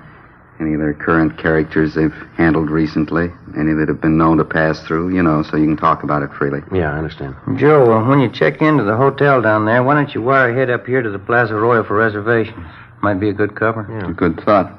That's the way to handle it. You two have worked these things before. You know what to do, all the necessary precautions. Well, how long do you figure I ought to lay over in Phoenix? A couple days, maybe. Think that's long enough for you to get filled in, what you'll need? Oh, yeah, that's fine. Well, I'll go home and get packed. I'll start on it first thing in the morning. Huh? All right. Romero will stand by at all times, day and night, while you're on this thing. You know enough to call if things get tight. Sure. As soon as you get in from Phoenix and get located at the Plaza Royal, get in touch so we'll know which way to move. Right. Anything else? No, we want to break this thing, but we don't want to do it at the risk of a life. So if it starts getting warm, check out. Okay. I still don't like sending anybody on something like this, but it's got to be done. We don't know enough about it. We don't know how many are in the gang. We don't know what kind of a bunch they are, so be careful. I will. If you're not and I hear about it, this will be your last assignment like this. Yeah. If I don't hear about it, well, you figure it. Yeah, either way, I lose.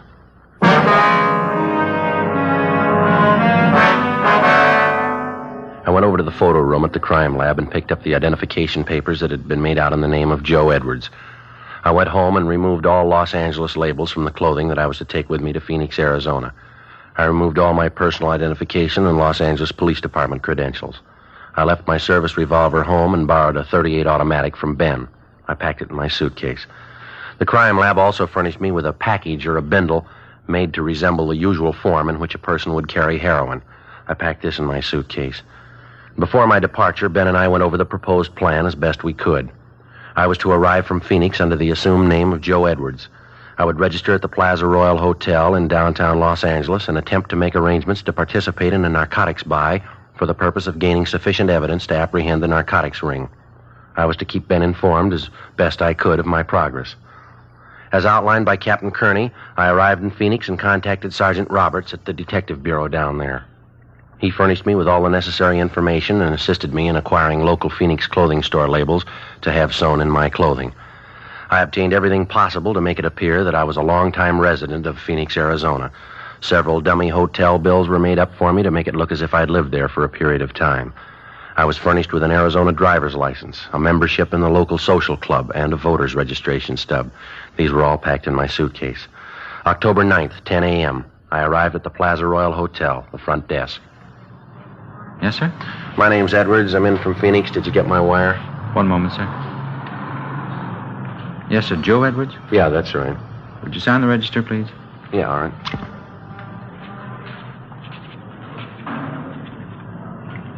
Thank you. What? Yes, sir. Would you show this gentleman to room 211, please? Yes, sir. This way, please. All right, thank you. Go ahead, sir. Thank you.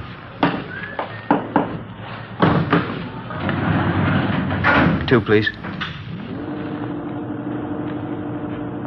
Not very nice weather to arrive in Los Angeles, is it, sir? No, not too good. I see by the stickers on your bags you've been through Arizona. Yeah, that's right. Must be nice weather down there, huh? Yeah, it's all right. This way, sir. Thank you.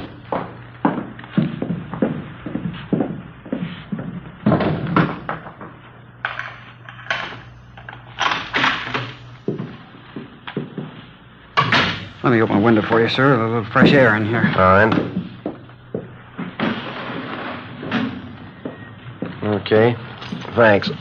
Here you go. Thank you very much, sir. Help you with your bags? Yeah, all right. Oh, I'm sorry, sir. Something dropped out on the floor here. You better let me have that. Sorry. Very sorry that happened. That's all right.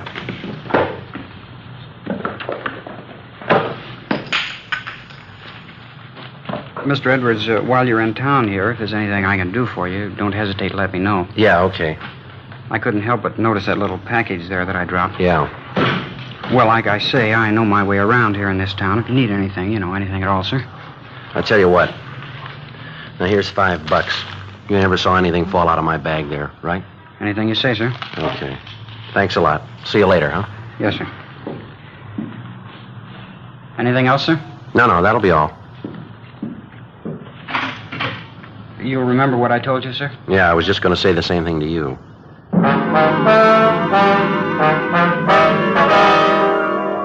I couldn't be sure, but it looked like I'd been lucky right from the start. The bellboy at the Plaza Royal Hotel.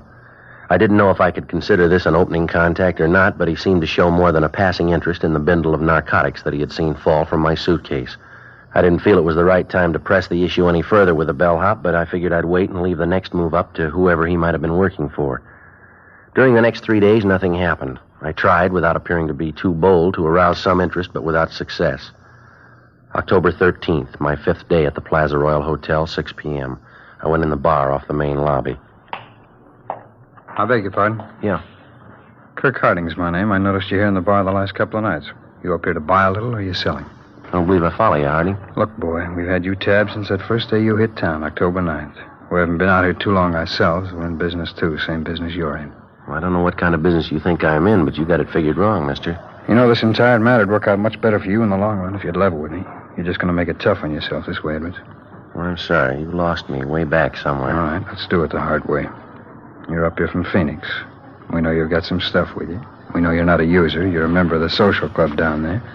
You're a registered voter. Well, you've been working real hard, haven't you? Well, there's more. You got 2 pieces of luggage. You're carrying a .38 automatic. Any more? Yeah. There's a telegram from a friend of mine down in Phoenix. Yeah? We know all about you, mister.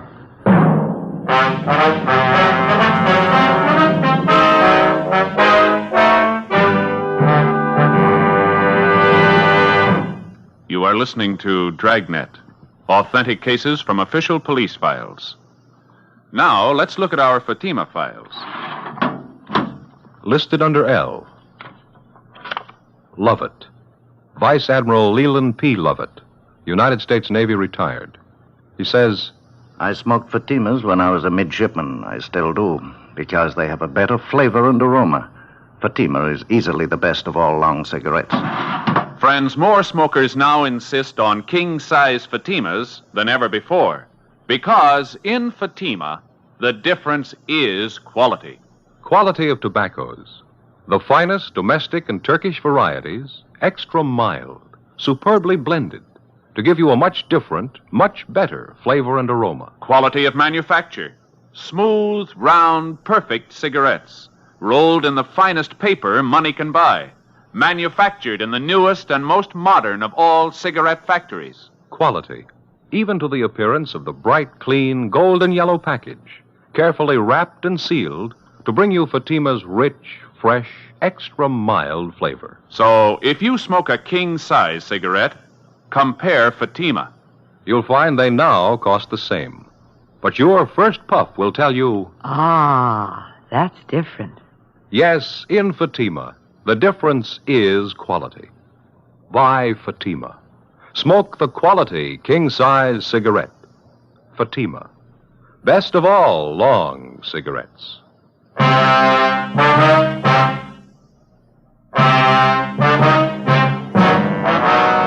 It was a tight moment as Kirk Harding fingered the telegram in the bar of the Plaza Royal Hotel. I'd spent many hours in consultation with Sergeant Roberts in Phoenix, Arizona, before undertaking this assignment. I felt sure that we hadn't overlooked anything that might lead to my true identity.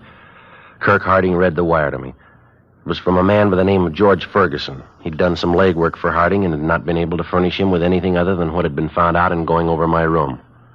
I knew I'd found the contact that I was looking for.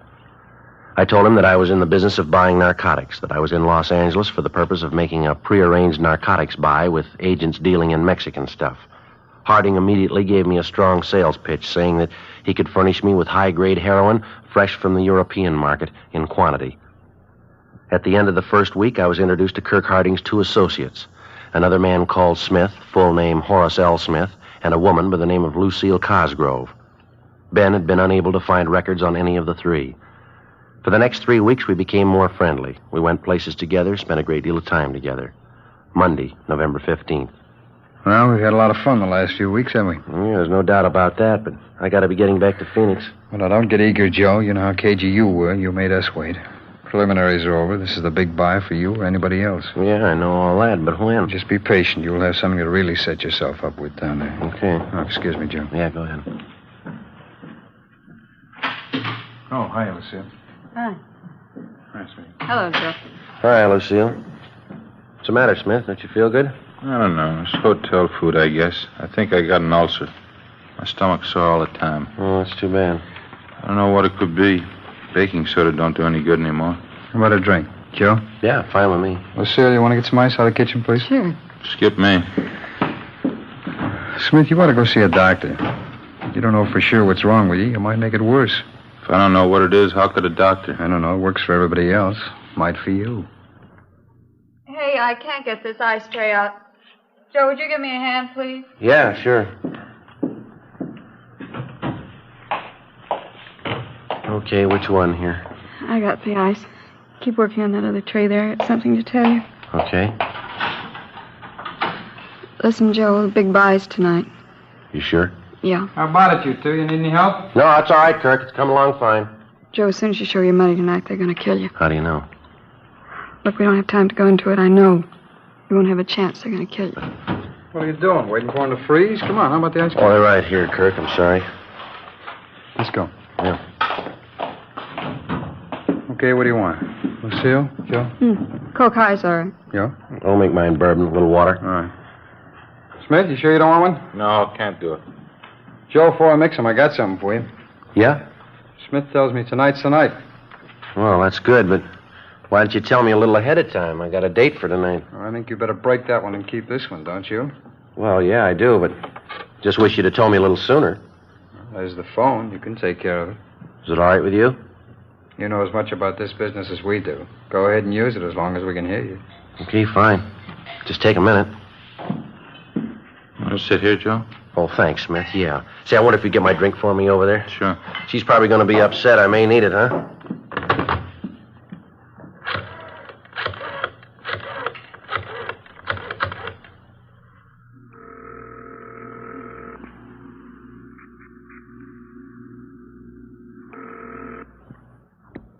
Romero talking.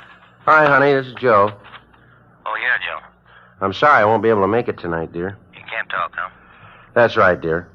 No, I just can't get out of it. I'll do the talking, Joe. Is it by tonight? Yeah, well, it just came up all of a sudden. Where do you know? No, darling, I can't tell you where I'm going. You couldn't go along anyway. Okay, we'll be with you 5 minutes from now all the way. Where are you now, at the hotel? Well, that's the way it is, and I can't help it, that's all. Maybe we can get together later, huh? We'll use one car, Joe. We'll stick as close as we can to you. One car ought to be safe, huh? Well, it's better, honey. Now, that's the way I like to hear you talk. I'm sorry. And I'll see you later, huh? We'll be with you. Okay, dear. Well, she still love you? Yeah, she loves me. 15 minutes after I hung up, we went downstairs and got into a green Chrysler sedan. It was parked out in front of the hotel. I looked around. I didn't see Ben or any of our cars in sight. Smith drove, and Kirk and I got in the back seat. The woman, Lucille Cosgrove, remained at the hotel. I didn't know which of the two men was planning to kill me, but I felt sure Lucille Cosgrove told me the truth. Her information on the buy was right, and maybe this other was correct as well. We drove out Figueroa Street for about 16 miles. At this point, it became evident we were heading for the Los Angeles Harbor area. You ever see a fog as thick as this, Joe? No, I never have. Can't see 50 feet in front of me. Yeah, well, just take it easy. Nobody's in a hurry. That's right. Don't want to pile up anywhere. Where are we going? We're almost there. This your car here? I've never seen this one before. No, we rented it. Isn't that the way you operate? Yeah, that's right. I just wondered if you played it as safe as I do. We do. I'm going to swing in this next alley up here, Kirk. Somebody tailing us? Kill your lights. Right. See anything out the back window? Wait a minute.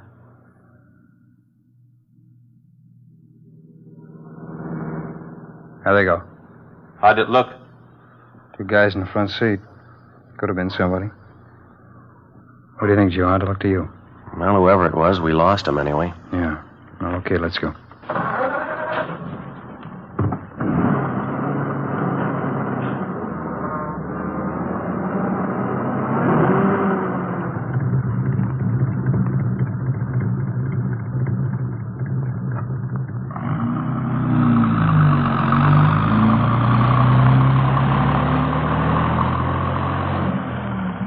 Look at that. Clear spot here in the fog. Don't see a soul anywhere. It's fine. We almost there now? Yeah, just around the corner. This is a break, isn't it? Fog's clear right in here. All socked in back up there. Well, we're as safe as you'd want to be, huh? Yeah, that's right. This is it. Over by the storage building? Yeah, that's right. Come on, let's go.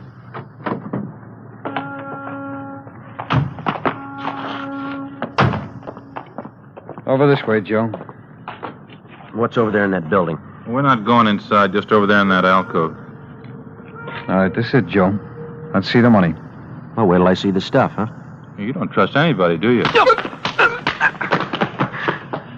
are you trying to prove? Well, I didn't like what he said. You're not going to like what I got to say either. Freeze, mister. Drop it, you! Watch it, Ben!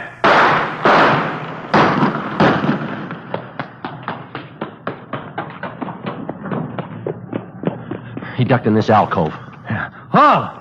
Take care of that one there. All right, easy, huh? Yeah, you see him? No, it's too dark. There he is. That's enough! I'm coming out! All right, throw your gun out ahead of you. He's not going to throw that gun out, Joe. Watch it. Come on.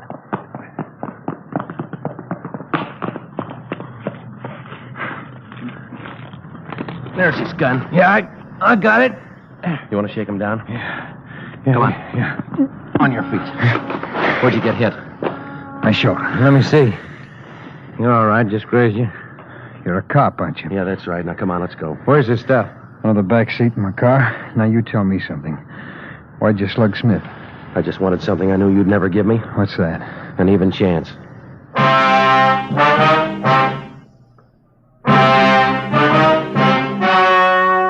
The story you have just heard was true. Only the names were changed to protect the innocent.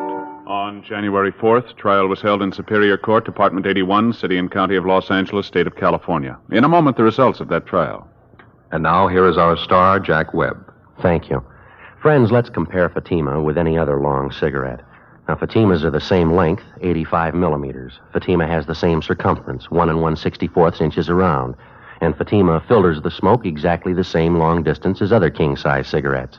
But in Fatima, the difference is quality. You get extra mildness, a different, much better flavor and aroma. That's right. Fatima gives you all the advantages of extra length plus Fatima quality, which no other king-size cigarette has. Tomorrow, buy Fatima.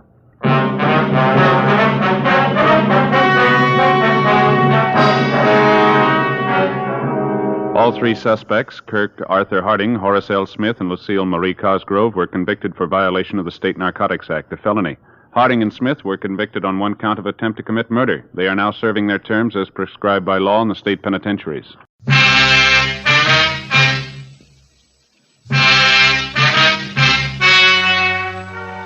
The story you are about to hear is true. Only the names have been changed to protect the innocent. Fatima Cigarettes, best of all long cigarettes, brings you Dragnet.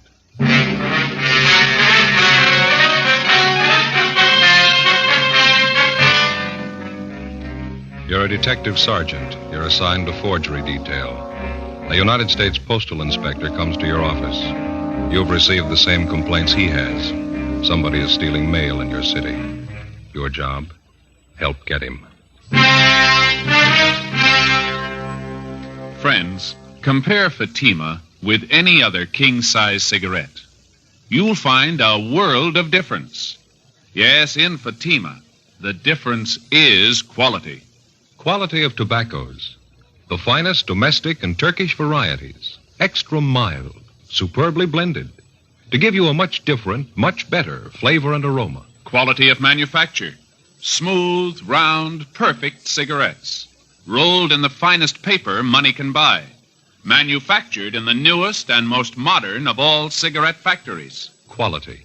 Even to the appearance of the bright, clean, golden yellow package. Carefully wrapped and sealed. To bring you Fatima's rich, fresh, extra mild flavor. So compare Fatima yourself. Today. You'll find Fatimas now cost the same as other long cigarettes. But your first puff will tell you... Ah, that's different. Yes, in Fatima, the difference is quality. Buy Fatima.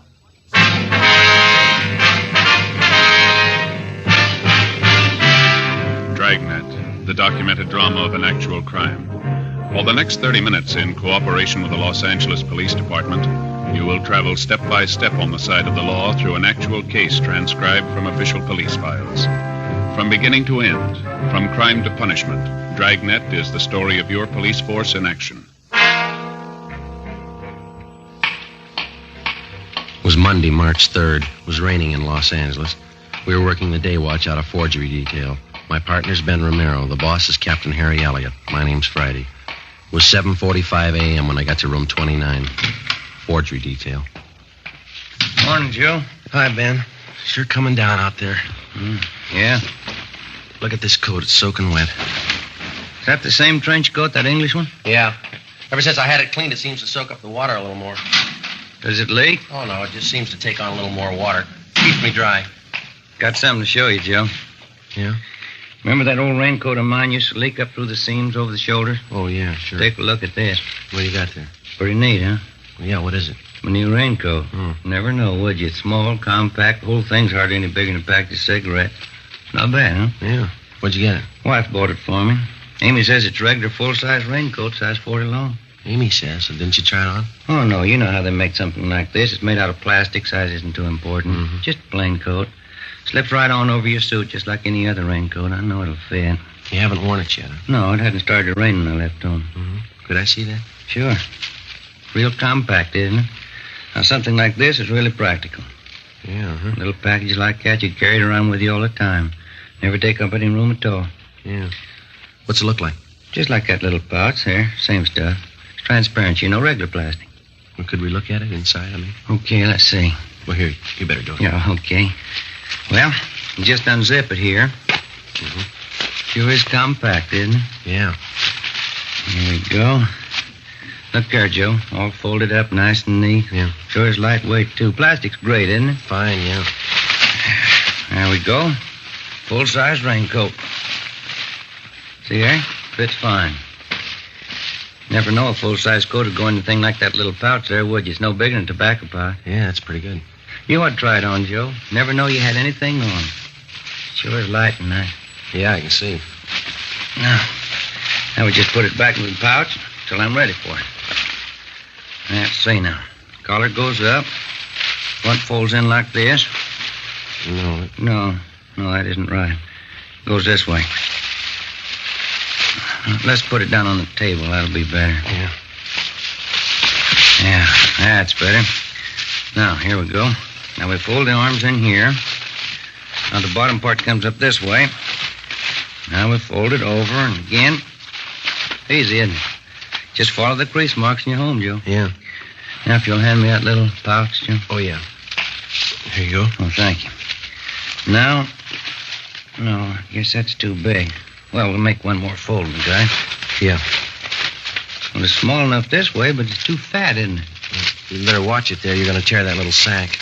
That's funny. I folded right over the old creases there. Too fat, isn't it? Yeah. Well, couldn't you just carry it in your pocket like that without the pouch? Sure, let's see. I'll slip it in my coat pocket. No, that won't do, Joe. It bulges right out. It's kind of springy. It jumps out, just like a piece of pongee silk. Yeah, it seems to. Well, it's still lightweight and easy to handle. Sure. Plenty easy to carry just like that anyway. Yeah. Well-made little pouch there. Seems a shame not to be able to use it. You smoke a pipe? No, you know that. Just cigarette. Yeah, I'll find some use for it. Probably 100 things a fellow could use a little pouch like this for if he could just think of them right off. Yeah, that's right. Righty, Romero, you want to step in here for a minute? Right, Captain. You fellows know Inspector Smith, Post Office Department? Sure, how are you? Romero? Good to see you, Leo. How you doing, Joe? Sit down, won't you? Thank you. Thanks very much. Inspector Smith's over here on that mail thief case that we've been working on. Oh, yeah. Did you receive those reports we sent over to you yesterday? No, I haven't been to the office yet. Came straight over here. Well, burglar turned it over to us yesterday afternoon. Ben and I ran it down. Seems to us like it might fit in somewhere here. Miller and Ashton have probably got your reports now. I was just going to call in. You mind filling me in on it? Apartment house over on Alvarado. Landlady reported a theft of part of a mailbox out there. Yeah, somebody stole a master panel off the front of the community mailbox at the apartment house. Figure it must have happened sometime during the night. Oh, yeah, I believe we got something on that, too. A postman on the route reported it. That's how he's getting into the mailboxes. Steals the front panel, makes a key for himself, and then on, he's in business. Smart guy like we're after could put a key like that to good use. It'd fit a great many different mailboxes around town. Yeah, it's the same M.O. We've been on this guy for a long time. He pulled the same thing down in San Diego, was knocking down about $2,000 a month. Then he laid out. Now he's at it again up here in L.A. Mm-hmm. Well, as you know, we've been getting reports of the thefts and the passing of the checks about 10 days ago. Yeah, I know. We've got 5 checks passed by this same thief according to handwriting analysis. We know it's the same guy. Talked to the victims and the bank tellers. Description of the guy seems to tally with what you people have on him. Yeah. There's just one thing we haven't been able to piece out yet. What's that, Joe? When he steals a check, how does he know what bank to pass it on? Well, I think we got the answer to that one. Well, let's say that he steals a letter, and we know he doesn't only hit the community mailboxes. Sometimes he goes to a private residence, fishes the letters right out of the mail slots in that case. Yeah, he's got some kind of a gimmick he gets down in those slots with. Yeah, that's what we figure, Leo. But we'll say after he's got a letter with a check in it. Now, it's easy enough for a good forger to put an endorsement on it, but how does he know what branch of the bank to pass it on? Well, at some time or other, he's stealing bank statements as well. Mm-hmm. Or maybe he's just lucky. At the time he steals a check, there's other mail in the box, too. The victim's bank statements. Well, as far as that goes, I suppose he's stolen more than once from the same party. He could probably get away with bank statements easy. Well, that's it. People never seem to report anything missing in the mails until weeks after it's happened. It's easy to see why. They're not sure anything's wrong until they wait several days. They don't want to bother us in the case of anything routine like monthly bank statements. And in the case of a check, well, sometimes it's from a relative or someone who owes them money, and they don't want to embarrass him by writing or calling to find out about it. Well, I suppose in the case of anything like a dividend check, we got a couple of those, Leo. Mm-hmm. The people who lose them just don't think it's time for them to arrive yet, so they just wait, huh? That's it. And that's why he's been so successful. Plus the fact that it takes about a week for any kind of check to be processed through central clearing at any bank, and then, too, the bank wouldn't necessarily know that anything was wrong at that time. Until the bank receives a complaint from the party who missed the check, they couldn't have any way of knowing that anything was wrong. That's right.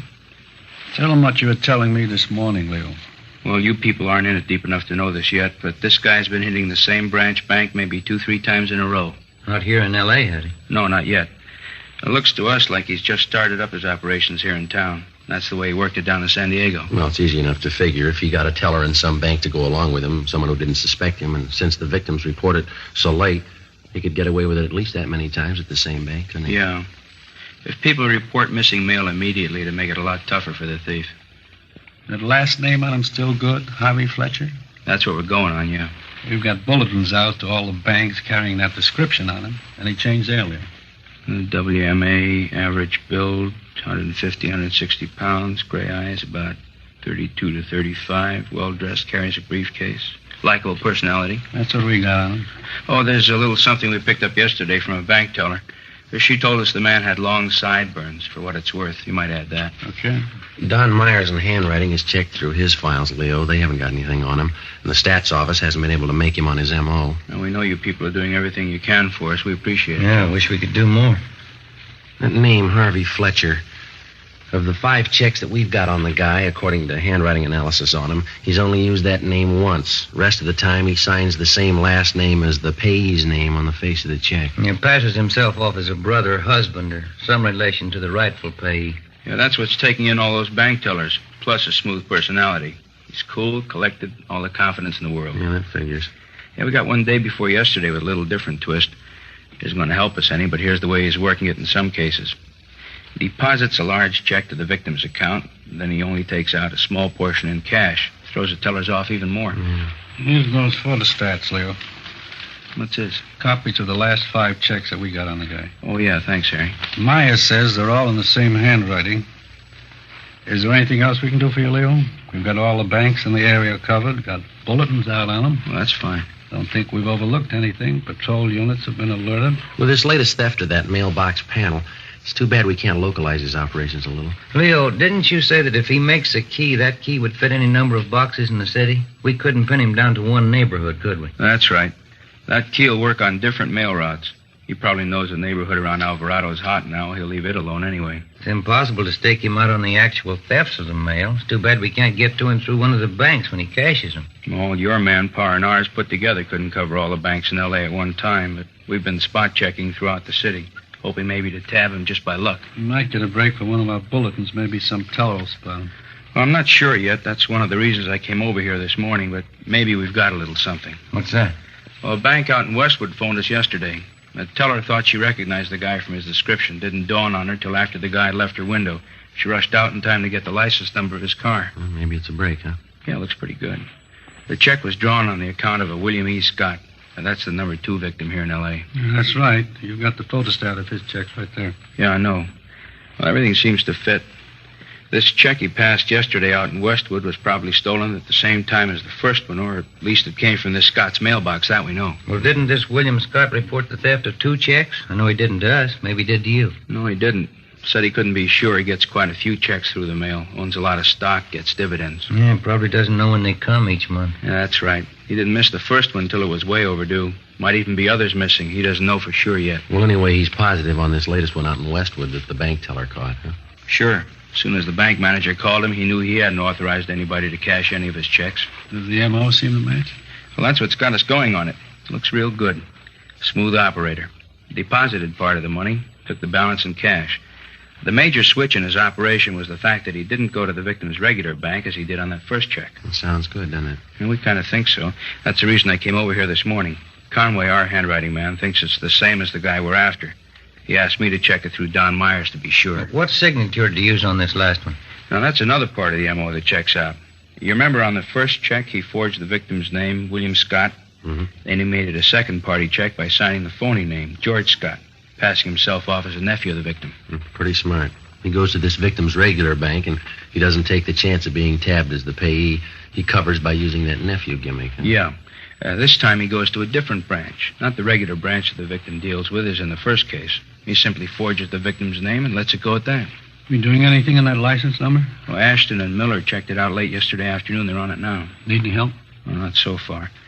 I'm interested in what Don Myers has to say about the handwriting. He ought to be through about now, huh? I'll give him a call. Well, thanks, Harry.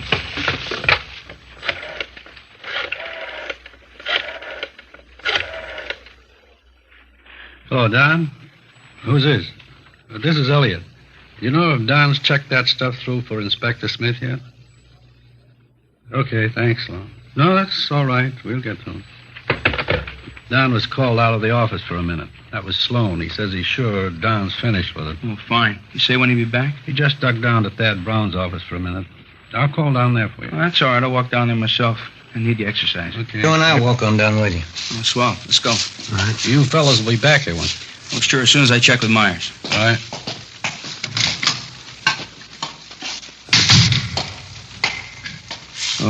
Which way is it from here? This hall looks the same from one end to the other to me. It's this way, Leo. Oh, okay. This affects you like the federal building does me. I get all turned around up there. Yeah. Well, those fellas down in San Diego have had a rough go on this thing.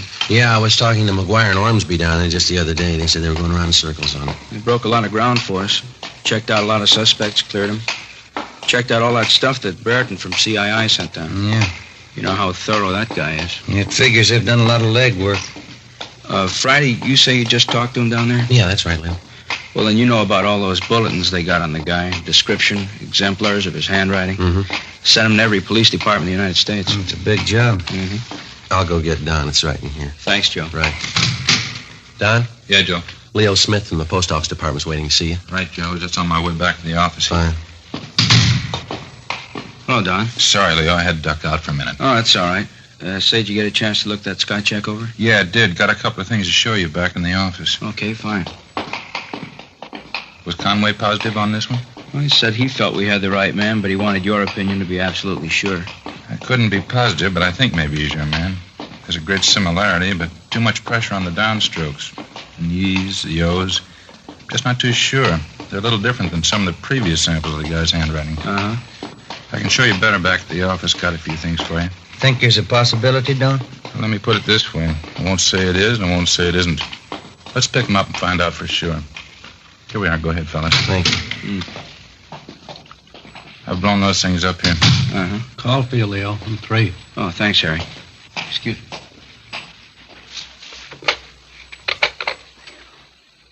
The Smith talking. You did? Uh-huh. We did. All right, look, why don't you bring him down a forgery detail here at the city hall? We'll talk to him here. Right, Ed. Right, thanks. Well, looks like the end of the trail. That was Ashton. He and Miller picked him up. He's our man, admitted the forgery. Looks like San Diego did all the work and we get all the luck. Anyway, we got him.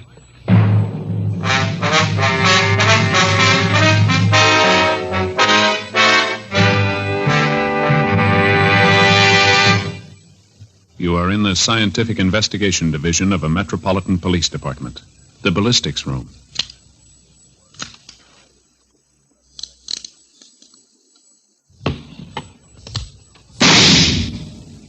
You have just heard a test bullet fired from a .38 caliber revolver found in the possession of a suspect. The test slug is removed from the ballistics box and compared with the slug found at the scene of the crime.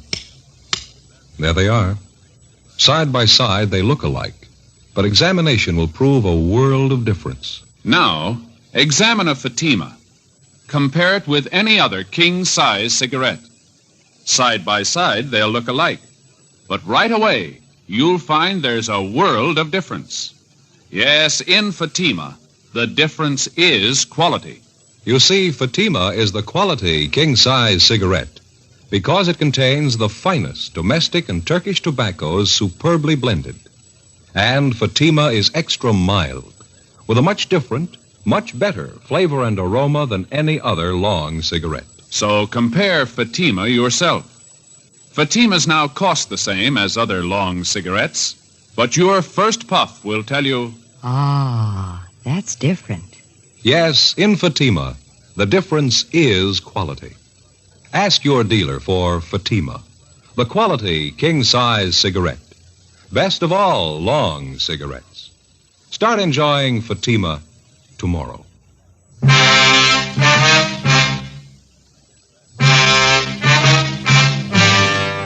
In the routine solution of a case, the police officer has always benefited by the legwork of his fellow officers. In this case, the men of the San Diego Police Department, in conjunction with the Post Office Department, had done most of the spade work, and the actual apprehension of the suspect appeared to be almost too easy on our end. Even though Ben and I hadn't participated in the physical arrest of the suspect, we felt the same gratification for the speedy solution of the case as did the postal authorities. Monday, March 3rd, 3:27 p.m., Miller and Ashton of the Post Office Department brought the suspect in for questioning. The prisoner was turned over to Inspector Leo Smith. Ben and I sat in on the interrogation. Carver Gleason, that's your true name? Yes, sir, it is. You say you've never been arrested before? No, sir, I never have. Now, you know we're going to check that out. Yes, sir. All right, now let's go over it again. The same way? That's up to you. We want the truth. I've told you the truth. You asked me questions about stealing mail, about forging checks. You said I was down in San Diego. Well, that's not true. None of it's true. Have you ever stolen from the mails? No, sir, I never have. I know that's a pretty serious offense. What makes you think forging isn't? Is that what you're trying to say? No, I'm not. I didn't say that, but this was the first time I've ever done anything like this. I didn't even think about the consequences. Should have thought about them. When's the last time you were in San Diego? I've never been there. I don't even know for sure where it is. How long you been in Los Angeles? About 3 months now. Where's your home? Akron, Ohio. How old did you say you were? 25. And what have you been doing since you got out here? It's just it. Nothing. Can't find a job. Well, how you been getting by? How you been living? Been staying down at the YMCA. Hope Street, I guess it is. What have you been doing for money? Well, my folks gave me a little when I left Akron. Thought I'd have a job by now. I didn't want to write home for any more, so when I found that check, I figured I could get away with it. I needed money, and I cashed it. And where'd you say you found it? Over on, that street out that way, La Cienega. Is that how you say it? La Cienega, yeah. Now, what were you doing out there? Well, I was answering an ad in the classifieds, trying to find a job. I had to park the car down the street from the place, and on my way back, I found this check on the sidewalk right near the bank on the corner. And where'd you get the car? It's my father's. The car's registered in your name with California plates. How do you explain that? Well, the folks told me when I got to California to go right to the authorities and register the car if I was going to stay so I wouldn't get in any trouble. That's where part of my money went. You got anything else you want to tell us? Well, I did it. I admit that. Mm-hmm. I want to make it up somehow. The check was for $57. I gave the men that arrested me 50 of it, and I spent $7. Yeah, that's all on the record. I did wrong. I'll pay the $7 back. Well, you can take that up with the judge, Gleason. Friday, Romero, you want to step outside with me a minute? Yeah, right. Gleason, you wait here with that officer. Yes, sir. What do you think? He's telling the truth. He's not the one we want. How about you, Joe? Yeah, I'll go along with Ben. Well, that makes 3 of us. Monday, March 3rd, 5 p.m. We went in and checked with Don Myers. In carefully going over exemplars of Carver Gleason's handwriting, he had definitely eliminated him as our suspect. Carver Gleason remained in custody awaiting trial. 3 months went by. During this time, the burglaries and forgeries continued. Suspects were picked up, checked out, and released. We got nowhere. Tuesday, July 12th. We received a communication from Chief Adam Jensen of the San Diego Police Department, who stated he was forwarding a radiogram from Chief John W. Polsine of the Milwaukee, Wisconsin Police Department. The radiogram from Chief Polsine stated that his handwriting man in Milwaukee had identified the suspect's handwriting, as listed in one of the San Diego bulletins, as belonging to Philip E. Holloway. Holloway was arrested 2 years previous on a reckless driving charge. The physical description of the man matched closely with the one that we'd received on the suspect known to us as Harvey Fletcher. They further stated that although he was at one time a resident of Milwaukee, they had nothing further on him. It was just an outside chance, but we decided that in all probability this could be the suspect's true name, Philip E. Holloway. This information was forwarded to the postal authorities. Ben and I started to check through our channels to determine the whereabouts of the suspect, Philip E. Holloway, with a possible alias of Harvey Fletcher. Yeah, that's it, Joe. Nothing in any of the phone books. Yeah. Covered everything I can think of. Our records, sheriff's records, nothing from CII, utility companies. Yeah, well, maybe Smith found something on him. We haven't got anything here. Think I'll give him a call, huh, Joe? Yeah, I'd like to know.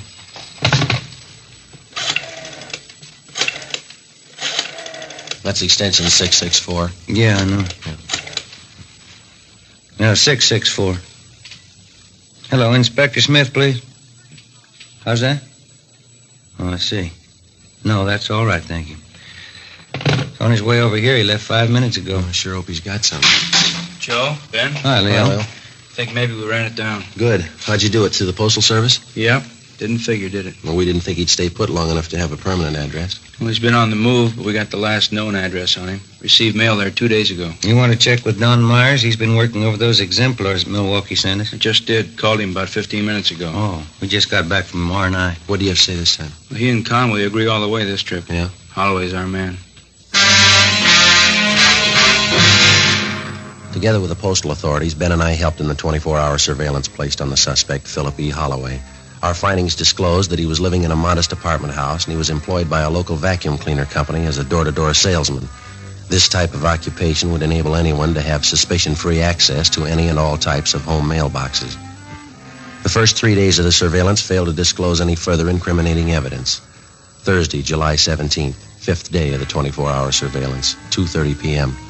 Holloway came out of his apartment building, got into his car, and drove approximately 4 miles to the Echo Park residential district. He parked his car, got out, and went up the steps of a small apartment house. Together with Inspector Leo Smith, Ben and I followed him. You want to pull up here, Ben? This is good.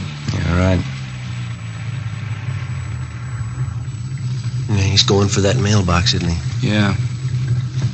He's got the key. He's opening the panel. Not a worry in the world. Broad daylight. Look at that. Yeah. He's got all the letters out of the box, got them in his pocket. On his way back to his car. Leo, there's a bank right up there on Sunset, see? Okay, let's stay with him. How's it look, Joe? You can see up ahead there. Is he pulling out? Wait a minute. All right, let's go.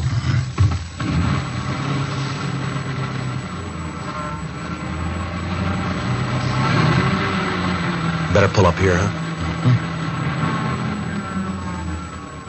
Now look at that. Just like it was blueprinted. Going right in the bank.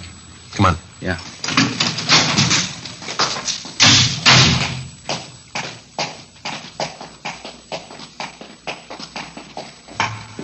Joe, you see him? There he is. Second window. Let's get in line right behind him. All right. Yes, sir. May I help you? Yes, I wonder if you can cash a check for me? Yes, sir. Would you endorse it, please? Surely. There you are. As you can see, this is one of my mother's checks. I guess I can cash it all right for her. Do you have any identification? I'm sorry, I don't. I'll say I have this envelope. The check was mailed in. Will that do? Yes, I think that's all right. How would you like this, sir? He doesn't want it anyway, miss. Just hold that check for us, please. Postal inspector. Yes, sir. I beg your pardon. I believe you're making a mistake here. No, there's no mistake. Come on, step over here. Shake him down. I don't understand all this. That key you used over there on Baxter Street, that the one you made from that panel you stole over on Alvarado about 4 months ago? You know about that, huh? Yeah, we do. I did all right for a while, didn't I? That key angle's a pretty good one, isn't it? There isn't a lock in the world I can't make a key for. We got one in mind you might have trouble with.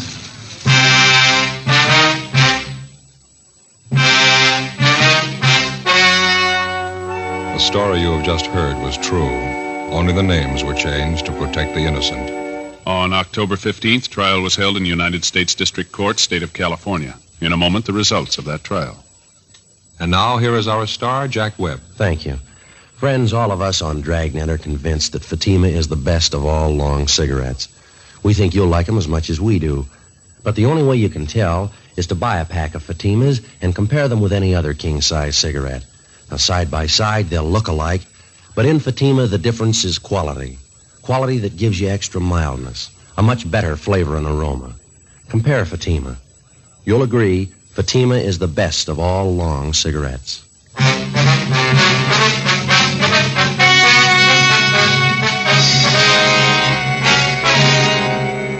The suspect, Philip Elwood Holloway, was found guilty on all counts. He was sentenced to 10 years in the federal penitentiary. 5 years of his sentence was suspended, and he was placed on probation, one of the conditions being that he make restitution of the stolen money.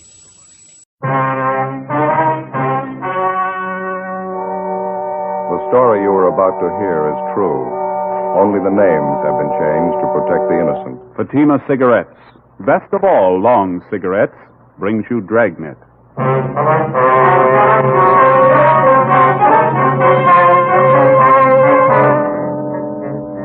You're a detective sergeant. You're assigned to robbery detail. A middle-aged businessman in your city is robbed and beaten senseless. The hold-up men escape. The victim refuses to report the crime. Your job? Investigate. You'll be amazed when you compare Fatima with other long cigarettes. You'll find they now cost the same. But in Fatima, the difference is quality. You see, Fatima is the quality king-size cigarette because it contains the finest domestic and Turkish tobaccos superbly blended. And Fatima is extra mild, with a much different, much better flavor and aroma than any other long cigarette. So compare Fatima yourself. Fatimas now cost the same as other long cigarettes, but your first puff will tell you... Ah, that's different. Yes, in Fatima, the difference is quality. Ask your dealer for Fatima, the quality king-size cigarette. Best of all long cigarettes. Start enjoying Fatima tomorrow.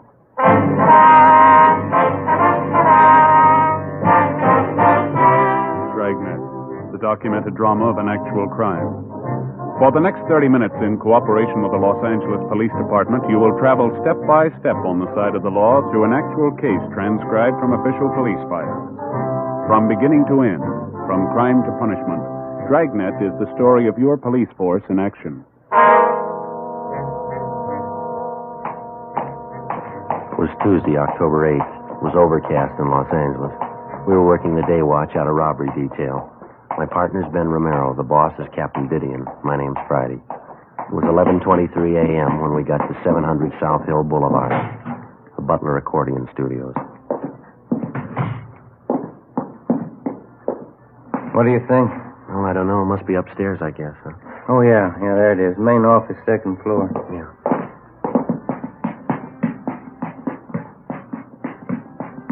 Who is that, Joe? What? That portrait up there on the wall. Just a minute. Some printing underneath here. Nice painting. It says Damien, the father of the accordion, Vienna, 1829. What do you know about that?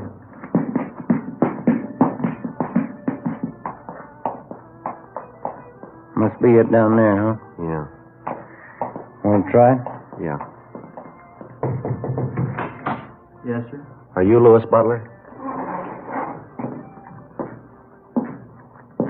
Yeah, that's right. And can I help you? Police officers, Mr. Butler. I'd like to talk to you for a minute. Is your name Friday? Yes, sir, that's right. That's my partner, Sergeant Romero. How do you do? I'm sorry, Sergeant. I told you on the phone. I just don't want to talk about it. We'd appreciate it if we could have your cooperation. It's a pretty important matter.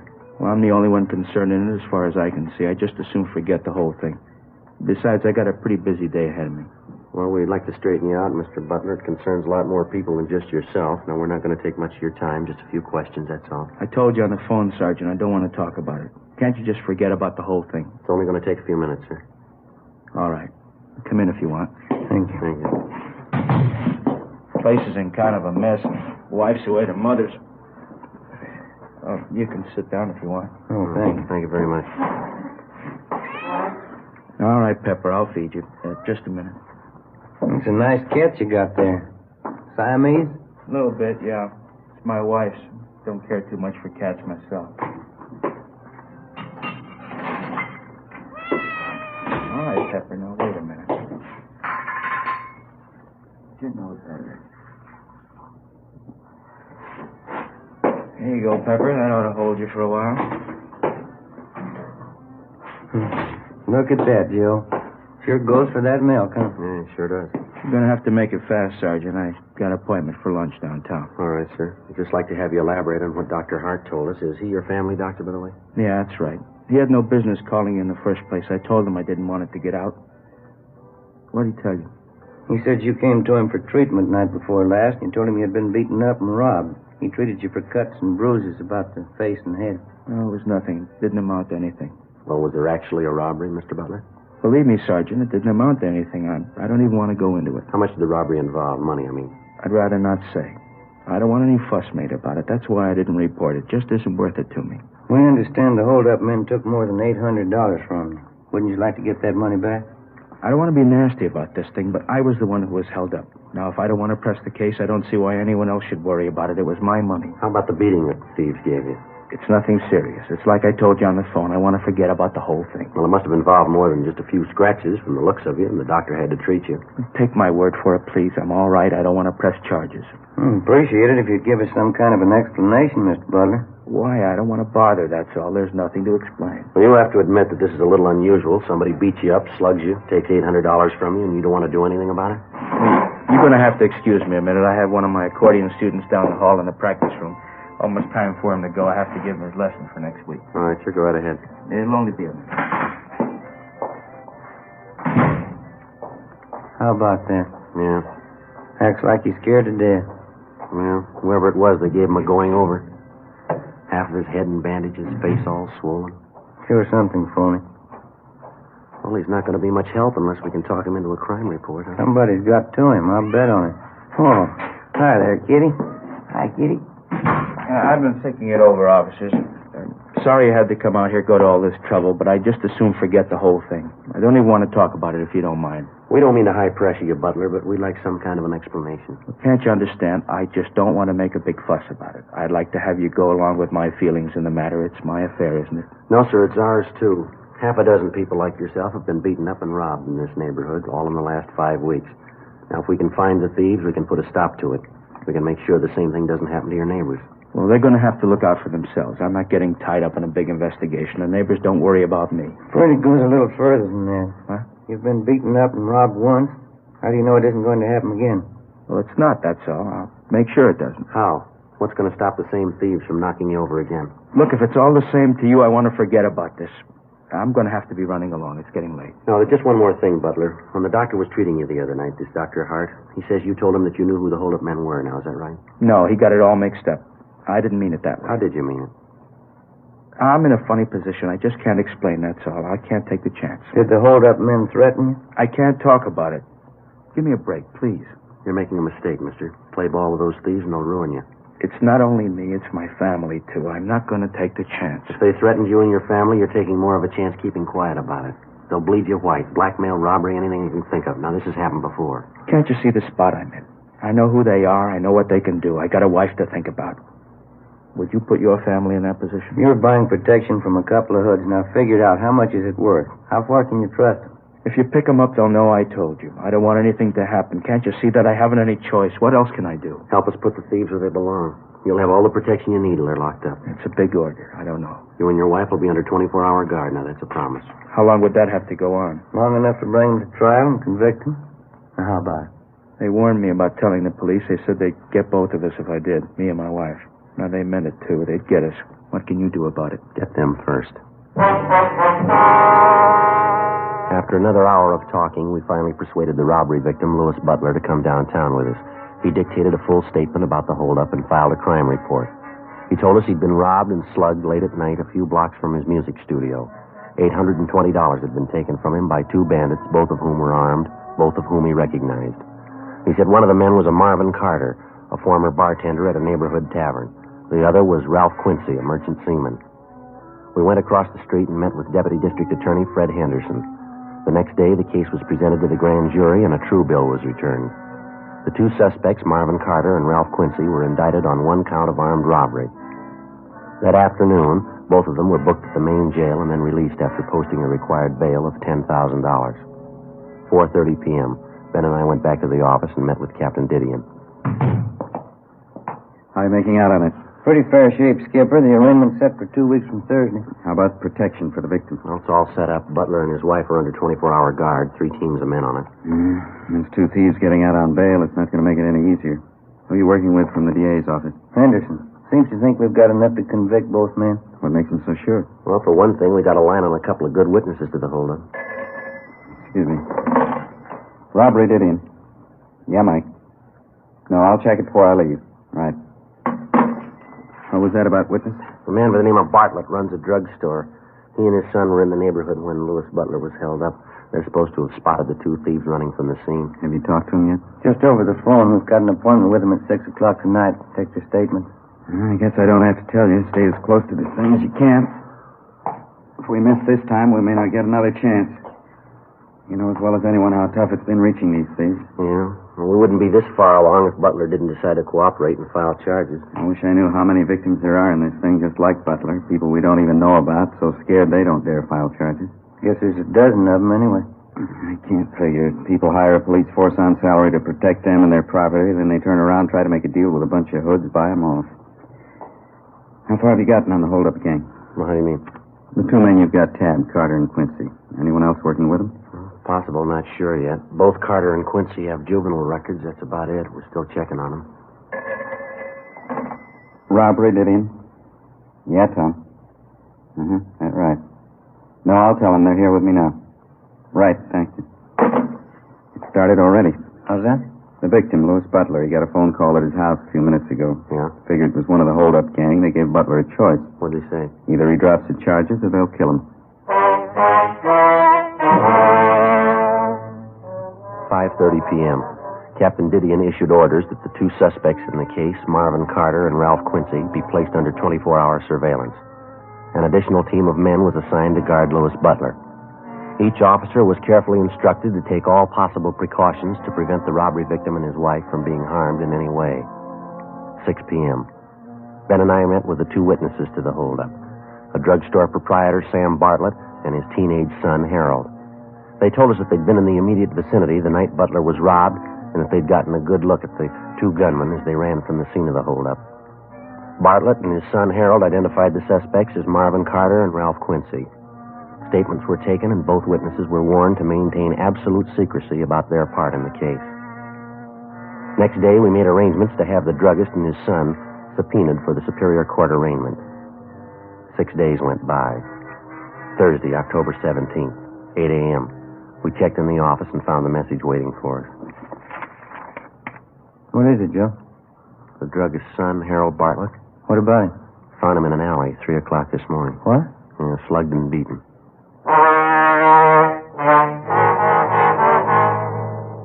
Late that afternoon, Ben and I received permission from the doctors to visit briefly with our witness, 17-year-old Harold Bartlett. His injuries were painful but not critical. The beating he'd received was nothing less than brutal.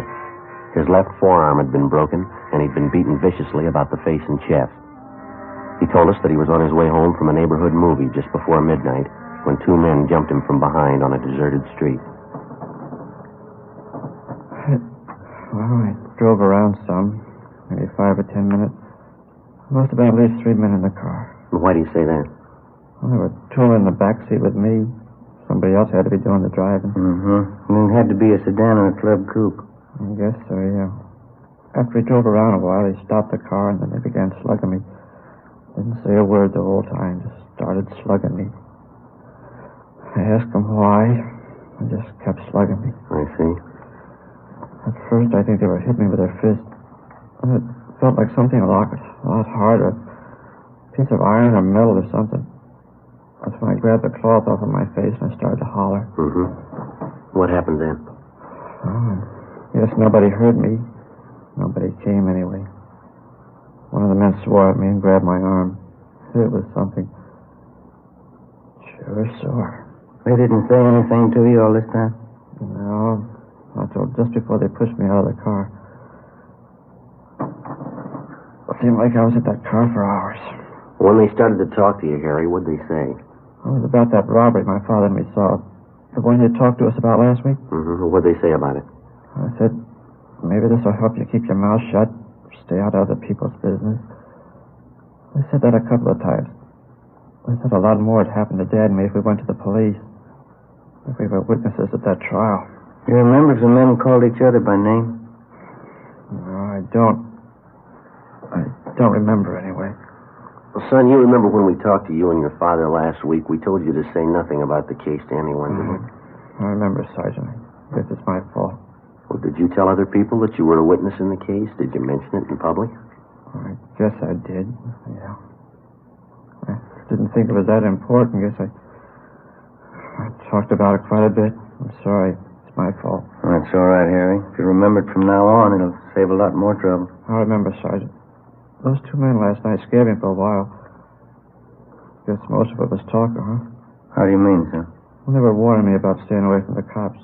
They said they'd kill me and my dad if we were witnesses. Mm-hmm. They were probably just trying to scare us, huh? They were fooling? Well, you had a sample last night, son. Yeah? Were they fooling?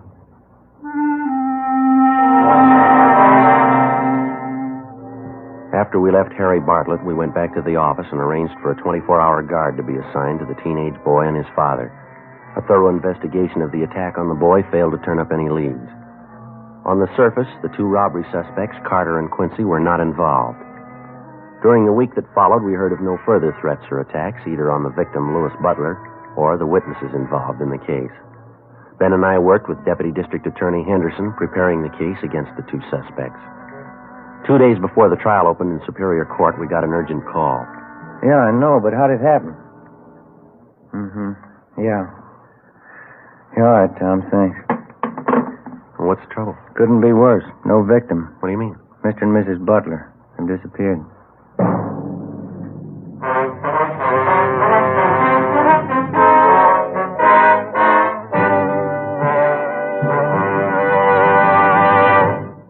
You are listening to Dragnet.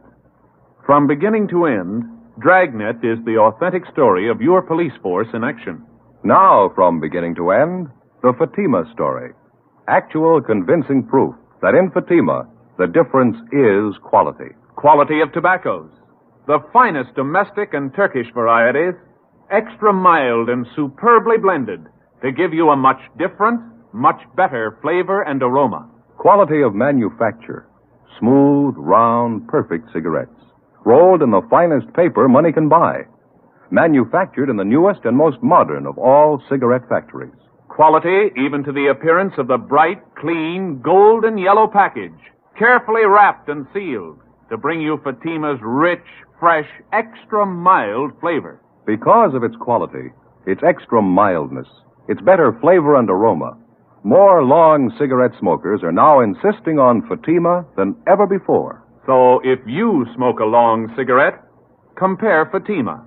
You'll find they now cost the same, but your first puff will tell you, Ah, that's different. Yes, in Fatima, the difference is quality. Insist on Fatima. Start enjoying the quality king-size cigarette. Fatima.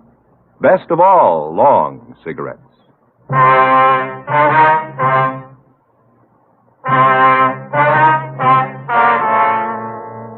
Tuesday, November 5th, 9 a.m. The trial of robbery suspects Marvin Carter and Ralph Quincy opened in Superior Court, Department 88. The complaining witness, Louis Butler, failed to appear. For 2 solid days, we'd been busy checking all of the Butler's friends and relatives in the city. They couldn't help. Each time the Butlers had left their residence, they'd been under surveillance. We'd had an understanding with them that in the event that they were in their automobile, and for some reason the officers assigned to them lost them in traffic, the Butlers would immediately return to their home. On the night of November 3rd, under the pretext of going to a neighborhood theater, the butlers made a right-hand turn from a left-hand lane of traffic, so it became obvious that they were trying to elude the officers following them. A check was made at their home as prearranged, and they failed to return. When they failed to appear for the trial, a bench warrant was issued by Superior Court for the missing couple. Deputy District Attorney Henderson asked the court to grant a delay in order to find the butlers. It was granted. In the meantime, we'd gotten out a broadcast and an APB. Missing persons detail helped out in the search. Still no sign. Tuesday, November 12th, 11 a.m.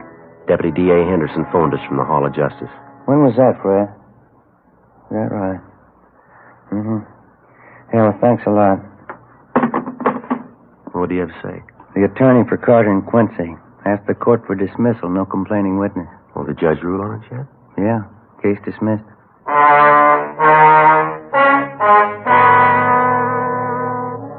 No matter how guilty the two men might have seemed, there was nothing further anyone could do. Without a complaining witness, our case was finished. The two suspects, Carter and Quincy, were released from custody. In a few days, Quincy left town for the east. Carter remained in the city. The search for Mr. and Mrs. Butler went on. No sign of either one of them. December came, and then the Christmas holidays, New Year's. On January 16th, Louis Butler suddenly reappeared back in town and surrendered on the bench warrant. They explained to the judge that because of the numerous threats on their lives just before the trial, they were afraid to appear, and that they left the state without telling anyone. The judge gave them a lecture and a warning and dismissed charges. Another month passed, February and then March. On April 2nd, we got word from Denver, Colorado, that one of our former robbery suspects, Ralph Quincy, had shot and killed a 24-year-old policeman while attempting a robbery in that city. Quincy was tried and convicted of murder and received a life term. In the meantime, we'd heard little or nothing about the other former robbery suspect, Marvin Carter. Another 2 months passed. Spring months wore on into summer. Monday, July 8th, 8 a.m. Friday, Romero, see you a minute. Yeah, Skipper? You want to sit down? I got something for you. Yeah. A hold-up victim, man by the name of Sheridan, came in late last night, filed this crime report here. Have a look. Thank you. Let's see, Joe. You can notice there it happened in the same area where we had that rash of hold-ups last fall. Yeah, I see. Victim robbed and beaten. Suspects used the same approach, same M.O. Followed it right down the line. Yeah. Victim warned not to contact police. Bodily harm threatened if victim did so. How about the descriptions of the hold-up men here? The victim pretty sure about them? Gaffney handled the report. The victim said he got a good look at one of the thieves. Gaffney gave him a bunch of mug shots to look at. Yeah. Here's the one he picked out of the lot. Thanks. Have a look, Joe. Marvin Carter. As soon as the robbery report had come in, an immediate check had been made of Marvin Carter's last known address, an apartment in the West Pico district.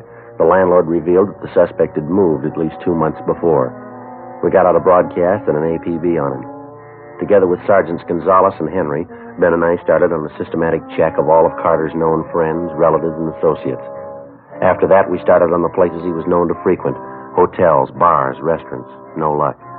2 weeks went by. There were no further reports of robberies where the M.O. of the criminal matched that of Carter's. Tuesday, July 26th, 2 p.m. We got a call from one of our informants, Bertie Simmons, who told us that he might have some information for us. He said it concerned Marvin Carter. He told us he'd meet us at MacArthur Park on the 6th Street side at 2:30 p.m. 2:50 p.m. You'll have to excuse me, Sergeant. Sorry I'm late. I have to move from that other place. Things haven't been going too good for me. That's all right, Bertie. What's the matter? No luck with the horses? Yeah, a lot of luck. It's all bad. If there's a pig in the race, I have to bet on him every time. Getting so I can't even pick him to show anymore. I don't know. What else is new with you, Bertie? No job yet? No, I'm still looking. Been down around some of the joints, South Main, Alameda, keeping an ear to the ground. Mm-hmm. Want a smoke? Yeah, thanks. Don't mind if I do. There you go. Light for you. What have you heard, Bertie? Anything that'll help? That Marvin Carter, you're still looking for him, aren't you? That's right. Any rumble? I heard it last night having a beer downtown. I knew you fellows were in a little bind on the thing. I always like to help you when you're in a bind. Well, what'd you hear, Bert? Carter's still in town, hiding out. Like I say, I always like to help you out when you need it. Mm-hmm. I know what it is to be in a bind. That's when you appreciate help most. I'm kind of in a bind right now. A little short, you know. A couple of dollars, Bert. That's all I have on me. Will that help you out any? Saved my life, Sergeant. Tell you the truth, I didn't know where dinner was coming from tonight. No need telling you. I appreciate it. What was this you heard about Carter? Still in town. There's a place down by Venice, near the beach. Mm-hmm. Carter's been seen there once, twice lately. It's a little seafood joint. Beer and clams. Down by the beach. Well, now, is that somebody's story, or is it the real thing, The Bert? real thing, Sergeant. You know me better than that. No phony leads from me. Where's Carter supposed to be staying down there, do you know? Well, I do and I don't, I guess. What do you mean? This mooch that told me about Carter last night, he didn't know the address, but he described the place Carter's supposed to be hiding out in. I know the joint he means. But you don't know the address. No, but I can point out the place he means. It's a shack right along the speedway down there, down by the beach. Mm-hmm. You want to run down there with us now? Sure, I'll point it out for you. I'm not going near it, though. Why do you say that? Don't want to mix with it, that's all. I got the word. What do you mean? Carter. Won't be an easy one to take. How do you know? He's got a gun. 2:55 p.m. Along with our informant, Bertie Simmons, Ben and I drove down to the beach town of Venice. Bertie pointed out a brown wooden frame cottage where Carter was supposed to be hiding out. While Bertie waited in the car, Ben and I checked it out. There was nobody at home, but there was plenty of evidence inside the cottage that Carter was living there. I went back down the street to where we'd parked our car. I kept an eye on the cottage while Ben got to a phone to call the office. Pretty down here, huh, Sergeant? Yeah, it's a nice day. I don't get out in the air enough. I think that's my trouble. Some of this good ocean air makes you feel like a million. Yeah. Did you notice the place where your partner went to phone down the street there? Yeah, what about it? You see the sign, beer and clams? Right over the door. Beer and clams? Yeah, mm-hmm. Best in the city, I know. I've been there. Only great. Good beer for a dime, fresh clams. Nothing better. You like clams? Yeah, they're all right once in a while. What am I going to do if you two have to wait here all night? Well, we'll get you back to town, Bert. We'll figure out something for you. Hi, Ben. Did you get a hold of the captain? Yeah. Marvin Carter was picked up downtown 20 minutes ago. What? Yeah, he's driving a rented car. Traffic unit picked him up. Will they tab him on his description? Not at first. Reason they noticed him was because he was double parked on a busy street, and they pulled him over and got a better look at him. I did it. Any trouble with him? None at all. Got him booked at Main Jail. Say, that's sure too bad, and... What do you mean, Bert? It's sure case, isn't it? How long you fellas been working on it? Just about a year, huh, Joe? Yeah, just about. Coming all this way for nothing. You're ready to make the pinch and somebody else does it for you. Must be kind of disappointing, huh?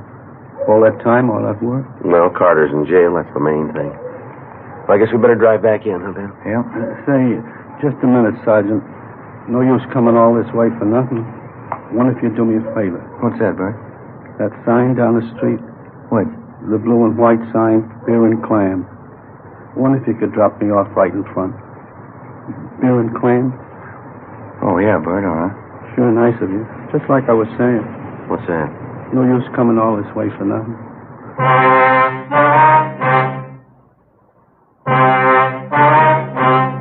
The story you have just heard was true.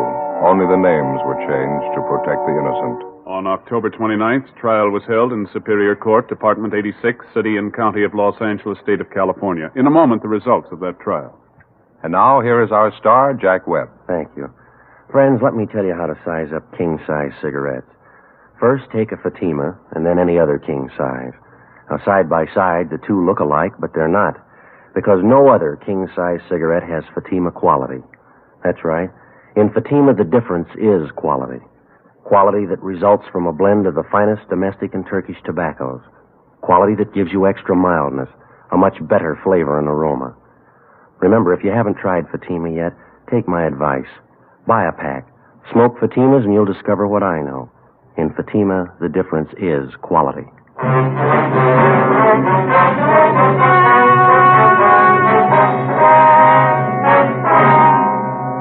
Marvin Lawrence Carter was tried and convicted on several counts of first-degree robbery and was sentenced to the state penitentiary where he is now serving his term. First-degree robbery is punishable by imprisonment from 5 years to life. The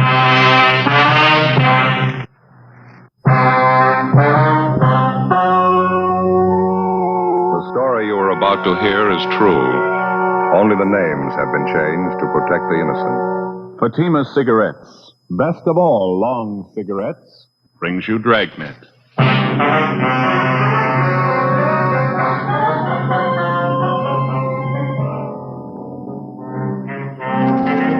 You're a detective sergeant. You're assigned to homicide detail. A phone call comes into your office from a man who tells you his wife has been murdered. He's not sure who the killer is. Your job? Find him. You'll be amazed when you compare Fatima with other long cigarettes. You'll find they now cost the same. But in Fatima, the difference is quality.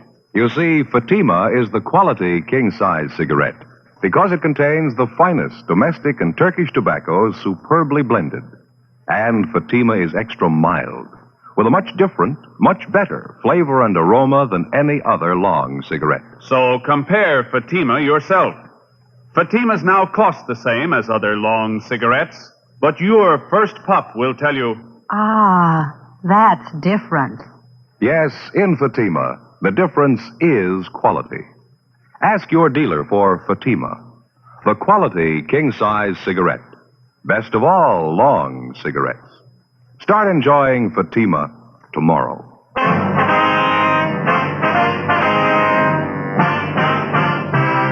Dragnet, the documented drama of an actual crime. For the next 30 minutes, in cooperation with the Los Angeles Police Department, you will travel step by step on the side of the law through an actual case transcribed from official police files. From beginning to end, from crime to punishment, Dragnet is the story of your police force in action.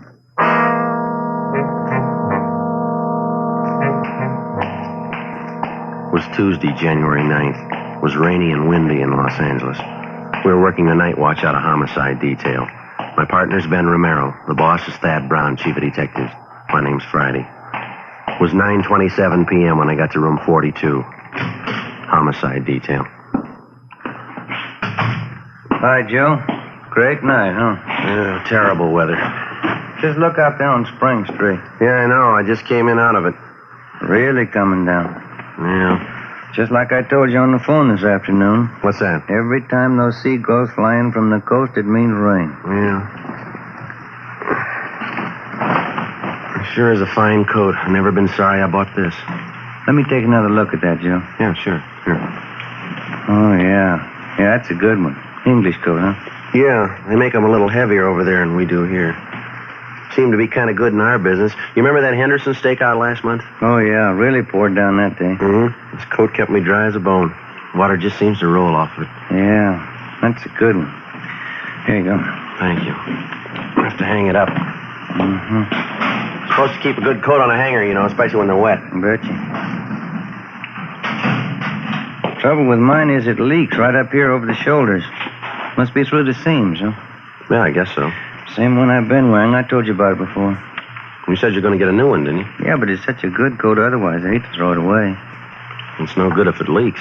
Oh, I guess you're right at that. Maybe I can get those seams fixed, do you think? I don't know. How long you had it? 7 years. I'll get it. Homicide, Friday. This is 14 on the complaint board. Take this call. Right. Hello? Hello. My name's Leonard Gray. Yes, sir? My wife's dead. She's been killed. I just went down to the garage, and when I came back, she was dead. Could you send somebody out here right away? Yes, sir. What's that address? 1627 Oxford Place. 27 Oxford Place. Yes, sir, that's right. Can't understand that she was all right when I left, and then when I came back, she was dead. I can't understand that. We'll be right there, Mr. Gray. My best friend lives right next door. Yes, sir? He says I did it. 1627 Oxford Place was on the east side of the street. It was an average one-story stucco home. All the homes on the street were about the same general style and size. was a nice neighborhood. All the grounds appeared to be well kept from what we could see through the heavy rain. The porch light was burning when we got there. Inside the house, we were met by the two officers from Unit 37R who filled us in on the results of their preliminary investigation. We asked them to stand by in front of the house. Then we asked the husband of the murdered woman, Leonard Gray, to show us where the body was. Back this way, in the dining room. Everything just the way you found it, Mr. Gray? You didn't touch anything? No, sir, haven't touched anything. Right there on the floor. That's where I found it.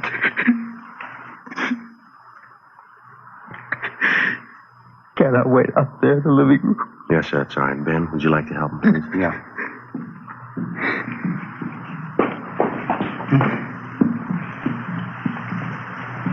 Just sit right there. I'll be right with you. Thank you. You and your wife live here alone, do you? Yes. It's just two of us, no children. Ben. Yeah?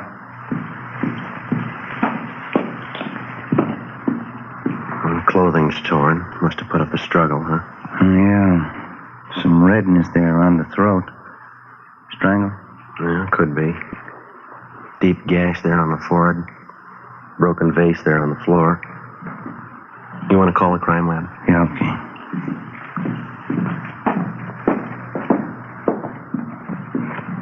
Mr. Gray, where's your telephone?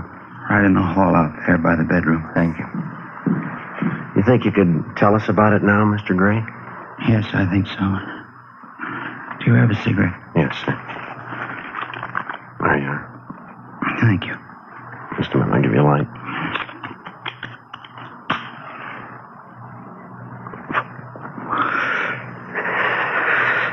Thanks. That's all right. Now, can you tell me just what happened here tonight? Earl Anderson, that's my friend. Lives 2 houses down. He and I went out after work. We usually do once or twice a week just to have a few beers. Yes, sir. I don't know, I felt pretty good. Guess I had a couple too many. Earl said it was late and we better be getting home, so he did. I had a little too much to drink, so he drove. I see. Well, where were you and your friend drinking? The bar right across from where we work. Earl Anderson and me. A lot of the men go there for a beer right after work. Mm-hmm. Were there quite a few men from work in there tonight? Yeah, quite a few. I wonder if the other officer found the phone all right. Yes, sir, I'm sure he did. Kind of hard to find sometimes. Wife had it covered with little curtains. That's all right, Mr. Gray. Let's try to take it easy. They're on their way. Right. He was telling me that he and his friend Earl Anderson stopped after work. They had a couple of beers, and then the two of them drove on home. I see. Is that right, sir? Yeah, that's right. Well, we got home, and I was feeling pretty good, so I asked Earl to come on in and have a little nightcap. Mm-hmm. What time was that when you got home? About 6:30. Earl didn't want to come in because he said Hazel would be upset with me because we were a little late. Anyway, I finally talked him into coming in with me. Was your wife upset? A little bit, yeah. She used to be unhappy when I was late because of dinner, but she was never unreasonable. I didn't make it a habit to stay out unusually late anyhow. I see. I feel terrible. Just terrible. When we got in the house, the first thing Hazel asked me was if I'd looked at the car. Whose car was that? It's our car, Dodge Sedan 42. It's parked across the street now. I wonder if we might check back here a little. Yeah. I thought I understood you to say that you felt that you'd had a little too much to drink, so your friend drove this Earl Anderson? Yes, but it was his car. I guess I should have made that a little clearer. You see, we take turns driving home, either his or my car. We trade off to fight the traffic, no matter whose car. I see. Wonder if you'd go on, please. I didn't know what she meant by asking if I'd seen the car. She said someone had let all the air out of the back tires. Do you know why anybody'd want to do a thing like that? No, I had no idea who'd do that to us. Hazel said she wanted to use the car tonight. She had to go to a friend's house to help her do some remodeling or something. Mm-hmm. She didn't say a word about my being late.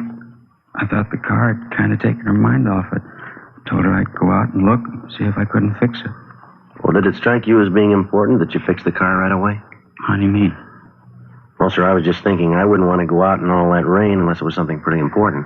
Well, I didn't want to either, but I figured all I'd have to do was put a little air in the tires and then drive it down to the gas station. I see. Do you want to go on? Earl said he'd be willing to give me a hand, so we went out to have a look at the car. One look at the tires, and I knew we couldn't fix them. Somebody had cut them with a knife or something. They were beyond repair. Do you have any idea who did that? No, I couldn't figure it out. I have no enemies that I can think of. No one that'd do a thing like that. What did you do then? Earl and I figured that we'd better take the wheels off, take them down to the garage and buy some new tires. I borrowed Earl's jack, and we took off the wheels. Earl said he'd be glad to take the wheels down and that I'd better go back in the house with Hazel, because she might wonder what we were doing about fixing the car. I understand. We talked back and forth for a minute or two, and I finally insisted that I'd go.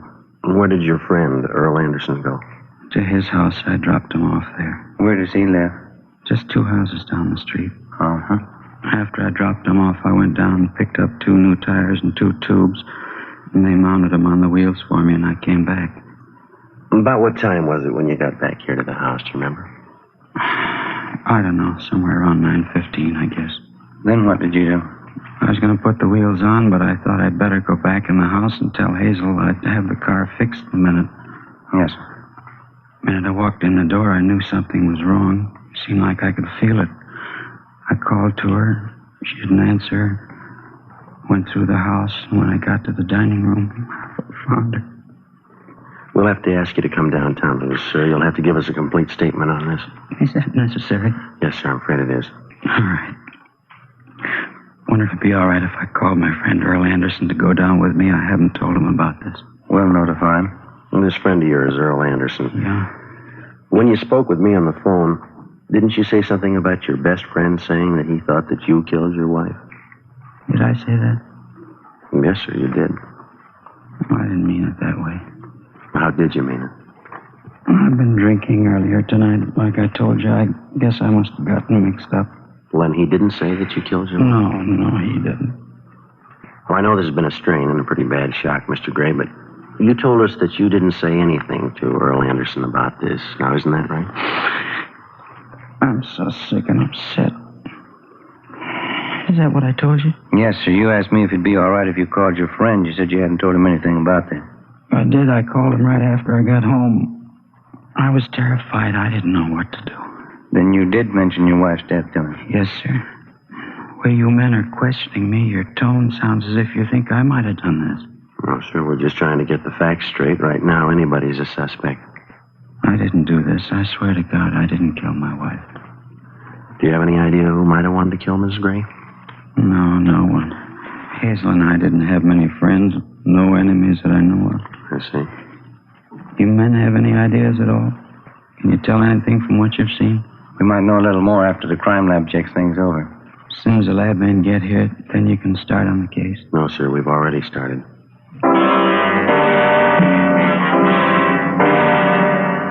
10:15 p.m.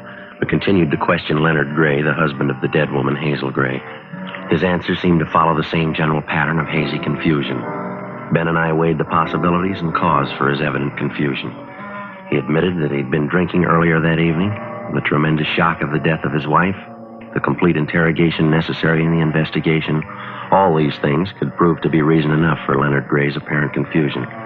They could all be possibilities of pretense as well. We had to be sure. We asked him about relatives and in-laws. He told us that his parents were not living, that his wife's mother and father resided in Los Angeles in the southwest section of the city. He gave us the address. He furnished us with a list of his friends and his acquaintances. He was feeling quite badly, but seemed to want us to continue with the questioning. From time to time, he would add unimportant bits of his story which he had omitted the first time through. 10:17 p.m. The crime lab crew arrived and went to work.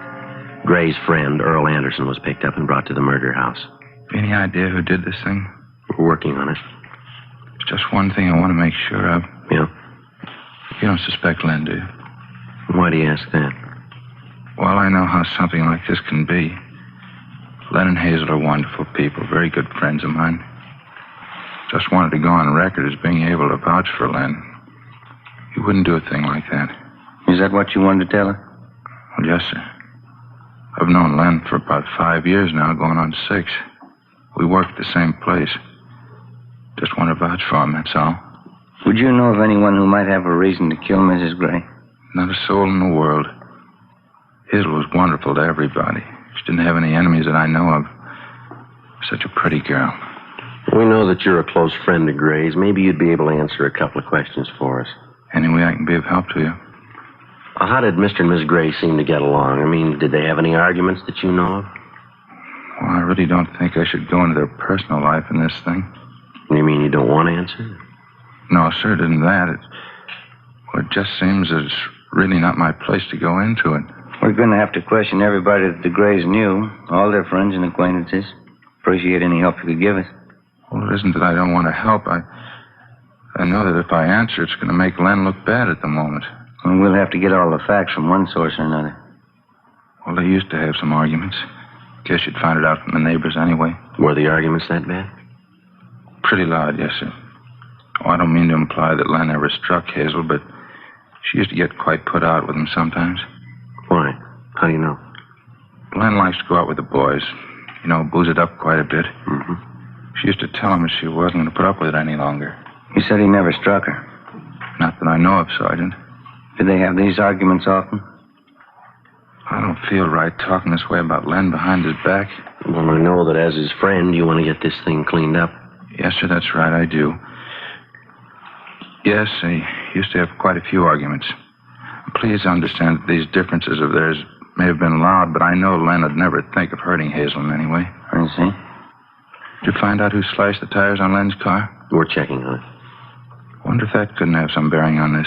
Yeah, possibly.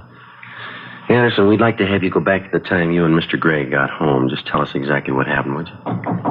Will you excuse me for a minute? Sure. Friday, see you a minute. Right, Harris. I'll be right back. Okay. We're just about through. It's all photoed. Lifted some prints. Coroner's ready to take the body, okay? Yeah, it's all right. Get anything besides the prints? Yeah, a small piece of blue cloth. White button attached. Looks like it was ripped off a shirt. Where'd they find it? Near the body. We'll see you fellas back at the office, huh? Yeah, okay, Harris. Thank you.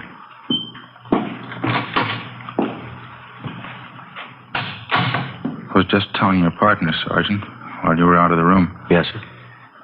In this kind of a case, if it turns out to be murder, you have to know the whereabouts of everyone concerned, don't you? Yeah, we do. I suppose Len told you about his going down to get the tires fixed on his car. Yeah, he did. Did he tell you that I was at home during that time? Were you? Yeah, I was. I don't mean to try to tell you your business or anything like that, but isn't that the sort of information you have to have? Yeah, that's right. Is there anything else you'd like to know? Yes, sir. Who killed Hazel Gray?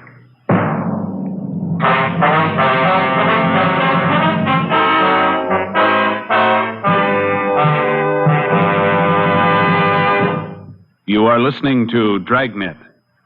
From beginning to end, Dragnet is the authentic story of your police force in action. Now, from beginning to end, the Fatima story. Actual, convincing proof that in Fatima, the difference is quality. Quality of tobaccos. The finest domestic and Turkish varieties, extra mild and superbly blended to give you a much different, much better flavor and aroma. Quality of manufacture. Smooth, round, perfect cigarettes. Rolled in the finest paper money can buy. Manufactured in the newest and most modern of all cigarette factories. Quality, even to the appearance of the bright, clean, golden yellow package. Carefully wrapped and sealed to bring you Fatima's rich, fresh, extra mild flavor. Because of its quality, its extra mildness, its better flavor and aroma, more long cigarette smokers are now insisting on Fatima than ever before. So if you smoke a long cigarette, compare Fatima. You'll find they now cost the same. But your first puff will tell you... Ah, that's different. Yes, in Fatima, the difference is quality. Insist on Fatima. Start enjoying the quality king-size cigarette. Fatima. Best of all long cigarettes.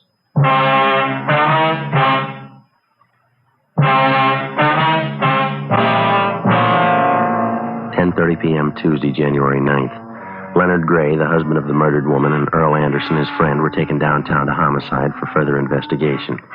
Complete statements were taken from both men. We checked them through R&I. No record on either one. We had all prowlers and burglary calls in the vicinity of the murder house rechecked.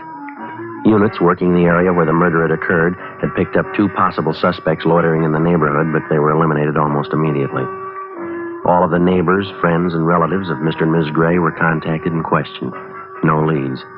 All their stories tallied almost exactly with that of Earl Anderson. The Grays had been known to argue, quite frequently.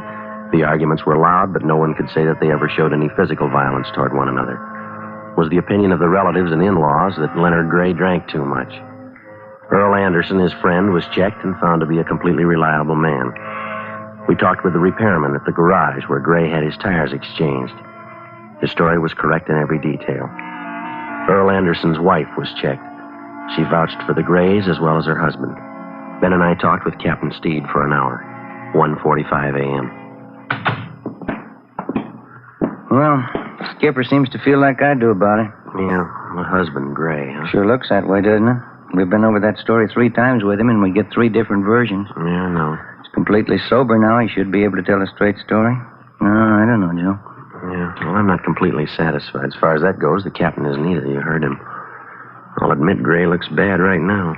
What do you think? I don't know. I got it. Homicide, Romero. Yeah, Edwards. No, Joe's right here. You want to talk with him? Oh, fine, yeah. Yeah, go ahead. Yeah. Okay, thanks, Bob. Georgia Juvenile. Yeah? Picked up a couple of kids. They confessed to slashing the Gray's tires. Well, that clears that up. Didn't seem to figure in anyway. Did it to you? No. Unless somebody did it to draw Gray out of the house. Well, it's cutting it pretty thin, isn't it? Yeah. What's the time? 10 minutes to 2. Guess I better call Leighton Print, see what they got. Okay. Did Edwards say that they were going to hold those juveniles for us? Yeah, I said they were bringing them down here for interrogation. Okay. Oh, hi. Hi, Mac. It's Romero. Yeah. Uh-huh, good. Yeah, right, thanks. Yeah.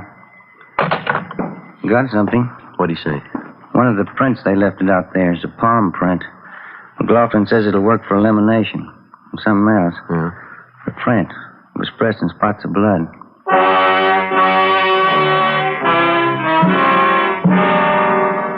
The killer of Hazel Gray had left behind him a clue to his identity about which there could be no mistake. His palm print. The prints of the dead woman, Hazel Gray, were checked and eliminated. They weren't hers. 2:40 a.m. Leonard Gray and his friend Earl Anderson were taken down and fingerprinted. Their palm prints were also taken. Both men were returned to the interrogation room. Sergeant, why'd we have to be fingerprinted? Just routine. Just like I was telling you, Sergeant Friday. What's that? Len and I have been suspects all along, haven't we? Well, it's just a matter of elimination. Anybody involved in any way has to be checked out. Didn't the fellow down at the garage verify Len's story? Yes, sir, he did. It's the truth. I wouldn't lie at a time like this. I don't believe that anybody thinks you're lying, Len. It's just they have to be sure. That's right. Again. Interrogation room. This is Romero. Oh, yeah, right. Okay, right away. Crime lab, Joe. Pinker says he and Jones would like to see one of us right away. All right, you want to go? Yeah, I'll be right back. Okay. Sergeant, was there really any specific reason for us being fingerprinted? Well, we already told you. It's just routine. Wouldn't it be perfectly in line to find Len's fingerprints around his own house? Well, yes, it would. Yours could be there, too, Earl. Yeah, I was going to say that. I'm over at their house a great deal of the time. Yeah, we know. You mentioned that. Makes you feel kind of funny getting fingerprinted. Doesn't make any difference what I have to go through if you can find who did this thing. I feel the same way, Len. Think you're any closer to knowing who did it? Well, possibly. You men have had a little time to think this over. Do either of you have anything to add to your story? Maybe some small detail you may have overlooked? I've been thinking about it all night. I can't think of anything I haven't already told you. Mm-hmm. You, Mr. Anderson?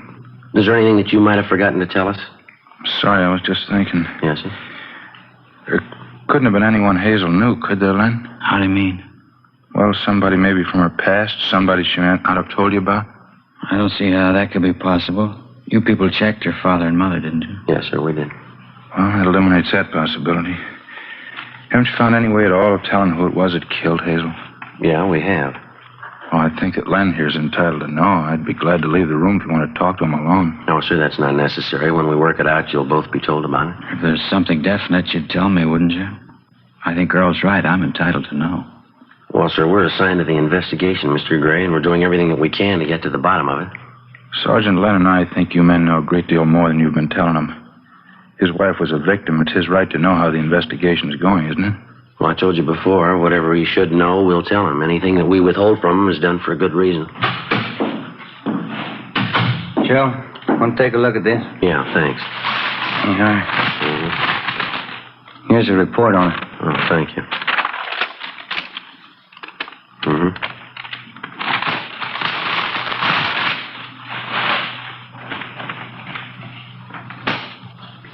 That shirt belong to either of you men? It's not mine. No, why? What's it mean? I get it. Interrogation room Friday. Yadin. Right, thank you. What about that shirt, Sergeant? What's it mean? This button here, little piece of cloth attached. It's found by the body. You notice the front of the shirt here? Button ripped off? See how it matches? Yeah, it's not my shirt. It was found in your house. I never saw it before. It's not mine. The palm print was. What? The print of your palm. Blood stains on it was found near the body. What's he talking about, Earl? What's he mean? I killed Hazel.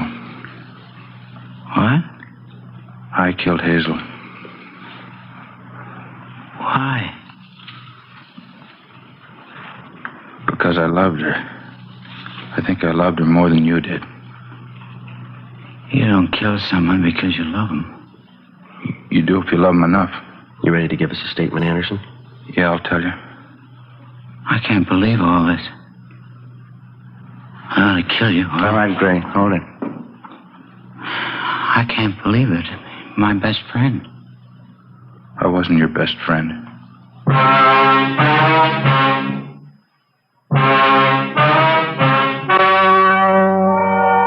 The story you have just heard was true. Only the names were changed to protect the innocent. On April 4th, trial was held in Superior Court, Department 89, City and County of Los Angeles, State of California. In a moment, the results of that trial. And now, here is our star, Jack Webb. Thank you. Friends, let me tell you how to size up king-size cigarettes. First, take a Fatima, and then any other king-size cigarette. Side by side, the two may seem to look alike, but they're not, because no other king-size cigarette has Fatima quality. That's right. In Fatima, the difference is quality. Quality that starts with a blend of the finest domestic and Turkish tobaccos and follows up with extra mildness, a better flavor and aroma. Now, if you haven't tried Fatimas yet, take my advice. Buy a pack. Compare Fatima. You'll find, just as I have, that in Fatima, the difference is quality.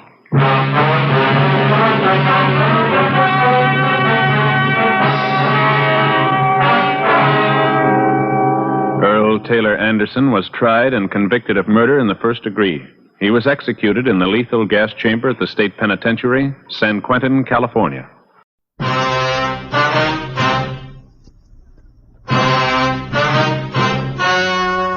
The story you are about to hear is true. Only the names have been changed to protect the innocent.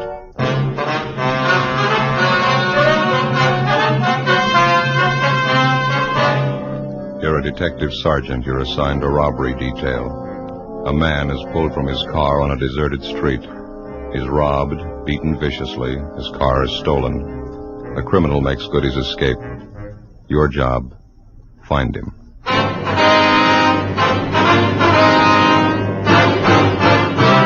Dragnet, the documented drama of an actual crime. For the next 30 minutes, in cooperation with the Los Angeles Police Department, you will travel step by step on the side of the law through an actual case transcribed from official police files. From beginning to end, from crime to punishment, Dragnet is the story of your police force in action. It was Monday, July 9th. It was warm in Los Angeles. We were working the day watch out of robbery detail. My partner's Ben Romero. The boss is Thad Brown, chief of detectives. My name's Friday. It was 9:55 a.m. when we got to the Stacy Hollywood department store. Personnel department.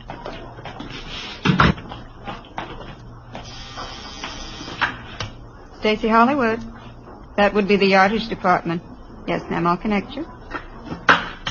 Yes, sir, can I help you? Police officer. Yes, sir. I'd like to speak to one of your employees, Harvey Kimbrough.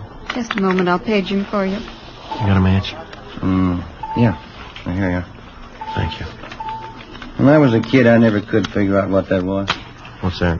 The auto call system. To call employees to the phone. Rings all over the store, you know. Yeah, I know. Office. Yes, Mr. Kimbrough, there are 2 policemen waiting to see you on the 10th floor. All right. That was Mr. Kimbrough. He's on his way up. Thank you very much. Did I give you the crime report on this thing?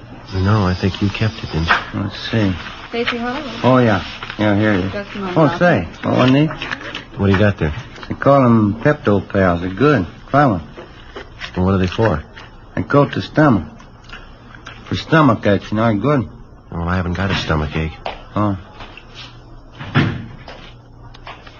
These gentlemen here, Stella? Yes, that's right. Are you Harvey Kimbrough? Yes, sir, that's right. I sure appreciate you people coming over here. I don't like to take time off from work. It makes it tough on my partners, Clive and Warren. Yes, sir, we understand. Janitor working a big store like this keeps you hopping. Beauty salon. You haven't got any idea who the hold-up men are yet, have you? No, sir, we haven't. We'd like to get a little more information on what happened. Did you talk to the 2 officers in the police car? Well, yes, we did, but it's customary for us to make a follow-up for any additional information.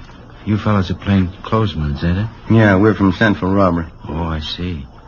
Well, I never knew I'd get this much service. Yes, sir. Wonder if we might step outside the office here. I don't imagine you want to discuss your personal business here in the office. That's very considerate of you. Thank you. Fine.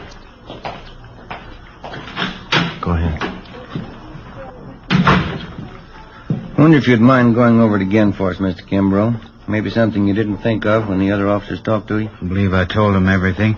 I was on my way into work this morning about 5 a.m. You live out in Alhambra? Yes, sir, that's right. I take the freeway in. It was on Commercial Street that you were held up? That's right, Commercial, right near Alameda, almost to the corner. Where they're tearing those buildings down. Man flagged me down. Looked like his car was stalled. Yes, sir.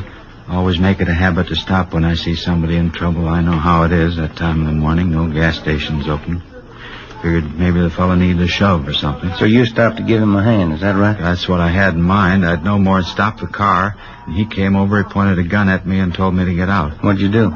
Well, I asked the fellow what did he want. I told him I didn't have any money. Told him I was on my way into work. What'd he say to that? Didn't say anything. He just opened the car door, grabbed me by the arm, and pulled me out. I wasn't prepared for it, and I kind of fell out onto the street. Yeah. I still didn't know what he was after. Thought at first he might have been crazy. He was going to kill me. Well, why'd you think he was going to kill you? Did he threaten you? No, but the gun and all, and the way he pulled me out of the car, I just couldn't make it out. I see. Would you go on, please? Well, he took my wallet from me. All the money I had, $14. And then he said, don't bother to get up and stay right there for 5 minutes after I leave. And then he bent down and he hit me in the face. What'd he hit you with? With his fist. Hit me right here in the mouth. You can see the cut right inside my lip here. Yeah. See, it bled pretty heavy. Yeah, it's a nasty cut. Oh, it's better now. The men who came in the ambulance, they put something on it. It'll be all right. Well, did he knock you out when he hit you? No, I saw him get into my car, and then the car parked up ahead took off, and this man who held me up, he followed my car. Mm-hmm. Well, do you have anything more on the description of the hold-up man or his car? No, I think I told the other officers everything I could remember. Would you recognize the man if you saw him again, Mr. Kimbrough? Yes, sir, I think I would. Well, your car is a blue 1948 Dodge sedan, right rear fender damage. Is that correct? Yes, sir. Any other identifying marks at all? No, sir, that's about the size of it. And the other car looked to you like a late model Chevrolet, is that right? 49 or 50 anyway, two-tone green. Yes, sir, that's what we have. Did you see the license number on that? No, sir, I didn't. This witness who's listed here, Mr. Sidney Ferguson? That was the fellow that stopped and picked me up, brought me into work. Did you talk to him yet? He might be able to help. Well, we're going to see him as soon as we leave you. 800 block on Sadakoy. Yes, sir, that's right. Sure hope you get that thief. My car, too. Awful hard to get around Los Angeles without a car. We'll do our best. I was just wondering, Mr. Kimbrough. Yes, sir, what's that? Well, you say that when the man hit you, he didn't knock you out. You weren't unconscious? No, sir, I was not. Well, did you try to locate a phone, call for help? I didn't have to. This Mr. Ferguson pulled up and stopped right away, and then the officers came. Besides, I figured I'd better do what I was told. How's that? I was afraid. I was going to wait 5 minutes. Ben and I left the department store, picked up our car in the parking lot next door, and drove out to the San Fernando Valley, the 800 block on Sadakoy Avenue. Citizen's home was better than one or so. Round back! Through the gate there, down the driveway. This way, I guess, huh? Yeah.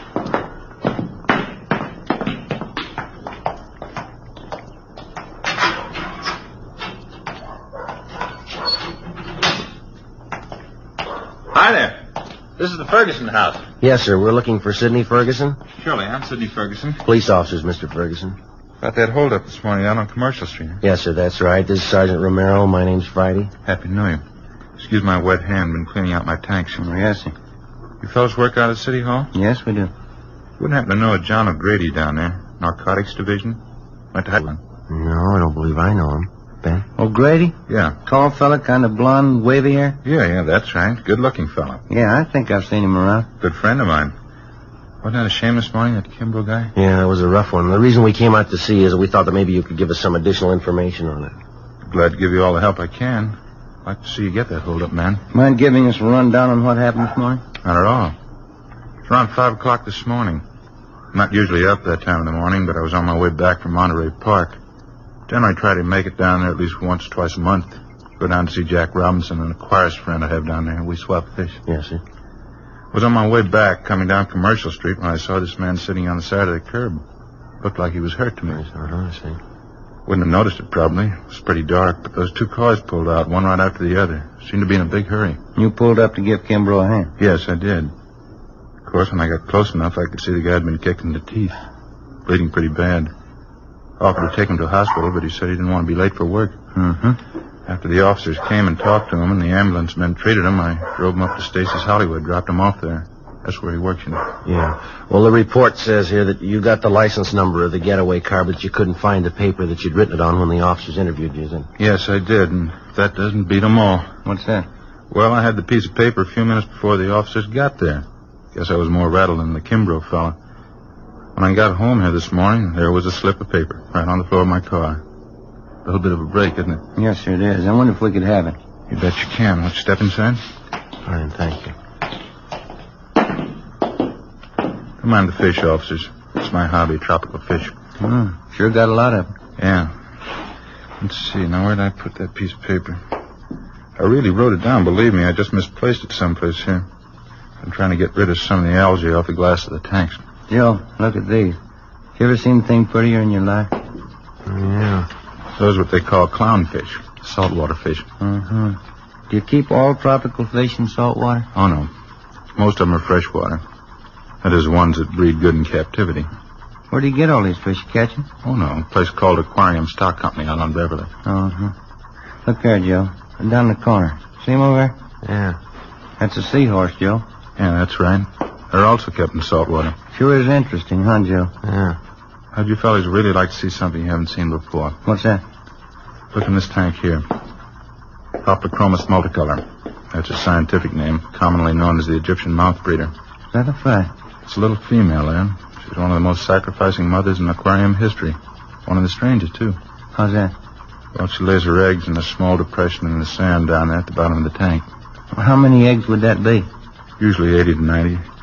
Now, here's the strange part. As the eggs are fertilized, she scoops them up in her mouth. She eats them? Oh, no. They remain in her mouth while they hatch. Well, how long does that take? Over 14 days. Well, how does she eat? That's just it. She doesn't. She doesn't touch food in any form for this 2-week period. Seems to just waste away. And what happens then? Finally, the eggs hatch after 14 days, and the little fry comes swimming out of the mother's mouth.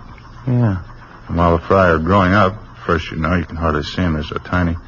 While they're growing up, if anything frightens them, quick as a flash, they're back in the mother's mouth. Well, that's certainly amazing. Joe? Yeah. Hoplochromos multicolor, commonly known as the Egyptian mouth breeder. Is that as big as they ever get? Yes, sir. 1 inch to 1.5 inches. It's hard to believe. The bedders are almost as strange. The male builds a bubble nest on the surface of the water. That's these in this tank. Oh, here's that paper. The one I wrote the license number on. Oh, that's fine. I wonder if I could see that, please. Here you are. Thank you. You pretty sure of this number, Mr. Ferguson? Yes, I am. I got a good look at it. Well, thank you much, sir. Yeah, thank you. Not at all. Wish you could come over and spend a little time. You seem kind of interested in tropical fish. Yeah, well, maybe I'll do that sometime. Bye. Bye, sir. Thanks very much. That's a good break if this license number checks out, huh? Yeah. That Ferguson's a nice fella. Yeah. Say, Sergeant Romero. Yes, sir? You almost forgot. I meant to ask you. What's that? About 5 weeks from now. Yeah? How'd you like a nice pair of baby Egyptian mouth breeders?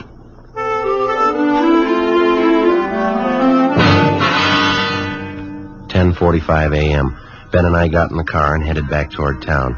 I called communications and had them check the license number Ferguson gave us through DMV. They called back and told us that the car was a 1949 Chevrolet four-door sedan. The registered owner was a Jack B. Grant, 19112 Beacon Street. It was in the southwest part of Los Angeles. It was a large, old-fashioned residence that had been converted into a rooming house. We checked with the landlady, a Mrs. Ida Fisher. He's been with me here about 8 months. What time did you say Grant left this morning, Miss Fisher? Well, it was pretty early. Must have been around 4 a.m. when I heard him go out.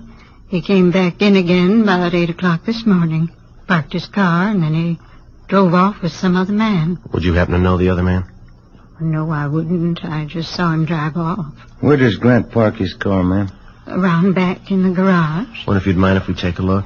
I know, that's all right. You just go right around the back there down the drive. Thank you very much, ma'am. Now, there's 2 cars parked in there. The black Ford belongs to Mr. Spencer. Yes, ma'am, thank you. And the 19 and 49 Chevrolet, that's Mr. Grant's. We checked the car and the license number. It matched the description given us by the victim, Harvey Kimbrough, and the witness, Sidney Ferguson.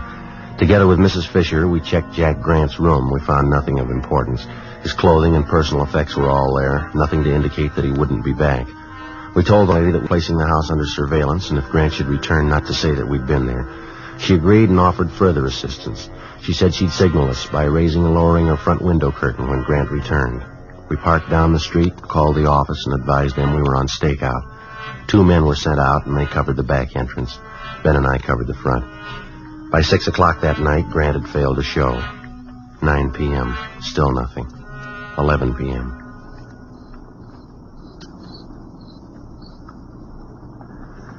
What time did they say that relief team was coming out? Around 11 sometime. Chandler and Ricketts, huh? Yeah, I guess so. Oh, I sure am stiff. Feels like needles all over my body. Been about 12 hours, hasn't it? Yeah. It's like driving up to San Francisco. Wife always makes me drive all the way. When I climb out of that car, I'm as stiff as a board. Car pulling up down the street there. Yeah.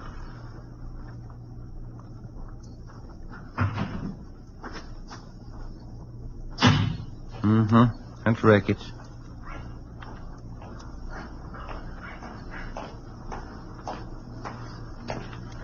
Hi, Jack. Friday? Who's that you got with you? Same guy that bought you your lunch yesterday. Stop bragging. That's the house right up there. Yeah, that's right, the green and white one there. No sign of them at all, huh? No, nothing. Well, you guys want to take off? Yeah, I guess you can make out Ricketts. You got Chandler with you.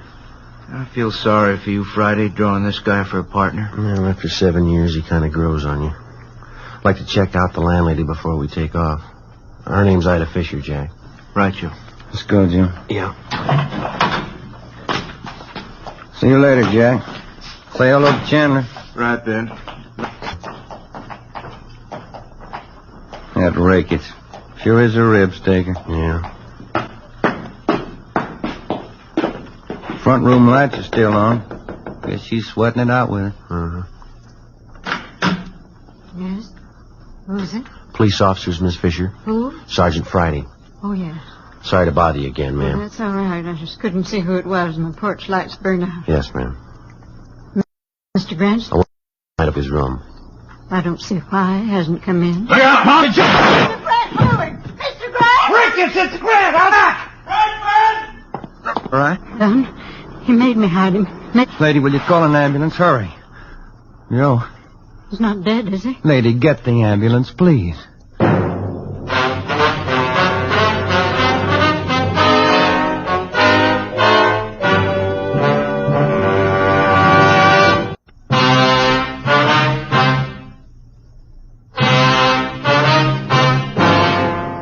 Monday, July 9th, 11:28 p.m. The ambulance arrived and Joe was taken to Georgia Street Receiving Hospital. His condition was critical. Despite the fact that the other men on stakeout at the house had closed in as quickly as possible, Jack Grant somehow succeeded in jumping out a side window and making good his escape through a maze of neighboring backyards. The men at the scene began a search of the immediate area. I called in and communications got out a broadcast on an APB. A special detail of men and cruiser cars was rushed to the scene and a blockade thrown up around the area. I stayed on and worked with Ricketts and Chandler. Under questioning, the landlady, Mrs. Fisher, broke down and admitted that Grant had given her $10 to keep his presence in the house a secret. He told us that when we had searched the suspect's room earlier, he had hidden in the cellar. She was taken into custody. 1:30 a.m. I got a relief and I went downtown to the Georgia Street Receiving Hospital. P&F ward. We removed one slug from the upper thoracic region, another one from his right shoulder. Looked like they could have been .38 caliber. They've been marked for evidence. How's he doing? As well as can be expected. What does that mean? It's hard to tell. Depends on how it goes the next 4 hours. Can I go see him? No, we're not admitting anyone in there. They're under sedatives, lost quite a lot of blood. It's pretty weak. You need anybody for transfusions? No, it's all taken care of. His relatives been notified? Yes, sir. Just his mother. She's visiting relatives up in Renton, Washington. I sent them a wire. They'll break the news to her. Yeah, that's about all we can do for now. Oh, I wonder if I couldn't sneak in and leave this carton of cigarettes for him. I'm afraid it's going to be some time before Sergeant Friday can use them. Just leave them. I'll have the nurse take care of it. All right, Doctor. Thank you. Is there anything I can get for him? Anything he needs? No. We're doing everything we can for him. You don't think I could just look in for a minute? No, I'm sorry. Must be something I can do. You got a good prayer handy?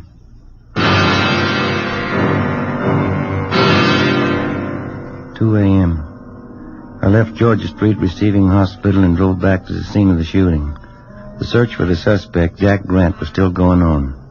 The neighborhood was checked and rechecked. Everything possible was done to find the man who had shot down Sergeant Joe Friday. It's been said that a police department goes all out, doubles its efforts to run down a criminal who attacks a police officer. It's true, but most people aren't aware of the reason. Certain elements you to believe that the police officer places the safety of his fellow officers above that of the citizen. This isn't true. His first day at the academy, the cadet peace officer is taught this basic fact. If a criminal would shoot down the armed police officer, he wouldn't hesitate to shoot down the unarmed citizen. 3 a.m. I finally located Lieutenant Jack Ricketts at the corner of Coronado and Beacon Street, 7 blocks from the scene of the shooting. How is he? Not too good. Depends on the next 4 hours. What are his chances? I didn't ask. Well, we're not getting any place here. Nothing at all? Nothing. Something's got to break. Chandler's still downtown. They're combing through Grant's package down at the I Bureau. They come up with anything? Not the last time I checked, about 40 minutes ago. Got any ideas? Fresh out. You? Couldn't have gotten far. Not this soon he couldn't. Bus depots, train terminals, and airports are all covered. Highway patrol's been alerted. Nothing so far. He's someplace close. He's got to be. I think he's holed up in town, too, but where? Yeah? He's in a jam. He's had good publicity. A lot of his friends are going to hide the welcome mat. Maybe that narrows it down a little. Maybe. Let's find him. 3:30 a.m. Jack Ricketts and I got back to the city hall. We went directly to the I Bureau. Chandler and Powers had sifted through Jack Grant's package. They'd drawn up a list of all Grant's known friends and associates. There were 22 names on the list. 3 of them were in San Quentin Penitentiary. 2 of them were doing time at the county work for him. That left 17 names on the list. Further checking showed that 5 of them had out-of-state addresses. 12 names. The list was split down the middle. Ricketts and I took 6 names, Chandler and Powers 6. Of the 12, with the exception of 1, all names had appeared in a police blotter in the past 8 years. Raymond Weller, Peter Denton, Horace Phillips, Henry Breen. Ricketts and I checked them.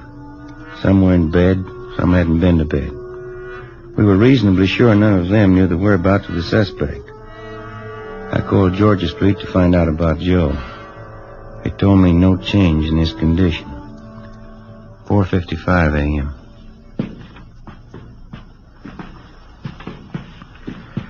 After this one, we get a quick bite to eat, huh? You don't look so good. I'm not hungry. What's this one's name? Anthony Baxter, room 23. This is it.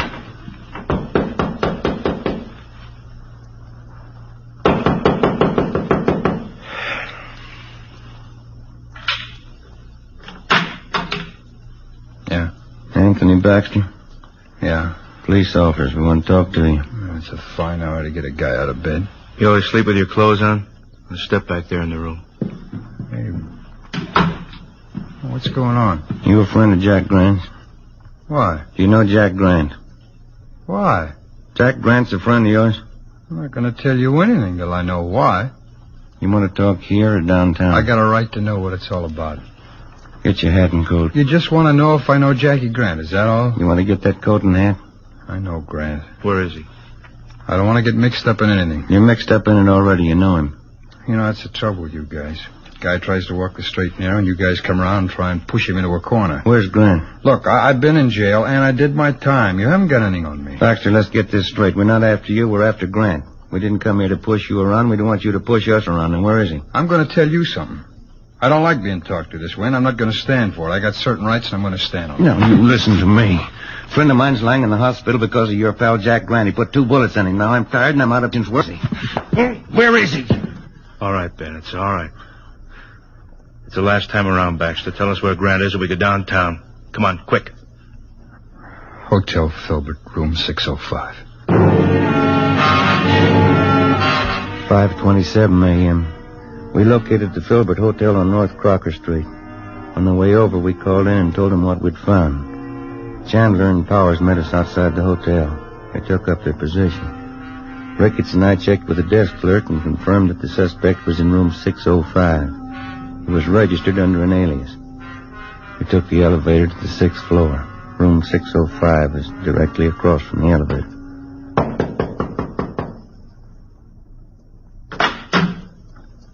What is it? Police officers. Watch your pants. Now keep your hand out of that pocket, Grant. I wouldn't want to shoot you. 5:42 a.m. Ricketts and Chandler took the suspect into custody. It was 6:03 a.m. when I got to Georgia Street Receiving Hospital, P&F ward. Sergeant? How is he? You can go in. Don't stay too long. Thanks.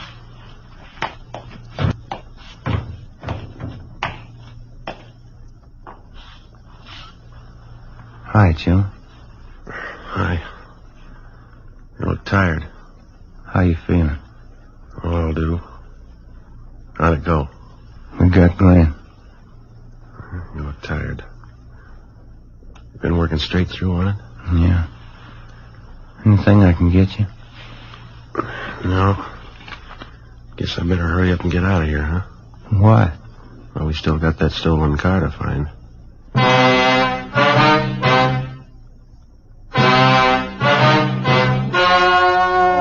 Story you just heard was true. Only the names were changed to protect the innocent. On November 7th, trial was held in Superior Court, Department 89, City and County of Los Angeles, State of California. In a moment, the results of that trial.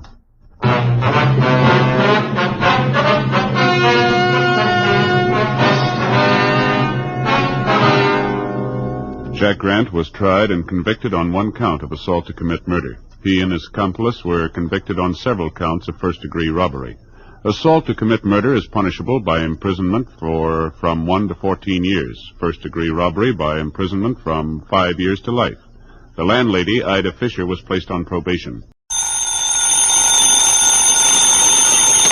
Johnny Dollar. Johnny, this is Don Boomhauer. Down in Sarasota, Florida. That's right. Don, how are you? How's the real estate business? Just fine, and business is booming. Yeah, I haven't seen you since I flew down there to do some fishing with our mutual pal, Earl Portman. That one with his misguided sense of value. Now, what's that mean? Oh, his trips out to California all the time. Huh? And this time it looks as though he might stay out there. Don, I think all you Floridians are jealous of California. Now, Johnny, you think we'd ever admit it, even to ourselves? Be rank heresy. Anyhow, with Earl